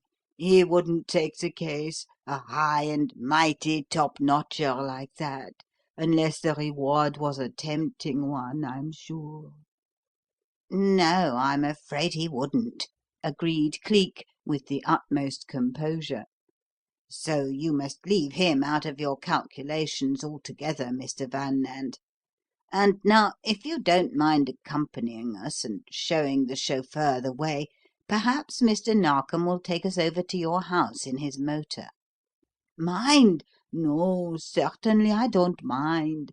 Anything in the world to get at a clue to this thing, Mr. Headland. Anything. Do let us go at once." Cleek led the way from the room. Halfway down the stairs, however, he excused himself on the plea of having forgotten his magnifying glass, and ran back to get it. 2 minutes later he rejoined them in the little drawing-room, where the growling captain was still demanding the whole time and attention of his daughter, and, the motor being ready, the three men walked out, got into it, and were whisked away to the house which once had been the home of the vanished George Carboys. It proved to be a small, isolated brick house in very bad condition, standing in an out-of-the-way road somewhere between Putney and Wimbledon. It stood somewhat back from the road, in the midst of a little patch of ground abounding in privet and laurel bushes, and it was evident that its cheapness had been its chief attraction to the two men who had rented it, although on entering it was found to possess at the back a sort of extension, with top and side lights, which must have appealed to Van Nant's need of something in the nature of a studio. At all events, he had converted it into a very respectable apology for one, and Cleek was not a little surprised by what it contained. Rich stuffs, bits of tapestry, Persian draperies, Arabian prayer mats, relics of his other and better days and of his Oriental wanderings, hung on the walls and ornamented the floor. His rejected pictures and his unsold statues, many of them life-sized and all of clay, coated with a lustreless paint to make them look like marble, were disposed about the place with an eye to artistic effect. And near to an angle, where stood, on a pedestal, half concealed, half revealed by artistically arranged draperies, the life-size figure of a Roman senator in toga and sandals, there was the one untidy spot, the one utterly inartistic thing the room contained. It was the crude, half-finished shape of a recumbent female figure, of large proportions and abominable modelling, stretched out at full length upon a long, low, trestle-supported sculptor's staging, on which also lay Van Nant's modelling tools and his clay-stained working blouse. Cleek looked at the huge, unnatural thing, out of drawing, anatomically wrong in many particulars, and felt like quoting Angelo's famous remark anent his master Lorenzo's faun: "What a pity to have spoilt so much expensive material!" And Van Nant, observing, waved his hand toward it. "A slumbering nymph," he explained. "Only the head and shoulders finished as yet, you see. I began it the day before yesterday, but my hand seems somehow to have lost its cunning. Here are the keys of all the rooms, Mr. Headland. Carboys was the one directly at the head of the stairs in the front. Won't you and Mr. Narkom go up and search without me? I couldn't bear to look into the place and see the things that belong to him, and he not there. It would cut me to the heart if I did. Or maybe you would sooner go alone and leave Mr. Narkom to search round this room. We used to make a general sitting room of it at nights when we were alone together, and some clue may have been dropped." "A good suggestion, Mr. Narkom," commented Cleek, as he took the keys. "Look round and see what you can find whilst I poke about upstairs." Then he walked out of the studio, and, searching every nook and corner, whilst Van Nant, for the want of something to occupy his mind and his hands, worked on the nymph, and could hear him moving about overhead in quest of possible clues. For perhaps 20 minutes Cleek was away. Then he came down and walked into the room looking the very picture of hopeless bewilderment. "Mr. Narkom," he said, "this case stumps me. I believe there's magic in it, if you ask me, and as the only way to find magic is with magic, I am going to consult a clairvoyant, and if one of those parties can't give me a clue, I don't believe the mystery will ever be solved. I know of a ripping one, but she is over in Ireland, and as it's a dickens of a way to go, I shan't be able to get back before the day after to-morrow at the earliest. But look here, sir, I'll tell you what. This is Tuesday evening, isn't it? Now, if you and Mr. Van Nant will be at Captain Morrison's house on Thursday evening at 7 o'clock, and will wait there until I come, I'll tell you what that clairvoyant says, and whether there's any chance of this thing being solved or not. Is that agreeable, Mr. Van Nant?" "Quite, Mr. Headland. I'll be there promptly." "And stop until you hear from me." "And stop until I hear from you, yes." "Right you are, sir. Now then, Mr. Narkom, if you'll let the chauffeur whisk me over to the station, I'll get back to London and on to the earliest possible train for Holyhead, so as to be on hand for the first Irish packet to-morrow. And while you're looking for your hat, sir, good evening, Mr. Van Nant. I'll step outside and tell Lennard to start up." With that, he passed out of the studio, walked down the hall, and went out of the house. And half a minute later, when the superintendent joined him, he found him sitting in the limousine and staring at his toes. "My dear Cleek, did you find anything?" he queried as he took a seat beside him and the motor swung out into the road and whizzed away.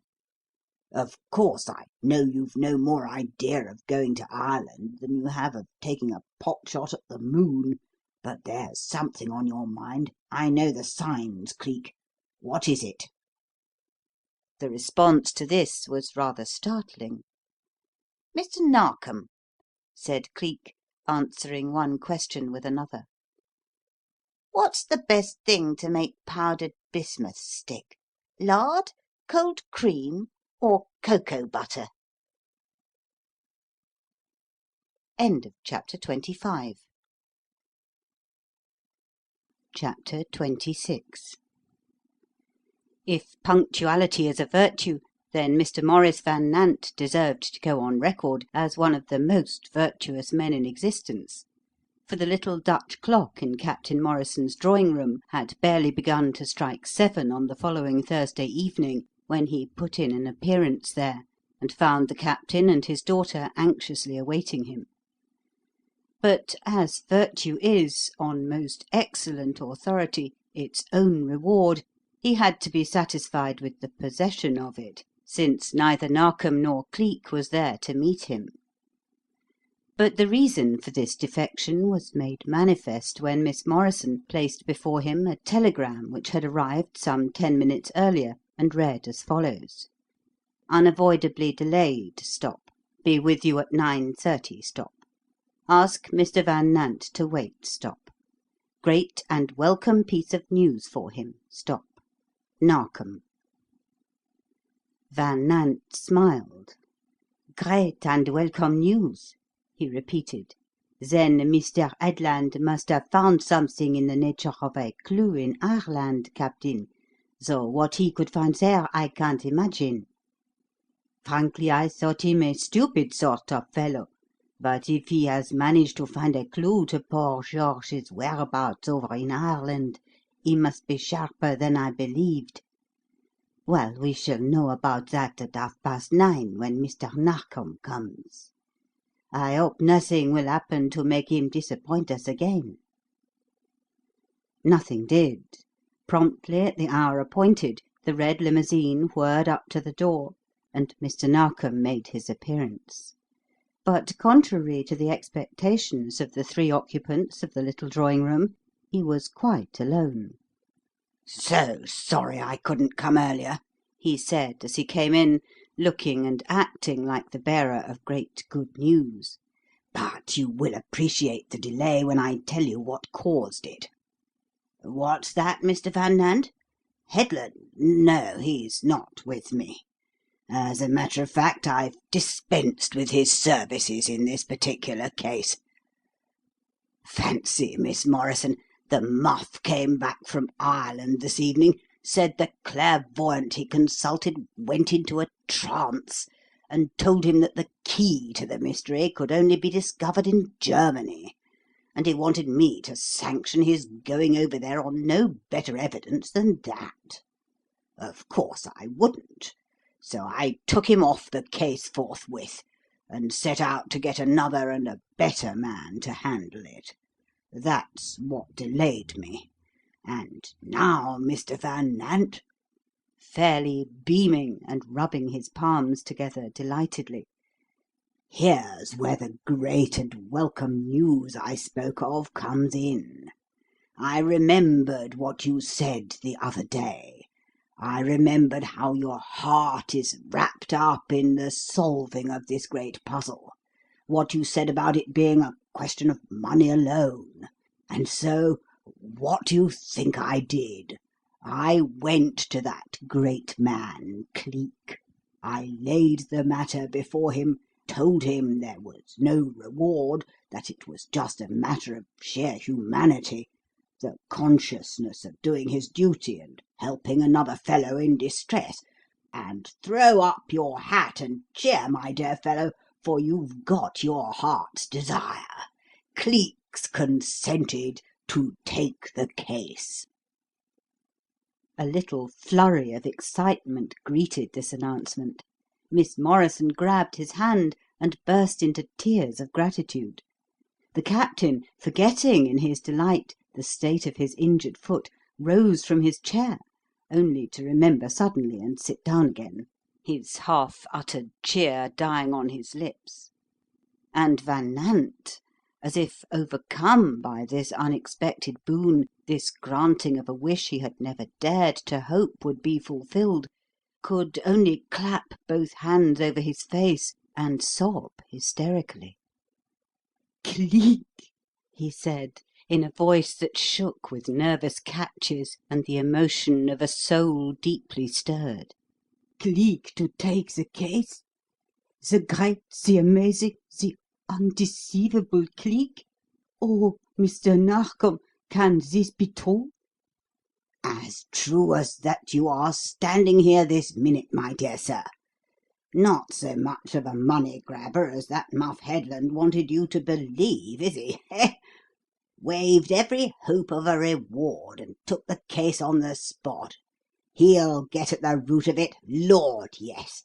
Lay you a sovereign to a sixpence, Mr. Van Nant, he gets to the bottom of it and finds out what became of George Carboys in 48 hours after he begins on the case. "And when will he begin, Mr. Narkom? Tomorrow? The next day? Oh, not this week at all. When, sir, when?" When? Why, bless your heart, man, he's begun already, or at least will do so in another hour and a half. He's promised to meet us at your house at 11 o'clock to-night. Chose that place because he lives at Putney and it's nearer. 11 was the hour he set, though of course he may arrive sooner. There's no counting on an erratic fellow like that chap. So we'll make it 11 and possess our souls in patience until it's time to start." "But, my dear Mr. Narkom, wouldn't it be better, or at least more hospitable, if I went over to meet him in case he does come earlier? There's no one in the house, remember, and it's locked up." Lord bless you, that won't bother him. Never travels without his tools, you know, skeleton keys and all that, and he'll be in the house before you can wink an eye. Still, of course, if you'd rather be there to admit him in the regulation way—" "It would at least be more courteous, Mr. Narkom," Miss Morrison interposed. "So great a man doing so great a favour. Oh, yes, I really think that Mr. Van Nant should." "Oh, well, let him then, by all means," said Narkom. "Go if you choose, Mr. Van Nant. I'd let you have my motor, only I must get over to the station and phone up headquarters on another affair in 5 minutes." "It doesn't matter, thank you all the same. I can get a taxi at the top of the road," said Van Nant; and then, making his excuses to Miss Morrison and her father, he took up his hat and left the house. As a matter of fact, it was only courtesy that made him say that about the taxi, for there is rarely one to be found waiting about in the neighbourhood of Wandsworth Common after 9:30 o'clock at night, and nobody could have been more surprised than he when he actually did come across one loitering about aimlessly and quite empty before he had gone 24 yards. He engaged it on the spot, jumped into it, gave the chauffeur his directions, and a minute later was whizzing away to the isolated house. It was 10 when he reached it, standing as black and lightless as when he left it 4 hours ago, and after paying off the chauffeur and dismissing the vehicle, he fumbled nervously for his latchkey, found it, unlocked the door, and went hurriedly in. "Have you come yet, Mr. Cleek?" he called out as he shut the door and stood in the pitch-black hall. "Mr. Cleek! Mr. Cleek, are you here? It is I, Maurice Van Nant. Mr. Narkom has sent me on ahead." Not a sound answered him, not even an echo. He sucked in his breath with a sort of wheezing sound, then groped round the hall table till he found his bedroom candle, and, striking a match, lit it. The staircase leading to the upper floors gaped at him out of the partial gloom, and he fairly sprang at it, indeed was half-way up it when some other idea possessed him, brought him to a sudden standstill, and, facing round abruptly, he went back to the lower hall again, glimmering along it like a shadow with the inadequate light held above him, and moving fleetly to the studio in the rear. The door stood partly open, just as he had left it. He pushed it inward and stepped over the threshold. "Mr. Cleek," he called again. "Mr. Cleek, are you here?" And again the silence alone answered him. The studio was as he had seen it last, save for those fantastic shadows which the candle's wavering flame wreathed in the dim corners and along the pictured walls. There, on its half-draped pedestal, the Roman senator stood, dead white against the purple background, and there, close to the foot of it, the great bulk of the disproportionate nymph, still sprawled, finished and whitewashed now, and looking even more of a monstrosity than ever in that waving light. He gave one deep, gulping sigh of relief, flashed across the room on tiptoe, and went down on his knees beside the monstrous thing, moving the candle this way and that along the length of it, as if searching for something, and laughing in little jerky gasps of relief when he found nothing that was not as it had been, as it should be, as he wanted it to be. And then, as he rose and patted the clay, and laughed aloud as he realized how hard it had set, then, at that instant, a white shape lurched forward and swooped downward, carrying him down with it. The candle slipped from his fingers and clattered on the floor.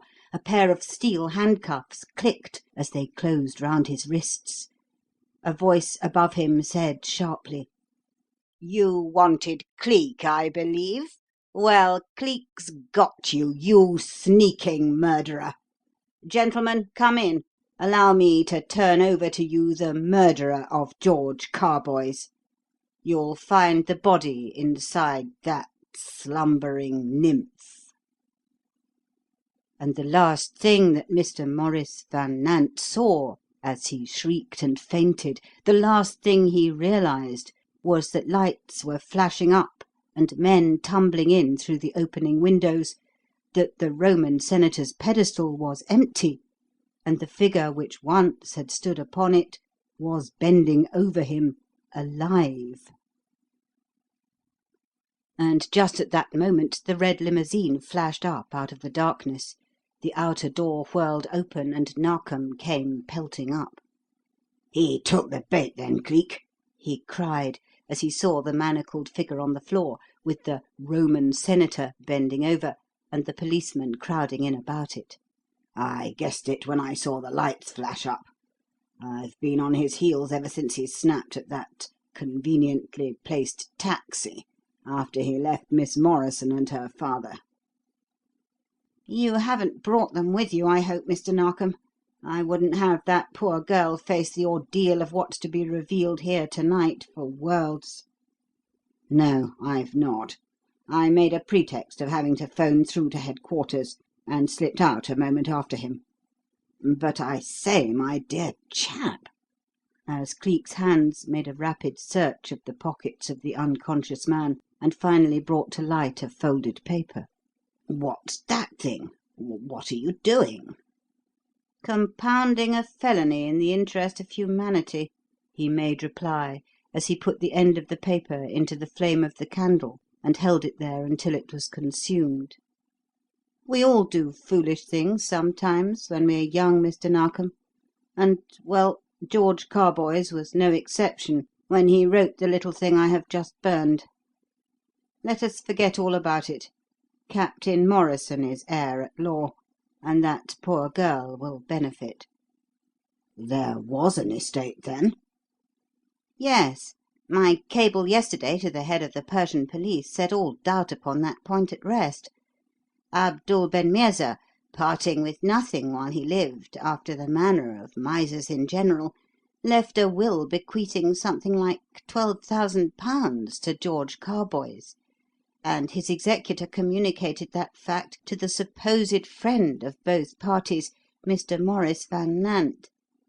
and exactly 10 days ago, so his former solicitor informed me, Mr. Maurice Van Nant visited him unexpectedly, and withdrew from his keeping a sealed packet which had been in the firm's custody for 8 years. If you want to know why he withdrew it, Dollops, Right you are, Governor. give me the sledge-hammer. Thanks. Now, Mr. Narkom, look." And swinging the hammer, he struck at the nymph with a force that shattered the monstrous thing to atoms, and Narkom, coming forward to look when Cleek bent over the ruin he had wrought, saw in the midst of the dust and rubbish the body of a dead man, fully clothed, and with the gap of a bullet hole in the left temple. Again Cleek's hands began a rapid search, and again, as before, they brought to light a paper, a little crumpled ball of paper that had been thrust into the right-hand pocket of the dead man's waistcoat, as though jammed there under the stress of strong excitement and the pressure of great haste. He smoothed it out and read it carefully, then passed it over to Mr. Narkom. "There," he said. "That's how he lured him over to his death. That's the message the pigeon brought. Would any man have failed to fly to face the author of a foul lie like that? 'Beloved Mary,' the message ran, 'come to me again to-night. How sweet of you to think of such a thing as the belt, to get him over and to make him stop until morning. Steal out after he goes to bed, darling. I'll leave the studio window unlocked as usual. With 1,000 kisses, your own devoted Maurice.'" The dog! said Narkom fiercely. And against a pure creature like Mary Morrison. Here, Smathers, Petrie, Hammond, take him away. Hanging's too good for a beastly cur like that. "How did I know that the body was inside the statue?" said Cleek, answering Narkom's query as they drove back in the red limousine toward London and Clarges Street. "Well, as a matter of fact, I never did know for certain until he began to examine the thing to-night. From the first I felt sure he was at the bottom of the affair, that he had lured Carboys back to the house and murdered him. But it puzzled me to think what could possibly have been done with the body. I felt pretty certain, however, when I saw that monstrous statue."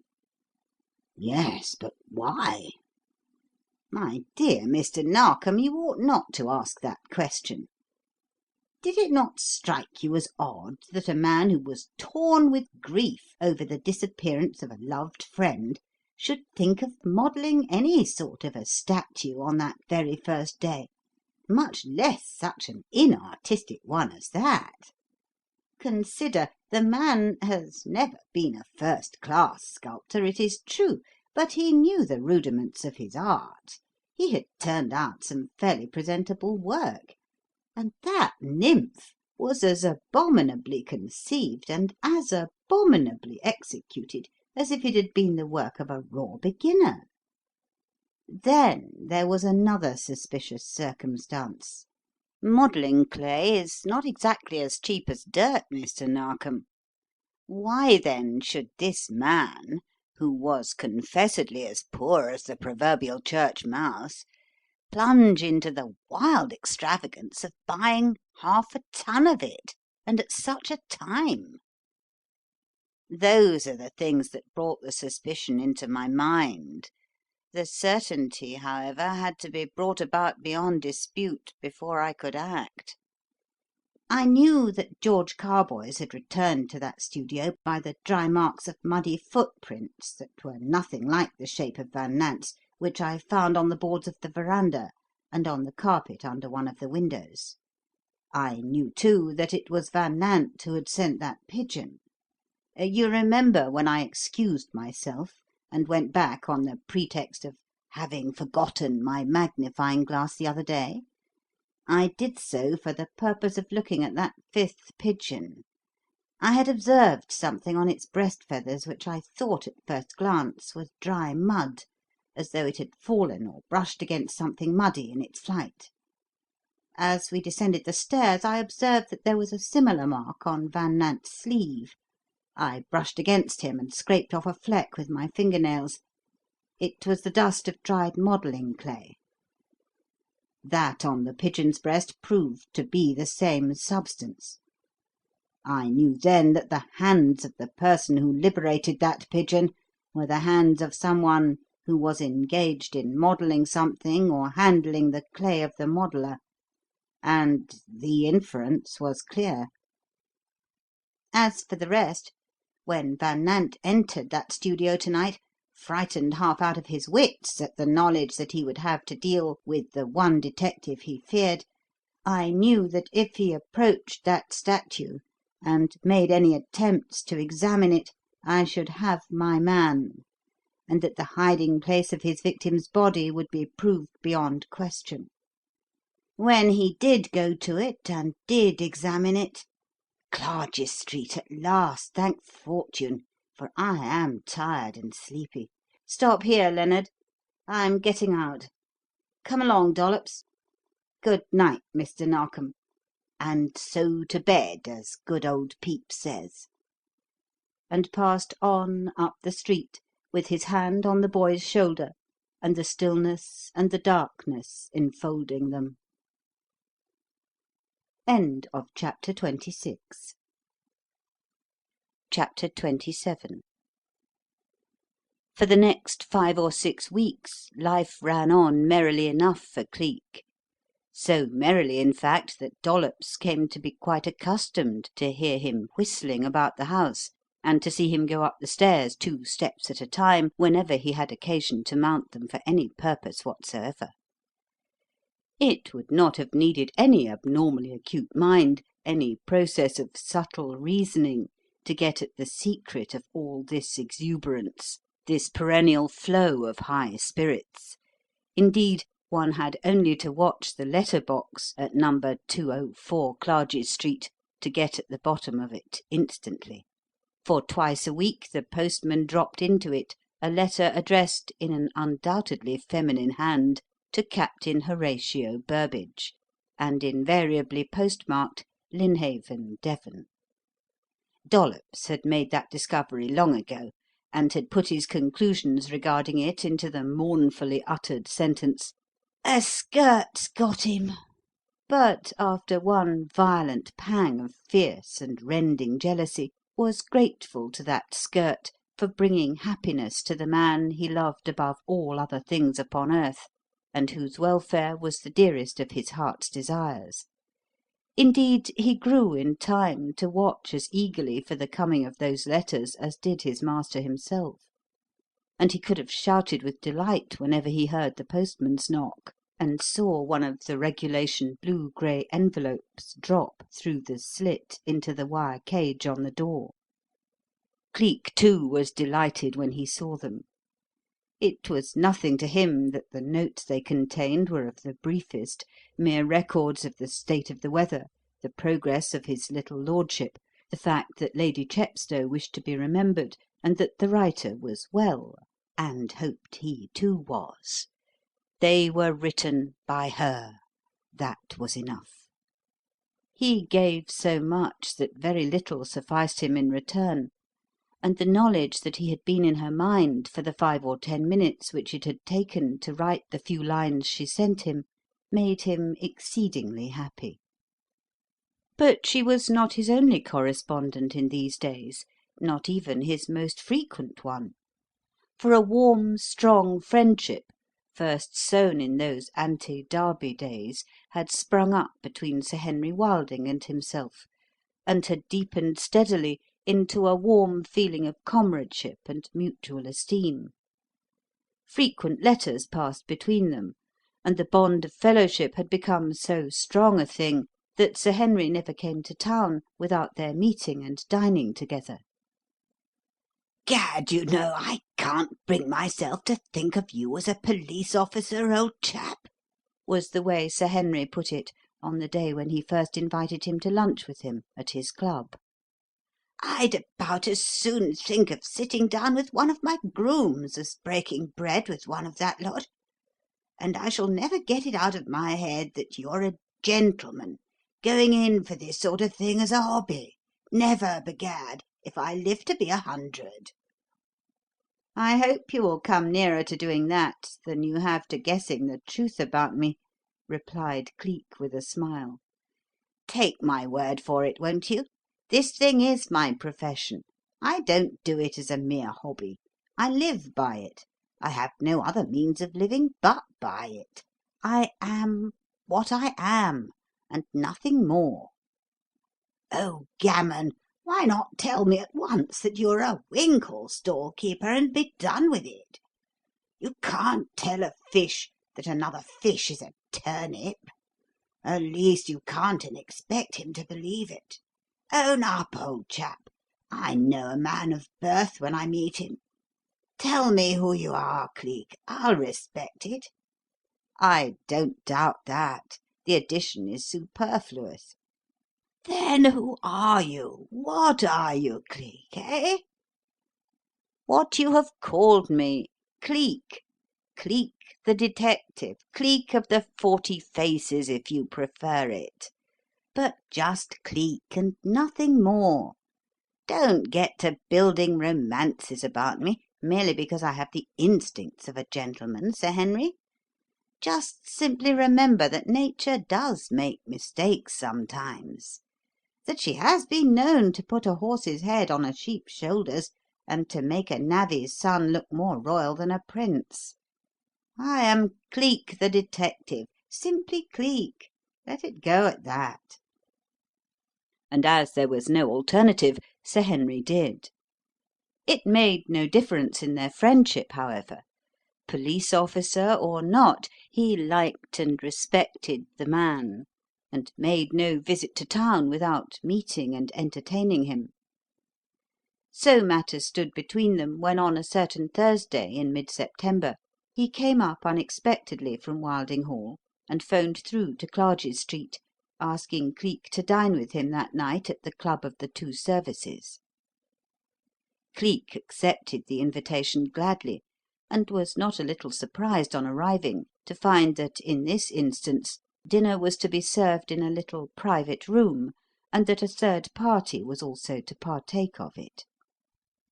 Dear chap, pardon me for taking you unawares, said Sir Henry, as Cleek entered the private room and found himself in the presence of a decidedly military-looking man, long past middle life. But the fact is that immediately after I had telephoned you, I encountered a friend and a peculiar circumstance arose which impelled me to secure a private room and to throw myself upon your good graces, as it were. Let me have the pleasure, dear chap, of introducing you to my friend, Major Burnham Seaforth. Major, you are at last in the presence of the gentleman of whom I spoke, Mr. Cleek." "Mr. Cleek, I am delighted," said the Major, offering his hand. "I have heard your praises sung so continuously the past 2 hours that I feel as if I already knew you." "Ah, you mustn't mind all that Sir Henry says," replied Cleek, as he shook hands with him. "He makes mountains out of millstones, and would panegyrize the most commonplace of men if he happened to take a fancy to him. You mustn't believe all that Sir Henry says and thinks, Major." "I shall be happy, Mr. Cleek, if I can really hope to believe the half of it," replied the Major enigmatically, and was prevented from saying more by the arrival of the waiter and the serving of dinner. It was not until the meal was over and coffee and cigars had been served and the too attentive waiter had taken his departure that Cleek understood that remark or realized what it portended, but even then it was not the Major who explained. "My dear Cleek," said Sir Henry, lowering his voice and leaning over the table, "I hope you will not think I have taken a mean advantage of you, but I have brought the Major here to-night for a purpose. He has, in fact, come to consult you professionally, and upon my recommendation. Do you object to that, or may I go on?" "Go on, by all means," replied Cleek. "I fancy you know very well that there is nothing you might ask of me that I would not at least attempt to do, dear chap." "Thanks very much. Well, then, the Major has come, my dear Cleek, to ask you to help in unravelling a puzzle of singular and mystifying interest. Now, you may or may not have heard of a music hall artiste, a sort of conjurer and impersonator combined, called Zyco the Magician, who was once very popular, and was assisted in his illusions by a veiled but reputedly beautiful Turkish lady, who was billed on the programmes and posters as Zuleika, the Caliph's daughter." "I remember the pair very well indeed," said Cleek. "They toured the music halls for years, and I saw their performance frequently. They were among the first, I believe, to produce that afterwards universal illusion known as the Vanishing Lady. As I have not heard anything of them, nor seen their names billed for a couple of years past, I fancy they have either retired from the profession or gone to some other part of the world. The man was not only a very clever magician, but a master of mimicry.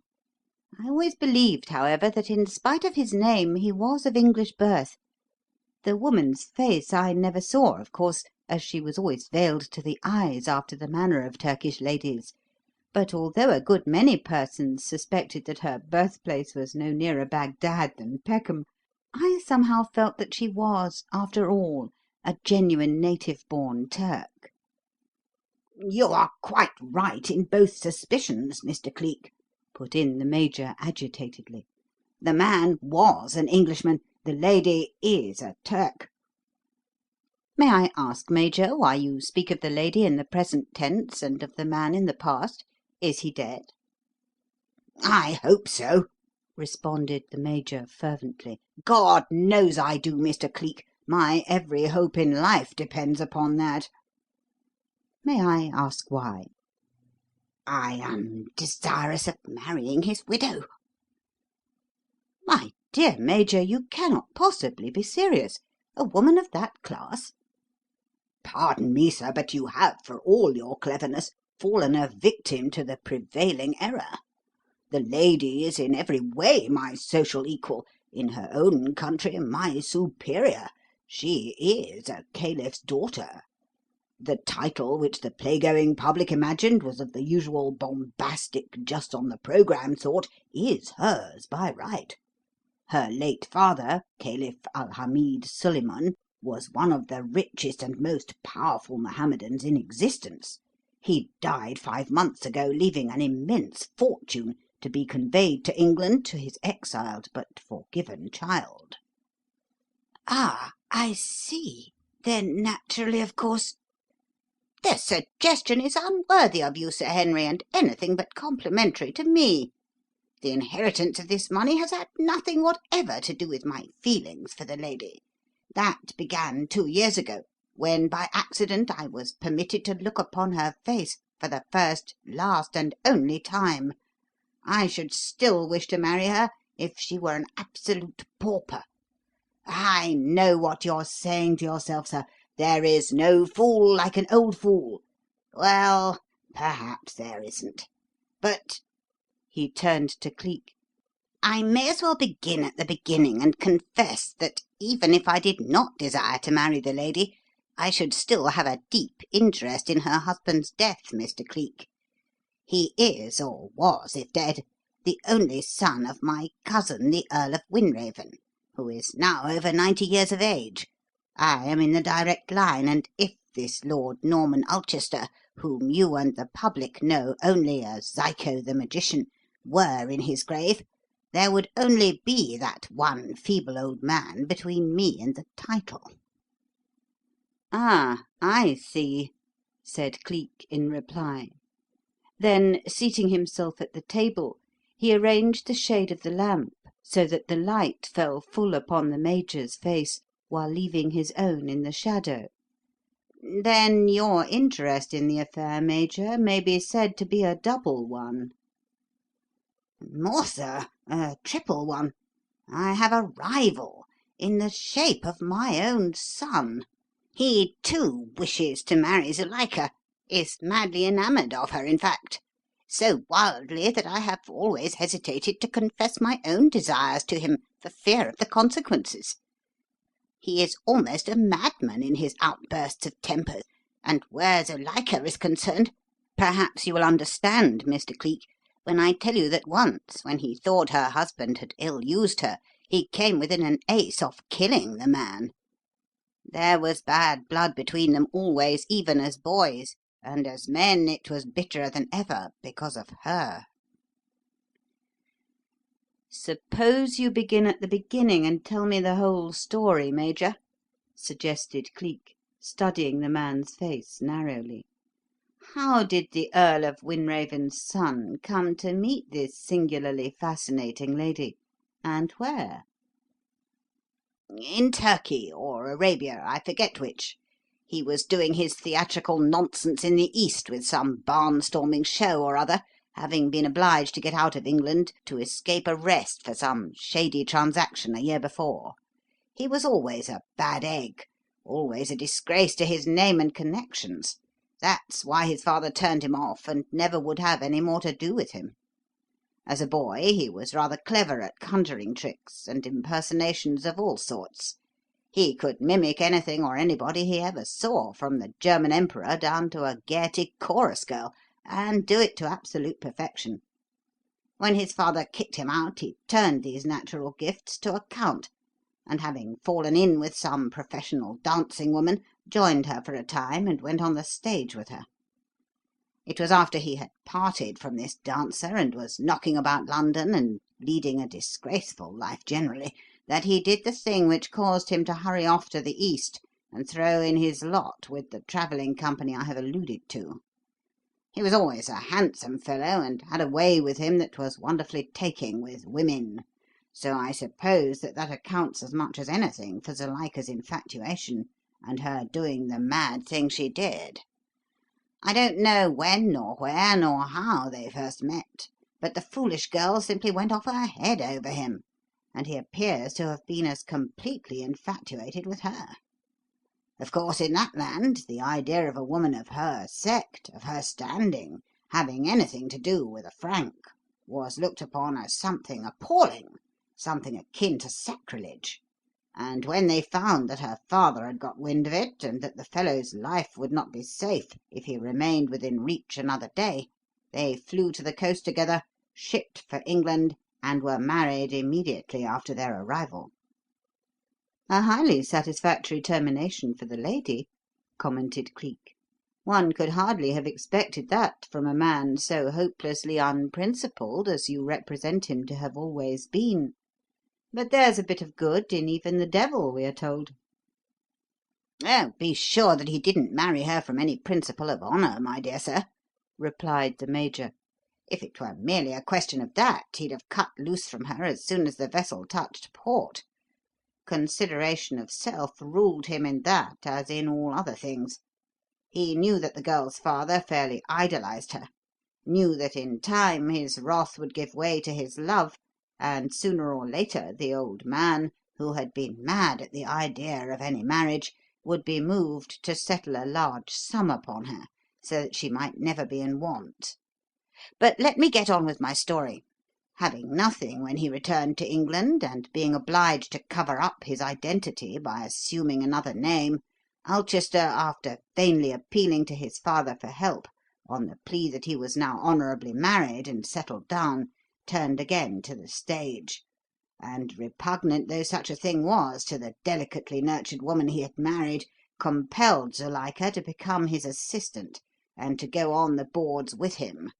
That is how the afterwards well-known music-hall team of Zyco and the Caliph's Daughter came into existence.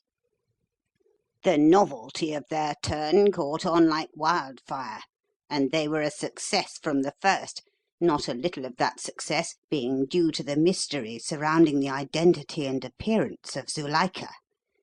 for, true to the traditions of her native land, she never appeared either in public or in private without being closely veiled. Only her lord was ever permitted to look upon her uncovered face. All that the world at large might ever hope to behold of it was the low, broad forehead and the two brilliant eyes that appeared above the close-drawn line of her yashmak. Of course she shrank from the life into which she was forced, but it had its reward, for it kept her in close contact with her husband, whom she almost worshipped. So for a time she was proportionately happy, although as the years passed by and her father showed no inclination to bestow the coveted rich allowance upon his daughter, Ulchester's ardour began to cool. He no longer treated her with the same affectionate deference. He neglected her, in fact, and in the end even began to ill-use her. About 2 years ago matters assumed a worse aspect. He again met Anita Rosario, the Spanish dancer, under whose guidance he had first turned to the halls for a livelihood, and once more took up with her. He seemed to have lost all thought or care for the feelings of his wife, for after torturing her with jealousy over his attentions to the dancer, he took a house adjoining my own, on the borders of the most unfrequented part of the common at Wimbledon, established himself and Zuilika there, and brought the woman Anita home to live with them.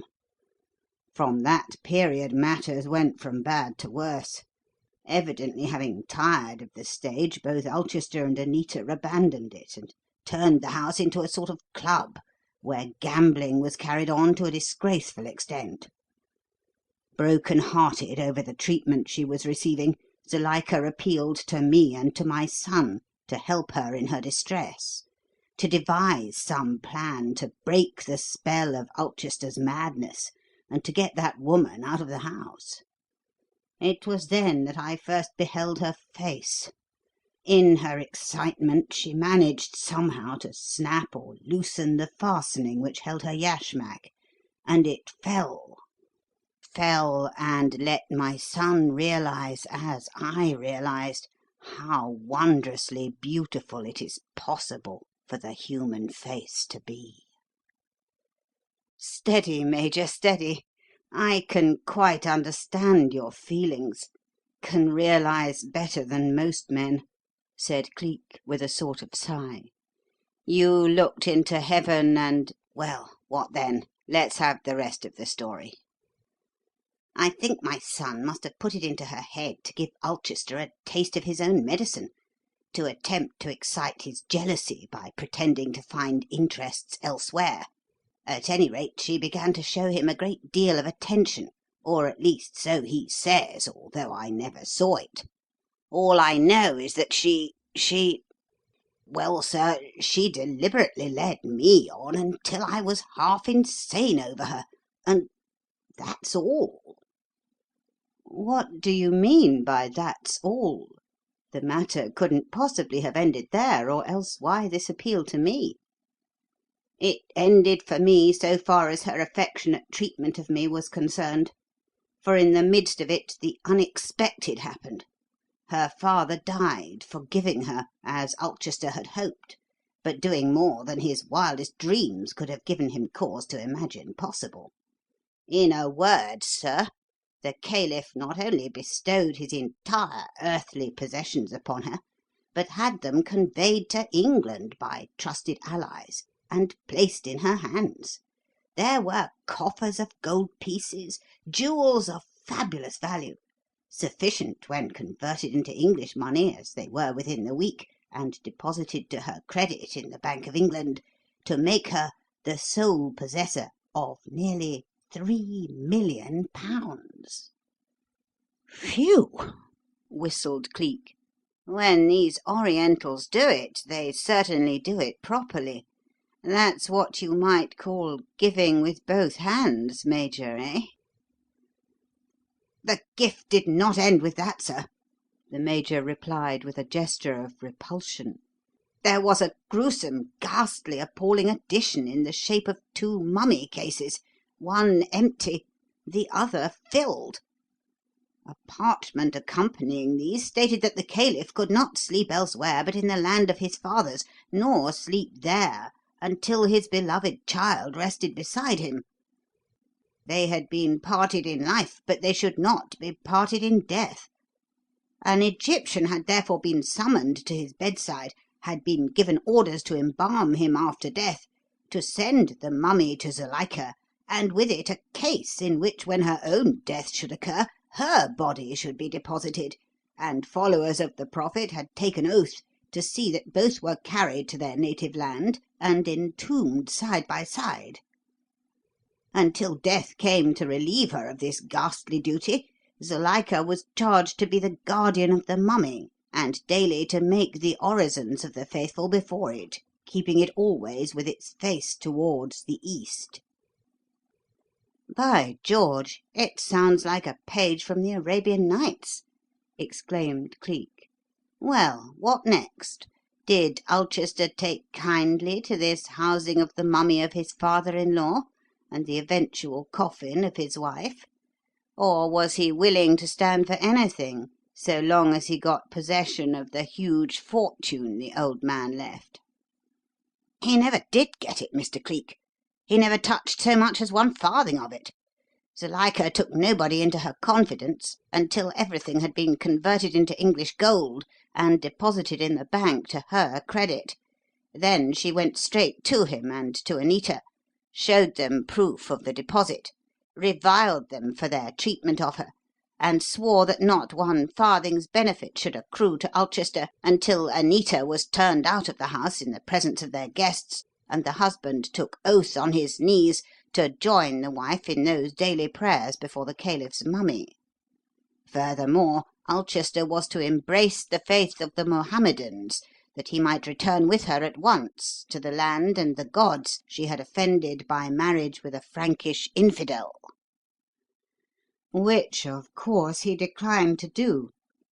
"Yes, he declined utterly. But it was a case of the crushed worm with Zuilika. Now was her turn. And she would not abate one jot or tittle. There was a stormy scene, of course. It ended by Ulchester and the woman Anita leaving the house together. From that hour Zuilika never again heard his living voice, never again saw his living face. He seems to have gone wild with wrath over what he had lost, and to have plunged headlong into the maddest sort of dissipation. It is known, positively known, and can be sworn to by reputable witnesses, that for the next 3 days he did not draw one sober breath. On the 4th, a note from him, a note which he was seen to write in a public house, was carried to Zuilika. In that note he cursed her with every conceivable term, told her that when she got it he would be at the bottom of the river, driven there by her conduct, and that if it was possible for the dead to come back and haunt people, he'd do it. 2 hours after he wrote that note, he was seen getting out of the train at Tilbury and going towards the docks, but from that moment to this every trace of him is lost." "Ah, I see," said Cleek reflectively. "And you want to find out if he really carried out that threat and did put an end to himself, I suppose. That's why you have come to me, eh?" "Frankly, I don't believe that he did, Major. That sort of a man never commits suicide upon so slim a pretext as that. If he commits it at all, it's because he is at the end of his tether, and our friend Zyco seems to have been a long way from the end of his. How does the lady take it? Seriously?" "Oh, very, sir, very. Of course, to a woman of her temperament and with her Oriental ideas regarding the supernatural, etc., that threat to haunt her was the worst he could have done to her. At first she was absolutely beside herself with grief and horror, swore that she had killed him by her cruelty, that there was nothing left her but to die, and all that sort of thing, and for 3 days she was a little better than a madwoman. At the end of that time, after the fashion of her people, she retired to her own room, covered herself with sackcloth and ashes, and remained hidden from all eyes for the space of a fortnight, weeping and wailing constantly, and touching nothing but bread and water." Poor wretch! She suffers like that, then, over a rascally fellow not worth a single tear. It's marvellous, Major, what women do see in men that they can go on loving them. Has she come out of her retirement yet?" "Yes, Mr. Cleek. She came out of it 5 days ago, to all appearances a thoroughly heartbroken woman. Of course, as she was all alone in the world, my son and I considered it our duty, during the time of her wildness and despair, to see that a thoroughly respectable female was called in to take charge of the house and to show respect for the proprieties, and for us to take up our abode there in order to prevent her from doing herself an injury. We are still domiciled there, but it will surprise you to learn that a most undesirable person is there also. In short, sir, that the woman Anita Rosario, the cause of all the trouble, is again an inmate of the house, and what is more remarkable still, this time by Zuilika's own request." "What's that? My dear Major, you amaze me. What can possibly have caused the good lady to do a thing like that?" "She hopes, she says, to appease the dead, and to avert the threatened haunting. At all events, she sent for Anita some days ago. Indeed, I believe it is her intention to take the Spaniard with her when she returns to the East." "She intends doing that, then? She is so satisfied of her husband's death that she deems no further question necessary? Intends to take no further step toward proving it?" "It has been proved to her satisfaction. His body was recovered the day before yesterday." "Oho! Then he is dead, eh? Why didn't you say so in the beginning? When did you learn of it?" "This very evening. That is what brings me here. I learned from Zuilika that a body answering the description of his had been fished from the water at Tilbury and carried to the mortuary. It was horribly disfigured by contact with the piers and passing vessels, but she and Anita and my son—" "Your son, Major? Your son?" "Yes," replied the Major in a sort of half whisper. They took him with them when they went, unknown to me. He has become rather friendly with the Spanish woman of late. All three saw the body.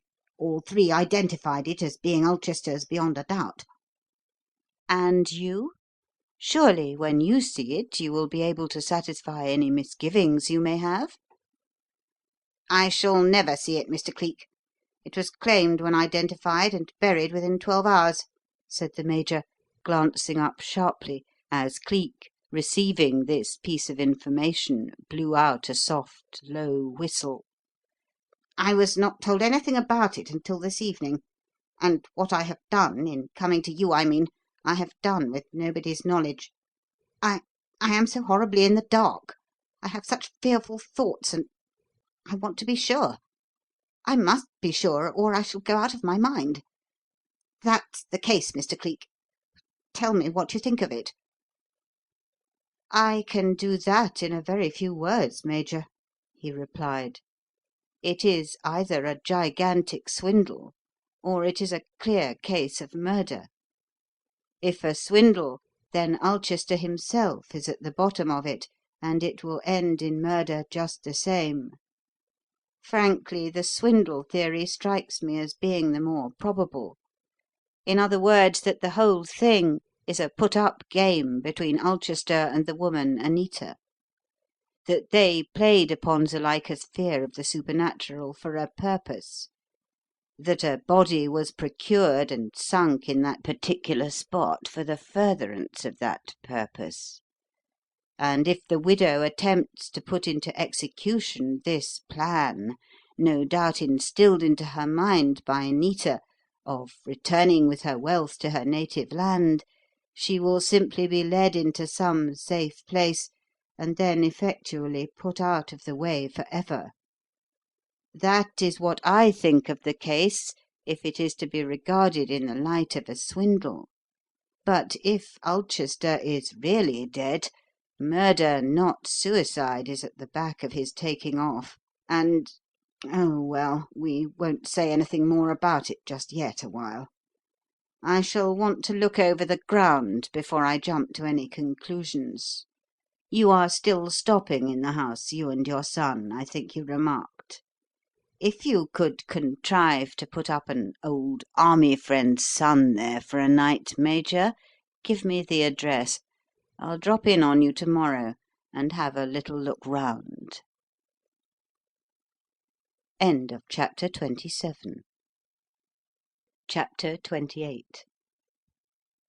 When next morning Major Burnham Seaforth announced the dilemma in which, through his own house being temporarily closed, he found himself, owing to the proposed visit of Lieutenant Rupert St. Aubyn, son of an old army friend, Zuilika was the first to suggest the very thing he was fishing for.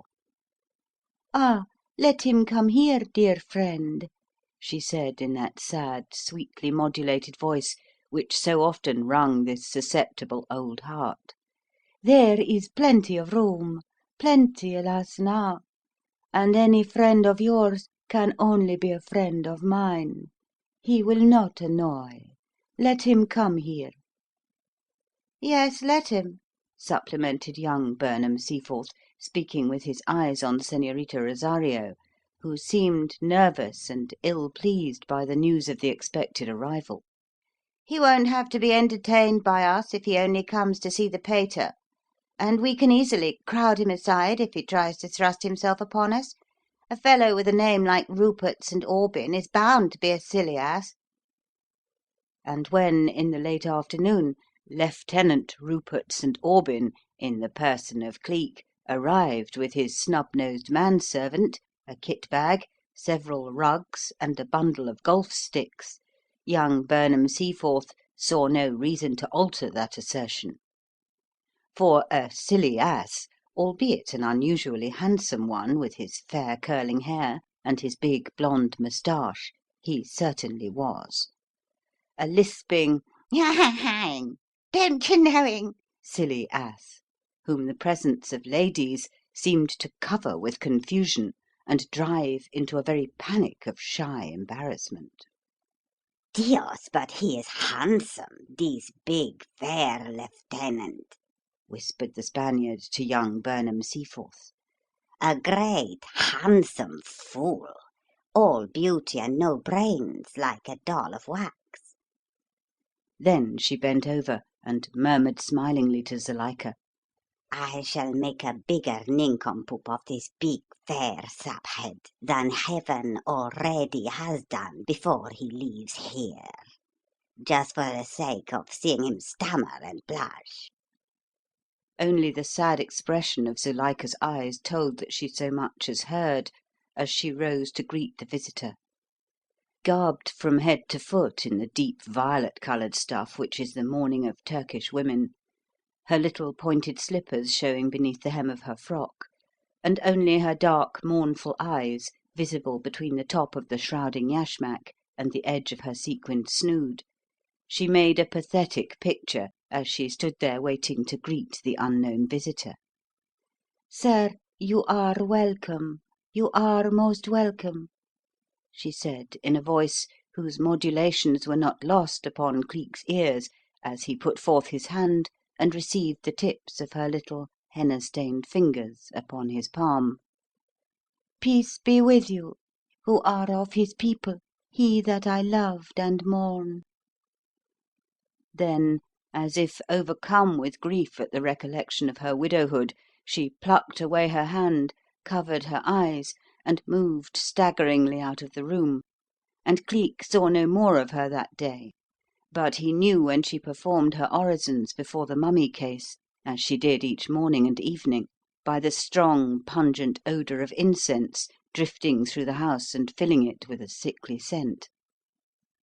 Her absence seemed to make but little impression upon him, however, for, following up a well-defined plan of action, he devoted himself wholly to the Spanish woman, and both amazed her and gratified her vanity by allowing her to learn that a man may be the silliest ass imaginable, and yet quite understand how to flirt and to make love to a woman. And so it fell out that instead of Lieutenant Rupert St. Aubyn being elbowed out by young Burnham Seaforth, it was Lieutenant St. Aubyn who elbowed him out, and without being in the least aware of it, the flattered Anita, like an adroitly hooked trout, was being played in and out and round about the eddies and the deeps, until the angler had her quite ready for the final dip of the net at the landing point. All this was to accomplish exactly what it did accomplish, namely the ill temper, the wrath, the angry resentment of young Burnham Seaforth; and when the evening had passed and bedtime arrived, Cleek took his candle and retired in the direction of the room set apart for him, with the certainty of knowing that he had done that which would this very night prove beyond all question the guilt or innocence of one person at least who was enmeshed in this mysterious tangle. He was not surprised, therefore, at what followed his next step.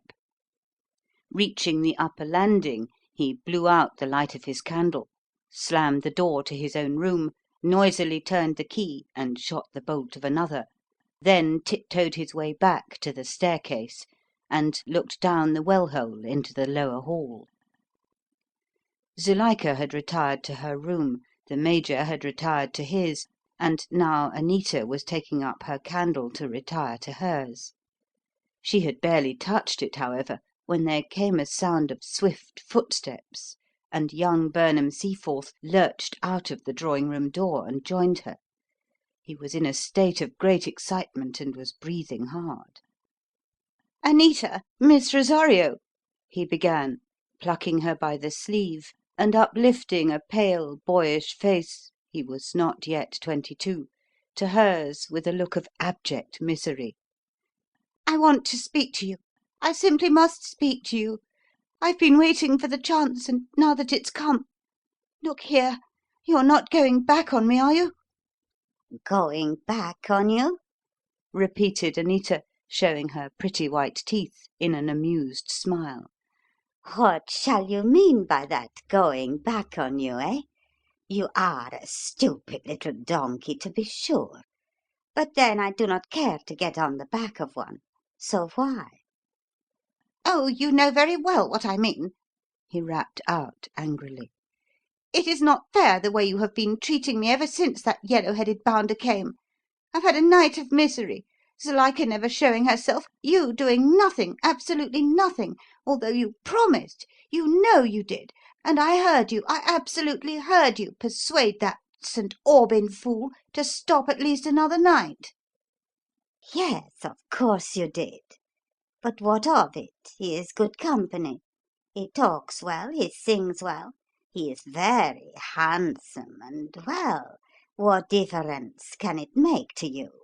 You are not interested in me, amigo.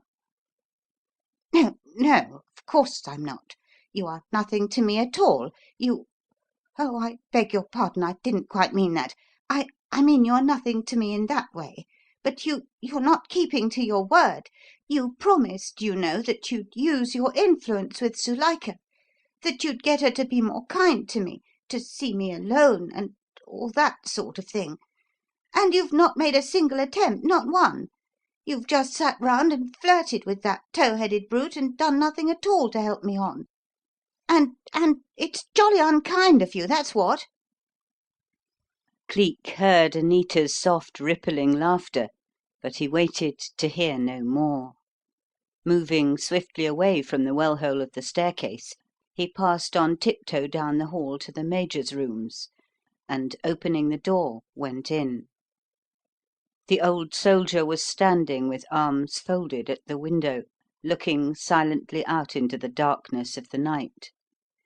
He turned at the sound of the door's opening, and moved toward Cleek with a white, agonized face and a pair of shaking, outstretched hands. "Well," he said with a sort of gasp. My dear Major, said Cleek quietly, the wisest of men are sometimes mistaken. That is my excuse for my own short-sightedness. I said in the beginning that this was either a case of swindling or a case of murder, did I not? Well, I now amend my verdict. It is a case of swindling and murder, and your son has had nothing to do with either." "Oh, thank God," the old man said, then sat down suddenly and dropped his face between his hands and was still for a long time. When he looked up again his eyes were red, but his lips were smiling. "If you only knew what a relief it is," he said.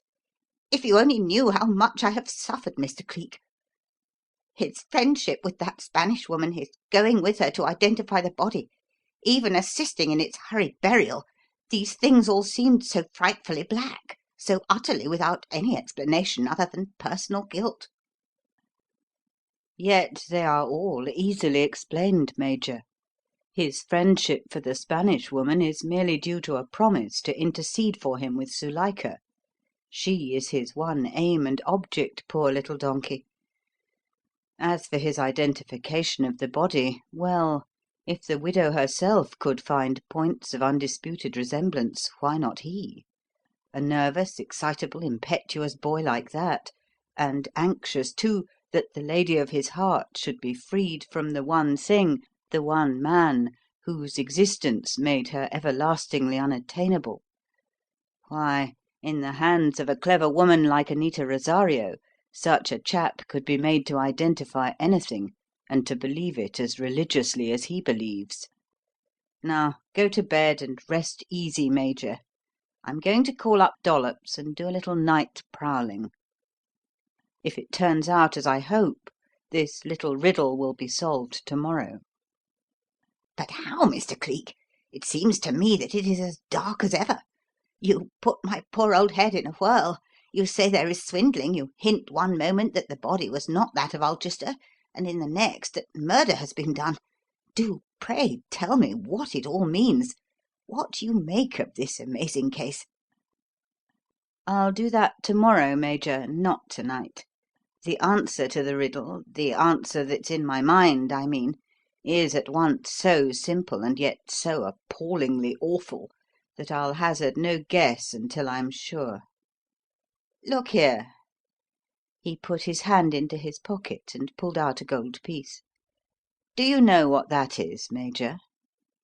"It looks like a spade guinea, Mr. Cleek."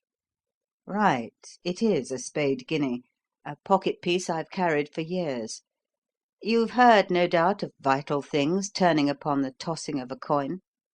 Well, if you see me toss this coin to-morrow, something of that sort will occur. It will be tossed up in the midst of a riddle, Major. When it comes down, it will be a riddle no longer."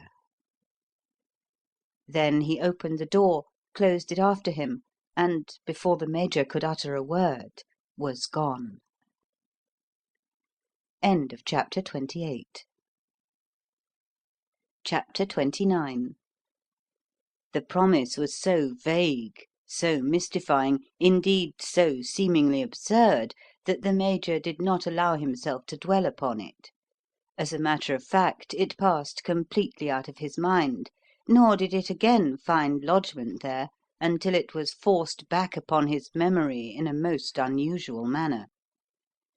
Whatsoever had been the result of what Cleek had called his night prowling, he took nobody into his confidence when he and the Major and the Major's son and Señorita Rosario met at breakfast the next day. Zuilika, true to her training and the traditions of her people, never broke morning bread save in the seclusion of her own bedchamber, and then on her knees with her face towards the east. Nor did he allude to it at any period throughout the day.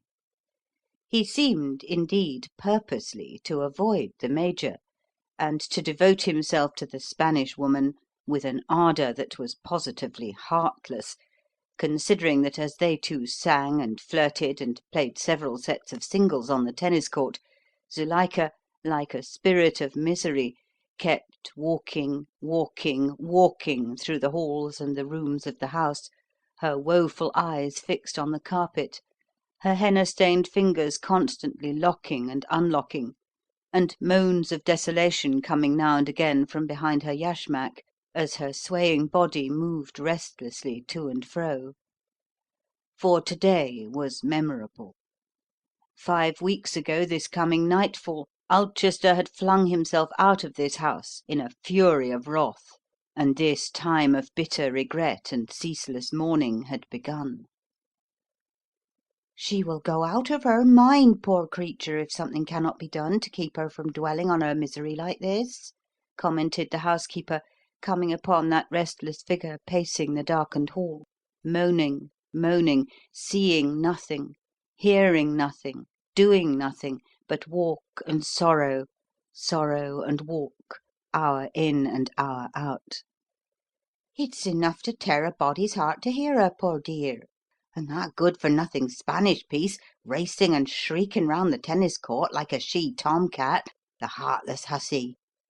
Her and that simpering silly that's trotting round after her had ought to be put in a bag and shaken up, that they ought. It's downright scandalous to be carrying on like that at such a time." And so both the Major and his son thought too, and tried their best to solace the lonely mourner, and to persuade her to sit down and rest. "Zuilika, you will wear yourself out, child, if you go on walking like this," said the Major solicitously. "Do rest and be at peace for a little time at least." I can never have peace in this land. I can never forget the day," she answered drearily. "Oh, my beloved! Oh, my lord! It was I who sent thee to it. It was I! It was I! Give me my own country. Give me the gods of my people. Here there is only memory and pain, and no rest ever." She could not be persuaded to sit down and rest until Anita herself took the matter into her own hands and insisted that she should. That was at tea-time. Anita, showing some little trace of feeling now that Cleek had gone to wash his hands and was no longer there to occupy her thoughts, placed a deep soft chair near the window, and would not yield until the violet-clad figure of the mourner sank down into the depths of it, and leaned back with its shrouded face drooping in silent melancholy. And it was while she was so sitting that Cleek came into the room and did a most unusual, a most ungentlemanly thing in the eyes of the Major and his son. Without hesitating, he walked to within a yard or two of where she was sitting, and then, in the silliest of silly tones, blurted out suddenly, I say, don't you know, I've had a jolly rum experience. You know that blessed room at the angle just opposite the library, the one with the locked door?" The drooping violet figure straightened abruptly, and the Major felt for the moment as if he could have kicked Cleek with pleasure. Of course they knew the room. It was there that the two mummy cases were kept, sacred from the profaning presence of any but this stricken woman. No wonder that she bent forward full of eagerness, full of the dreadful fear that Frankish feet had crossed the threshold, Frankish eyes looked within the sacred shrine. "Well, don't you know," Went on Cleek, without taking the slightest notice of anything, "just as I was going past that door I picked up a most remarkable thing. Wonder if it's yours, madam?" glancing at Zuilika. "Just have a look at it, will you? Here, catch!" And not until he saw a piece of gold spin through the air and fall into Zuilika's lap did the Major remember that promise of last night. "Oh, come, I say, St. Aubyn, that's rather thick," sang out young Burnham Seaforth indignantly, as Zuilika caught the coin in her lap. "Blest if I know what you call manners, but to throw things at a lady is a new way of passing them in this part of the world, I can assure you." "Awfully sorry, old chap. No offence, I assure you," said Cleek, more asinine than ever, as Zuilika, having picked up the piece and looked at it, disclaimed all knowledge of it, and laid it on the edge of the table without any further interest in it or him. "Just to show, you know, that I couldn't have meant anything disrespectful. Why, you all know, don't you know, how jolly much I respect Senorita Rosario, by Jove. And so, here, Senorita, you catch too, and see if the blessed thing's yours. and picking up the coin, tossed it into her lap, just as he had done with Zuilika. She, too, caught it and examined it, and laughingly shook her head. "No, not mine," she said. "I have not seen him before. To the finder shall be the keep. Come, sit here. Will you have the tea?" "Yes, thanks," said Cleek, then dropped down on the sofa beside her, and took tea as serenely as though there were no such things in the world as murder and swindling and puzzling police riddles to solve. And the Major, staring at him, was as amazed as ever. He had said last night that when the coin fell the answer would be given, and yet it had fallen and nothing had happened, and he was laughing and flirting with Señorita Rosario as composedly and as persistently as ever. More than that, after he had finished his second cup of tea, and immediately following the sound of someone just beyond the verandah rail, whistling the lively, lilting measures of "There's a Girl Wanted There," the silly ass seemed to become 1,000 times sillier than ever, for he forthwith set down his cup, and turning to Anita, said with an inane sort of giggle, "I say, you know, here's a lark. Let's have a game of slap hand, you and I, what? Know it, don't you? You try to slap my hands and I try to slap yours, and whichever succeeds in doing it first gets a prize. Awful fun, don't you know? Come on, start her up." and Anita agreeing, they fell forthwith to a slapping away at the backs of each other's hands with great gusto, until all of a sudden the whistler outside gave one loud shrill note, and there was a great and mighty change. Those who were watching saw Anita's two hands suddenly caught, heard a sharp metallic click, and saw them as suddenly dropped again to the accompaniment of a shrill little scream from her ashen lips, and the next moment Cleek had risen and jumped away from her side, clear across to where Zuilika was, and those who were watching saw Anita jump up with a pair of steel handcuffs on her wrists just as Dollops vaulted up over the verandah rail and appeared at one window, whilst Petrie appeared at another, Hammond poked his body through a third, and the opening door gave entrance to Superintendent Narkom. "The police!" shrilled out Anita in a panic of fright. "Madre de Dios, the police!" The Major and his son were on their feet like a shot. Zuilika, with a faint, startled cry, bounded bolt upright, like an imp shot through a trap-door. But before the little henna-stained hands could do more than simply move, Cleek's arms went round her from behind, tight and fast as a steel clamp. There was another metallic click, another shrill cry, and another pair of wrists were in gyves. "Come in, Mr. Narkom, come in, constables," said Cleek, with the utmost composure. "Here are your promised prisoners, nicely trussed, you see, so that they can't get at the little pop guns they carry.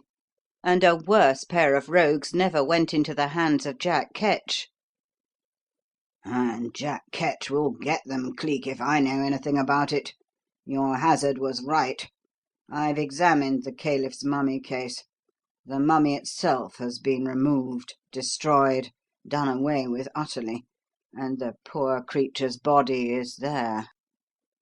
And here the poor, dumbfounded, utterly bewildered Major found voice to speak at last. "Mummy case? Body? Dear God in heaven, Mr. Cleek, what are you hinting at?" he gasped. You don't mean that that Zuilika killed him?"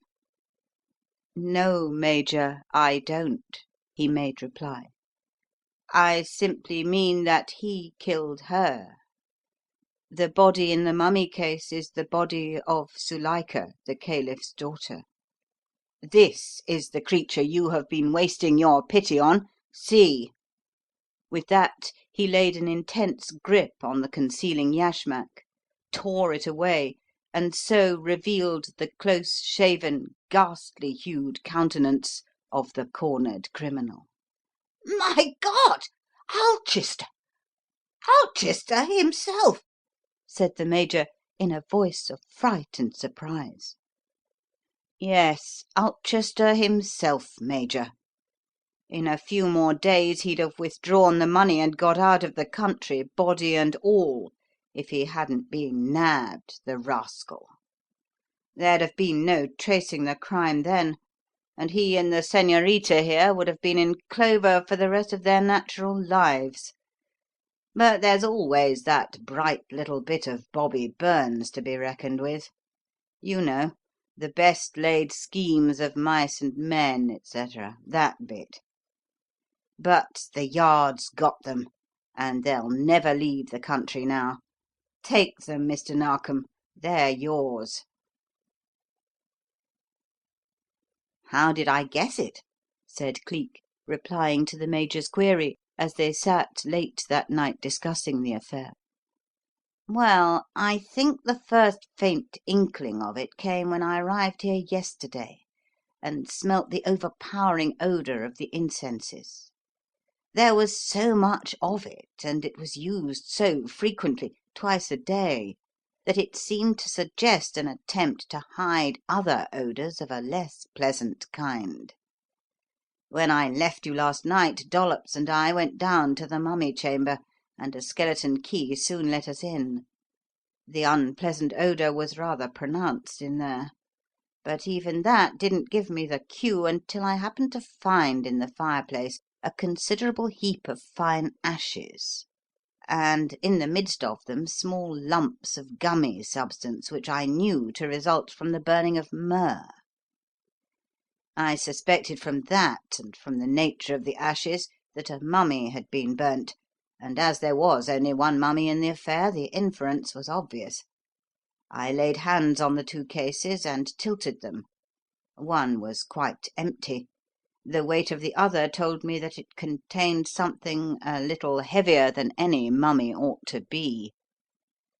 I came to the conclusion that there was a body in it, injected full of arsenic, no doubt, to prevent as much as possible the processes of decay, the odour of which the incense was concealing. I didn't attempt to open the thing. I left that until the arrival of the men from the Yard, for whom I sent Dollops this afternoon. I had a vague notion that it would not turn out to be Ulchester's, and I had also a distinct recollection of what you said about his being able to mimic a Gaiety chorus girl and all that sort of thing. And the more I thought over it, the more I realized what an excellent thing to cover a bearded face a yashmak is. Still, it was all hazard. I wasn't sure, indeed I never was sure, until tea time, when I caught this supposed Zuilika sitting at last, and gave the spade guinea its chance to decide it." But, Mr. Cleek, how could it have decided it? That's the thing which amazes me most of all. How could the tossing of that coin have decided the sex of the wearer of those garments?" "My dear Major, it is an infallible test. Did you ever notice that if you throw anything for a man to catch in his lap, he pulls his knees together to make a lap in order to catch it? Whereas a woman, used to wearing skirts, and thereby having a lap already prepared, immediately broadens that lap by the exactly opposite movement, knowing that whatever is thrown has no chance of slipping through and falling to the floor. When I tossed the coin to Ulchester, he instinctively jerked his knees together. That settled it, of course.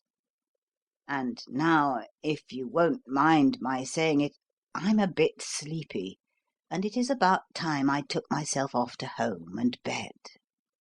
"But not at this late hour, surely? You'll never catch a train." "I shan't need one, Major. They are holding a horse and trap ready for me at the stables of the Coach and Horses. Mr. Narkom promised to look out for that, and I beg pardon? No, I can't stop overnight. Thank you for the invitation, but Dollops would raise half London if I didn't turn up after promising to do so." "I should have thought you might have simplified matters and obviated that by keeping the boy when you had him here," said the Major. "We could easily have found a place to put him up for the night."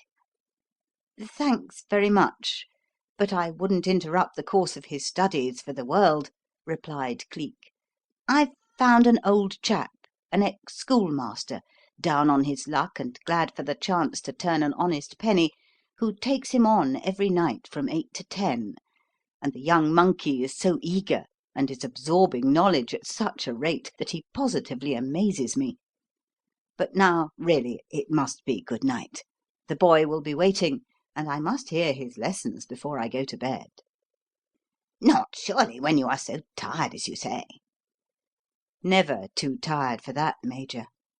It makes me sleep better and sounder to know that the lad's getting on, and that I've cheated the devil in just one more instance. Good night, and good luck to you. It's a bully old world after all, isn't it, Major?" Then laughed, and shook hands with him, and fared forth into the starlight, whistling. End of chapter 29.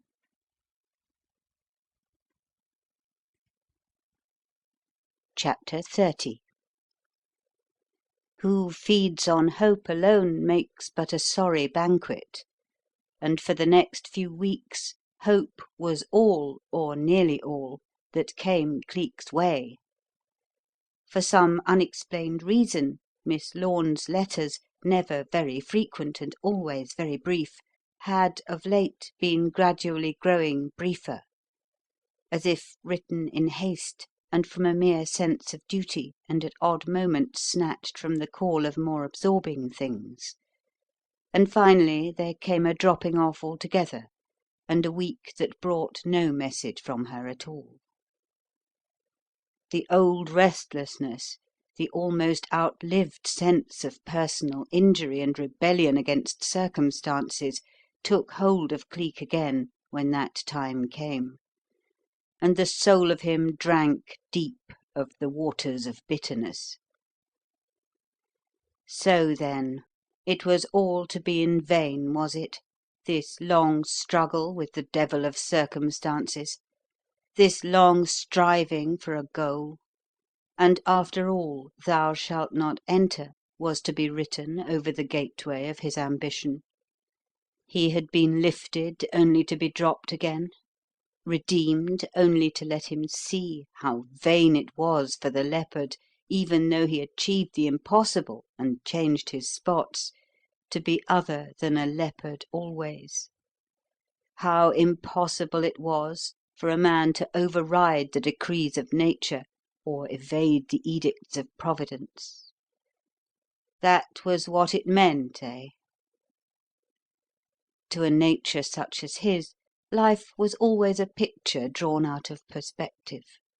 There was never any middle distance, never any proper gradation. It was always either the highest heights or the lowest depths, the glare of fierce light or the black of deepest darkness. He could not plod. He must either fly or fall, either loll at the gates of paradise or groan in the depths of hell. And the failure of Ailsa Lorne's letters sent him to the darkest and most hopeless corner of it. Not that he blamed her wholly, but that he blamed that fate which had so persistently dogged him from childhood on. For now that the letters had ceased altogether, he recalled things which otherwise would have been forgotten, and his sense of proportion being distorted, made mountains out of sand dunes. In one of those letters, he recollected, she had spoken of meeting unexpectedly an old friend whom she had not seen since the days of his boyhood. In another, she had casually remarked, "I met Captain Morford again to-day, and we spent a very pleasant half-hour together." And in a third had written, "The Captain promised to call and take tea to-day, but didn't. I rather fancy he divines the fact that Lady Chepstow does not care for him. Indeed, she dislikes him immensely. Why, I wonder? Personally, I think him exceedingly pleasant, and there are things in his character for which I have the deepest respect and admiration." And out of these trifling circumstances, lo, the darkest corner that darkest hell contained. So that was how it was to end, was it? That was the card which Fate had all along kept up her sleeve, while she stood off laughing at his endeavours, his hopes, his struggles against the inevitable. In the end, another man was to appear, another man was to win her, and the dream was to turn out nothing more than a dream after all. Once again the voices of the wild called out to the caged wolf.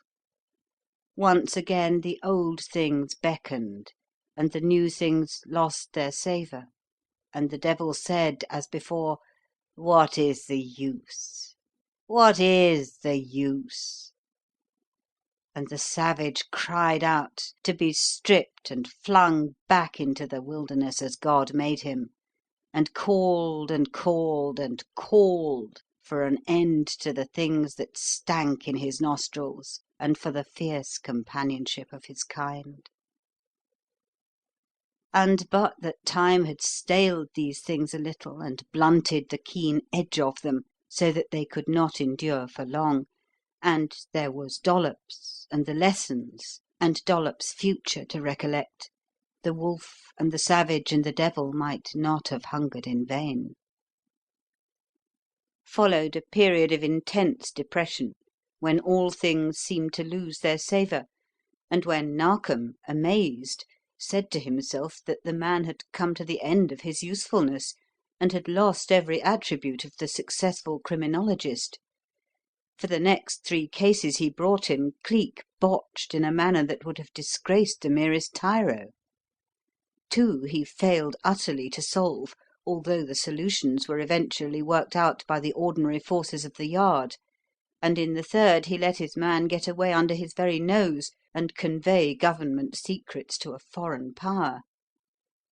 It was but natural that these 3 dismal failures should find their way to the newspapers, and that, in the hysterical condition of modern journalism, they should be flung out to the world at large with all the ostentation of leaded type and panicky scareheads, and that learned editors should discourse knowingly of "the limitations of mentality" and "the well-authenticated cases of the sudden warping of abnormal intelligences resulting in the startling termination of amazing careers," or snivel dismally over "the complete collapse of that imaginative power which hitherto had been this detective's greatest asset, and which now, on the principle that however deep a well may be, if a force pump be put into it, it must sometime suck gravel, seemed to have come to its end."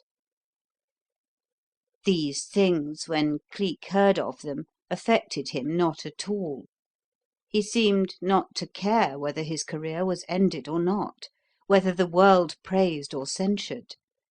Neither his pride nor his vanity was stirred even to the very smallest degree. But Narkom, loyal still, took these gloomy prophecies and editorial vapourings much to heart, and strove valiantly to confound the man's detractors and to put the spur to the man himself. He would not believe that the end had come, that his mental powers had run suddenly against a dead wall beyond which there was no possibility of proceeding. Something was weighing upon his mind and damping his spirits, that was all. And it must be the business of those who were his friends to take steps to discover what that something was, and, if possible, to eliminate it. He therefore sought out Dollops and held secret conclave with him. And Dollops dolefully epitomised the difficulty thus: A skirt, that's what's at the bottom of it, sir. No letter at all these 10 days past. She's chucked him, I'm afraid."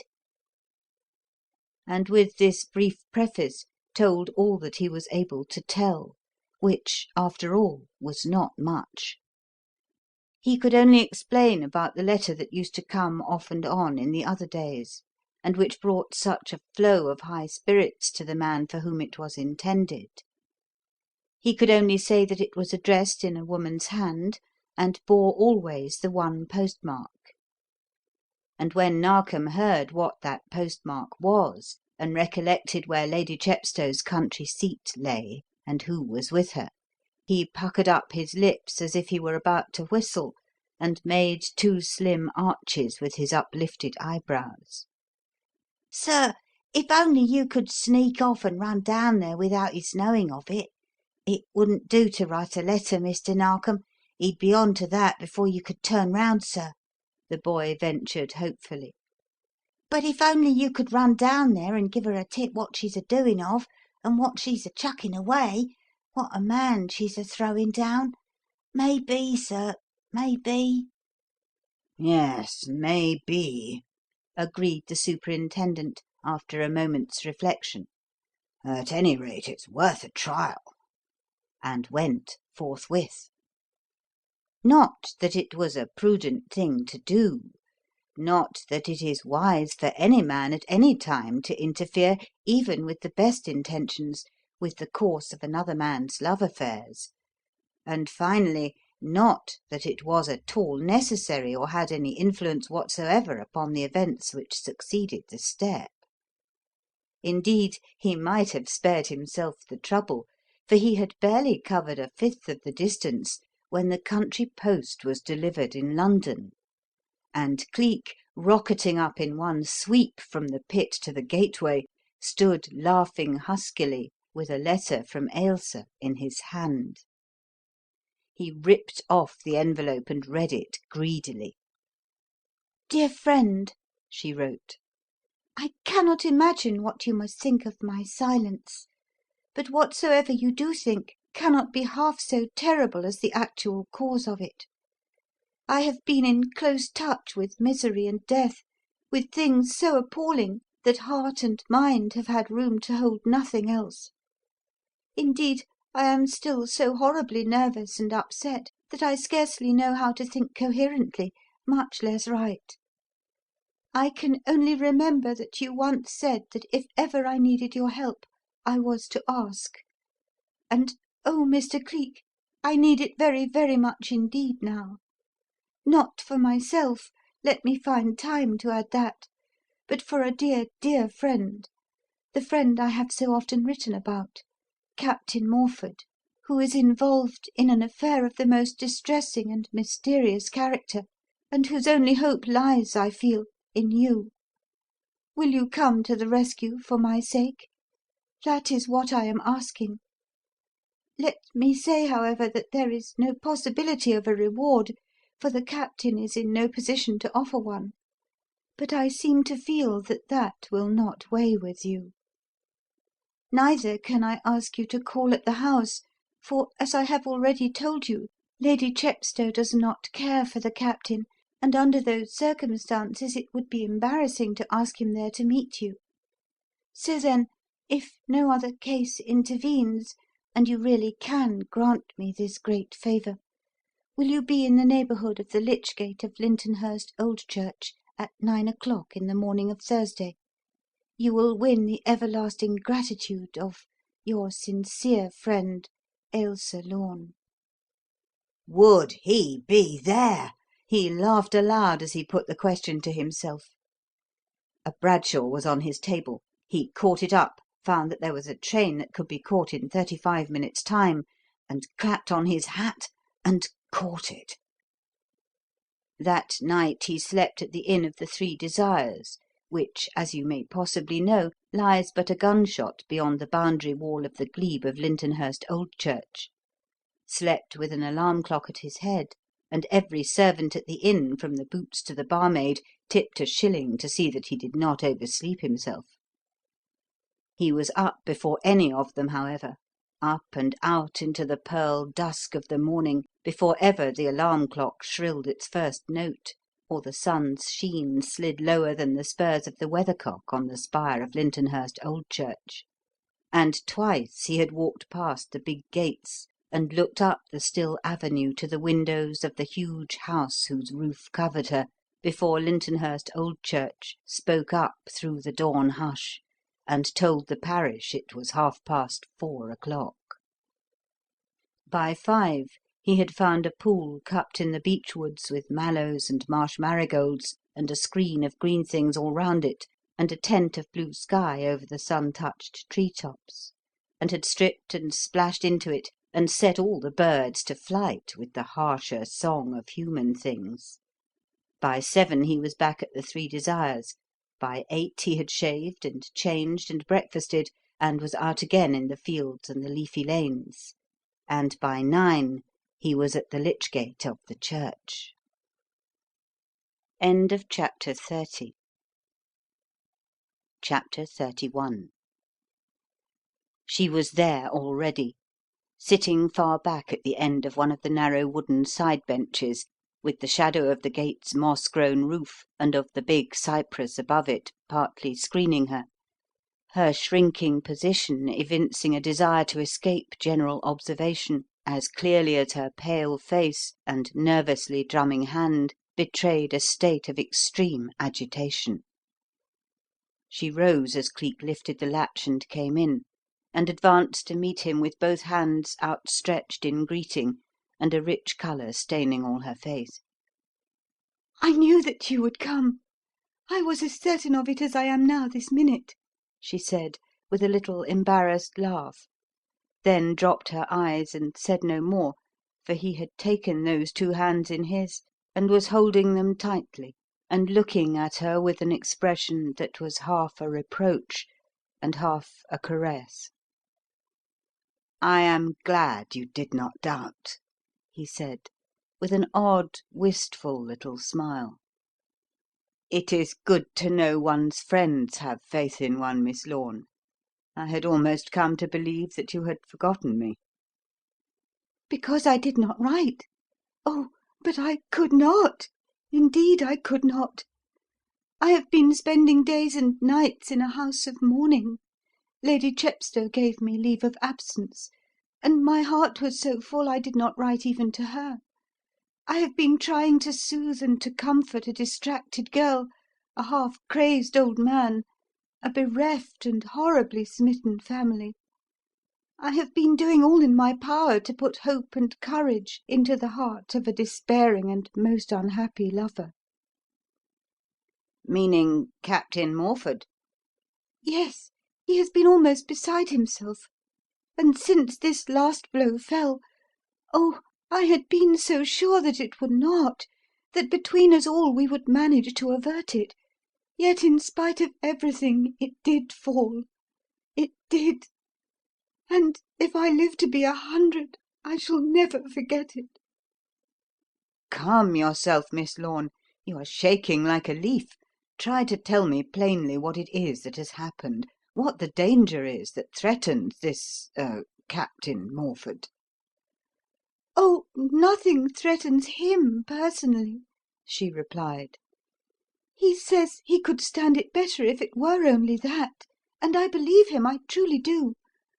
The thing that nearly drives him out of his mind is the thought that one day she, the girl he loves, the girl he is to marry, the girl for whose dear sake he stands ready to give up so much, the thought that one day her turn will come, that one day she, too, will be stricken down as mother and brothers have been, is almost driving him frantic."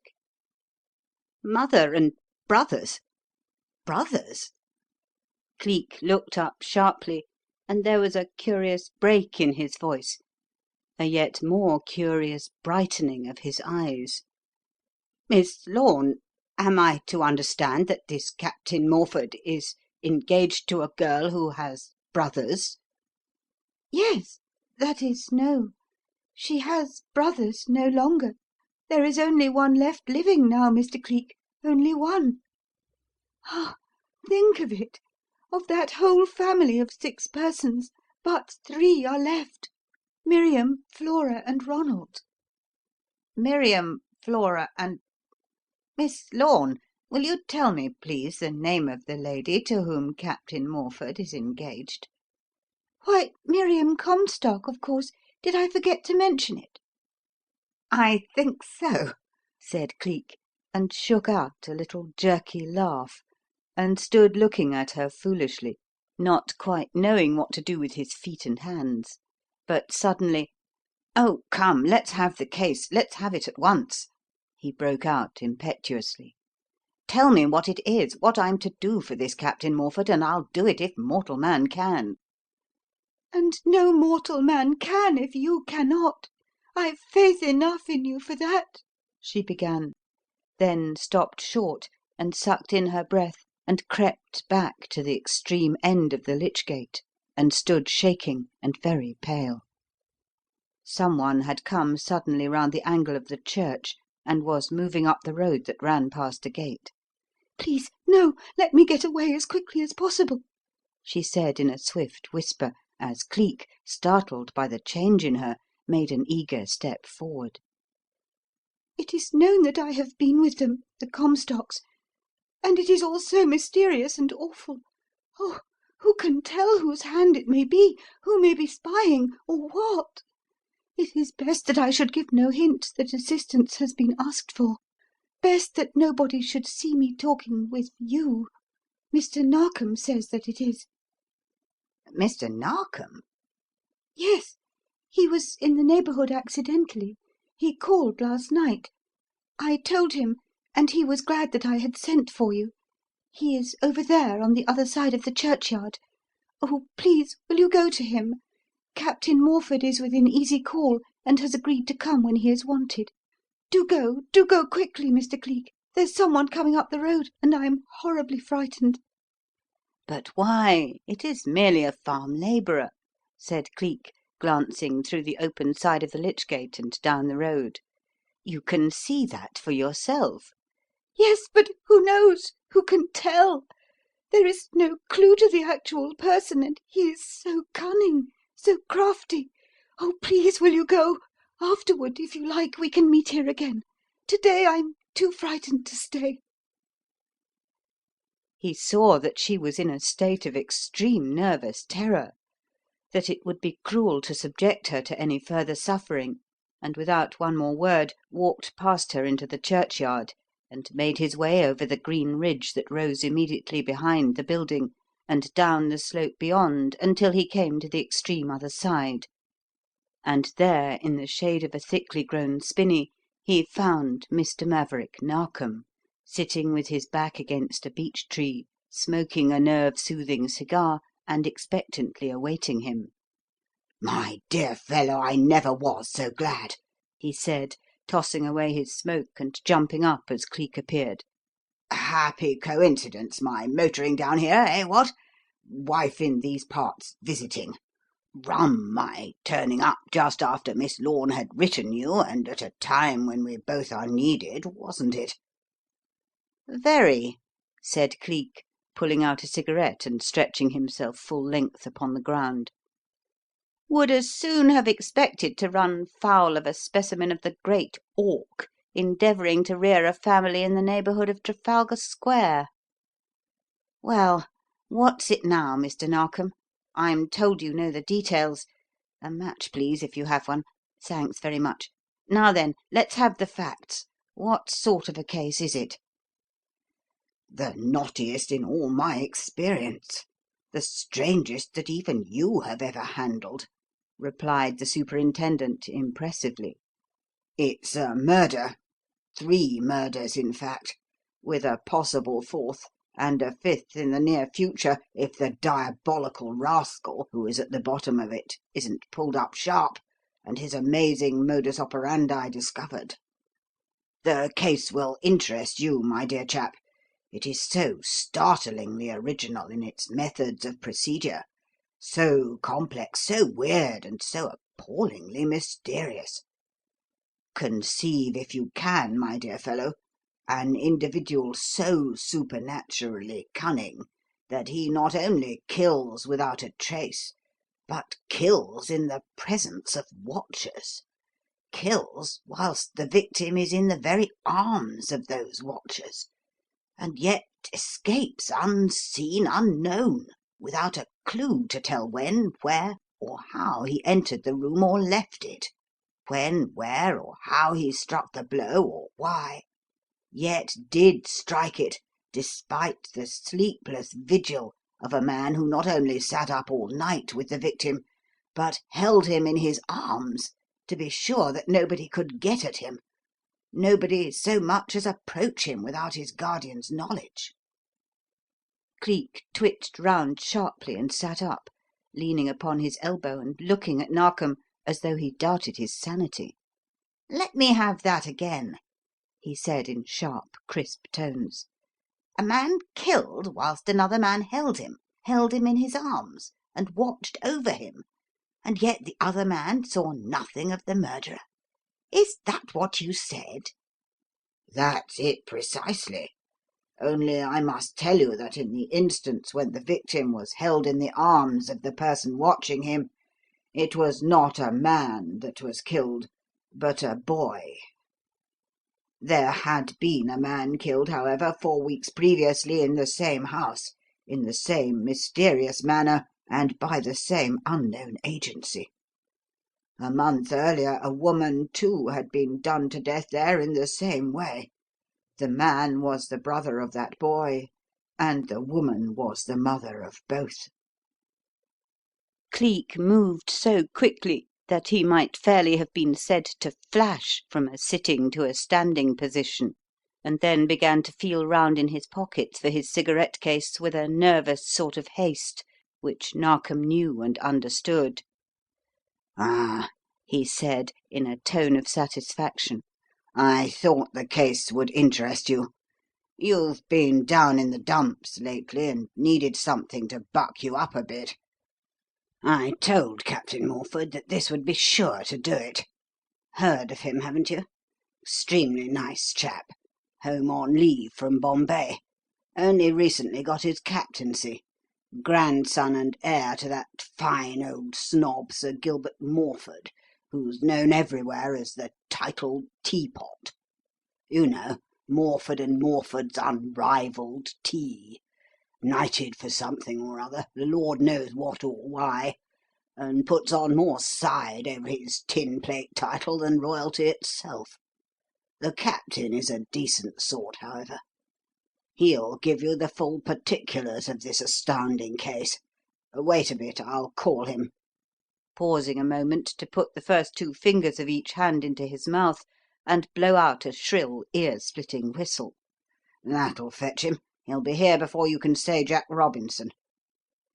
He wasn't, of course, but you couldn't have said it half 100 times before he was, or at least before Cleek, startled by a rustling of the boughs, glanced round and saw a tall, fairish young man who had no more the appearance of a soldier than a currant has of a gooseberry. He looked more like a bank clerk than anything else that Cleek could think of at the minute, and a none too prepossessing bank clerk at that, for Nature had not been any too lavish of her gifts as regards personal attractiveness, seeming to prefer to make up for her miserliness in the bestowal of good looks by an absolute prodigality in the gifts of ears. Ears as big as an oyster shell, and so prominent that they seemed even larger than they were, and that is saying a great deal. Still, unprepossessing as the man was, there was a certain charm of manner about him and a certain attractiveness in his voice, Cleek discovered, when he was introduced to him and found himself being sized up, so to speak, by a pair of keen grey eyes. "Now, let us have the details of the case, if you please, Captain," said Cleek, coming to the point of the interview with as little beating about the bush as possible.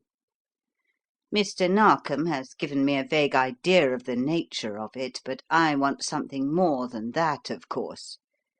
I am told that 3 persons in one family have been done to death in a most mysterious manner, and without any clue to the assassin or his motive.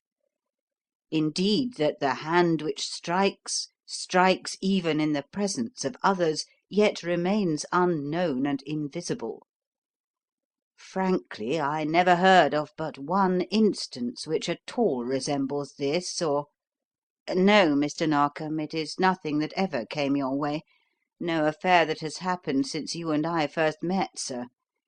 It was a long time ago, 8 or 10 years to be exact, and a good many miles from England. The cases were somewhat similar, judging from the scanty outline you have given me, and what's that? No, the criminal was never apprehended. He got away, and his methods were never generally known. Even if they had been, they were not those which any desperado might have emulated, any tyro practised.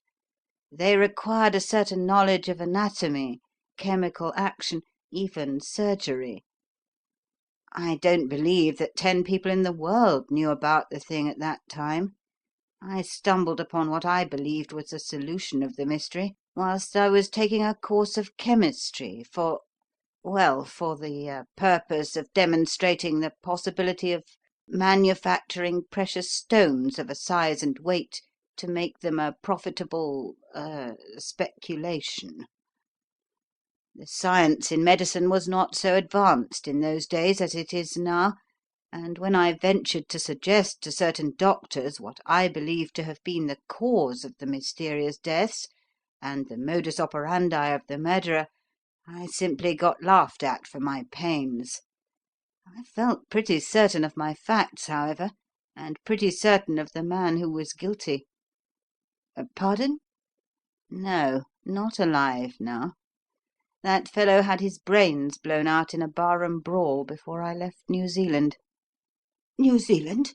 struck in Captain Morford agitatedly. "I say, that's a rum go, isn't it, Mr. Narkom? New Zealand is where the Comstocks come from, or rather the father and mother did." "By Jove! Cleek, that looks suspicious, old chap," chimed in Narkom. "Don't think, do you, that there can possibly be any connection between the two cases? In other words, that that fellow you suspected in New Zealand didn't really die after all?" "Shortly, the chemist. Not a doubt about his death, Mr. Narkom. I was in the barroom when he was killed. 3 bullets went through his head, and he was as dead as Napoleon Bonaparte by the time he struck the floor. The methods may be the same, but not the man. There is not the ghost of possibility of there being any connection between the two. But let us give the Captain a chance to explain the case. When, where, and how did these mysterious murders begin, Captain, if you please?"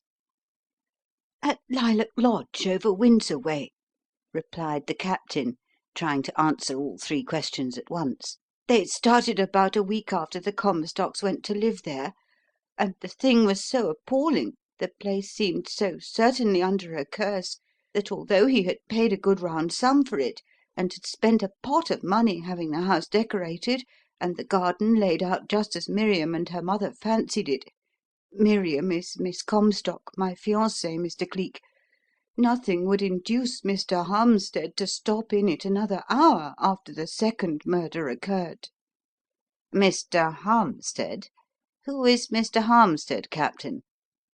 "The late Mrs. Comstock's bachelor uncle, a very rich old chap who was once a sheep farmer in New Zealand and afterwards in Australia. Mrs. Comstock hadn't seen him since she was a very little girl, until he came to England some few months ago to settle down and to take care of her children and her." "How did it happen that she hadn't seen him in all that time? I take it there must have been some good reason, Captain?" "Yes, rather. You see, it was like this.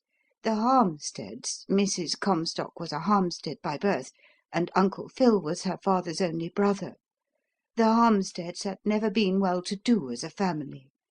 Indeed, none of them but dear old Uncle Phil ever had £100 they could call their own, so when Miss Harmstead's father died, which was about 8 months after his brother left New Zealand and went to Australia, she married a young joiner and cabinet maker, George Comstock, to whom she had long been engaged, and a few weeks later, fancying there would be a better chance for advancement in his trade in England than out there, Mr. Comstock sold out what few belongings he had in the world and brought his wife over here." "Oh, I see.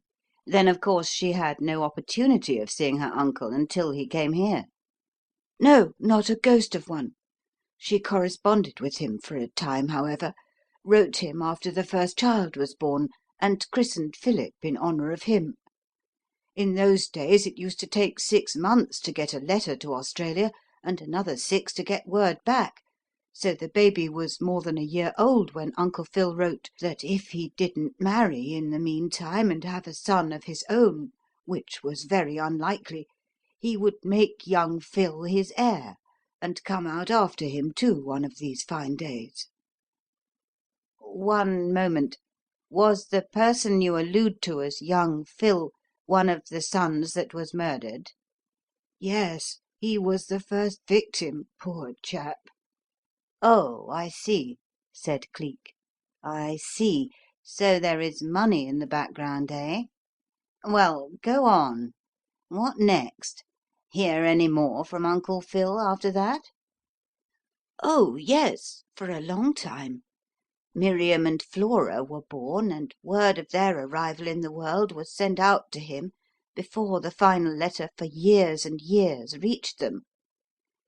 In that letter he wrote that he was doing better and better every year, and getting so rich that he didn't have time to do anything but just stop where he was and gather in the shekels.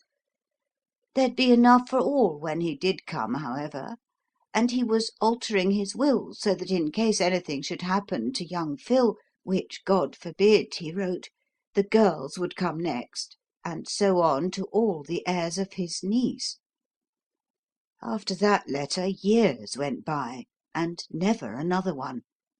They thinking that he had married after all, for in his last letter he had spoken of a young widow who had lately been engaged to fill the post of housekeeper at his ranch, gave up all hope when, after 3 times writing, no reply came, and finally desisted entirely.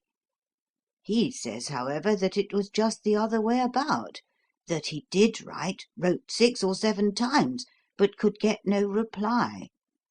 And as he afterwards found the housekeeper in question a designing and deceitful person, and shipped her off about her business, he makes no doubt that she received and destroyed Mrs. Comstock's letter to him and burnt his to her, hoping, no doubt, to inveigle him into marrying her." "Quite likely, if she were a designing woman," commented Cleek. "But go on, please. What next?" Oh, years of hardship, during which Mr. Comstock died and his widow had to earn their own living unaided. Young Phil got a post as bookkeeper, Flora taught music and painting, Mrs. Comstock did needlework, and Miriam became a governess in the family of a distant connection of my grandfather, Sir Gilbert Morford. That's where and how I met her, Mr. Cleek, and, well, that's another story," his cheeks reddening and a flash of fire coming into his eyes. "My grandfather says he will chuck me out neck and crop if I marry her. But it does not matter. I will." "Yes, you will, if the cut of that chin stands for anything," commented Cleek. "Well, to get on.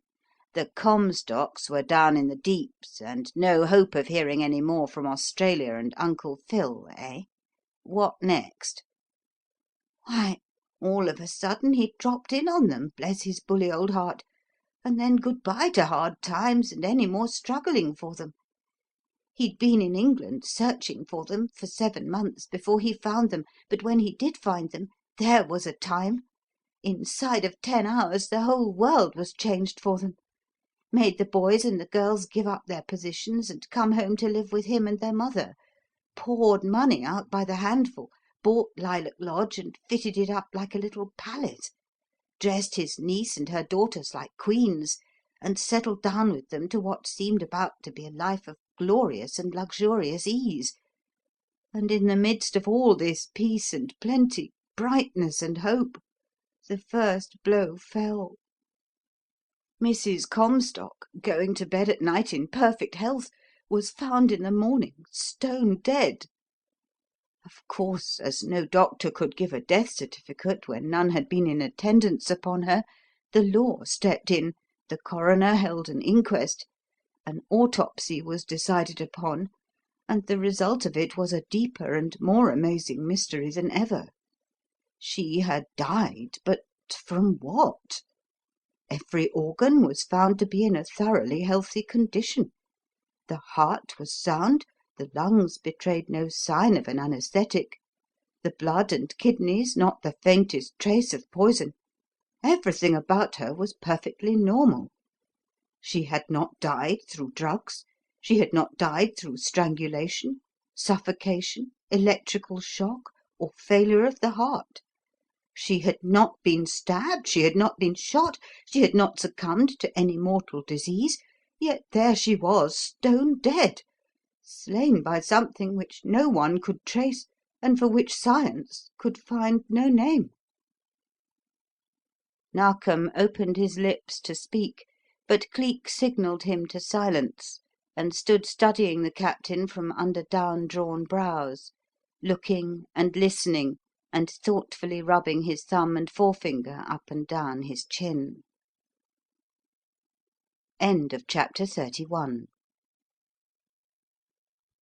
Chapter 32. Of course the family was horribly shocked and upset by this sudden and mysterious interruption to the dream of peace, went on the Captain, but nothing was left but to accept the verdict of death from unknown causes, and to believe it the will of God. The body was buried a few days later, and comforting each other as best they could, the sorrowing uncle and heart-broken nieces and nephews settled down to living their lives without the one who had been the sunshine of the home, and whose loss seemed the greatest blow that could have been dealt them.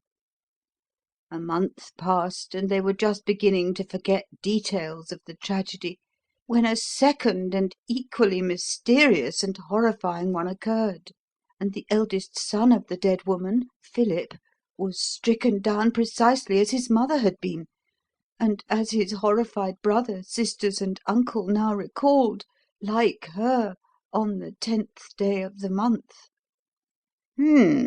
Said Cleek reflectively. Rather significant, that. It was, I assume, that circumstance which first suggested the idea of something more than mere chance being at the back of these sudden and mysterious deaths. That and one other circumstance. The condition of the bed-clothing, Mr. Cleek, showed that in Philip's case there had been something in the nature of a struggle before he had succumbed to the power which had assailed him. In other words, he had not been, as doubtless the poor mother had, so infinitely inferior in point of strength to the murderer as to be absolutely powerless in the wretch's grip from the very first instant of the attack. He had fought for his life, poor fellow, but it must have been a brief fight, and death itself almost instantaneous. For although the bed-clothing was tangled round his feet in a manner which could only have occurred in a struggle, he did not live long enough to get off the bed itself, or slide so much as one foot to the floor. He died as his mother had died, and the verdict of the doctors and of the coroner's jury was the same: death from unknown causes. Said Cleek again. And were all the symptoms, or rather the absence of symptoms, the same? Precisely. All the organs were discovered to be in a normal condition. The blood was untainted by any suggestion of either mineral or animal poison. The heart was sound, the lungs healthy. There was neither an internal disturbance nor an external wound, unless one could call a wound a very slight swelling upon the left side of the neck. A small thing, not so big as a sixpence. And appearing very much like the inflammation resulting from the bite of a gnat or a spider, Captain? Exactly like it, Mr. Cleek. In fact, the doctors fancied at first that it was the result of his having been bitten by some poisonous insect, and were for accounting for his death that way. But, of course, The entire absence of poison in the blood soon put an end to that idea, so it was certain that whatever he died from, it was not from a bite or a sting of any sort." "Clever chaps, those doctors," commented Cleek, with a curious one-sided smile. "However, they were quite correct in that I imagine poison, either animal, vegetable, or mineral, was not the means of destruction. Still, I should have thought that at this second post mortem the likeness of the son's case to that of the mother's would have impelled them to extra vigilance and resulted in a much more careful searching and minute examination of the viscera. If my theory is correct, I do not suppose they would have found anything in the contents of the thorax or the abdomen. But it is just possible that analysis of the matter removed from the cranial cavity might have revealed a small blood clot in the brain." The Captain twitched up his eyebrows and stared at him in open-mouthed amazement. "Of all the By Jove, you know, this beats me! To think of your guessing that!" he said. "As a matter of fact, that's precisely what they did do, Mr. Cleek. But as they couldn't arrive at any conclusion, nor trace a probable cause of its origin, they were more in the dark than ever. Selwyn, the local practitioner, was for putting it down as a case of apoplexy on the strength of that small blood clot.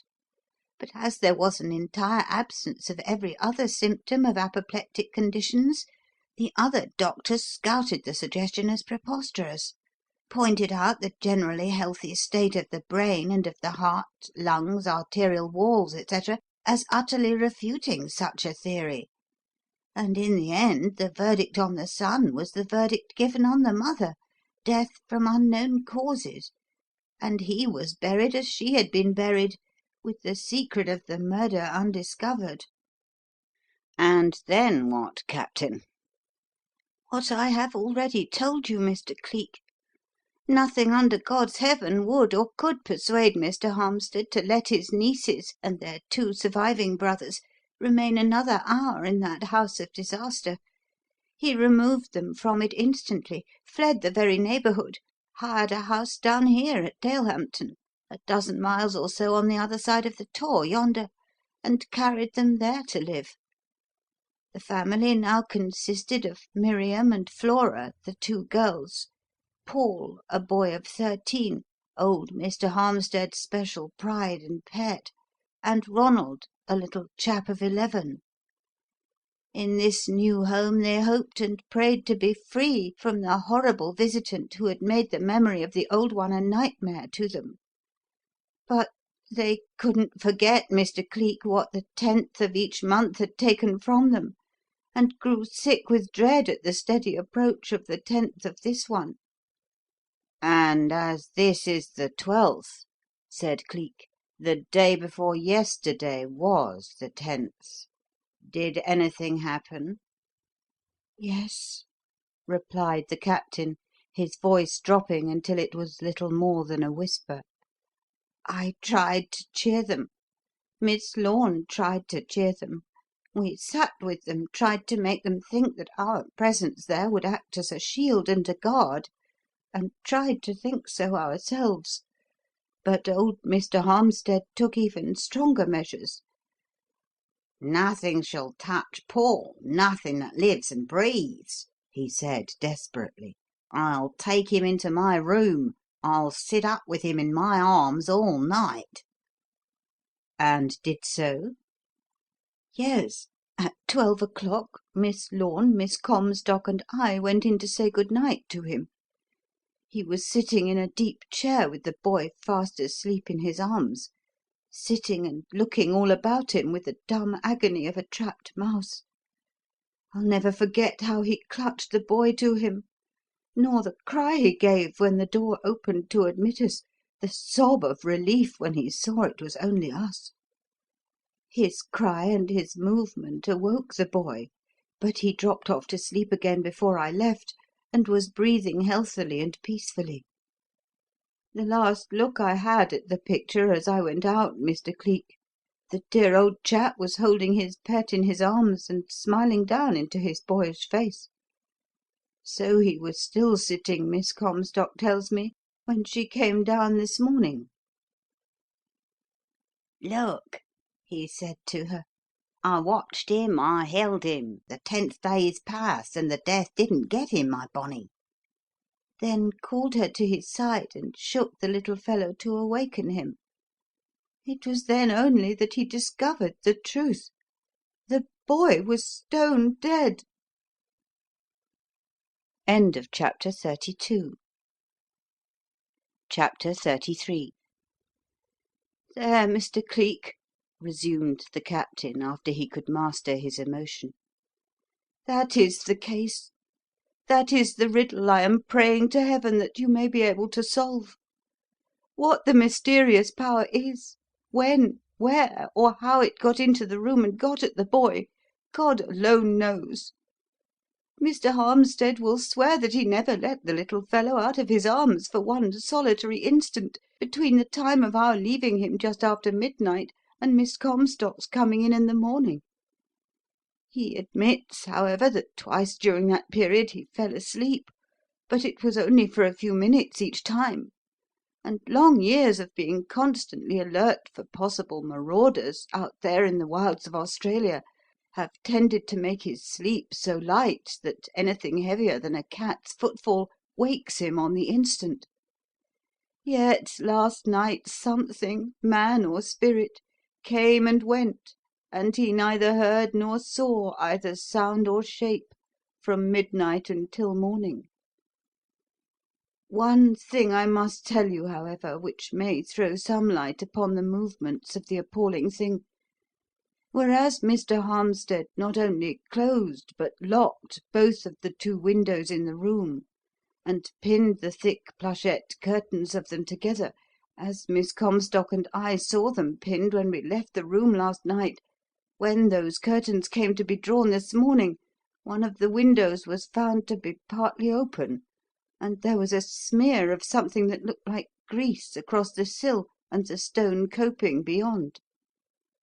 Of course," commented Cleek enigmatically. "Provided my theory is correct, I should have expected that. A thing that comes and goes through windows must, at some period, leave some mark of its passage. Of course, that particular window opened upon a balcony or something of that sort, didn't it?" "No, it is a perfectly unbroken descent from the window sill to the ground. But there's a big tree close by, and the branches of that brush the pane of glass." "Ah, I see, I see. All the soap dishes in the house left filled last night and found filled this morning, Captain?" "Good heavens! I don't know. What on earth can soap dishes have to do with it, man?" "Possibly nothing. Possibly a great deal. Particularly if there's found to be a cake of soap in each. But that we can discover later. Now, one word more.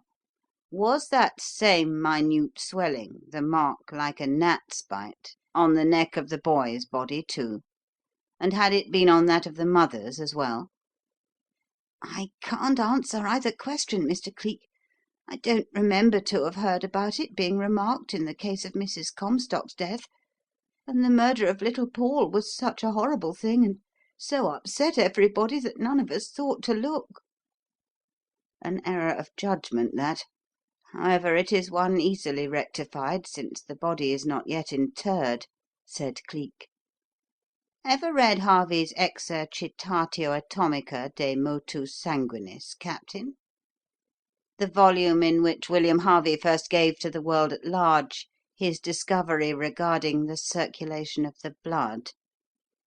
"Good heavens, no! What would I be doing reading matters of that kind? I'm not a medico, Mr. Cleek. I'm a soldier." "I know.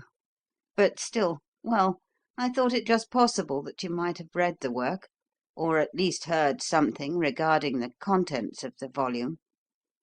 Men who have a hobby are rather given to writing it and boring other people with discussions and dissertations upon it. and I seem to think that I have heard it said that Sir Gilbert Morford's greatest desire in the time of his youth was to become a medical man. In fact, that he put in 2 or 3 years as a student at St. Bartholomew's, and would have qualified, but that the sudden death of his father compelled him to abandon the hope, and to assume the responsibilities of the head of the house of Morford and Morford, tea importers of Mincing Lane. Yes, that's quite correct. He bitterly resented the compulsion, the pitchforking of a man out of a profession into the abomination of trade, as he always expresses it. But of course he was obliged to yield, and the dream of his life dropped off into nothing but a dream. But the old love and the old recollection still linger, and although he no longer personally follows either trade or profession, he keeps up his laboratory work, subscribes to every medical journal in Christendom, and if you want to tickle his vanity, or to get on the right side of him, all you have to do is to address him as Doctor. With all due respect to him, he's a bit of a prig, Mr. Cleek, and hates people of no position, people of the lower order, as he always terms them, as the gentleman down under is said to hate holy water. So that he naturally would move heaven and earth to prevent his grandson and heir from marrying a young woman of that class. I see, supplemented Cleek. The dear gentleman would like the name of Morford to go down to posterity linked to duchesses or earls' daughters, and surrounded by a blaze of glory. Ah, it's a queer world, Captain. There is no bitterer hater of the common herd than the snob who has climbed up from it. The snob and the sneak are closely allied, Captain, and men of that stamp have been known to do some pretty ugly things to uphold their pinchbeck dignity and to keep the tinsel of the present over the cheap gingerbread of the past. Good God, man! You don't surely mean to suggest— Gently, gently, Captain. Your indignation does you credit. But it is never well to have a shot at a rabbit before he's fairly out of the hole, and you are sure that it isn't the ferret you sent in after him. Anything in the way of a conveyance handy, Mr. Narkom? Yes, the limousine. I came down in it yesterday. It's over at the Rose and Crown. Good. Then perhaps Captain Morford will meet us there in a half-hour's time. Meanwhile, I've got a few things to throw into my kit bag, and as that's over at the Three Desires, perhaps you won't mind coming along and giving me a hand. Then we'll run over to that house at Dalehampton and have a look at the body of that poor little shaver as expeditiously as possible. Will you come?" Yes, certainly," said Narkom, and having given a few necessary directions to the captain, walked on and followed Cleek. He knew very well the suggestion that he should do so was merely an excuse to have a few words with him in private, for no man would be likely to need another man's assistance in simply putting a few things into a bag, and he was rather puzzled to account for Cleek's desire to say anything to him which the captain was not to hear.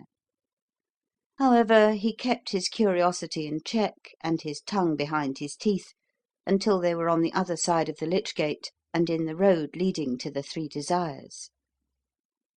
"There's something you want to say to me, isn't there?" he inquired.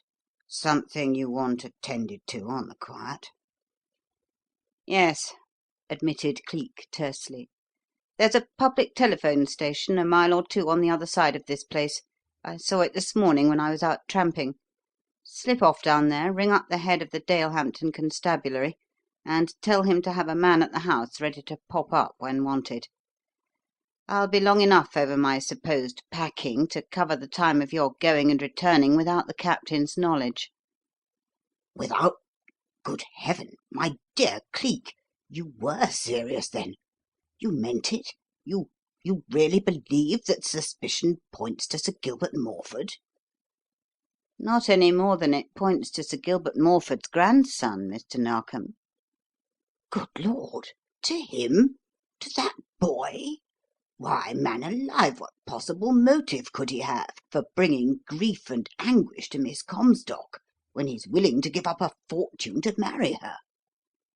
Ah, but don't forget that another fortune descends to all the heirs, male and female alike, of the late Mrs. Comstock, Mr. Narkom, and that if the captain's fiancée becomes in course of time the only surviving child of that unfortunate lady, the captain's sacrifice will not be such an overpowering hardship for him after all." Great Scott! I never thought of that before, Cleek. Never. Didn't you? Well, don't think too much of it now that you have, for circumstantial evidence is tricky and treacherous, and he mayn't be the man after all. Mayn't be? What a beggar you are for damping a man's ardour after you've fanned it up to the blazing point. Any light in the darkness, old chap? Any idea of what and how? Yes, said Cleek quietly. If there's a mark on that poor little shaver's neck, Mr. Narkom, I shall know the means, and if there's soap on the window sill, I shall know the man. And then, having reached the doorway of the inn, he dived into it and went up the staircase 2 steps at a time. End of chapter 33. Chapter 34. The little house at Dalehampton was something more than a mere house of grief, they found, when the long drive came to an end and Cleek and his 2 companions entered it, for the very spirit of desolation and despair seemed to have taken up its abode there, and like an incarnate woe, Miss Comstock paced through the hush and darkness, hour in and hour out, as she had been doing since daybreak. "My darling, you mustn't, you really mustn't, dear. You'll lose your mind if you brood over the thing like this," said the captain, flying to her the very instant they arrived, and, disregarding the presence of his 2 companions, caught her in his arms and kissed her. "Miriam, dearest, don't. It breaks my heart. I know it's awful, but do try to have strength and hope. I'm sure we shall get to the bottom of the thing now, sure that there will be no more, that this is truly the end. These gentlemen are from Scotland Yard, dearest, and they say it surely will be." Heaven knows I hope so, replied Miss Comstock, acknowledging the introduction to Cleek and Narkom by a gentle inclination of the head. but indeed I can't hope, Jim. Indeed I cannot, gentlemen. The 10th of next month will take its toll, as the 10th of this one has done. I feel persuaded that it will. For who can fight a thing unseen and unknown? Her grief was so great, her despair so hopeless, that Cleek forbore attempting to assuage either by any words of sympathy or promise. He seemed to feel that hers was an anguish upon which even the kindliest words must fall only as an intrusion. And the heart of the man, that curiously created heart, which at times could be savage even to the point of brutality, and again tender and sympathetic as any woman's, went out to her in one great surge of human feeling. And 2 minutes later, when all the law's grim business of inquiry and inquest had been carried out by Narkom, and she, in obedience to his expressed desire, led them to the room where the dead boy lay, that wave of sympathetic feeling broke over his soul again. For the gentle opening of the door had shown him a small, dimly lit room, a kneeling figure, bent of back and bowed of head, that leant over a little white bed in a very agony of tearless woe. He can hardly tear himself away for an instant. He loved him so, she said in a quavering whisper to Cleek. Must we disturb him? It seems almost cruel." "I know it," he whispered back. "But the place must be searched in quest of possible clues, Miss Comstock. The little boy, too, must be examined, and it would be crueller still if he were to stay and see things like that. Lead him out if you can. It will be for a few minutes only. Tell him so. Tell him he can come back then." And turned his face away from that woeful picture as she went over and spoke to the sorrowing old man. "Uncle," she said softly, "Uncle Phil, you must come away for a little time, dear. It is necessary." "Oh, I can't, Mirry. I can't, lovey dear," he answered without lifting his head or loosening his folded hands. My Bonnie that I loved so well. Ah, let me have him while I may, Mirry. They'll take him from me soon enough, my bonny boy." "But, dearest, you must. The law has stepped in. Gentlemen from Scotland Yard, I hear. Jim has brought them. They must have the room for a little time. There's the window to be examined, you know. And if they can find out anything, I'll give 'em the half of all I have in the world," broke in the old man with a little burst of tears. "Tell them that. The half of everything, if they can get at the creature. If they can find out. But," collapsing suddenly with his elbows on his knees and his face between his hands, "they can't. They can't. Nobody can. It kills and kills and kills, and God help us, we shall all go the same way. It will be my turn too, sometime soon. I wish it were mine now. I wish it had been mine long ago, before I lost my bonny own." "Takes it hard, poor old chap, doesn't he?" whispered Narkom, glancing round and getting something of a shock when he saw that Cleek, who a moment before had appeared to be almost on the verge of tears, was now fumbling in his coat pockets and, with indrawn lips and knotted brows, was scowling, absolutely scowling, in the direction where Captain Morford stood, biting his lips and drumming with his fingernails upon the edge of the washstand. But Cleek made no reply. Instead, he walked quickly across to the captain's side, stretched forth his hand, took up a tablet of soap, turned it over, laid it down again, stepped to the window, stepped back, and laid a firm hand on the young man's shoulder. "Captain," he said suddenly, in sharp, crisp tones that sounded painfully harsh after the old man's broken cries, "Captain, there's a little game of cards called bluff, and it's an excellent amusement if you don't get caught at it. We shan't have to go any further with the search for clues in this case, but I think I shall have to ask you, my friend, a few little questions in private, and in the interests of a gentleman called Jack Ketch." This unexpected outburst produced something like a panic. Miss Comstock, hearing the words, cried out, put both hands to her temples as though her head were reeling. Old Mr. Harmstead straightened suddenly and flung a look of blank amazement across the room, and the captain, twitching away from the man who gripped him, went first deathly white and then red as any beet. "Good God!" he gulped. Look here! I say now, what does this mean? What the dickens are you talking about?" "Bluff, Captain, simply bluff," responded Cleek serenely. "And as I said before, it's a clever little game. Stand where you are. Keep an eye on him, Mr. Narkom. What I've got to say to you, my friend, we'll talk about in private, and after I have assisted Miss Comstock to lead her uncle out of the room." With that he swung away from the captain's side and went over to that of the old man.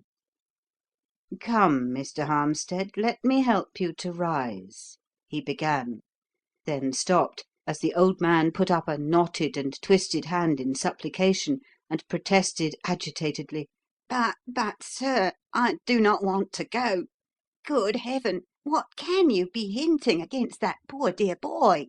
Surely you cannot mean—" "That the little game of bluff has worked, Dr. Finch, and you'll never draw a revolver on me," rapped in Cleek, giving him a backward push that carried him to the floor, and in the twinkling of an eye he had pounced upon him like a cat, and was saying, as he snapped the handcuffs upon his wrists, "Got you, you brute beast! Got you tight and fast! Do you remember Hamilton, the medical student in New Zealand 8 years ago? Do you? Well, that's the man you're dealing with now." The man, struggling and kicking, biting and clawing like any other cornered wildcat, flung out a cry of utter despair at this, and collapsed suddenly.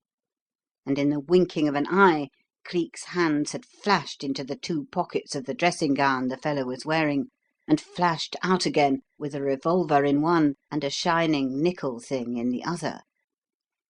"Got your bark, Doctor, and got your bite as well," he said as he rose to his feet. "You'd have put a bullet through me at the first word, wouldn't you, but for that little bluff of suspecting and arresting another man?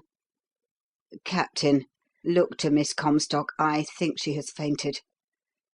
You wanted the murderer of Mrs. Comstock and her children, didn't you? Well, here he is, the rascal." Good God! Then it's not a mistake? You mean it? Mean it? And Uncle Phil? You accuse Uncle Phil? "Uncle nothing!"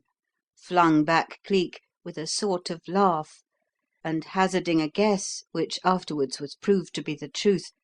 "I'll lay my life, Captain, that when you apply to the Australian authorities you will find that old Mr. Philip Harmstead is in his grave, that he was attended in his last illness by one Dr. Frederick Finch, to whom his fortune would revert in the event of Mrs. Comstock and her children dying.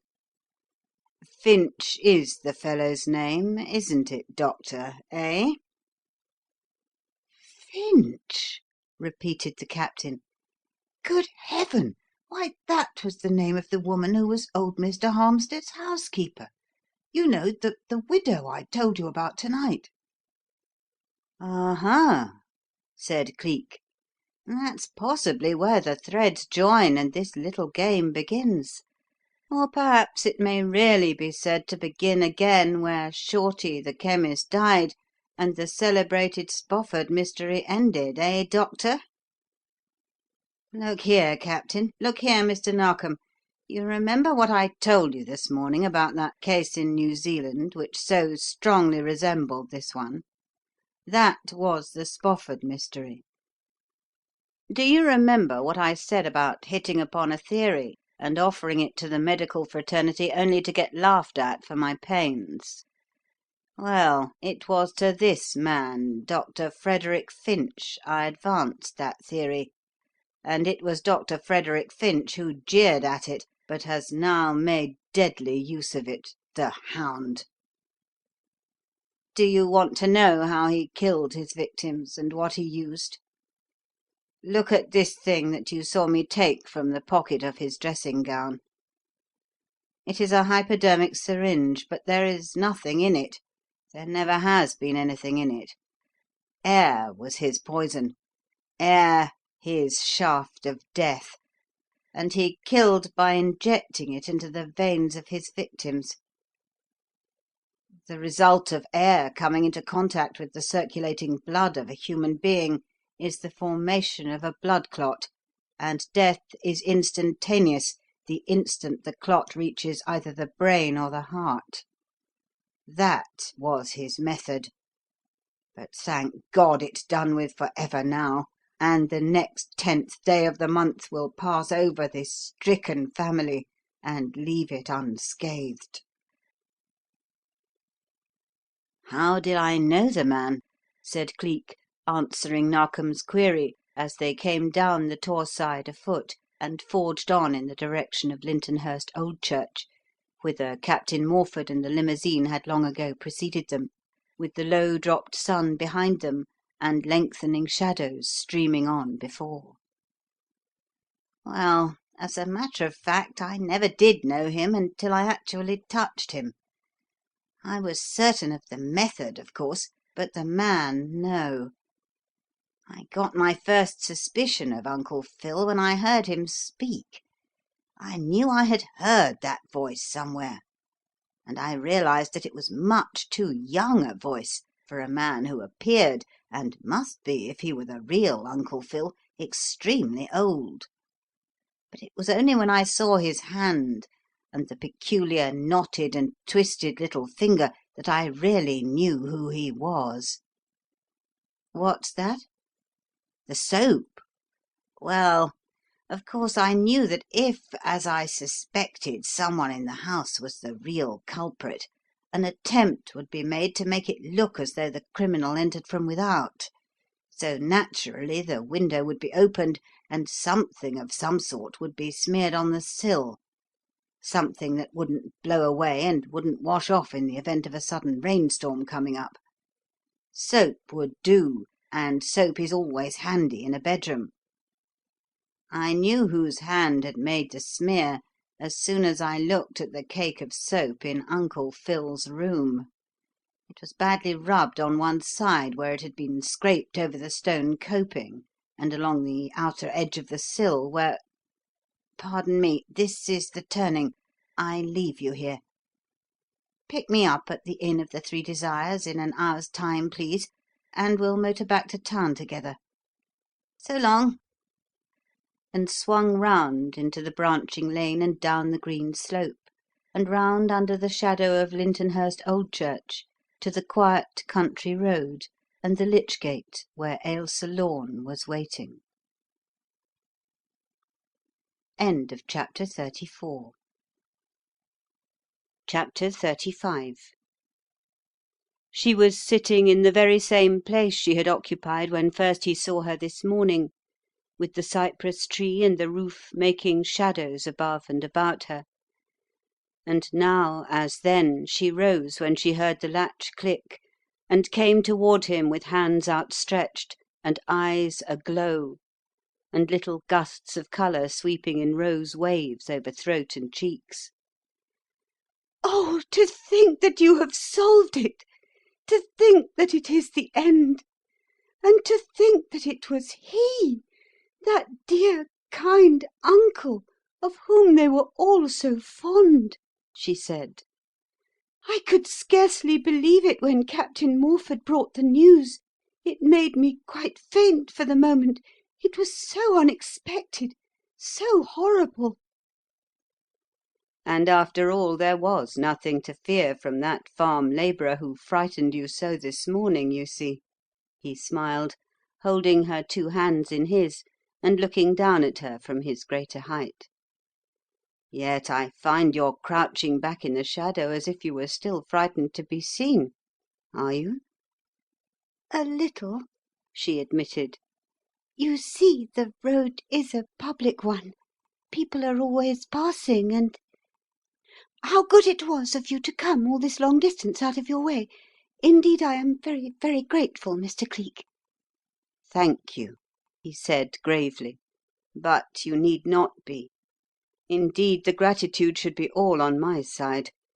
I said I would come if ever you wanted me, and you gave me an opportunity to keep my word. As for it being out of my way to come here, it is but a little distance to the Three Desires, and a long one to Lady Chepstow's place, so it is you, not I, that have gone out of the way. It was good of you to give me this grace. I should have been sorry to go back to town without saying good-bye." "But need you go so soon?" she asked. Lady Chepstow will feel slighted, I know, if she hears that you have been in the neighbourhood and have not called. She is a friend, you know, a warm, true friend, always grateful for what you did, always glad to see you. Why not stop on a day or two and call and see her?"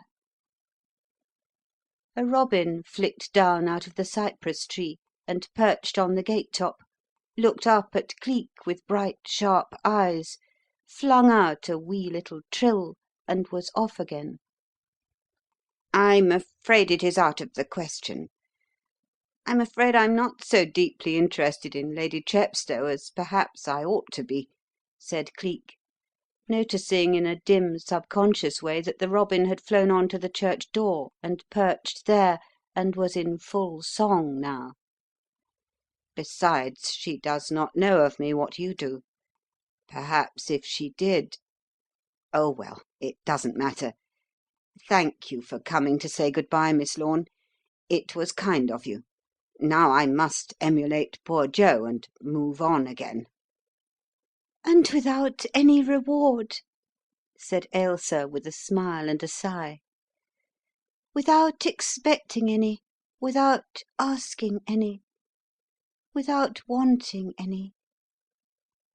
He stood a moment twisting his heel round and round in the gravel of the pathway, and breathing hard, his eyes on the ground and his lips indrawn. Then, of a sudden, "Perhaps I did want one. Perhaps I've always wanted one, and hoped to get it some day, perhaps, from you," he said, and looked up at her as a man looks but once at one woman ever. She had come a step nearer. She was standing there with the shadows behind her and the light on her face, warm colour in her cheeks, and a smile on her lips and in her eyes.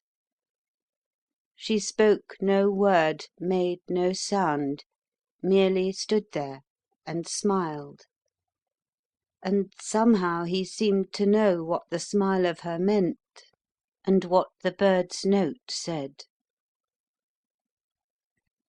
"Miss Lorne, Ailsa," he said very, very gently, "if some day, when all the wrongs I did in those other days are righted, and all that a man can do on this earth to atone for such a past as mine has been done, if then in that time I come to you and ask for that reward, do you think— oh, do you think that you can find it in your heart to give it?"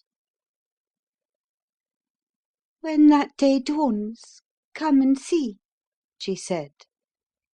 "If you wish to wait so long." End of chapter 35.